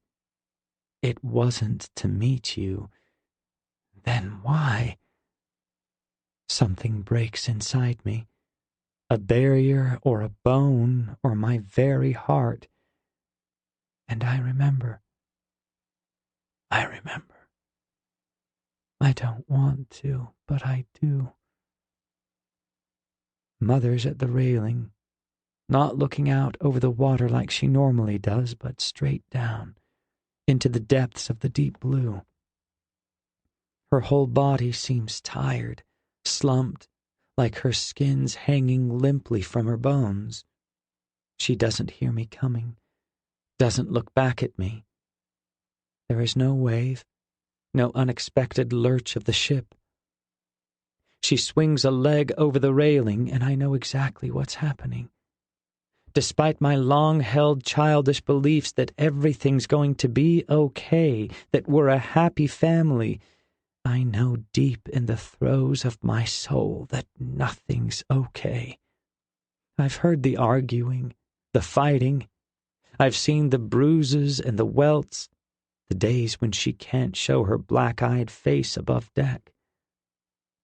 Like in my memory, I run, but not to save my mother from a tragic accident caused by a rogue wave and a random loss of balance, but from herself. She's going to kill herself. No, she does kill herself. And it's not my fault, not really, but still it is, because I'm too slow, so pathetically slow, that when I reach her, she's already gone, into the salt and the spray and the battling fins. In my memories, I meet my father's glare, and finally, I know. He's not angry at me, but at her, at my mother. For what? Father, why? I say, still in the memory, forcing a question at his narrowed eyes and tight lips. But I've spoken it out loud in the present, too, and my father grips my shoulder, chasing away the memory with a squeeze. She left us, he says. She left us both. And then I'm crying into his shoulder, crying so hard it burns my eyes and strains at my muscles. He suffers me for a while, his arms stiff and uncomfortable around me, but finally says, "And that's why you need to take a wife from ice country." I stop crying suddenly, pull away from him. Mother's death has nothing to do with who I marry, I say, wiping at my face with my sleeve.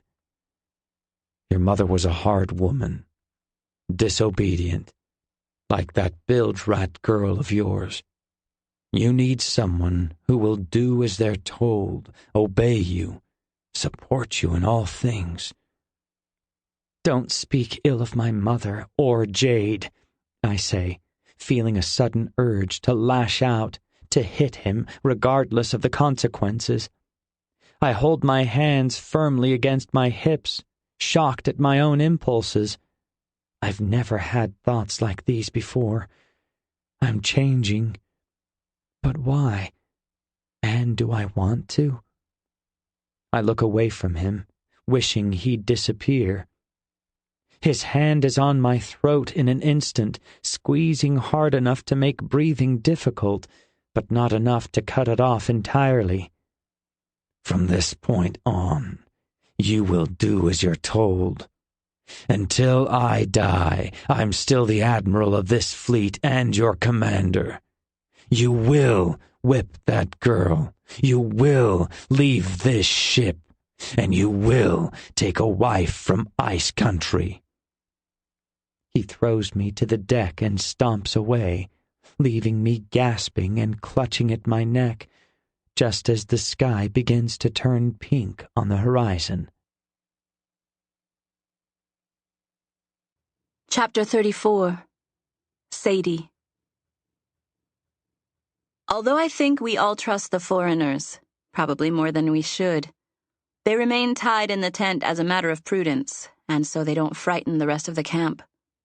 Only riders are permitted to see them. When the time comes to fight, they'll be fitted with weapons and, only then, set free. I don't know quite how I feel about it, but I'm not dissatisfied with the result. Not when their appearance has finally set in motion the future predicted by my father. My future.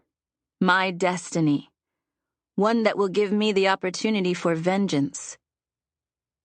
Preparing for war isn't difficult or time-consuming.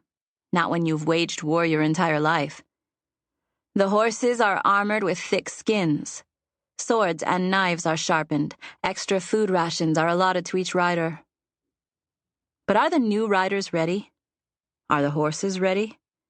Will Passion and Bolt and the other new horses run toward violence when it's asked of them, or will they run away, back toward safety? We won't truly know until the time comes, when death stares us in the face in the form of the sword-wielding soakers. We can only hope the limited training has been enough, and that Mother Earth will protect us. Until then, there's nothing to do but wait. I hate waiting, because it means I have time to think by the big fire, far too much time. I'm thankful when Remy drops in beside me, his presence instantly calming my frayed nerves. Can you believe they thought Guard wanted that guy's sister to marry me? He says, a smile playing on his lips. I smile back. You only wish it were that easy to find a wife, I say. He laughs. True. The type of girl I'm interested in is much more of a challenge. His words are as light as the air, but I find myself breathless, almost like when I first spoke to him in the stables. It seems like so long ago. A lifetime. No, 3 lifetimes. My mother's and father's and his cousins. I gulp down a breath and say, Really? Anyone in particular in mind? His eyes dance with laughter, although he keeps his lips straight. Well, there is this healer apprentice on the east side of camp, he says. Oh, I say, unable to stop the word from spilling out. I flush, turn away, try to hide the embarrassment that surely stains my cheeks. I'm kidding, Remy says, laughing with his whole body. He touches my arm, his fingers burning into my skin. I've only ever thought of you in that way. After Remy's mad and unexpected declaration, I take my leave, making some excuse about having to water Passion, even though I already watered her 3 times. I walk alone, my mind spinning with Remy and the foreigners and war. My heart beats with each step as I squeeze my fists and push first Remy and then war out of my thoughts. The word foreigners, however, lingers like a vapor in the air, and I find myself standing in front of the prison tent. The rider on guard looks at me curiously. Sadie, she says. I want to see the prisoners, I say unnecessarily as she's already moved aside. I step inside, my eyes quickly adjusting to the darker, tent-filtered lighting within. Phoebe and Daz stare at me. The skinny girl and the smiley pale guy also turn to look. The muscly girl and the unmarked guy are tied to the opposite side, facing away. The one who would stab first and ask questions later, Daz says, but it's not an insult, just a joke. I allow myself a thin smile, says the one who would walk into an enemy camp demanding answers. We got them, didn't we? Something tells me his cavalier attitude has carried him this far, and he won't abandon it anytime soon. I stride inside, allowing my robe to whirl around me the way my mother's always did. I move past Phoebe, settle in front of the skinny girl. I'm Sadie. Your name? Sienna, she says. I'll take a bundle of pointers and a tight-strung bow. I laugh. How old are you? 16, old enough to have a kid, but I'll skip that if it's all the same to you. I almost choke on her words. Old enough for a child? Having a family of my own is the last thing on my mind. I say, I'm nearly 16, and I'll skip the kid for now, too. You'll get your bow and arrows, I promise. I'm Sky, her sister says. I'd shake your hand, but seeing as how mine's tied to a pole.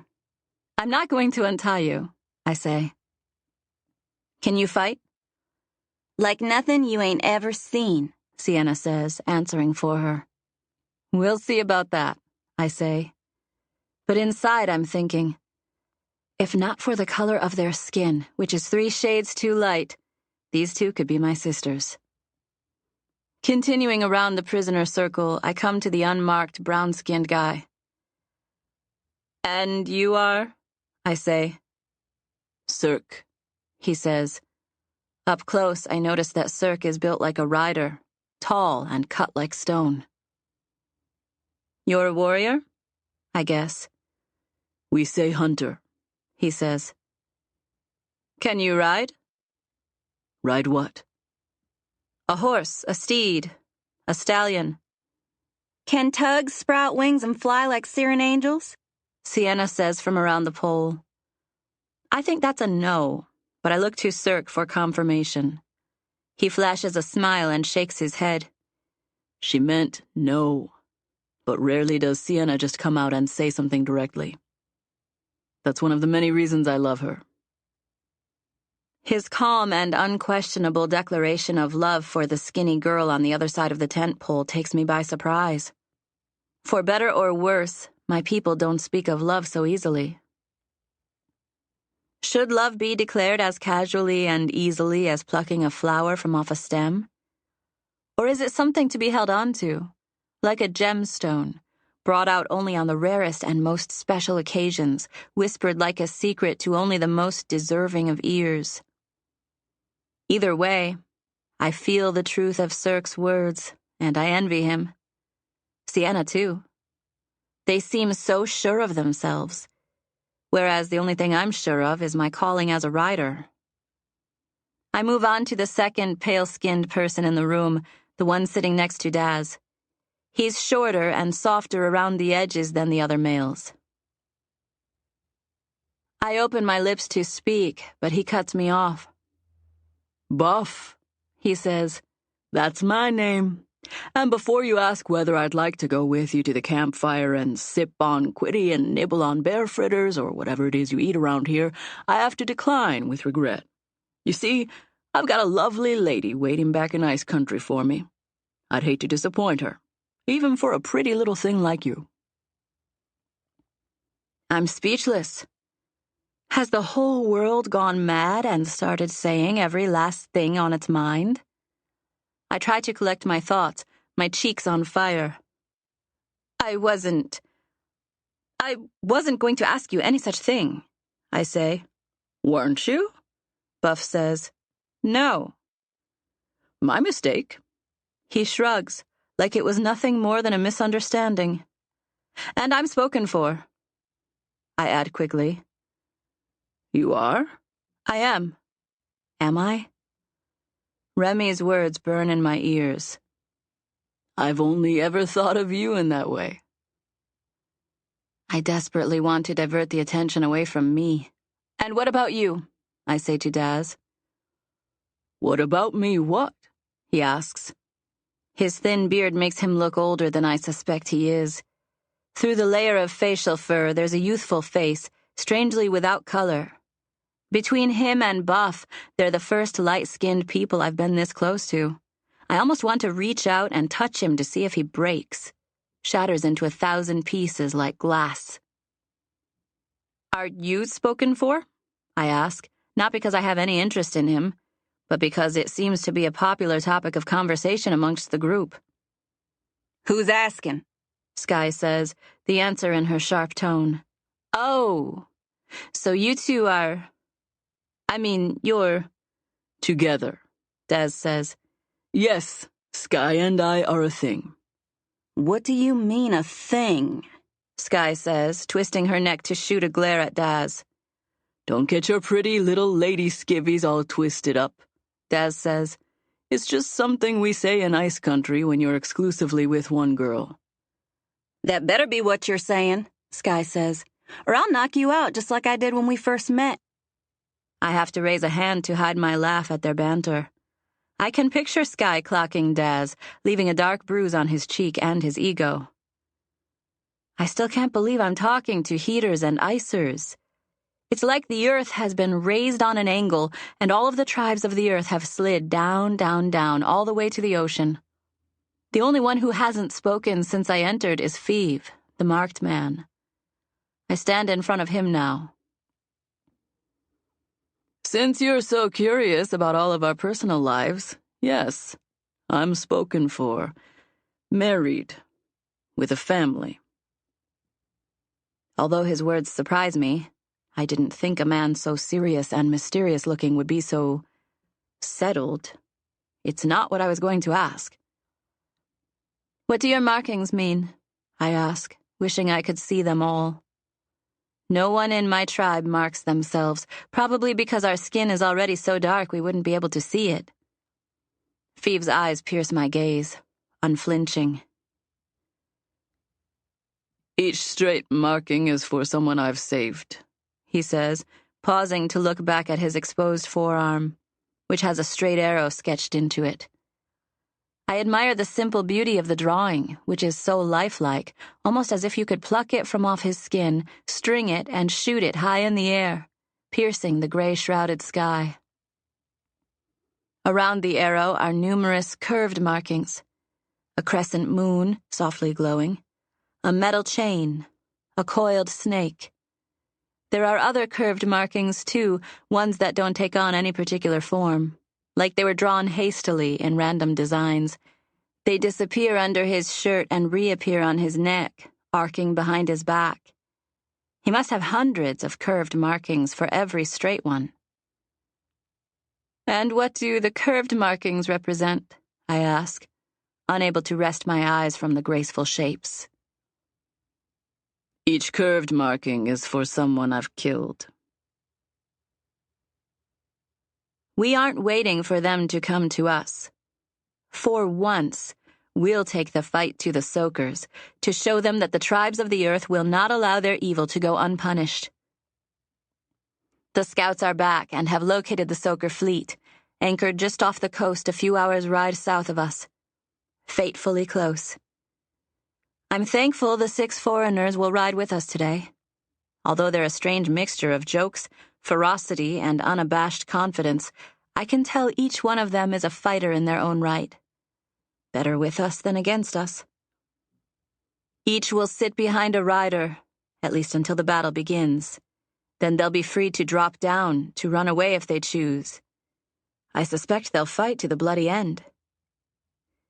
They're untied and standing in a group under close guard. Guard has allowed them to choose their weapons, although they'll be held by their assigned riding partner until we reach the battle. Only then will they be handed over. Sienna, as requested, has already received her bow, which she's been flexing and playing with from the moment she grasped it. It's clear she knows how to use it. She'll get the arrows from me later. Skye selected a sword, almost as long as the one chosen by Cirque. There's no doubt in my mind that she can handle it every bit as well, too.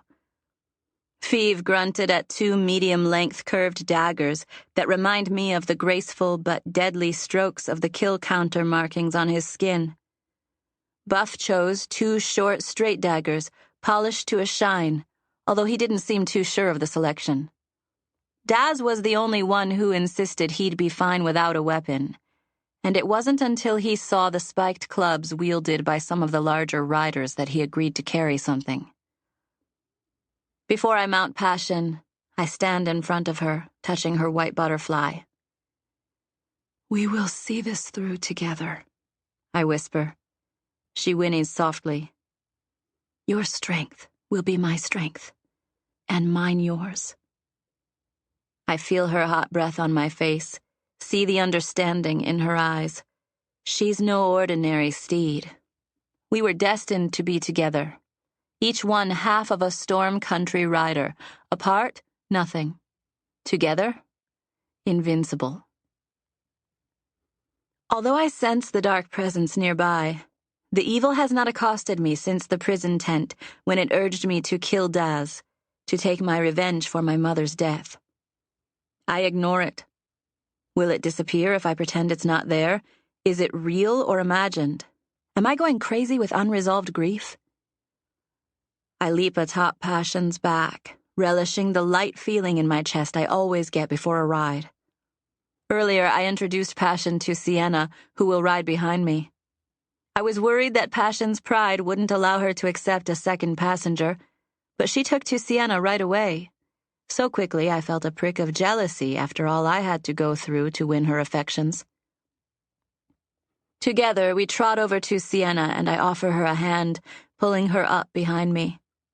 Clutching her bow with one hand, she clamps her other arm around my stomach, squeezing tightly, like Passion might toss her off at any moment.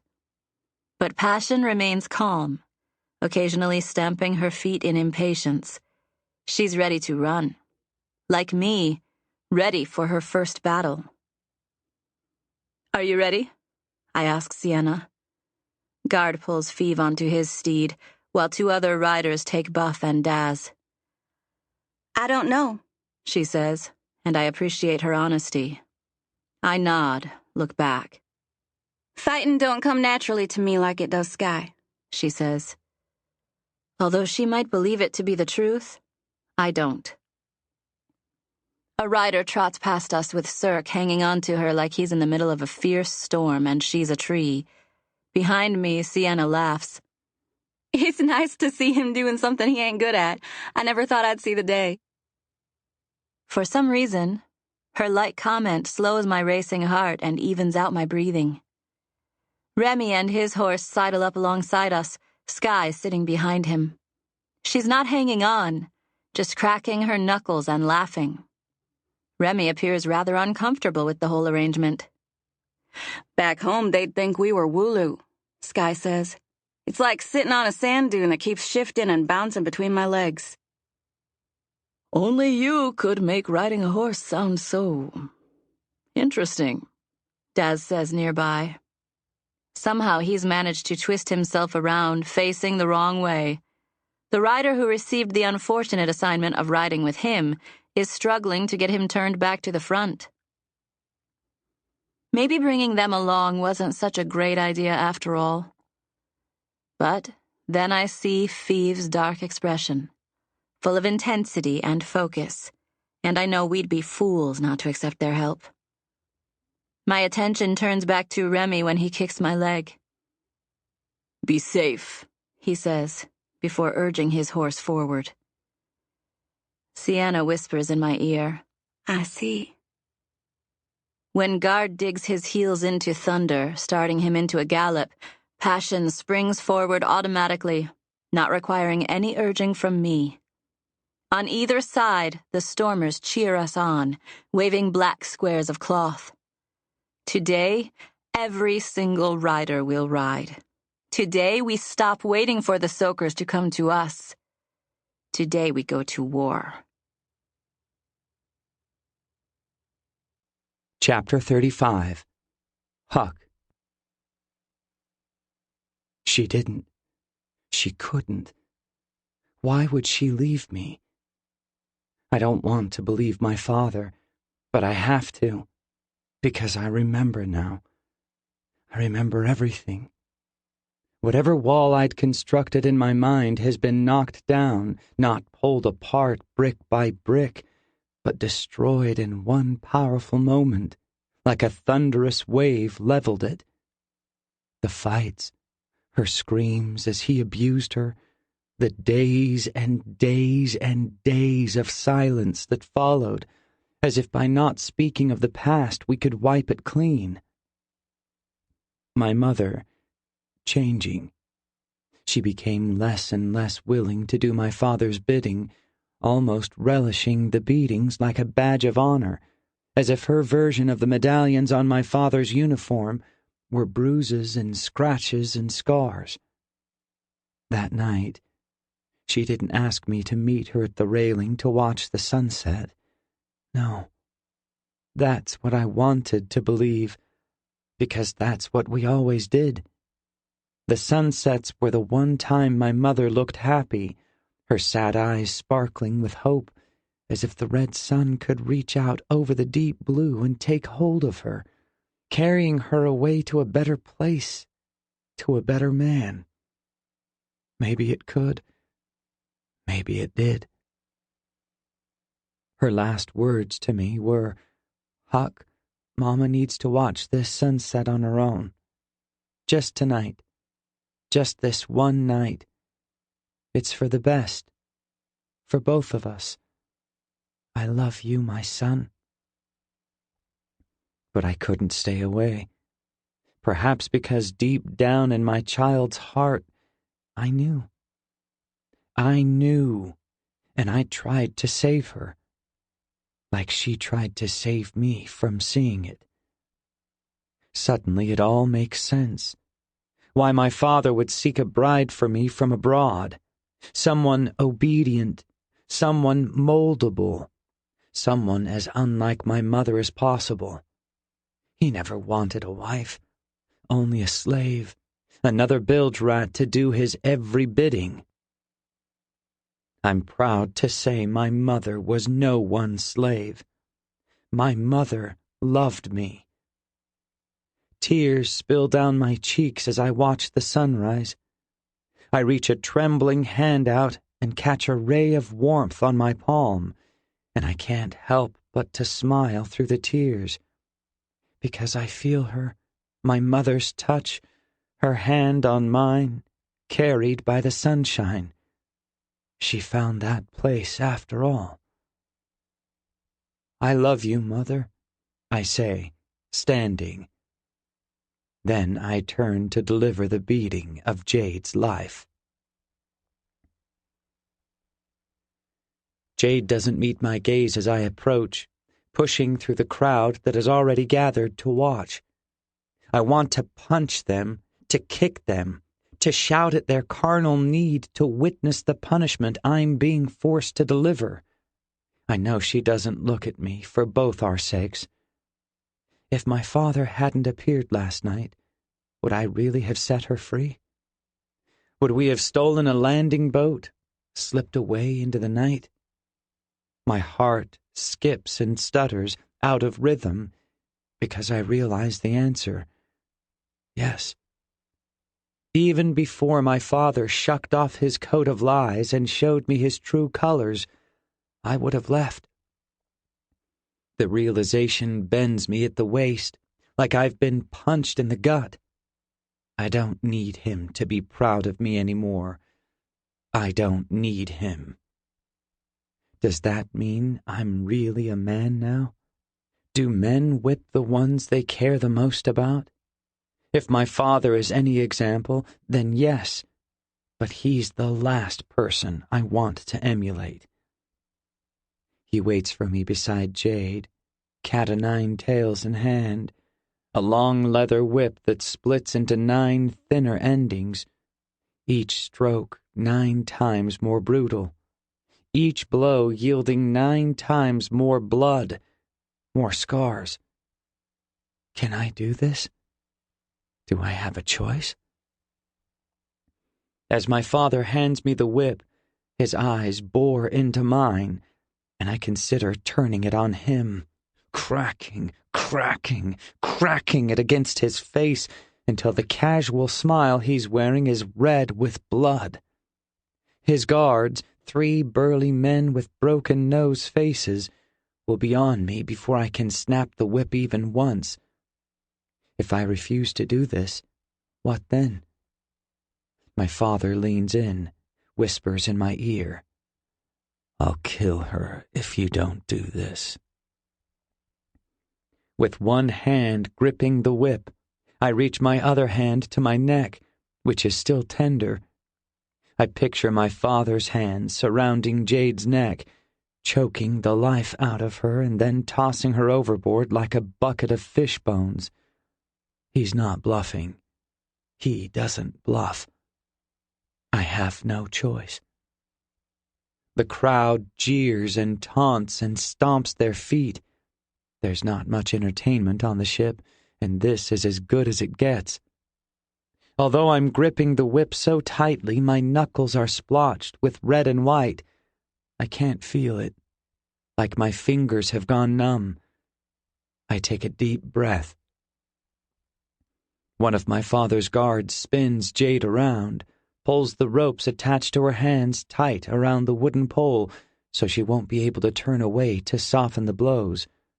Her back faces me. Sweat trickles down my spine. "I'll kill her if you don't do this." Is beating her to save her life something to be proud of? My father speaks, his voice instantly silencing the crew. There's no doubt who's in charge here. "For unlawful entry into the bird's nest by a bilge rat and endangering my son's life. This rat—" "Jade," I mutter under my breath. "Excuse me?" he says. I go to look at him, to repeat her name, but my gaze stops on Kane, who's just behind the Admiral. "No," he mouths, shaking his head. He's right. Though I'm trembling with anger and fear and disbelief at what my life has come to, Now is not the time for boldness. Boldness could end the life of the girl standing before me, and that can't happen, not when I've begun to feel so much what? What is it, really? Caring? Concern? Righteous anger at her plight and the plight of her people? Something more? I shake my head, tossing aside the thoughts that don't matter right now. My father assumes I'm answering his question. He nods. Good. Motions to Jade. Continues. This rat is sentenced to 18 lashes, to be carried out by Lieutenant Jones. Are there any objections? Waves lap against the side of the boat. Big chins swoop overhead, chased by gulls, chattering to each other. No one speaks. I am silent. Is my silence weakness or intelligence? Is anything I've ever done right? Carry on, Lieutenant, my father says, as if I'm about to give an order to drop anchor or man the sails or swab the decks. As if I'm not about to change my relationship with Jade forever. I raise the whip above my head. The 9 leather ribbons tickle my back. I pause, thinking how easy it would be to chuck the cat-o'-nine over the railing into the sea. It would take my father a while to locate another one, but that would only delay the inevitable, and he might even take it to mean I won't do it. I can't have that. I can't. I swing my hand forward, not hard, but not soft either, just enough to bring the whip arcing over my head, dragging the 9 endings through the air like bolts of lightning. When my arm reaches the point where it's parallel with the deck, I snap my wrist. Crack! Jade grunts, but doesn't cry out.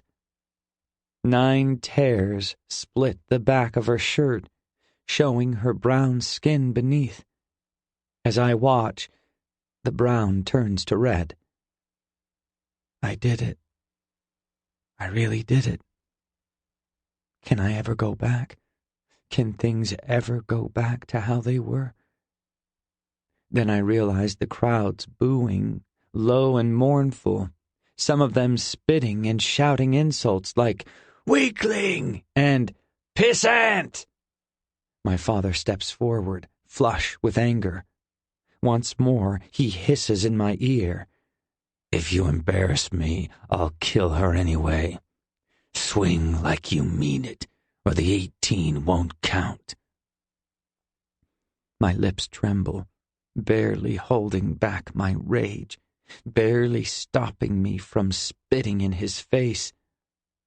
When he steps back, I focus on a spot above Jade, where the mast is stained white from the sea spray. It's the type of uncleanliness Jade would normally go out of her way to remedy. I stare at that spot like it's a beautiful sunset, like it's Jade's face in the bird's nest, alive with near joy as she tells me about Fire Country, about her sisters. I swing, harder this time, much harder. Crack! The shrill sound echoes in my ears, slices through my skull, threatens to wrench tears from my eyes. Jade is silent, and I'm focused on the white-stained wood. Crack! My breath is coming in ragged huffs, and I'm on the verge of a breakdown. A low moan rumbles from Jade's lips, but I pretend she's someone I don't know, stricken with the scurv. Crack! Finally, she cries out, and I almost drop the whip in surprise because I'm not hitting her. I'm not doing it. I'm just watching the sunset with my mother. I don't stop. Can't stop until it's done. Crack! She screams. I can't look down, can't see what I've done. It'll break me as I'm breaking her. Crack! Her cry has become distant, like a dream, fuzzy and fading and not real. The only thing real, Jade's smile, her eyes, alive, alive, alive. Crack! I've lost count, which I can't do because I have to know when to stop. I retrace my swings, try to work it out. 7, I'm sure of it. Again and again, cracking and snapping, just whipping a salt-stained mast, almost like I'm practicing for the real thing. 15 times already. She stopped screaming with every blow, her reaction nothing more than a soft whimper now. Does that mean it doesn't hurt any more? Or has she simply screamed her lungs dry? 3 more. My mind is red and orange and pink and yellow with a long-ago sunset as I bring the whip down once more. This time she shrieks, and I almost do it. I almost look down. But I remember myself at the last second and keep my chin tilted back, above the agony and pain and stark reality. The second-to-last blow falls, but I don't even realize my arm is moving, like it's not mine anymore. Like my father has taken control, like he always does, forcing me to bend to his will. She howls, and my heart snaps in two. 1 left. Can I finish it with a broken heart? My eyes finally snap down when I feel him striding toward me. I want to look to the side, to see what's happening, to prepare myself for whatever's coming, but I can't pull my gaze away from her. She's dangling from her wrists, which remain tied tightly to the pole, her wrists red and raw and chafed. Her knees drag on the deck, scraped and bleeding. Her once beautiful brown skin is slick with a sheet of red, darkened and clotting in stripes of torn skin, like a battleground after a war, its trenches filled with blood and bodies of the dead. I'll never be able to touch her again. And then he's there, my father, muscling me out of the way, ripping the whip from my gnarled grasp, raising it over his head like a scythe, bringing it down hard, at least 10 times harder than my own strokes. Jade's final cry, a horrible howl of pain and surrender. And then my father is raising the whip again, even though it's been 18 blows, and the crowd screaming for more blood, and I can't believe these are my people. These are who I belong to. I grab the whip as it dangles behind my father just before he snaps it forward for the 19th blow. His eyes widen in surprise, and he drops it, whirls at me, swings a heavy fist at my face. I duck, lower my head, barrel into him, pushing him back with all my might, not stopping until he crashes into the crowd behind him. We both go down in a tangle. And though I'm ready to do this, ready to fight him, ready to do whatever it takes to stop him, even kill him, something changes in the attitude of the crowd. I push to my feet, expecting the stares of hundreds of men and women on me, but they're looking away from us, toward land where in the distance, hundreds of black-clad riders gallop across the plains. There's no doubt where they're headed, and no doubt why they're here. The riders at the front of the column are carrying the black flags of war, flashing with shards of light from the bolts of lightning slashing from the sky above them. A storm is coming. Chapter 36. Sadie. The heavy cloud cover grows darker as we gallop across the plains, the thunder from the horses' hooves matching the thunder in the sky above. When the ships appear in the distance, my heart skips a beat, but then races onwards, double time, matching passion's speed. Sienna grips me tighter from behind. Trusting passion to run us in a straight line, I gaze over the thin stretch of ocean that separates the soakers from us. Something's happening. Hundreds of soakers are assembled on one ship, so tightly packed they almost look like ants, crawling over each other to get into their hole. The crowded ship looks strange compared to the others, like something's missing, like there's a huge gap in the middle of it. Where the other ships have a thick wooden pole in the center, stretching higher than any of the other totems, this ship has nothing, making it appear weaker. It's not by design, of that I'm certain. Something happened to this ship, crippling it. Is the assembly related to whatever disaster overcame the ship's wind catcher? The ants have spotted us. The barks of loud shouts can be heard over the crash of the waves on the sand. Soakers are pointing our way, gesturing wildly.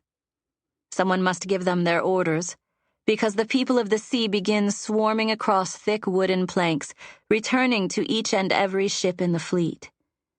Boats begin dropping into the water with white, frothy splashes. Men clamber down ropes, swords gleaming from their belts, filling the boats to overflowing. Someone ordered them to go to war. Was it the blue-clad boy I saw atop the hill? The one in my father's vision? Am I approaching the moment predicted by my father, where destiny will meet vengeance? Yes, the evil whispers in my ear, once more clutching my shoulder. This time, whether real or fantasy, I don't shake it off. Huck. My father's clutching the back of his head, where he must have hit it when I tackled him onto the deck, but that doesn't stop him from shouting orders over the heavy murmurs of the crowd. To arms! To the boats! To war! The men charge back to their ships, grabbing weapons and preparing the boats, while the women scamper below deck, seeking shelter. I'm in an ocean of activity, swarming and cresting and crashing about me, but I can't take my eyes off of her. Jade hangs awkwardly from her wrists, swinging slightly in the breeze. With her shirt completely torn away in the back, exposing her ripped and shredded skin, she almost doesn't look human. Just a piece of meat, drying in the wind. My heart sits in my throat and I can't manage to choke down the sob that suddenly convulses in my chest. Jade, I whisper. Oh no, Jade, what have I done? Other than the slight swinging motion, she's not moving.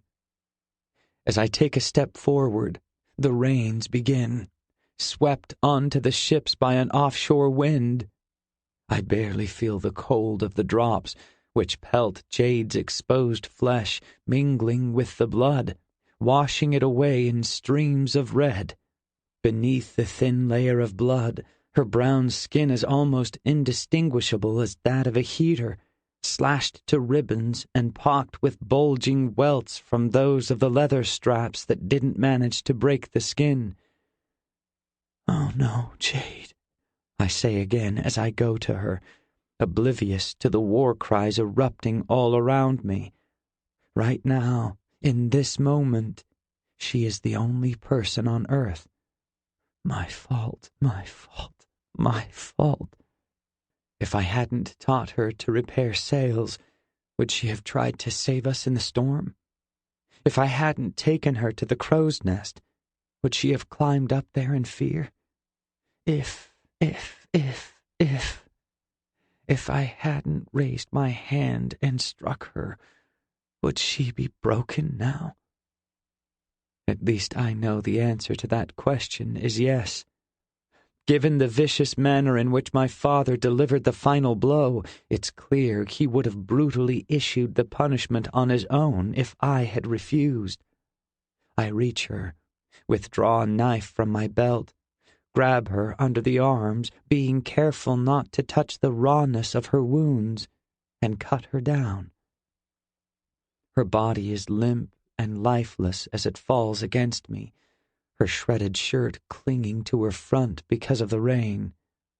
Slowly, I lower myself to the wet deck, letting her lie on top of me, her head resting on my chest. I can't put my arms around her, because then they'll touch her back, so they stick out awkwardly at my sides. Her eyes are closed, but her lips are open, breathing. Exhaustion and shock from the pain have rendered her unconscious. For that, I'm thankful. And now, while the rest of the seamen go to war, I'm content to just hold her until she awakes, drinking in the rainwater streaming down my face, quenching my burning throat. Oh, Jade, I'm so sorry, I say, although I know she can't hear me and that it's not enough, that my words are but a drop in the oceans of forgiveness. I raise my head as heavy footsteps clomp across the deck. My father stands above me, his shadow falling over my face. Water drips from his admiral's cap, obscuring parts of his face like I'm looking at him through a rain-drizzled glass portal. "Not as sorry as you'll be if you don't board the officer's landing boat," he says. I'm staying with her, I say between clenched teeth. The time for listening to my father's orders is long past. First my mother, and now Jade. Enough. He has the sword at Jade's neck before I even see him draw it. "You'll fight, or she dies." Sadie. The first of the boats rides a long wave onto shore, allowing the heavily armed soakers to leap out without trudging through knee-high water. Another boat lands, then another. Soon there are dozens, all in a brown and blue striped line, scattering men with swords and knives like a pine cone scatters seeds. Guard has halted on the plains, even with where the boats are landing. We stand in a long ribbon of black, both horse and rider. As one, we melt into the storm, which has raised a light fog, reducing visibility to barely the edge of the ocean. We know the ships are there, bearing more men in more boats, but we can't see them until they run aground. I can start feathering those baggards now, Sienna says from behind me. At first I don't know what she means, but then she holds out her bow to the side. Even as she does, Guard shouts, "Archers! To arms!" Remembering the satchel of arrows hanging around my neck in the front, I unloop it and hand it to my riding companion. Can't hardly shoot from up here, she says, swinging a leg over and dropping to the ground. Her legs tangle and she almost falls, but she manages to catch her balance with the tip of her bow like a walking stick. She flashes me a smile, says, I'd be lucky to hit a blind tug in a sandstorm. I'm not sure how to respond to that, so I turn my attention back to the beach, where the soakers are already charging up the slight incline to the plains, swords swinging with their arms. "Aim!" Guard shouts. At the edge of my vision, I see Sienna nock an arrow, bringing it up to eye level. Down the line, dozens of archers do the same. "Fire!" A flock of arrows sings through the storm, illuminated by dual flashes of lightning, joining the drops of moisture that rain upon our enemies. Soakers fall in droves, tumbling to the sand and tripping up those who were lucky enough not to be hit. Every man I can see is wearing brown. Where are the officers? The soakers reach the edge of the plains and pick up speed as their feet find greater purchase on the hard-packed grass than they had on the constantly shifting sands. Another round of arrows fly, and this time I watch Sienna shoot. Her form is impeccable, and her arrow lodges within the upper chest of a particularly angry-looking soaker. When he drops, there's no question it was a fatal wound. Haggard, She mutters under her breath as she draws another arrow. When I'm done with the lot of you, you'll be pricklier and Perry. Although I don't know Perry, I've got a pretty good idea what she means. Her next arrow is every bit as effective as the first two, bringing down another soaker. Hold your fire! Guard shouts. Riders! My ears perk up. The soakers are much closer now, perhaps only 100 strides away. I grip Passion's mane. "You are mine, and I am yours," I whisper in her ear. She bucks, rising onto her hind legs, kicking her front hooves in front of her, anticipating the command. She starts forward a split second before Guard yells, Charge! Huck. I hate you, I say, but I obey him, easing myself out from under Jade, resting her gently on the deck. Head pounding, I realize I'll kill him if I have the chance. I want to kill him. The Admiral doesn't move, keeps the tip of his sword at her neck.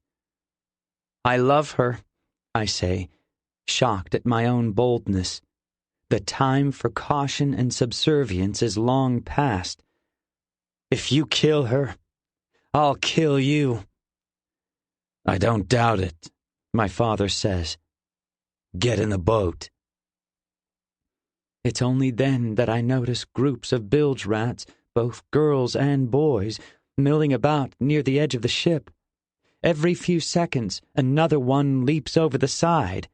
When they've all disappeared below, large rafts float into view, pushed forward by dozens of oars. What are they? I say, but I don't need to finish the question to know the answer. Anger rises so fast and hot that it feels as if I've swallowed the burning end of a lit torch. Today even the filthiest of rats must fight, my father says. Then, motioning to Jade's sleeping form, he adds, If she could stand, she'd fight too. My anger fades in an instant. My mind buzzes with a strange and unexpected excitement.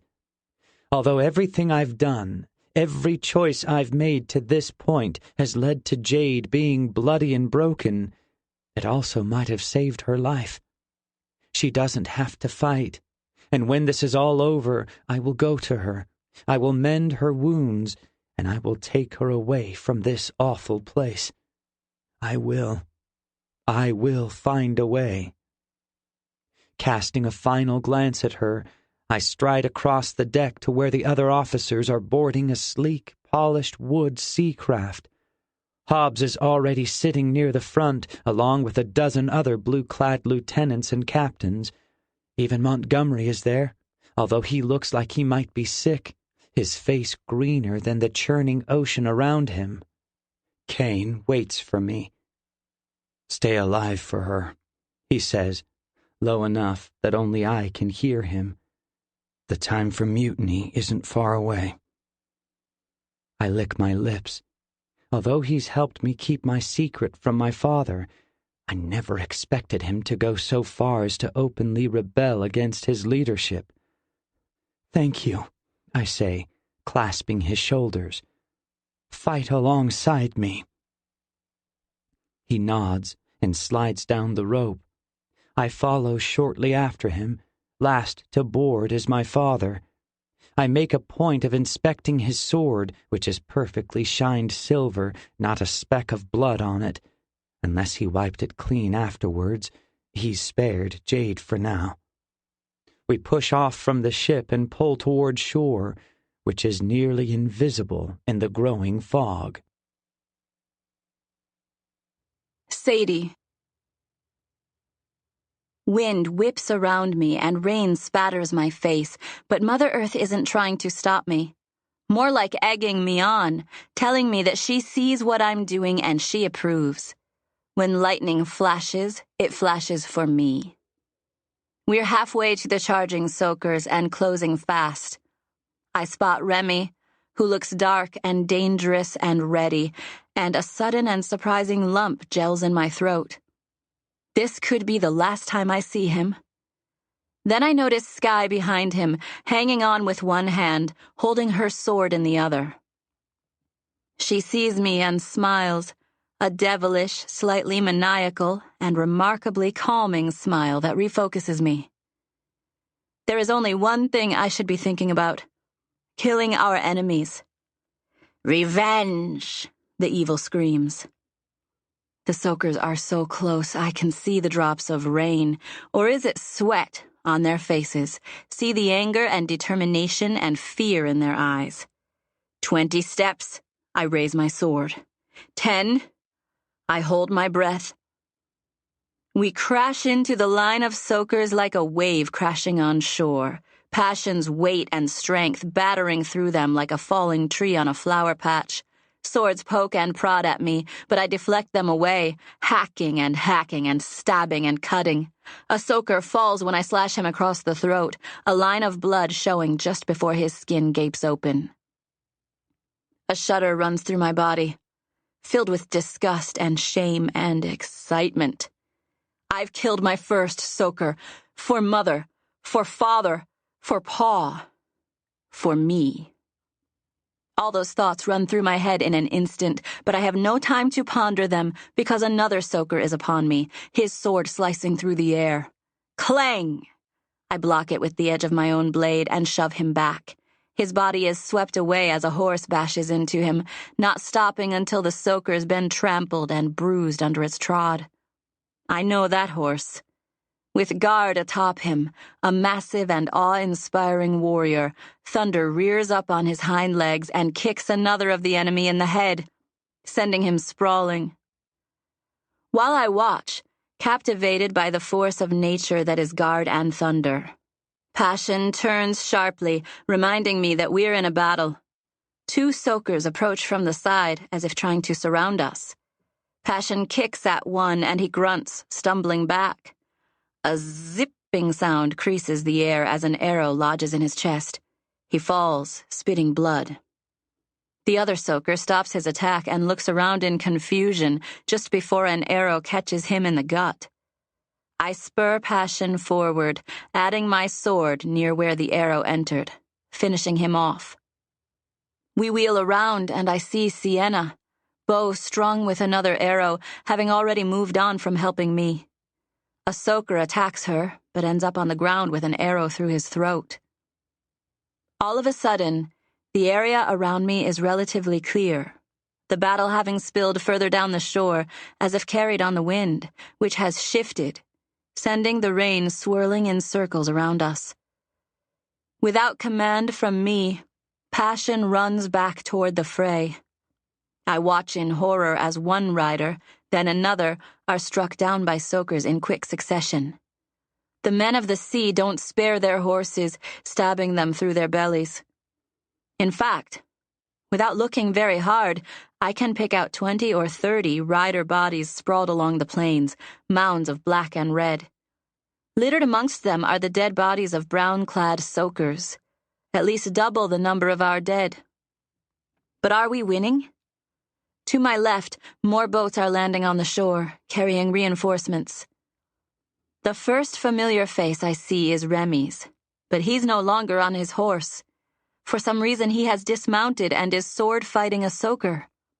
He blocks a strike and then kicks his opponent back, where he stumbles over a dead horse carcass. The animal looks familiar and I realize it's Bolt, Remy's horse, killed in battle. Everything about Remy, from his body language to the torn expression on his face, cries rage. With 2 quick steps, he's on the soaker, stabbing him once, twice, and then more times than is necessary to kill him, again and again and again, desecrating his body. Finally, he stops and looks up, tears in his eyes. He sees me and his expression changes sharply. Is it concern? Even as he raises his finger to point behind me, I'm turning, trying to raise my sword, trying to be faster than I know I'm capable of. The soaker sword cuts into my hip, all the way to the bone, sending ripping, roaring shockwaves through my body. Ah! I scream, frantically slashing out with my blade, slicing the chest of the enemy who snuck up on me. The man falls, his sword coated with blood. My blood. Passion, as if sensing my pain, neighs loudly, a cry of angst. I'm okay, girl, I say, cringing as another bolt of agony shoots from my hips to my toes. I stuff a hand in my mouth, bite down hard, trying to distract myself from what I know is a serious wound. Go, Passion! Go! I scream through my fingers. For the first time since I met her, Passion seems unsure of herself, moving forward first at a walk, one hesitant step after another. When I manage to kick her gently in the ribs with the foot on my uninjured side, however, she breaks into a run. On the beach, a large raft washes up. Then another. I forget the pain of my injury when I see who's on the rafts. The heater slaves have arrived. Chapter 37. Huck. I refuse to meet my father's eyes as we cut through the rough waters just behind the rafts. They're all going to die, every last one of them. Stolen from their homes, brought upon ships where they're treated like animals, no, less than animals, and now forced to fight a war that has nothing to do with them. Hatred burns for the one who raised me. What will I do with it? The rafts land before our boat, and the children of Fire Country spill onto the shore. Beyond them, the battle rages. Men scream with anger and pain. Swords ring out. Bodies fall. Attack, or I'll kill you myself! My father screams at the heaters. They look back, unsure and unarmed, but then run toward the plains, toward sure death. What kind of monster? The worst kind. The very worst kind. But then I see something strange, something that temporarily snaps me out of my anger. A girl, sword held high, silver and red and streaked with lightning flashes, slashing at a seaman, killing him. Her skin's as brown as jades, as brown as the heater children who are, even now, headed her way. She sees them, and her body seems to go stiff, like all the grace and ability I just saw her use to fight the soaker has been sucked out of her. Then she starts to run toward the children, shouting something back over her shoulder. Thud! Our boat crashes onto shore, but I can't take my eyes off of what I'm seeing, because there's more. Another brown-skinned girl emerges from the battle, carrying a bow, running like bloody hell, following the other. Then there's a third, but this one's a guy, muscular and fast, but again, his skin is at least 3 shades too light to be a stormer. There's something deadly and animal-like about the 4th brown-skinned warrior that emerges, his arms dark and painted. The other officers are spilling out, already moving up the sand, shouting orders at the bilge and the men already, although no one's listening because they're too busy fighting. My father pulls at my elbow. "Remember, you fight or she dies," he says. I grit my teeth and climb out. Drawing my sword, I run after him, toward the fight, which has spilled onto the sand, right into the middle of the children, who have huddled together, surrounded by death.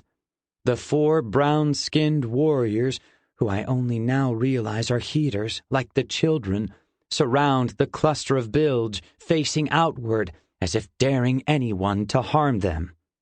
A few stormer riders eye them, but, surprisingly, turn away and continue to fight only the soakers. The other officers have reached the edge of the battle and seem uncertain of what to do about the cluster of now protected bilge. "Kill them!" my father shouts, and I'm not sure whether he means the bilge or the 4 heater warriors protecting them. A few of the officers leap into action, Hobbs included, attacking the 2 heater girls. The girl with the bow unleashes 2 arrows in short succession, cutting down 2 officers as if they're no more than common foot soldiers. Their soaked-through blue uniforms won't protect them now. Another officer drops when the sword-carrying heater girl stabs him through the midsection. Hobbs slashes at her, but she blocks his attack, quickly countering with a flurry of strikes of her own. He jumps back into a group of other officers who are sticking close together, doing battle with a few dark riders who have broken through. Riders fall. Officers fall. The world spins around me like we're inside a barrel, rolling down a hill. With the greater numbers, the officers eventually get past the 4 heater warriors, who are barely able to protect themselves against the onslaught. The children break from their cluster, running from their own masters, running for their lives. A few of the older ones usher the younger ones ahead, hanging back, grabbing at the fallen and bloody swords and knives that litter the sand around them. Hobbs leads the charge, urging the officers toward them, stalking them like prey. Why would they kill the very children who maintain the ships, the very slaves bought by my father? Because he ordered them to. Because they blindly follow his every command. I have to do something. I spring into action, running toward the brown children and the blue officers, watching in horror as Hobbs raises his blade over one of the kids. Without hesitation, he stabs the boy, pushing him to the sand at the same time that he extracts his sword. "No!" one of the heater warriors screams, the girl with the sword. Her blade is moving impossibly fast, cutting and slashing and leaving officers dead in her wake as she fights through them. The other 3 redouble their efforts to get back in front of the children. But I'm closer, and no one is trying to stop me. So I reach them first, just as one of the other officers slaughters another child. I act on a choice I only now realize I made a long time ago. I stab him in the back. He cries out and falls, drawing every other officer's attention, Hobbs included. "You!" he roars. "Kill him!" 3 officers spring forward, and it's all I can do to deflect their heavy blows. Tripping, I fall back, and it's over. Surely it's over, and I won't see Jade, not ever again. And then one of the officers falls, an arrow through his ear, which is spouting blood. A second one dies next to him, pierced by the heater girl's sword. She made it through. She saved me. The 3rd officer turns to run, but is cut off by the shadowy heater. His 2 curved daggers make short work of him. I struggle to my feet, holding my sword at the ready, expecting them to kill me next. Save me, and then kill me. A scream tears through the rain. We all turn to see Hobbs standing over a heater boy who's fallen to the sand, surrounded by the dead bodies of the brave children who fought with him. Hobbs killed them.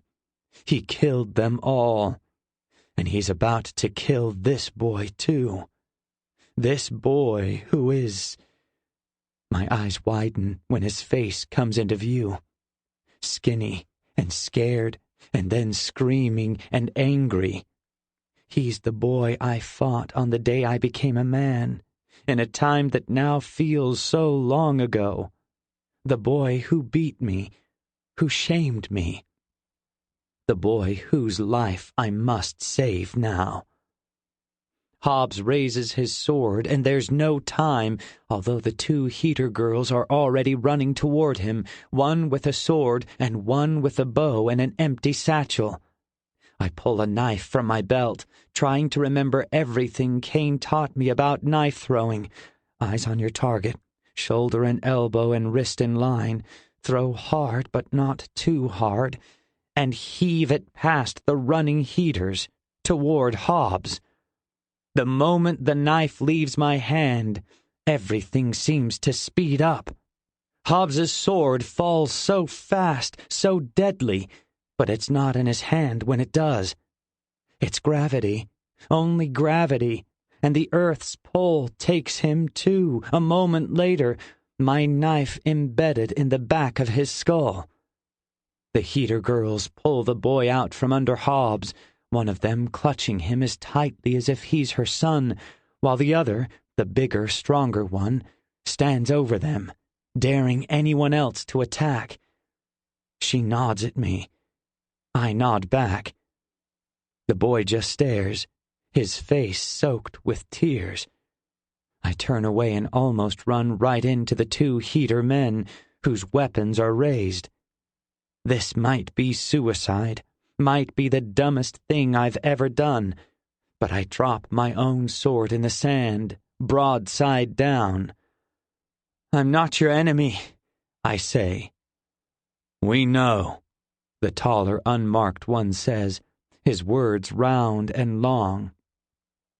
The one with the dark markings speaks, his voice coming out warmer and clearer than I expected. "We're looking for a heater girl, 13 years old. She'd resemble those two." He motions to the two that are protecting the bilge rat boy. For the first time, my eyes really take them in, every detail, every feature. The curve of their noses, the shape of their brown eyes, the texture of their hair. They appear more like sisters than tribe mates, and Jade would look right at home next to them. I gasp, nodding. "I know her," I say. "She's back on the ship." "Let's go," the shadow-eyed one says. With a ragged shout and clangor, a group of soakers pour down the beach toward us. At their head is my father. Sadie. When Sky and Sienna and Phoebe and Cirque rush down the beach, I want to go with them, to help save their kinsfolk, but I can't, because at the same moment I see Remy and Buff and Daz fighting in a circle, surrounded by at least 10 soakers. I urge Passion in their direction, watching as Daz clubs one enemy in the skull, knocking him out. But another soaker manages to slip through and stab him in the shoulder. His grip relaxes and his club falls away. "Ah!" Buff yells, coming to his friend's rescue, slashing with his short knife. He discards one opponent, but is then knocked back into Remy, who's facing the other way, facing an onslaught of enemy strikes. Passion slams into the back of 2 of the soakers, their bones audibly cracking as they fall beneath us. 2 others fall by my sword. With Passion and I added to the mix, and with the element of surprise on our side, we gain the upper hand, cutting each and every one of them down. On the ground, Daz groans, alive but in significant pain. "Where's Sky?" he asks when I look down at him. "On the beach," I say. "Help her," he pleads. "Are you?" "I'm fine, just go." I hesitate, but then Remy says, "We'll protect him." I nod and turn Passion toward where I last saw the heaters. The 4 of them are in a line, directly in the path of a group of running soakers, a blue-clad officer at their front. Even as I gallop toward them, Guard and Thunder come in from the side, leading a group of at least a dozen riders who have managed, like me, to remain atop their steeds. They collide with the soakers, bodies and swords flying everywhere. The soaker officer, a big man with a long sword, steps away from the pack of bodies. His hat is different than the other officers, longer and arched at the top. I know who he is. The Admiral. Admiral Jones, the leader of the soakers. He gestures at Guard, who stabs a soaker and then dismounts, patting Thunder on the rear. Obediently, Thunder runs up the beach, toward and then past me, making for the safety of the plains. Another soaker officer attacks Guard, but he tosses him aside like a child and steps forward, sword in hand. That's when I see him slinking away from the crowd. A boy. A boy wearing a blue officer's uniform. The evil hisses in my ear. Huck. Lightning crashes, splitting the sky in half. Thunder booms, crashing through my ears.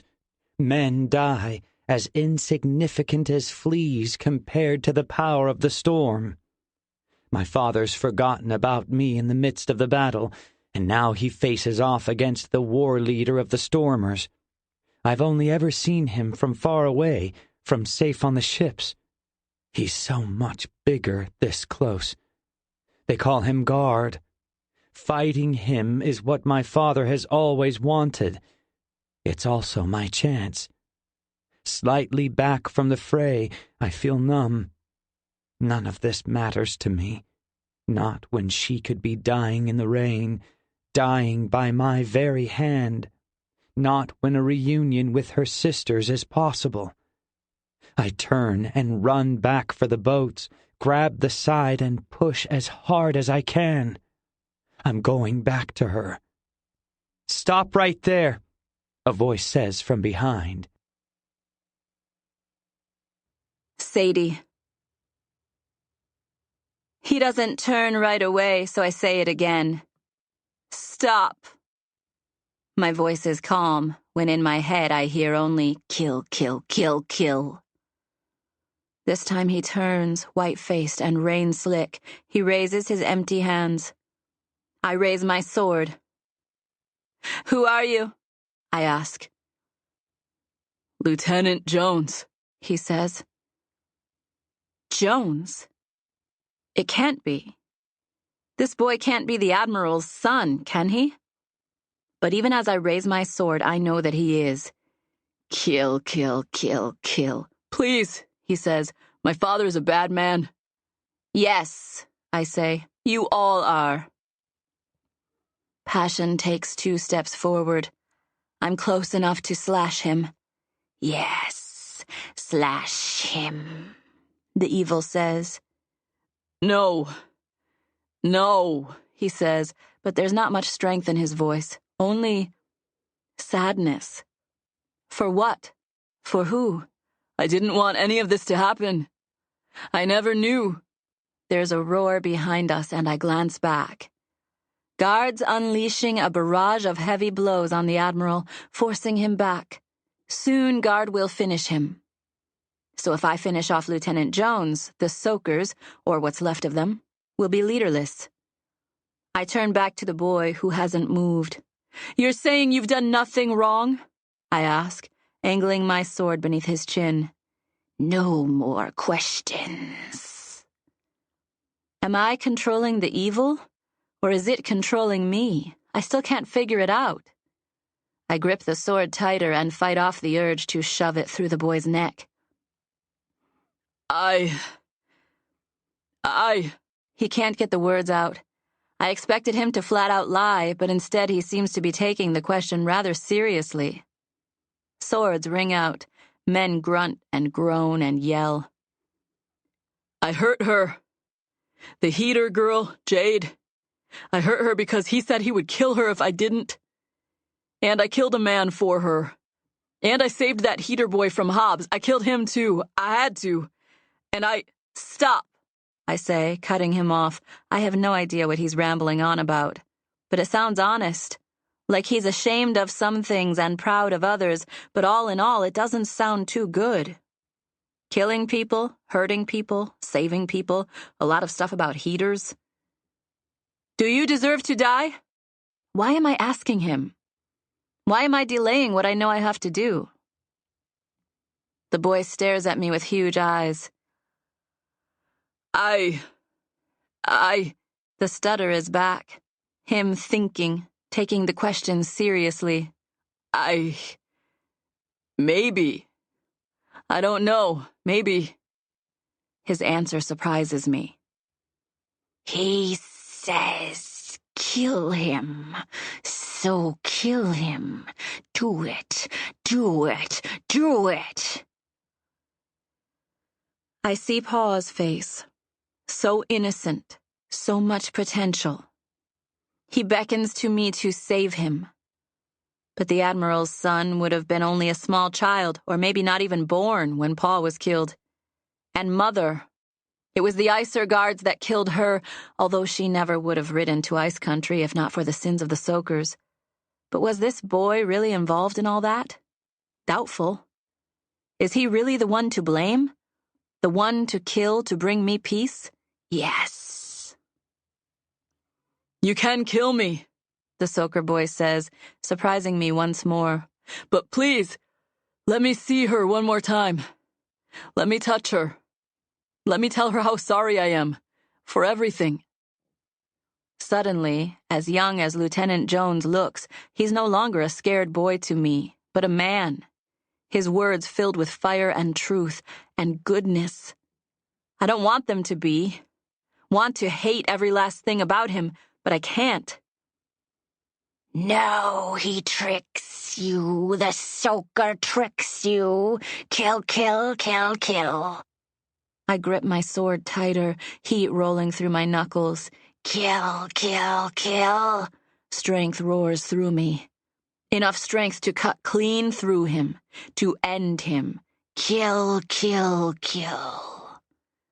But it's not me. It's not me. It's not me, not me, not me, not me, not me, is it? Pa's face, Mother's face, Father's face. Father.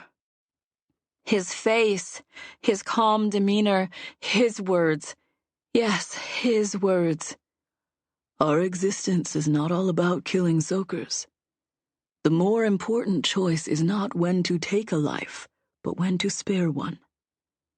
Your choice and your choice alone. It will change everything. But no, it's not my choice. The evil, whatever it is, has taken over, is controlling me. Its lust for blood must be satisfied. Yes. No, it is my choice. You are not my master. You are not me. That's when I realize. The evil is me. It has been all along. My lust for revenge, a hot desire to bring someone, anyone, to justice for the death of my family. My choice and mine alone, not the forest, not some mythical evil forcing me to perform horrible acts, an excuse to make bad decisions, a scapegoat for my own anger. Me. Kill. No! I scream, startling the boy, making him jump back, his hands shooting to his neck as if he expects to have to hold it together because I've stabbed him. But I haven't. You will never find peace, the evil says. I already have, I say. The evil spits and screams and fades. Fades. Fades. Away. Until it's gone. And I know it's gone forever. I turn passion and ride back toward the battle, determined to help end it. Huck. What was that? Jade's face was flashing over and over and over in my mind, and I knew it was because I was going to die, and all I wanted was to see her before I did. But then the Stormer rider turned away. She spared me. My hands returned to the boat, and all I want to do is push off, to paddle back to the mayhem and make sure she's okay. Something stops me. A feeling. Guilt mixed with strength, mixed with anger. Someone has to end this, and it might as well be me. I sprint up the beach, chasing after the Stormer rider girl. Beyond her, the battle rages fiercer than ever. Riders, on horse and on foot, battle seamen and officers alike, cutting, slashing, ending each other's lives. My father is locked in a one-on-one battle against the Stormer war leader. He's outmatched, but his red-faced, deep-lined hatred is making up the difference. So much hatred. Enough for all of us. Enough to fill the world. Enough! The Stormer leader pushes father back, seems to have him right where he wants him, and then I can't believe it, but he stumbles, loses his balance, falls. My father springs at him, and the war leader barely manages to block his attack from his knees, raising his sword. Enough! I make right for my father, who continues to slash at the fallen Stormer leader from behind, and he doesn't see me coming.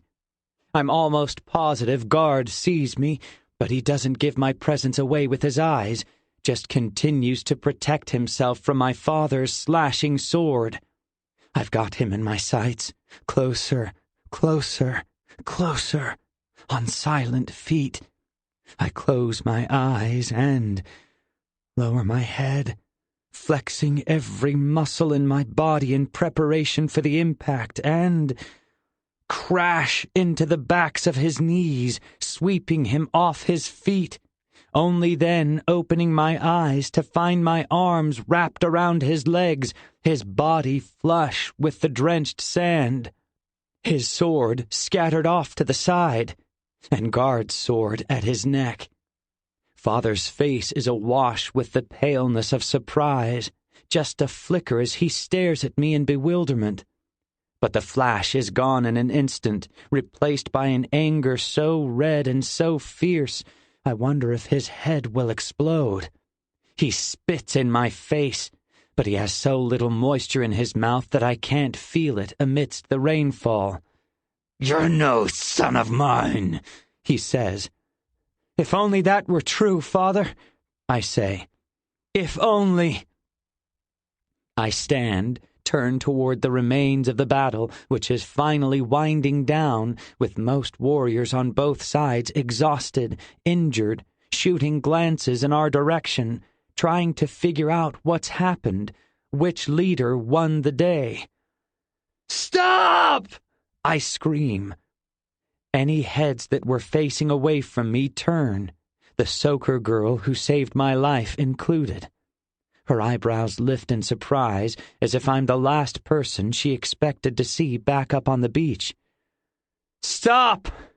I say more calmly. "Enough! Admiral Jones is defeated. We must fight no more. The time for war is over. He," I point at my father, "is to blame." My father goes to say something, but Guard warns him off by poking him in the skin, drawing a trickle of blood. "He's lied to us all," I say, my voice gaining strength with each honest word. "He created our hatred for the Stormers because he lives for violence, for control, for war, when really it's him and him alone that has brought us here. He trades bags of dried seaweed for the children of Fire Country, only to force them into battle, only to be slaughtered by his own men. You should be ashamed of yourselves. We all should. There's silence, and then a laugh. My head twists back to my father, whose entire body is convulsing with laughter, oblivious to his neck bouncing against Guard's sword, which continues to slice into him, spilling blood from ragged breaks in his skin. He looks completely mad. "Shut it, or you die," Guard says. "No," I say. "Let him speak." Guard's eyes bore into me, but then he pulls the tip of his blade back an inch. My father's laughter fades. "So what?" he says. "So what if I live for this? For all of this? So what if I get my slaves for worthless bags of sea plants? So what? It's my life. I'll do what I want." One of the heater warriors, the girl with the sword, steps forward by my side. "What the scorch did you say about them bags of sea plants?" The Admiral laughs again. "Goth, Roan, your leaders are fools. They perpetuate the child slave trade to save their own lives from the disease. But guess what? There was no magical cure. They were just worthless plants. None of us are safe from the scurv. None of us. Which is why none of this matters. What we do, what side we're on, who we kill. We'll all die in the end anyway." "Kill him," I say. "He has nothing left to offer us. He's caused so much death, drove my mother to take her own life." "Kill him," I repeat. My father snarls at me. "You don't give the commands. You're nothing. You never were. You couldn't even save your mother's life." No more. I will hear no more. Calmly, I draw a knife from my belt, step forward, and drive it into his heart. Sadie.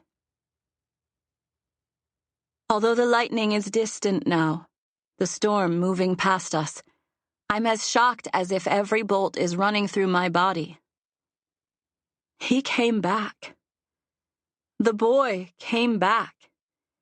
No, he did more than that. Much, much more. He helped end the battle, killed his father, showed he's not like him at all, not the enemy. He leaves the knife stuck in his father's chest, stands, looks away out to sea, toward one of the ships. Still riding passion, I approach him and he shrinks back slightly, eyeing my sword warily. "I'm sorry about before. I didn't—" "It's okay," he says quickly. "I understand." I nod. That's all I need.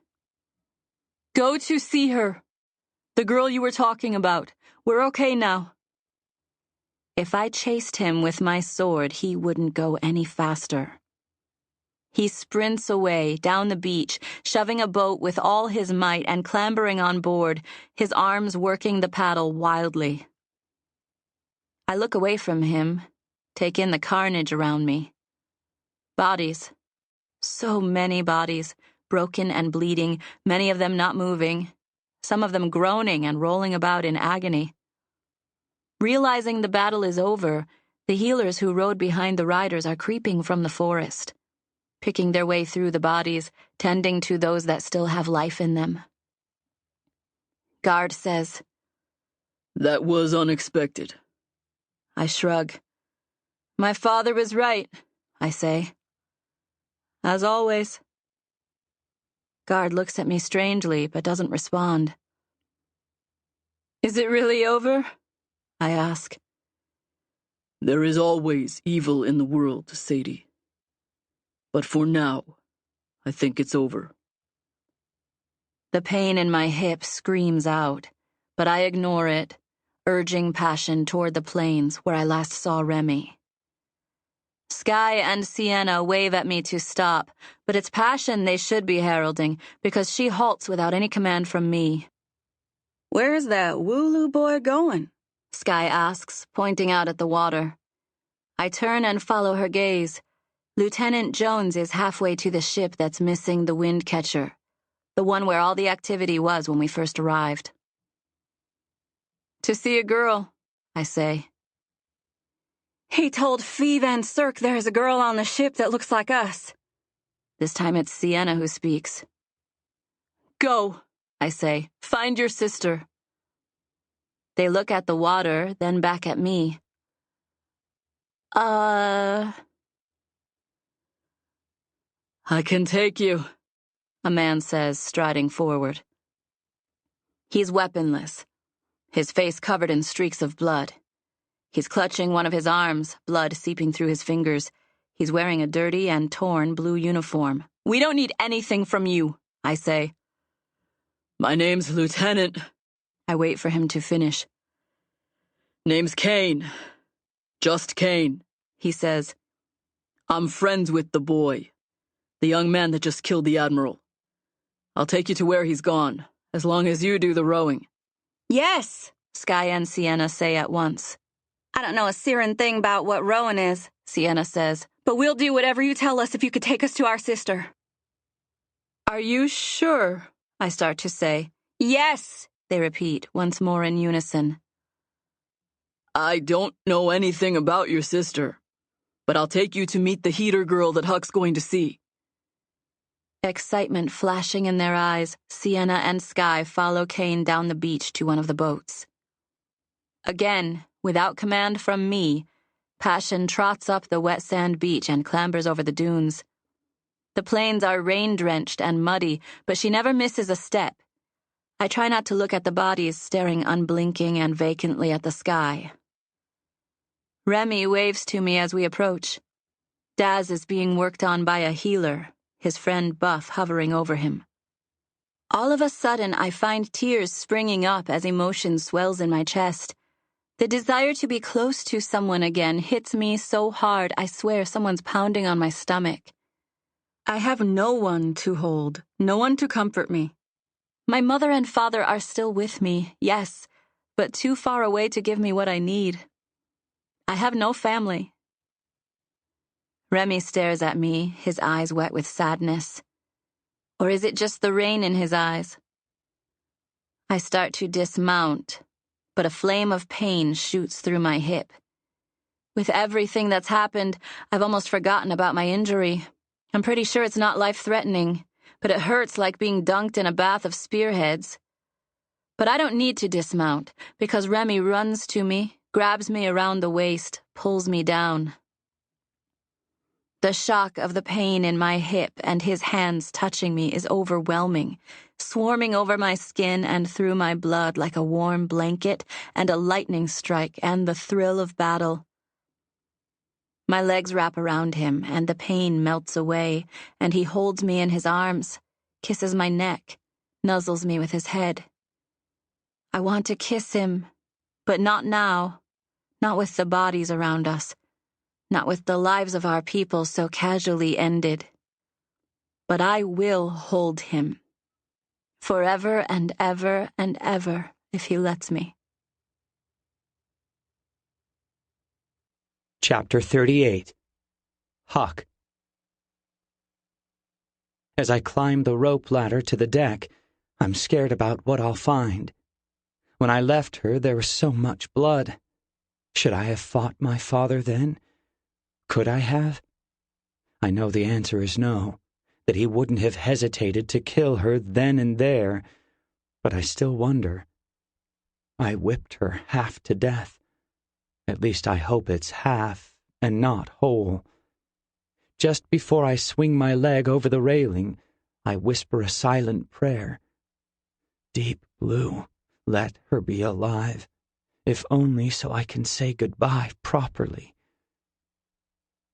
The moment my eyes find their way above deck, my heart beats erratically.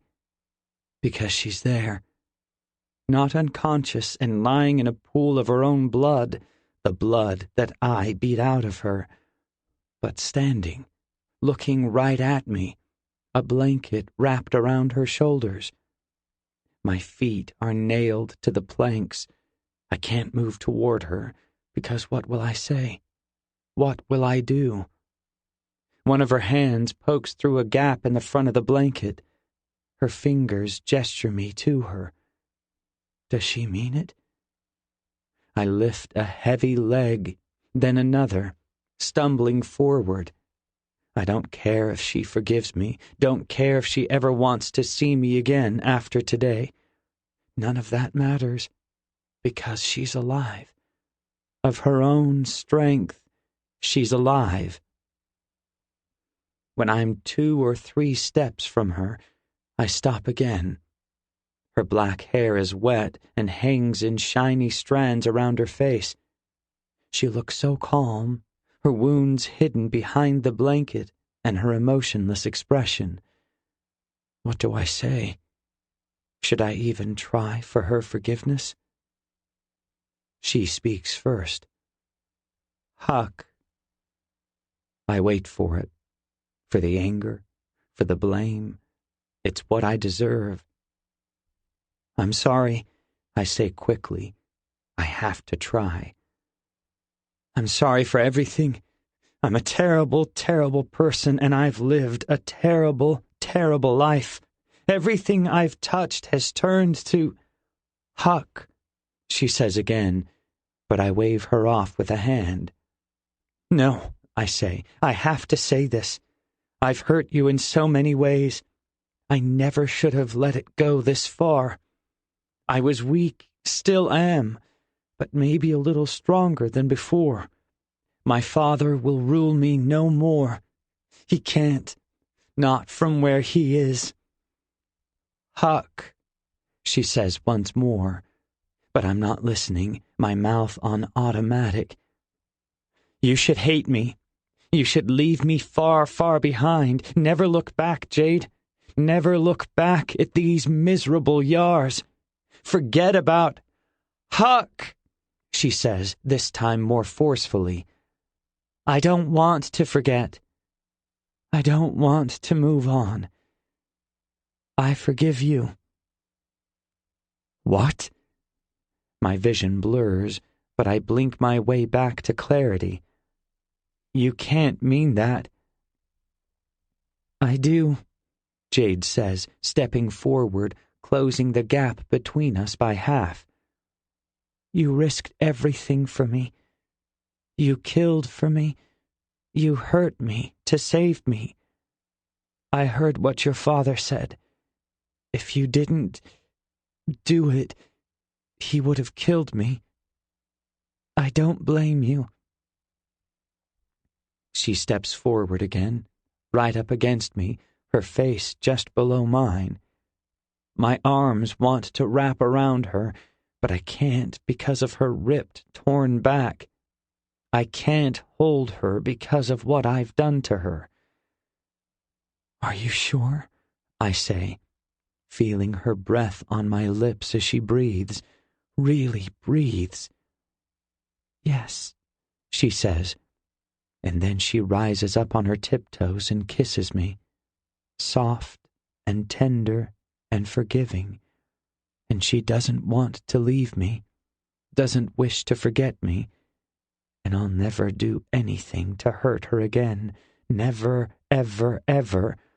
And although I've never kissed a girl before, it's easy, because it's her. It's her. I curl my hands behind the back of her head, careful not to touch anywhere that might be raw. We kiss twice, thrice, 4 times, just little pecks, before pulling away to look at each other. And in that look is everything I've ever wanted. The pride of someone who cares about me. It never had to be my father, never should have been my father. Just someone worthwhile. Someone like Jade. If a rainbow were to appear, falling from the sky, coming down to shine colors for each of my emotions, it wouldn't have enough colors, 'cause I'm feeling so much, every emotion there is and everything in between, streaking through me and around me and across me and in me. I'll never let this girl go. Never, ever, ever. Not in my heart, at least. "Jade," a voice says from behind. Sienna. The boy's tolerating her and partially blocking her, but there's no doubt in my mind that it is her. "Jade," I say, calling out to my long-lost sister. Her little head that's so much bigger than it should be, or at least bigger than how I remember it, pokes round the soaker boy, the one who helped end the battle.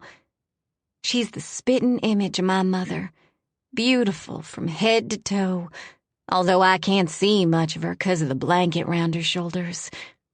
Sky pops up beside me, a moment behind on the ladder. "It's her," I whisper, but I don't have to say it, 'cause she knows too. "Burning chunks of tug blaze," she says, but her voice is way behind me, 'cause I'm already running, crossing the Wooloo moving wood floor in 5 steps. The boy blocks my path. "Get the prickler burning scorch out of my way," I say. "Sorry, I just wanted to tell you to be gentle. She's injured, on her back." The boy steps aside.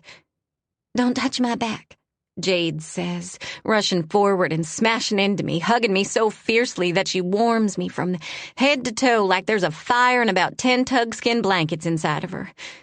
My arms don't know where to go 'cause I'm not supposed to touch her back, so they just hang in the air all awkward-like. Maybe I can't hug her, but I can kiss her, and I plant a dozen on her head, on her hair, which is wet and don't smell so good. But I don't care, 'cause it's my sister and she's hugging me and I'm saying over and over again, "Jade, oh Jade, oh Jade, oh Jade, oh Jade." And then Sky's there and she's hugging us both and the boy's reminding us to be careful of her back. And I think one of us grazes her skin once or twice because she shudders, but don't cry out 'cause she's our sister and tougher than a pack of green-eyed killers. We got no parents, but we got each other. And if Sky or me got anything to say about it, which I expect we do considering we're here, ain't we? We'll stay together till the fire takes us all. "Take me home," Jade murmurs into my chest. And I want to tell her we will, but I can't get the words out, which is stranger in Tug sprouting wings and flying, stranger in Perry the Prickler having something nice to say. But Sky covers me, says, "We're taking you home, Jade. You can bet your life on that. We're all going home." I hear a gasp and finally pull my face out of Jade's hair to see the soaker boy staring out across the big old pond everyone keeps calling the ocean. And there it is, a sight I swear to you I ain't never seen. Almost as big as the sky itself, arcing across the waters, full of so many colors I couldn't count 'em without taking my moccasins off. There's this thing hanging in the air, lit by the sun, which is fiery and red and breaking through the clouds. "A rainbow," the boy murmurs.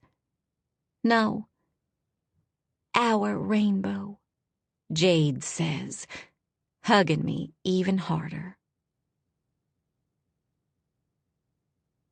Chapter 39. Sadie.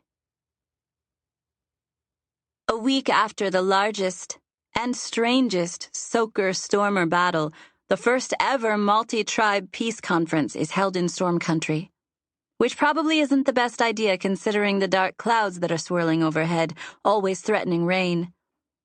But the boy, Huck Jones, and his friend Kane insisted on it. Everyone is invited. Every last living Soaker, Stormer, and the visitors from Fire and Ice Country. The Heater children who survived the battle sit at the very front of the crowd, their legs crossed underneath them.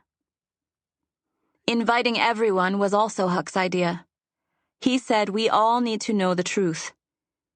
It turns out there's a lot more to the boy whose life I spared than I ever could have imagined. Even now, the thought that everything might have been different had I let my lust for vengeance move my hand to kill him tingles through me. But you didn't kill him. You chose not to. You chose right. My father's voice in my head calms me. I love you, Father, I whisper. What was that? Remy asks from beside me. Nothing, I say, taking his hand. Nothing to worry about. He smiles, squeezes my palm. Guard stands to address the audience.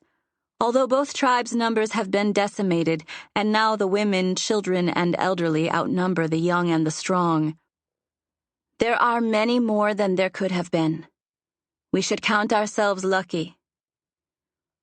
For the first time in any of our lifetimes, we are here to discuss peace, Guard says.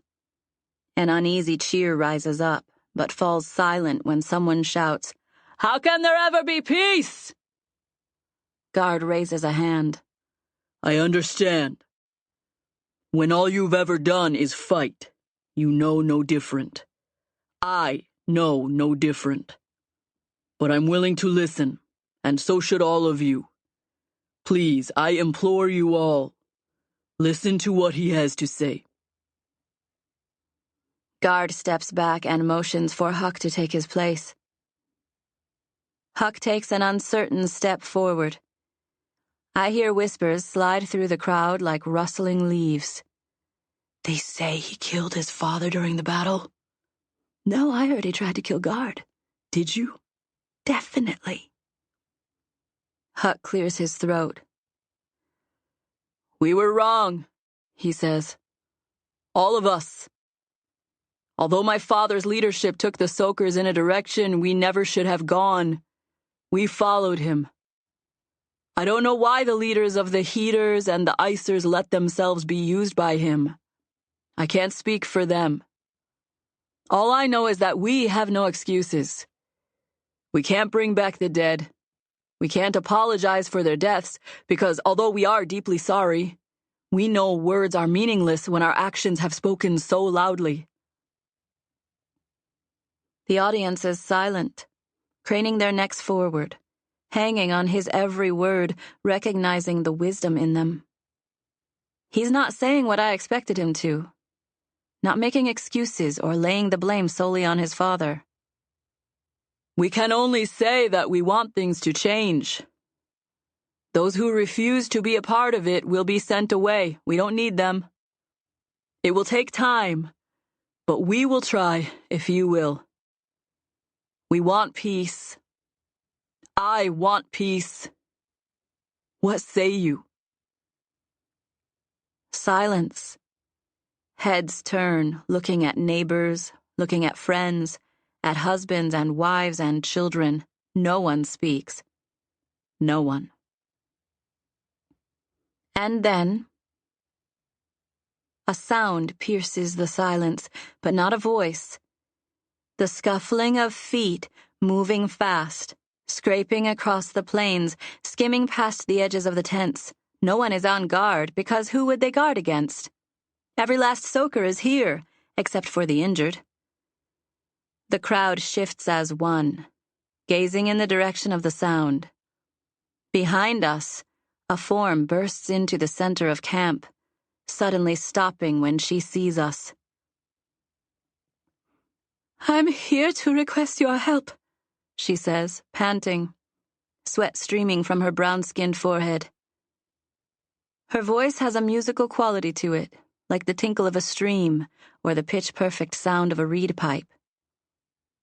The 4 Heaters stand, followed closely by Buff and Daz. Wild? Sky says. Huck. The arrival of the new heater has created quite a stir and temporarily stopped the peace process. I've been called into a private meeting to discuss what's happening. I sit next to Jade, who her sisters refuse to let out of their sight. From the Stormers are the war leader, Guard, and Sadie, the girl who spared my life. The 4 Heaters are here too, along with the newcomer, who they call Wild. The 2 Icers round out the group. A strange and unexpected assortment of parties.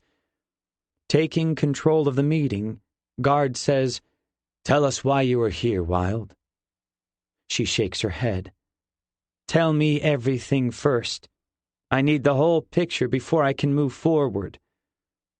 I'm surprised how boldly she refuses the storm leader, but her tone is strong, commanding attention and obedience.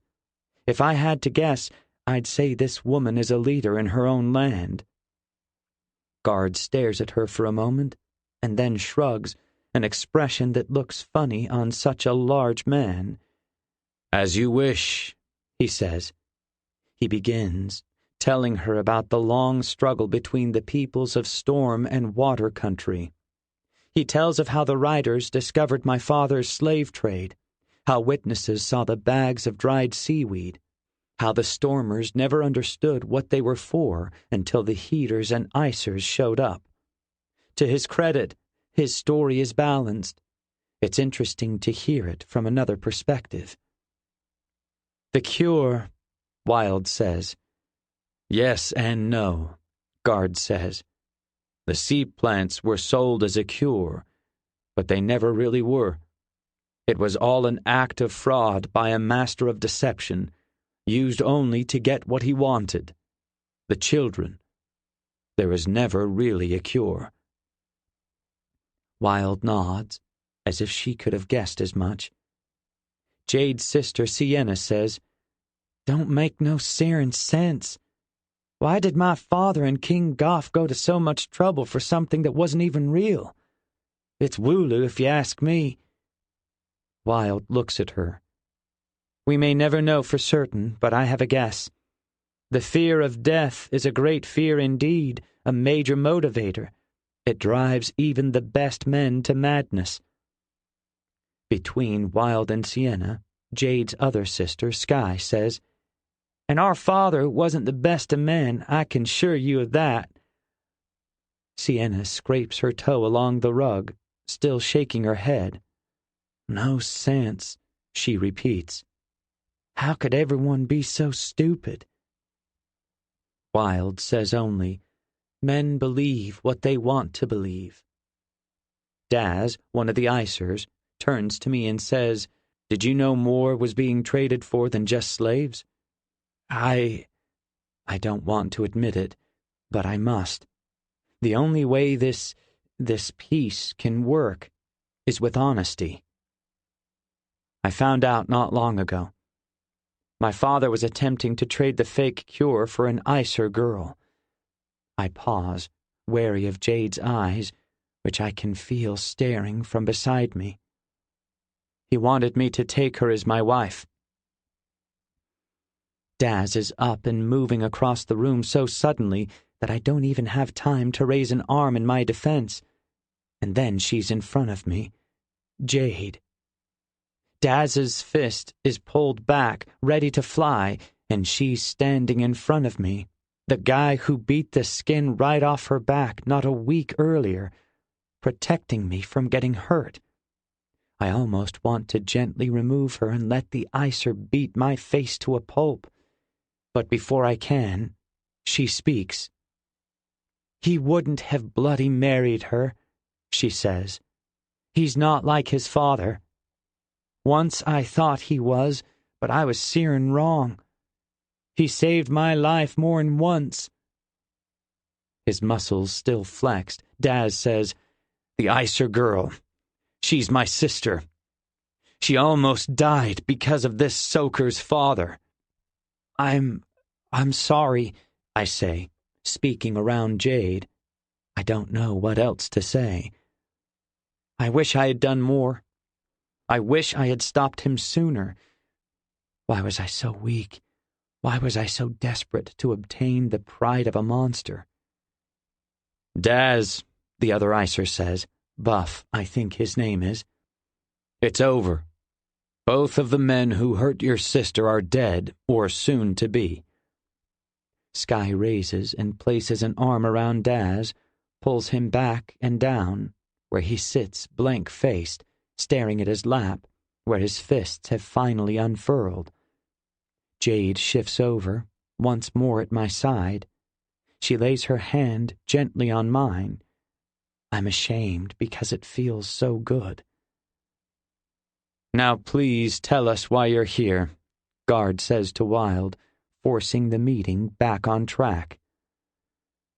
The Glassies are preparing for war, but not just against us, the Icers too. Maybe everyone. Sadie. I want to go with them. With the Heaters and Icers, back to their lands to fight alongside them like they did for us. Guards already said that it's not the right time for us to wage another war. Not when we're not even sure whether we have an enemy. But my situation is different. There's nothing for me here, right? My family is dead. The Riders, while still intact, won't be needed now that the peace has finally been agreed with the Soakers. Is there any reason for me to stay? I ask aloud. Remy kicks my foot, startling me. I almost forgot he was sitting next to me in the sand. I hope so, he says. What? I say. I hope there's a reason for you to stay. I hope I'm a reason. You? But I'm stupid. So stupid. I'm not used to this. To any of it.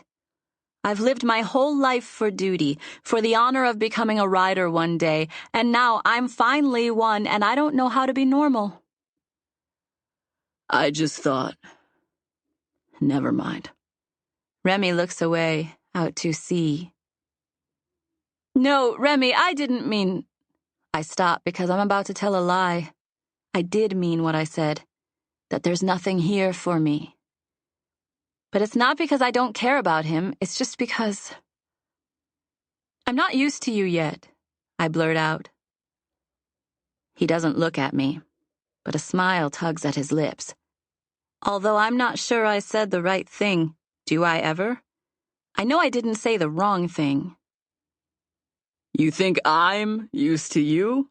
He says, unable to hold back the smile that quickly turns to a laugh. I laugh too. And before I can stop, his arm is around me and I'm leaning into him and he's kissing me.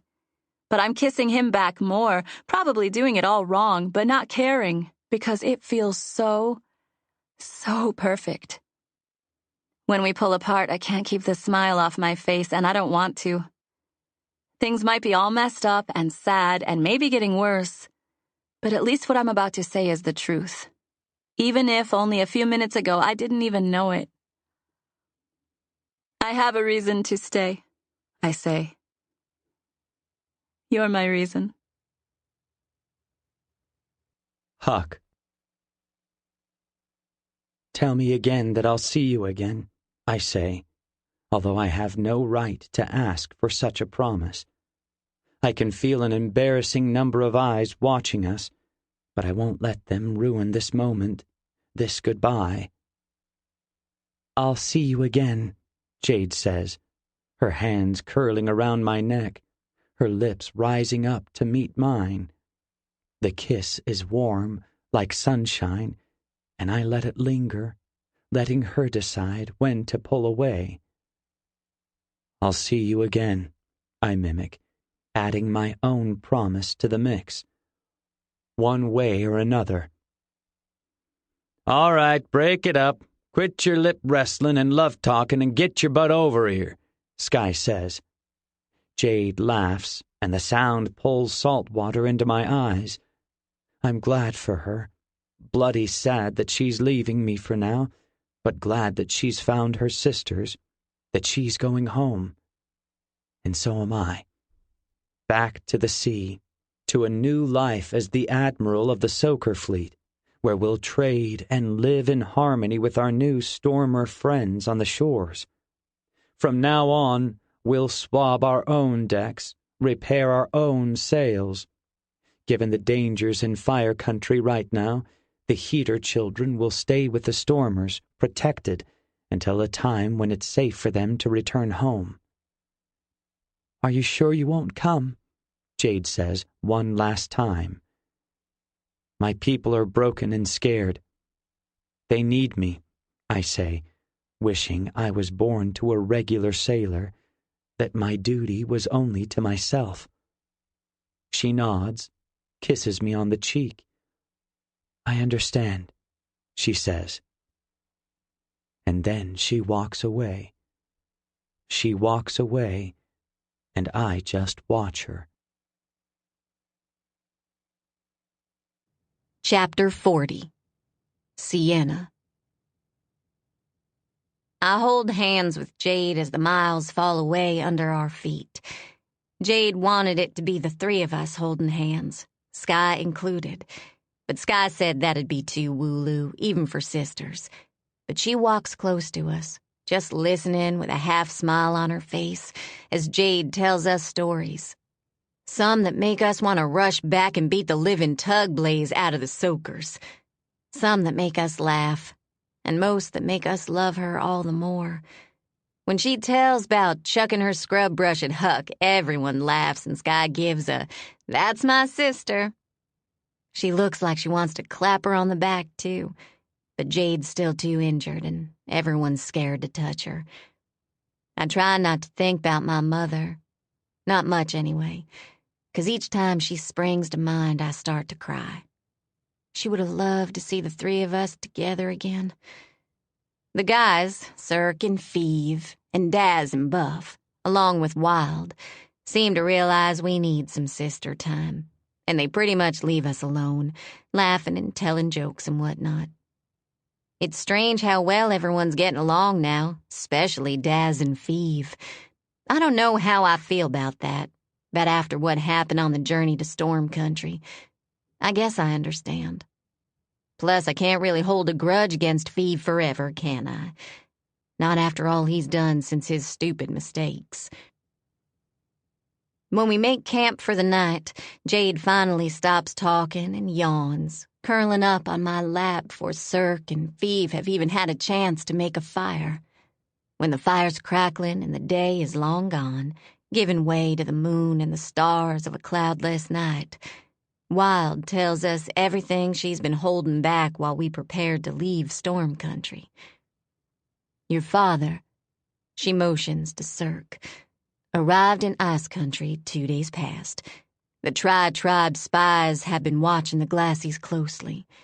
As always, they were preparing for battle, getting their fire chariots shined up, cleaning and organizing their fire sticks. Nothing unusual.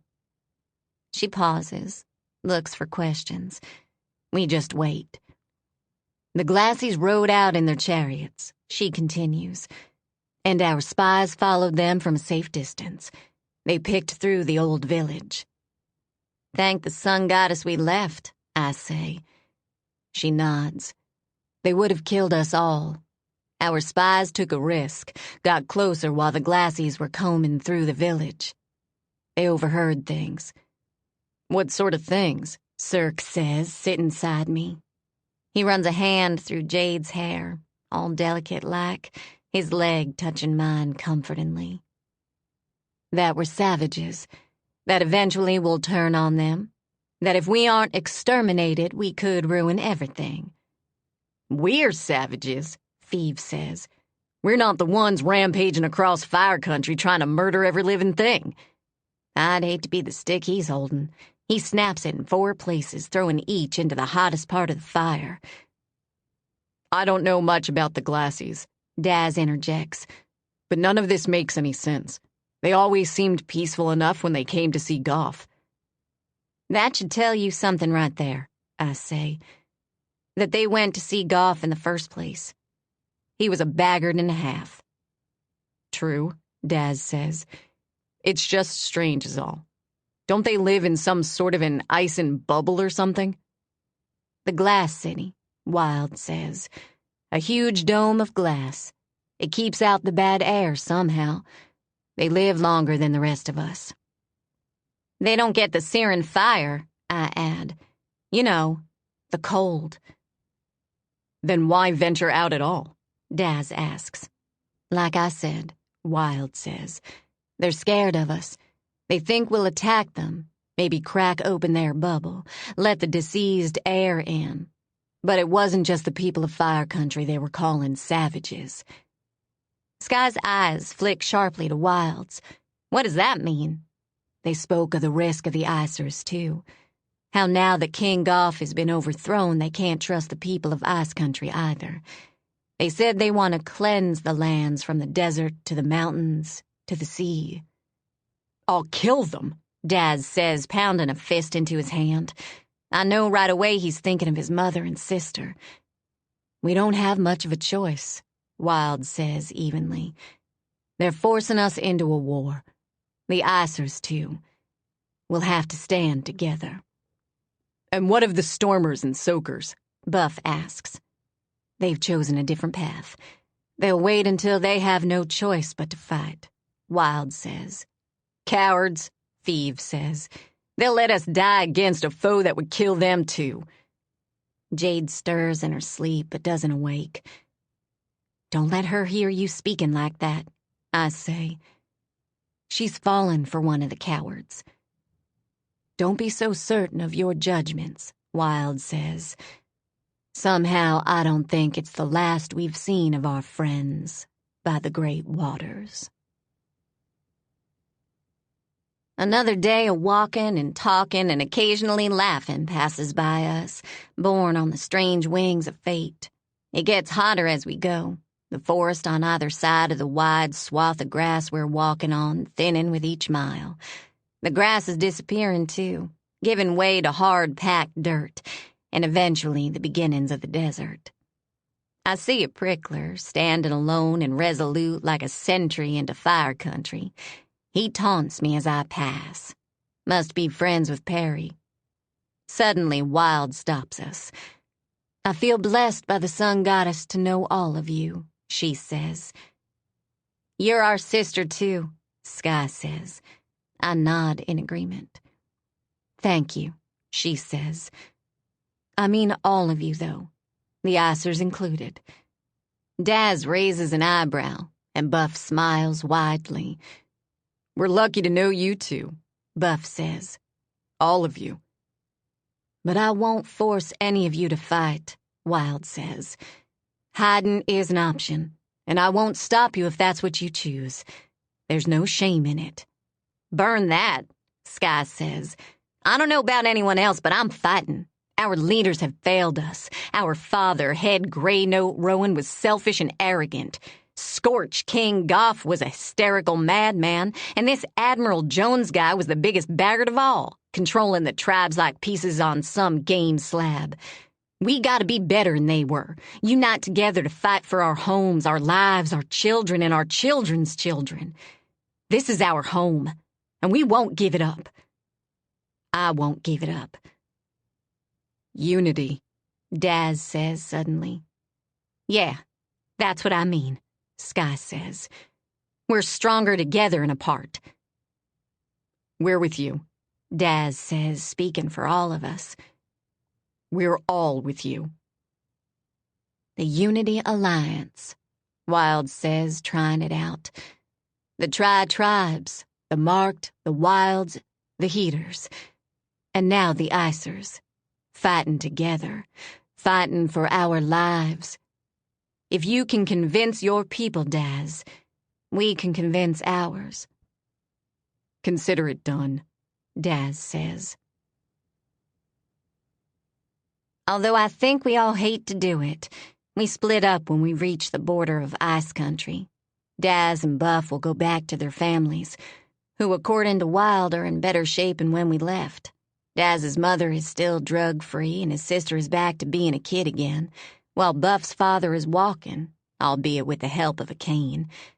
And to update the new Ice Country leadership on the situation, they'll get as many able-bodied men and women to fight with us as they can. I watch Buff and Daz trudge up the hill with more fondness than I ever would have thought possible. Our Fire Country group splits too. Thieve and Cirque will take Jade back to the hidden tribe village, while Wild, Sky, and me will meet with the spies. Wild needs to get the latest news, and Sky and me won't let her go alone. Leaving Jade again is the hardest thing in the world, but she'll be safer with them than anybody. We'll see you in 2 days, maybe 3, I say. I know, Jade says, hugging me. I hug her around the head, careful not to touch her healing back. When we go, I don't look behind me because I'm afraid I'll run back. It's strange to be back in the desert again, especially now that I know there's so much else out there. And yet, the burnt landscape and dusty hills will always feel like home to me. As the sun arcs high overhead, I watch the few lazy clouds move like yellow sea ships across the red sky. A hawk soars overhead, just above a rocky outcropping, which casts a long shadow on the desert floor. Sky walks between Wild and me, sort of in front, setting the pace, being the leader that she is.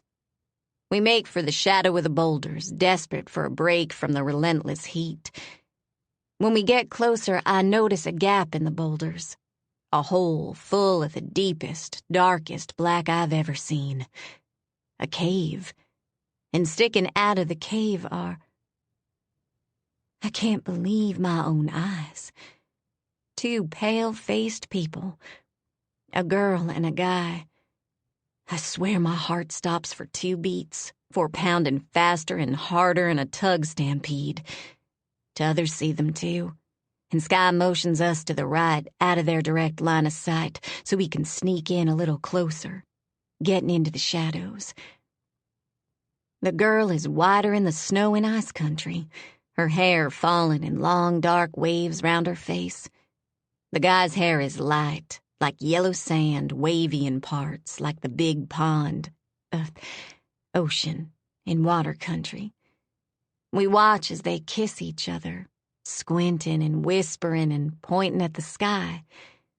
Sky looks at me, at Wild, and then clears her throat, stepping out into the light. As Wild and me step forward along with her, I see the 2 pale-faced people twitch, their heads jerking to look at us, still squinting in the bright light of day. They stare at us, frozen, looking us up and down and all around like they don't believe their eyes. Sky says, "In the name of the sun goddess, tell me who you are." Her voice stronger and clearer than I've ever heard for. The girl's mouth opens like she wants to speak, but it's the guy who says, "I'm Tristan Nellin, a sun dweller, and this is Adele Rose, a moon dweller. We've come from the depths of the earth."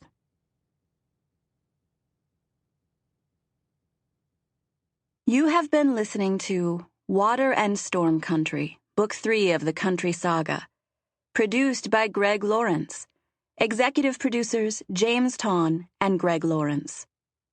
Text copyright 2013 by David Estes. Production copyright 2016 by Podium Publishing. All rights reserved.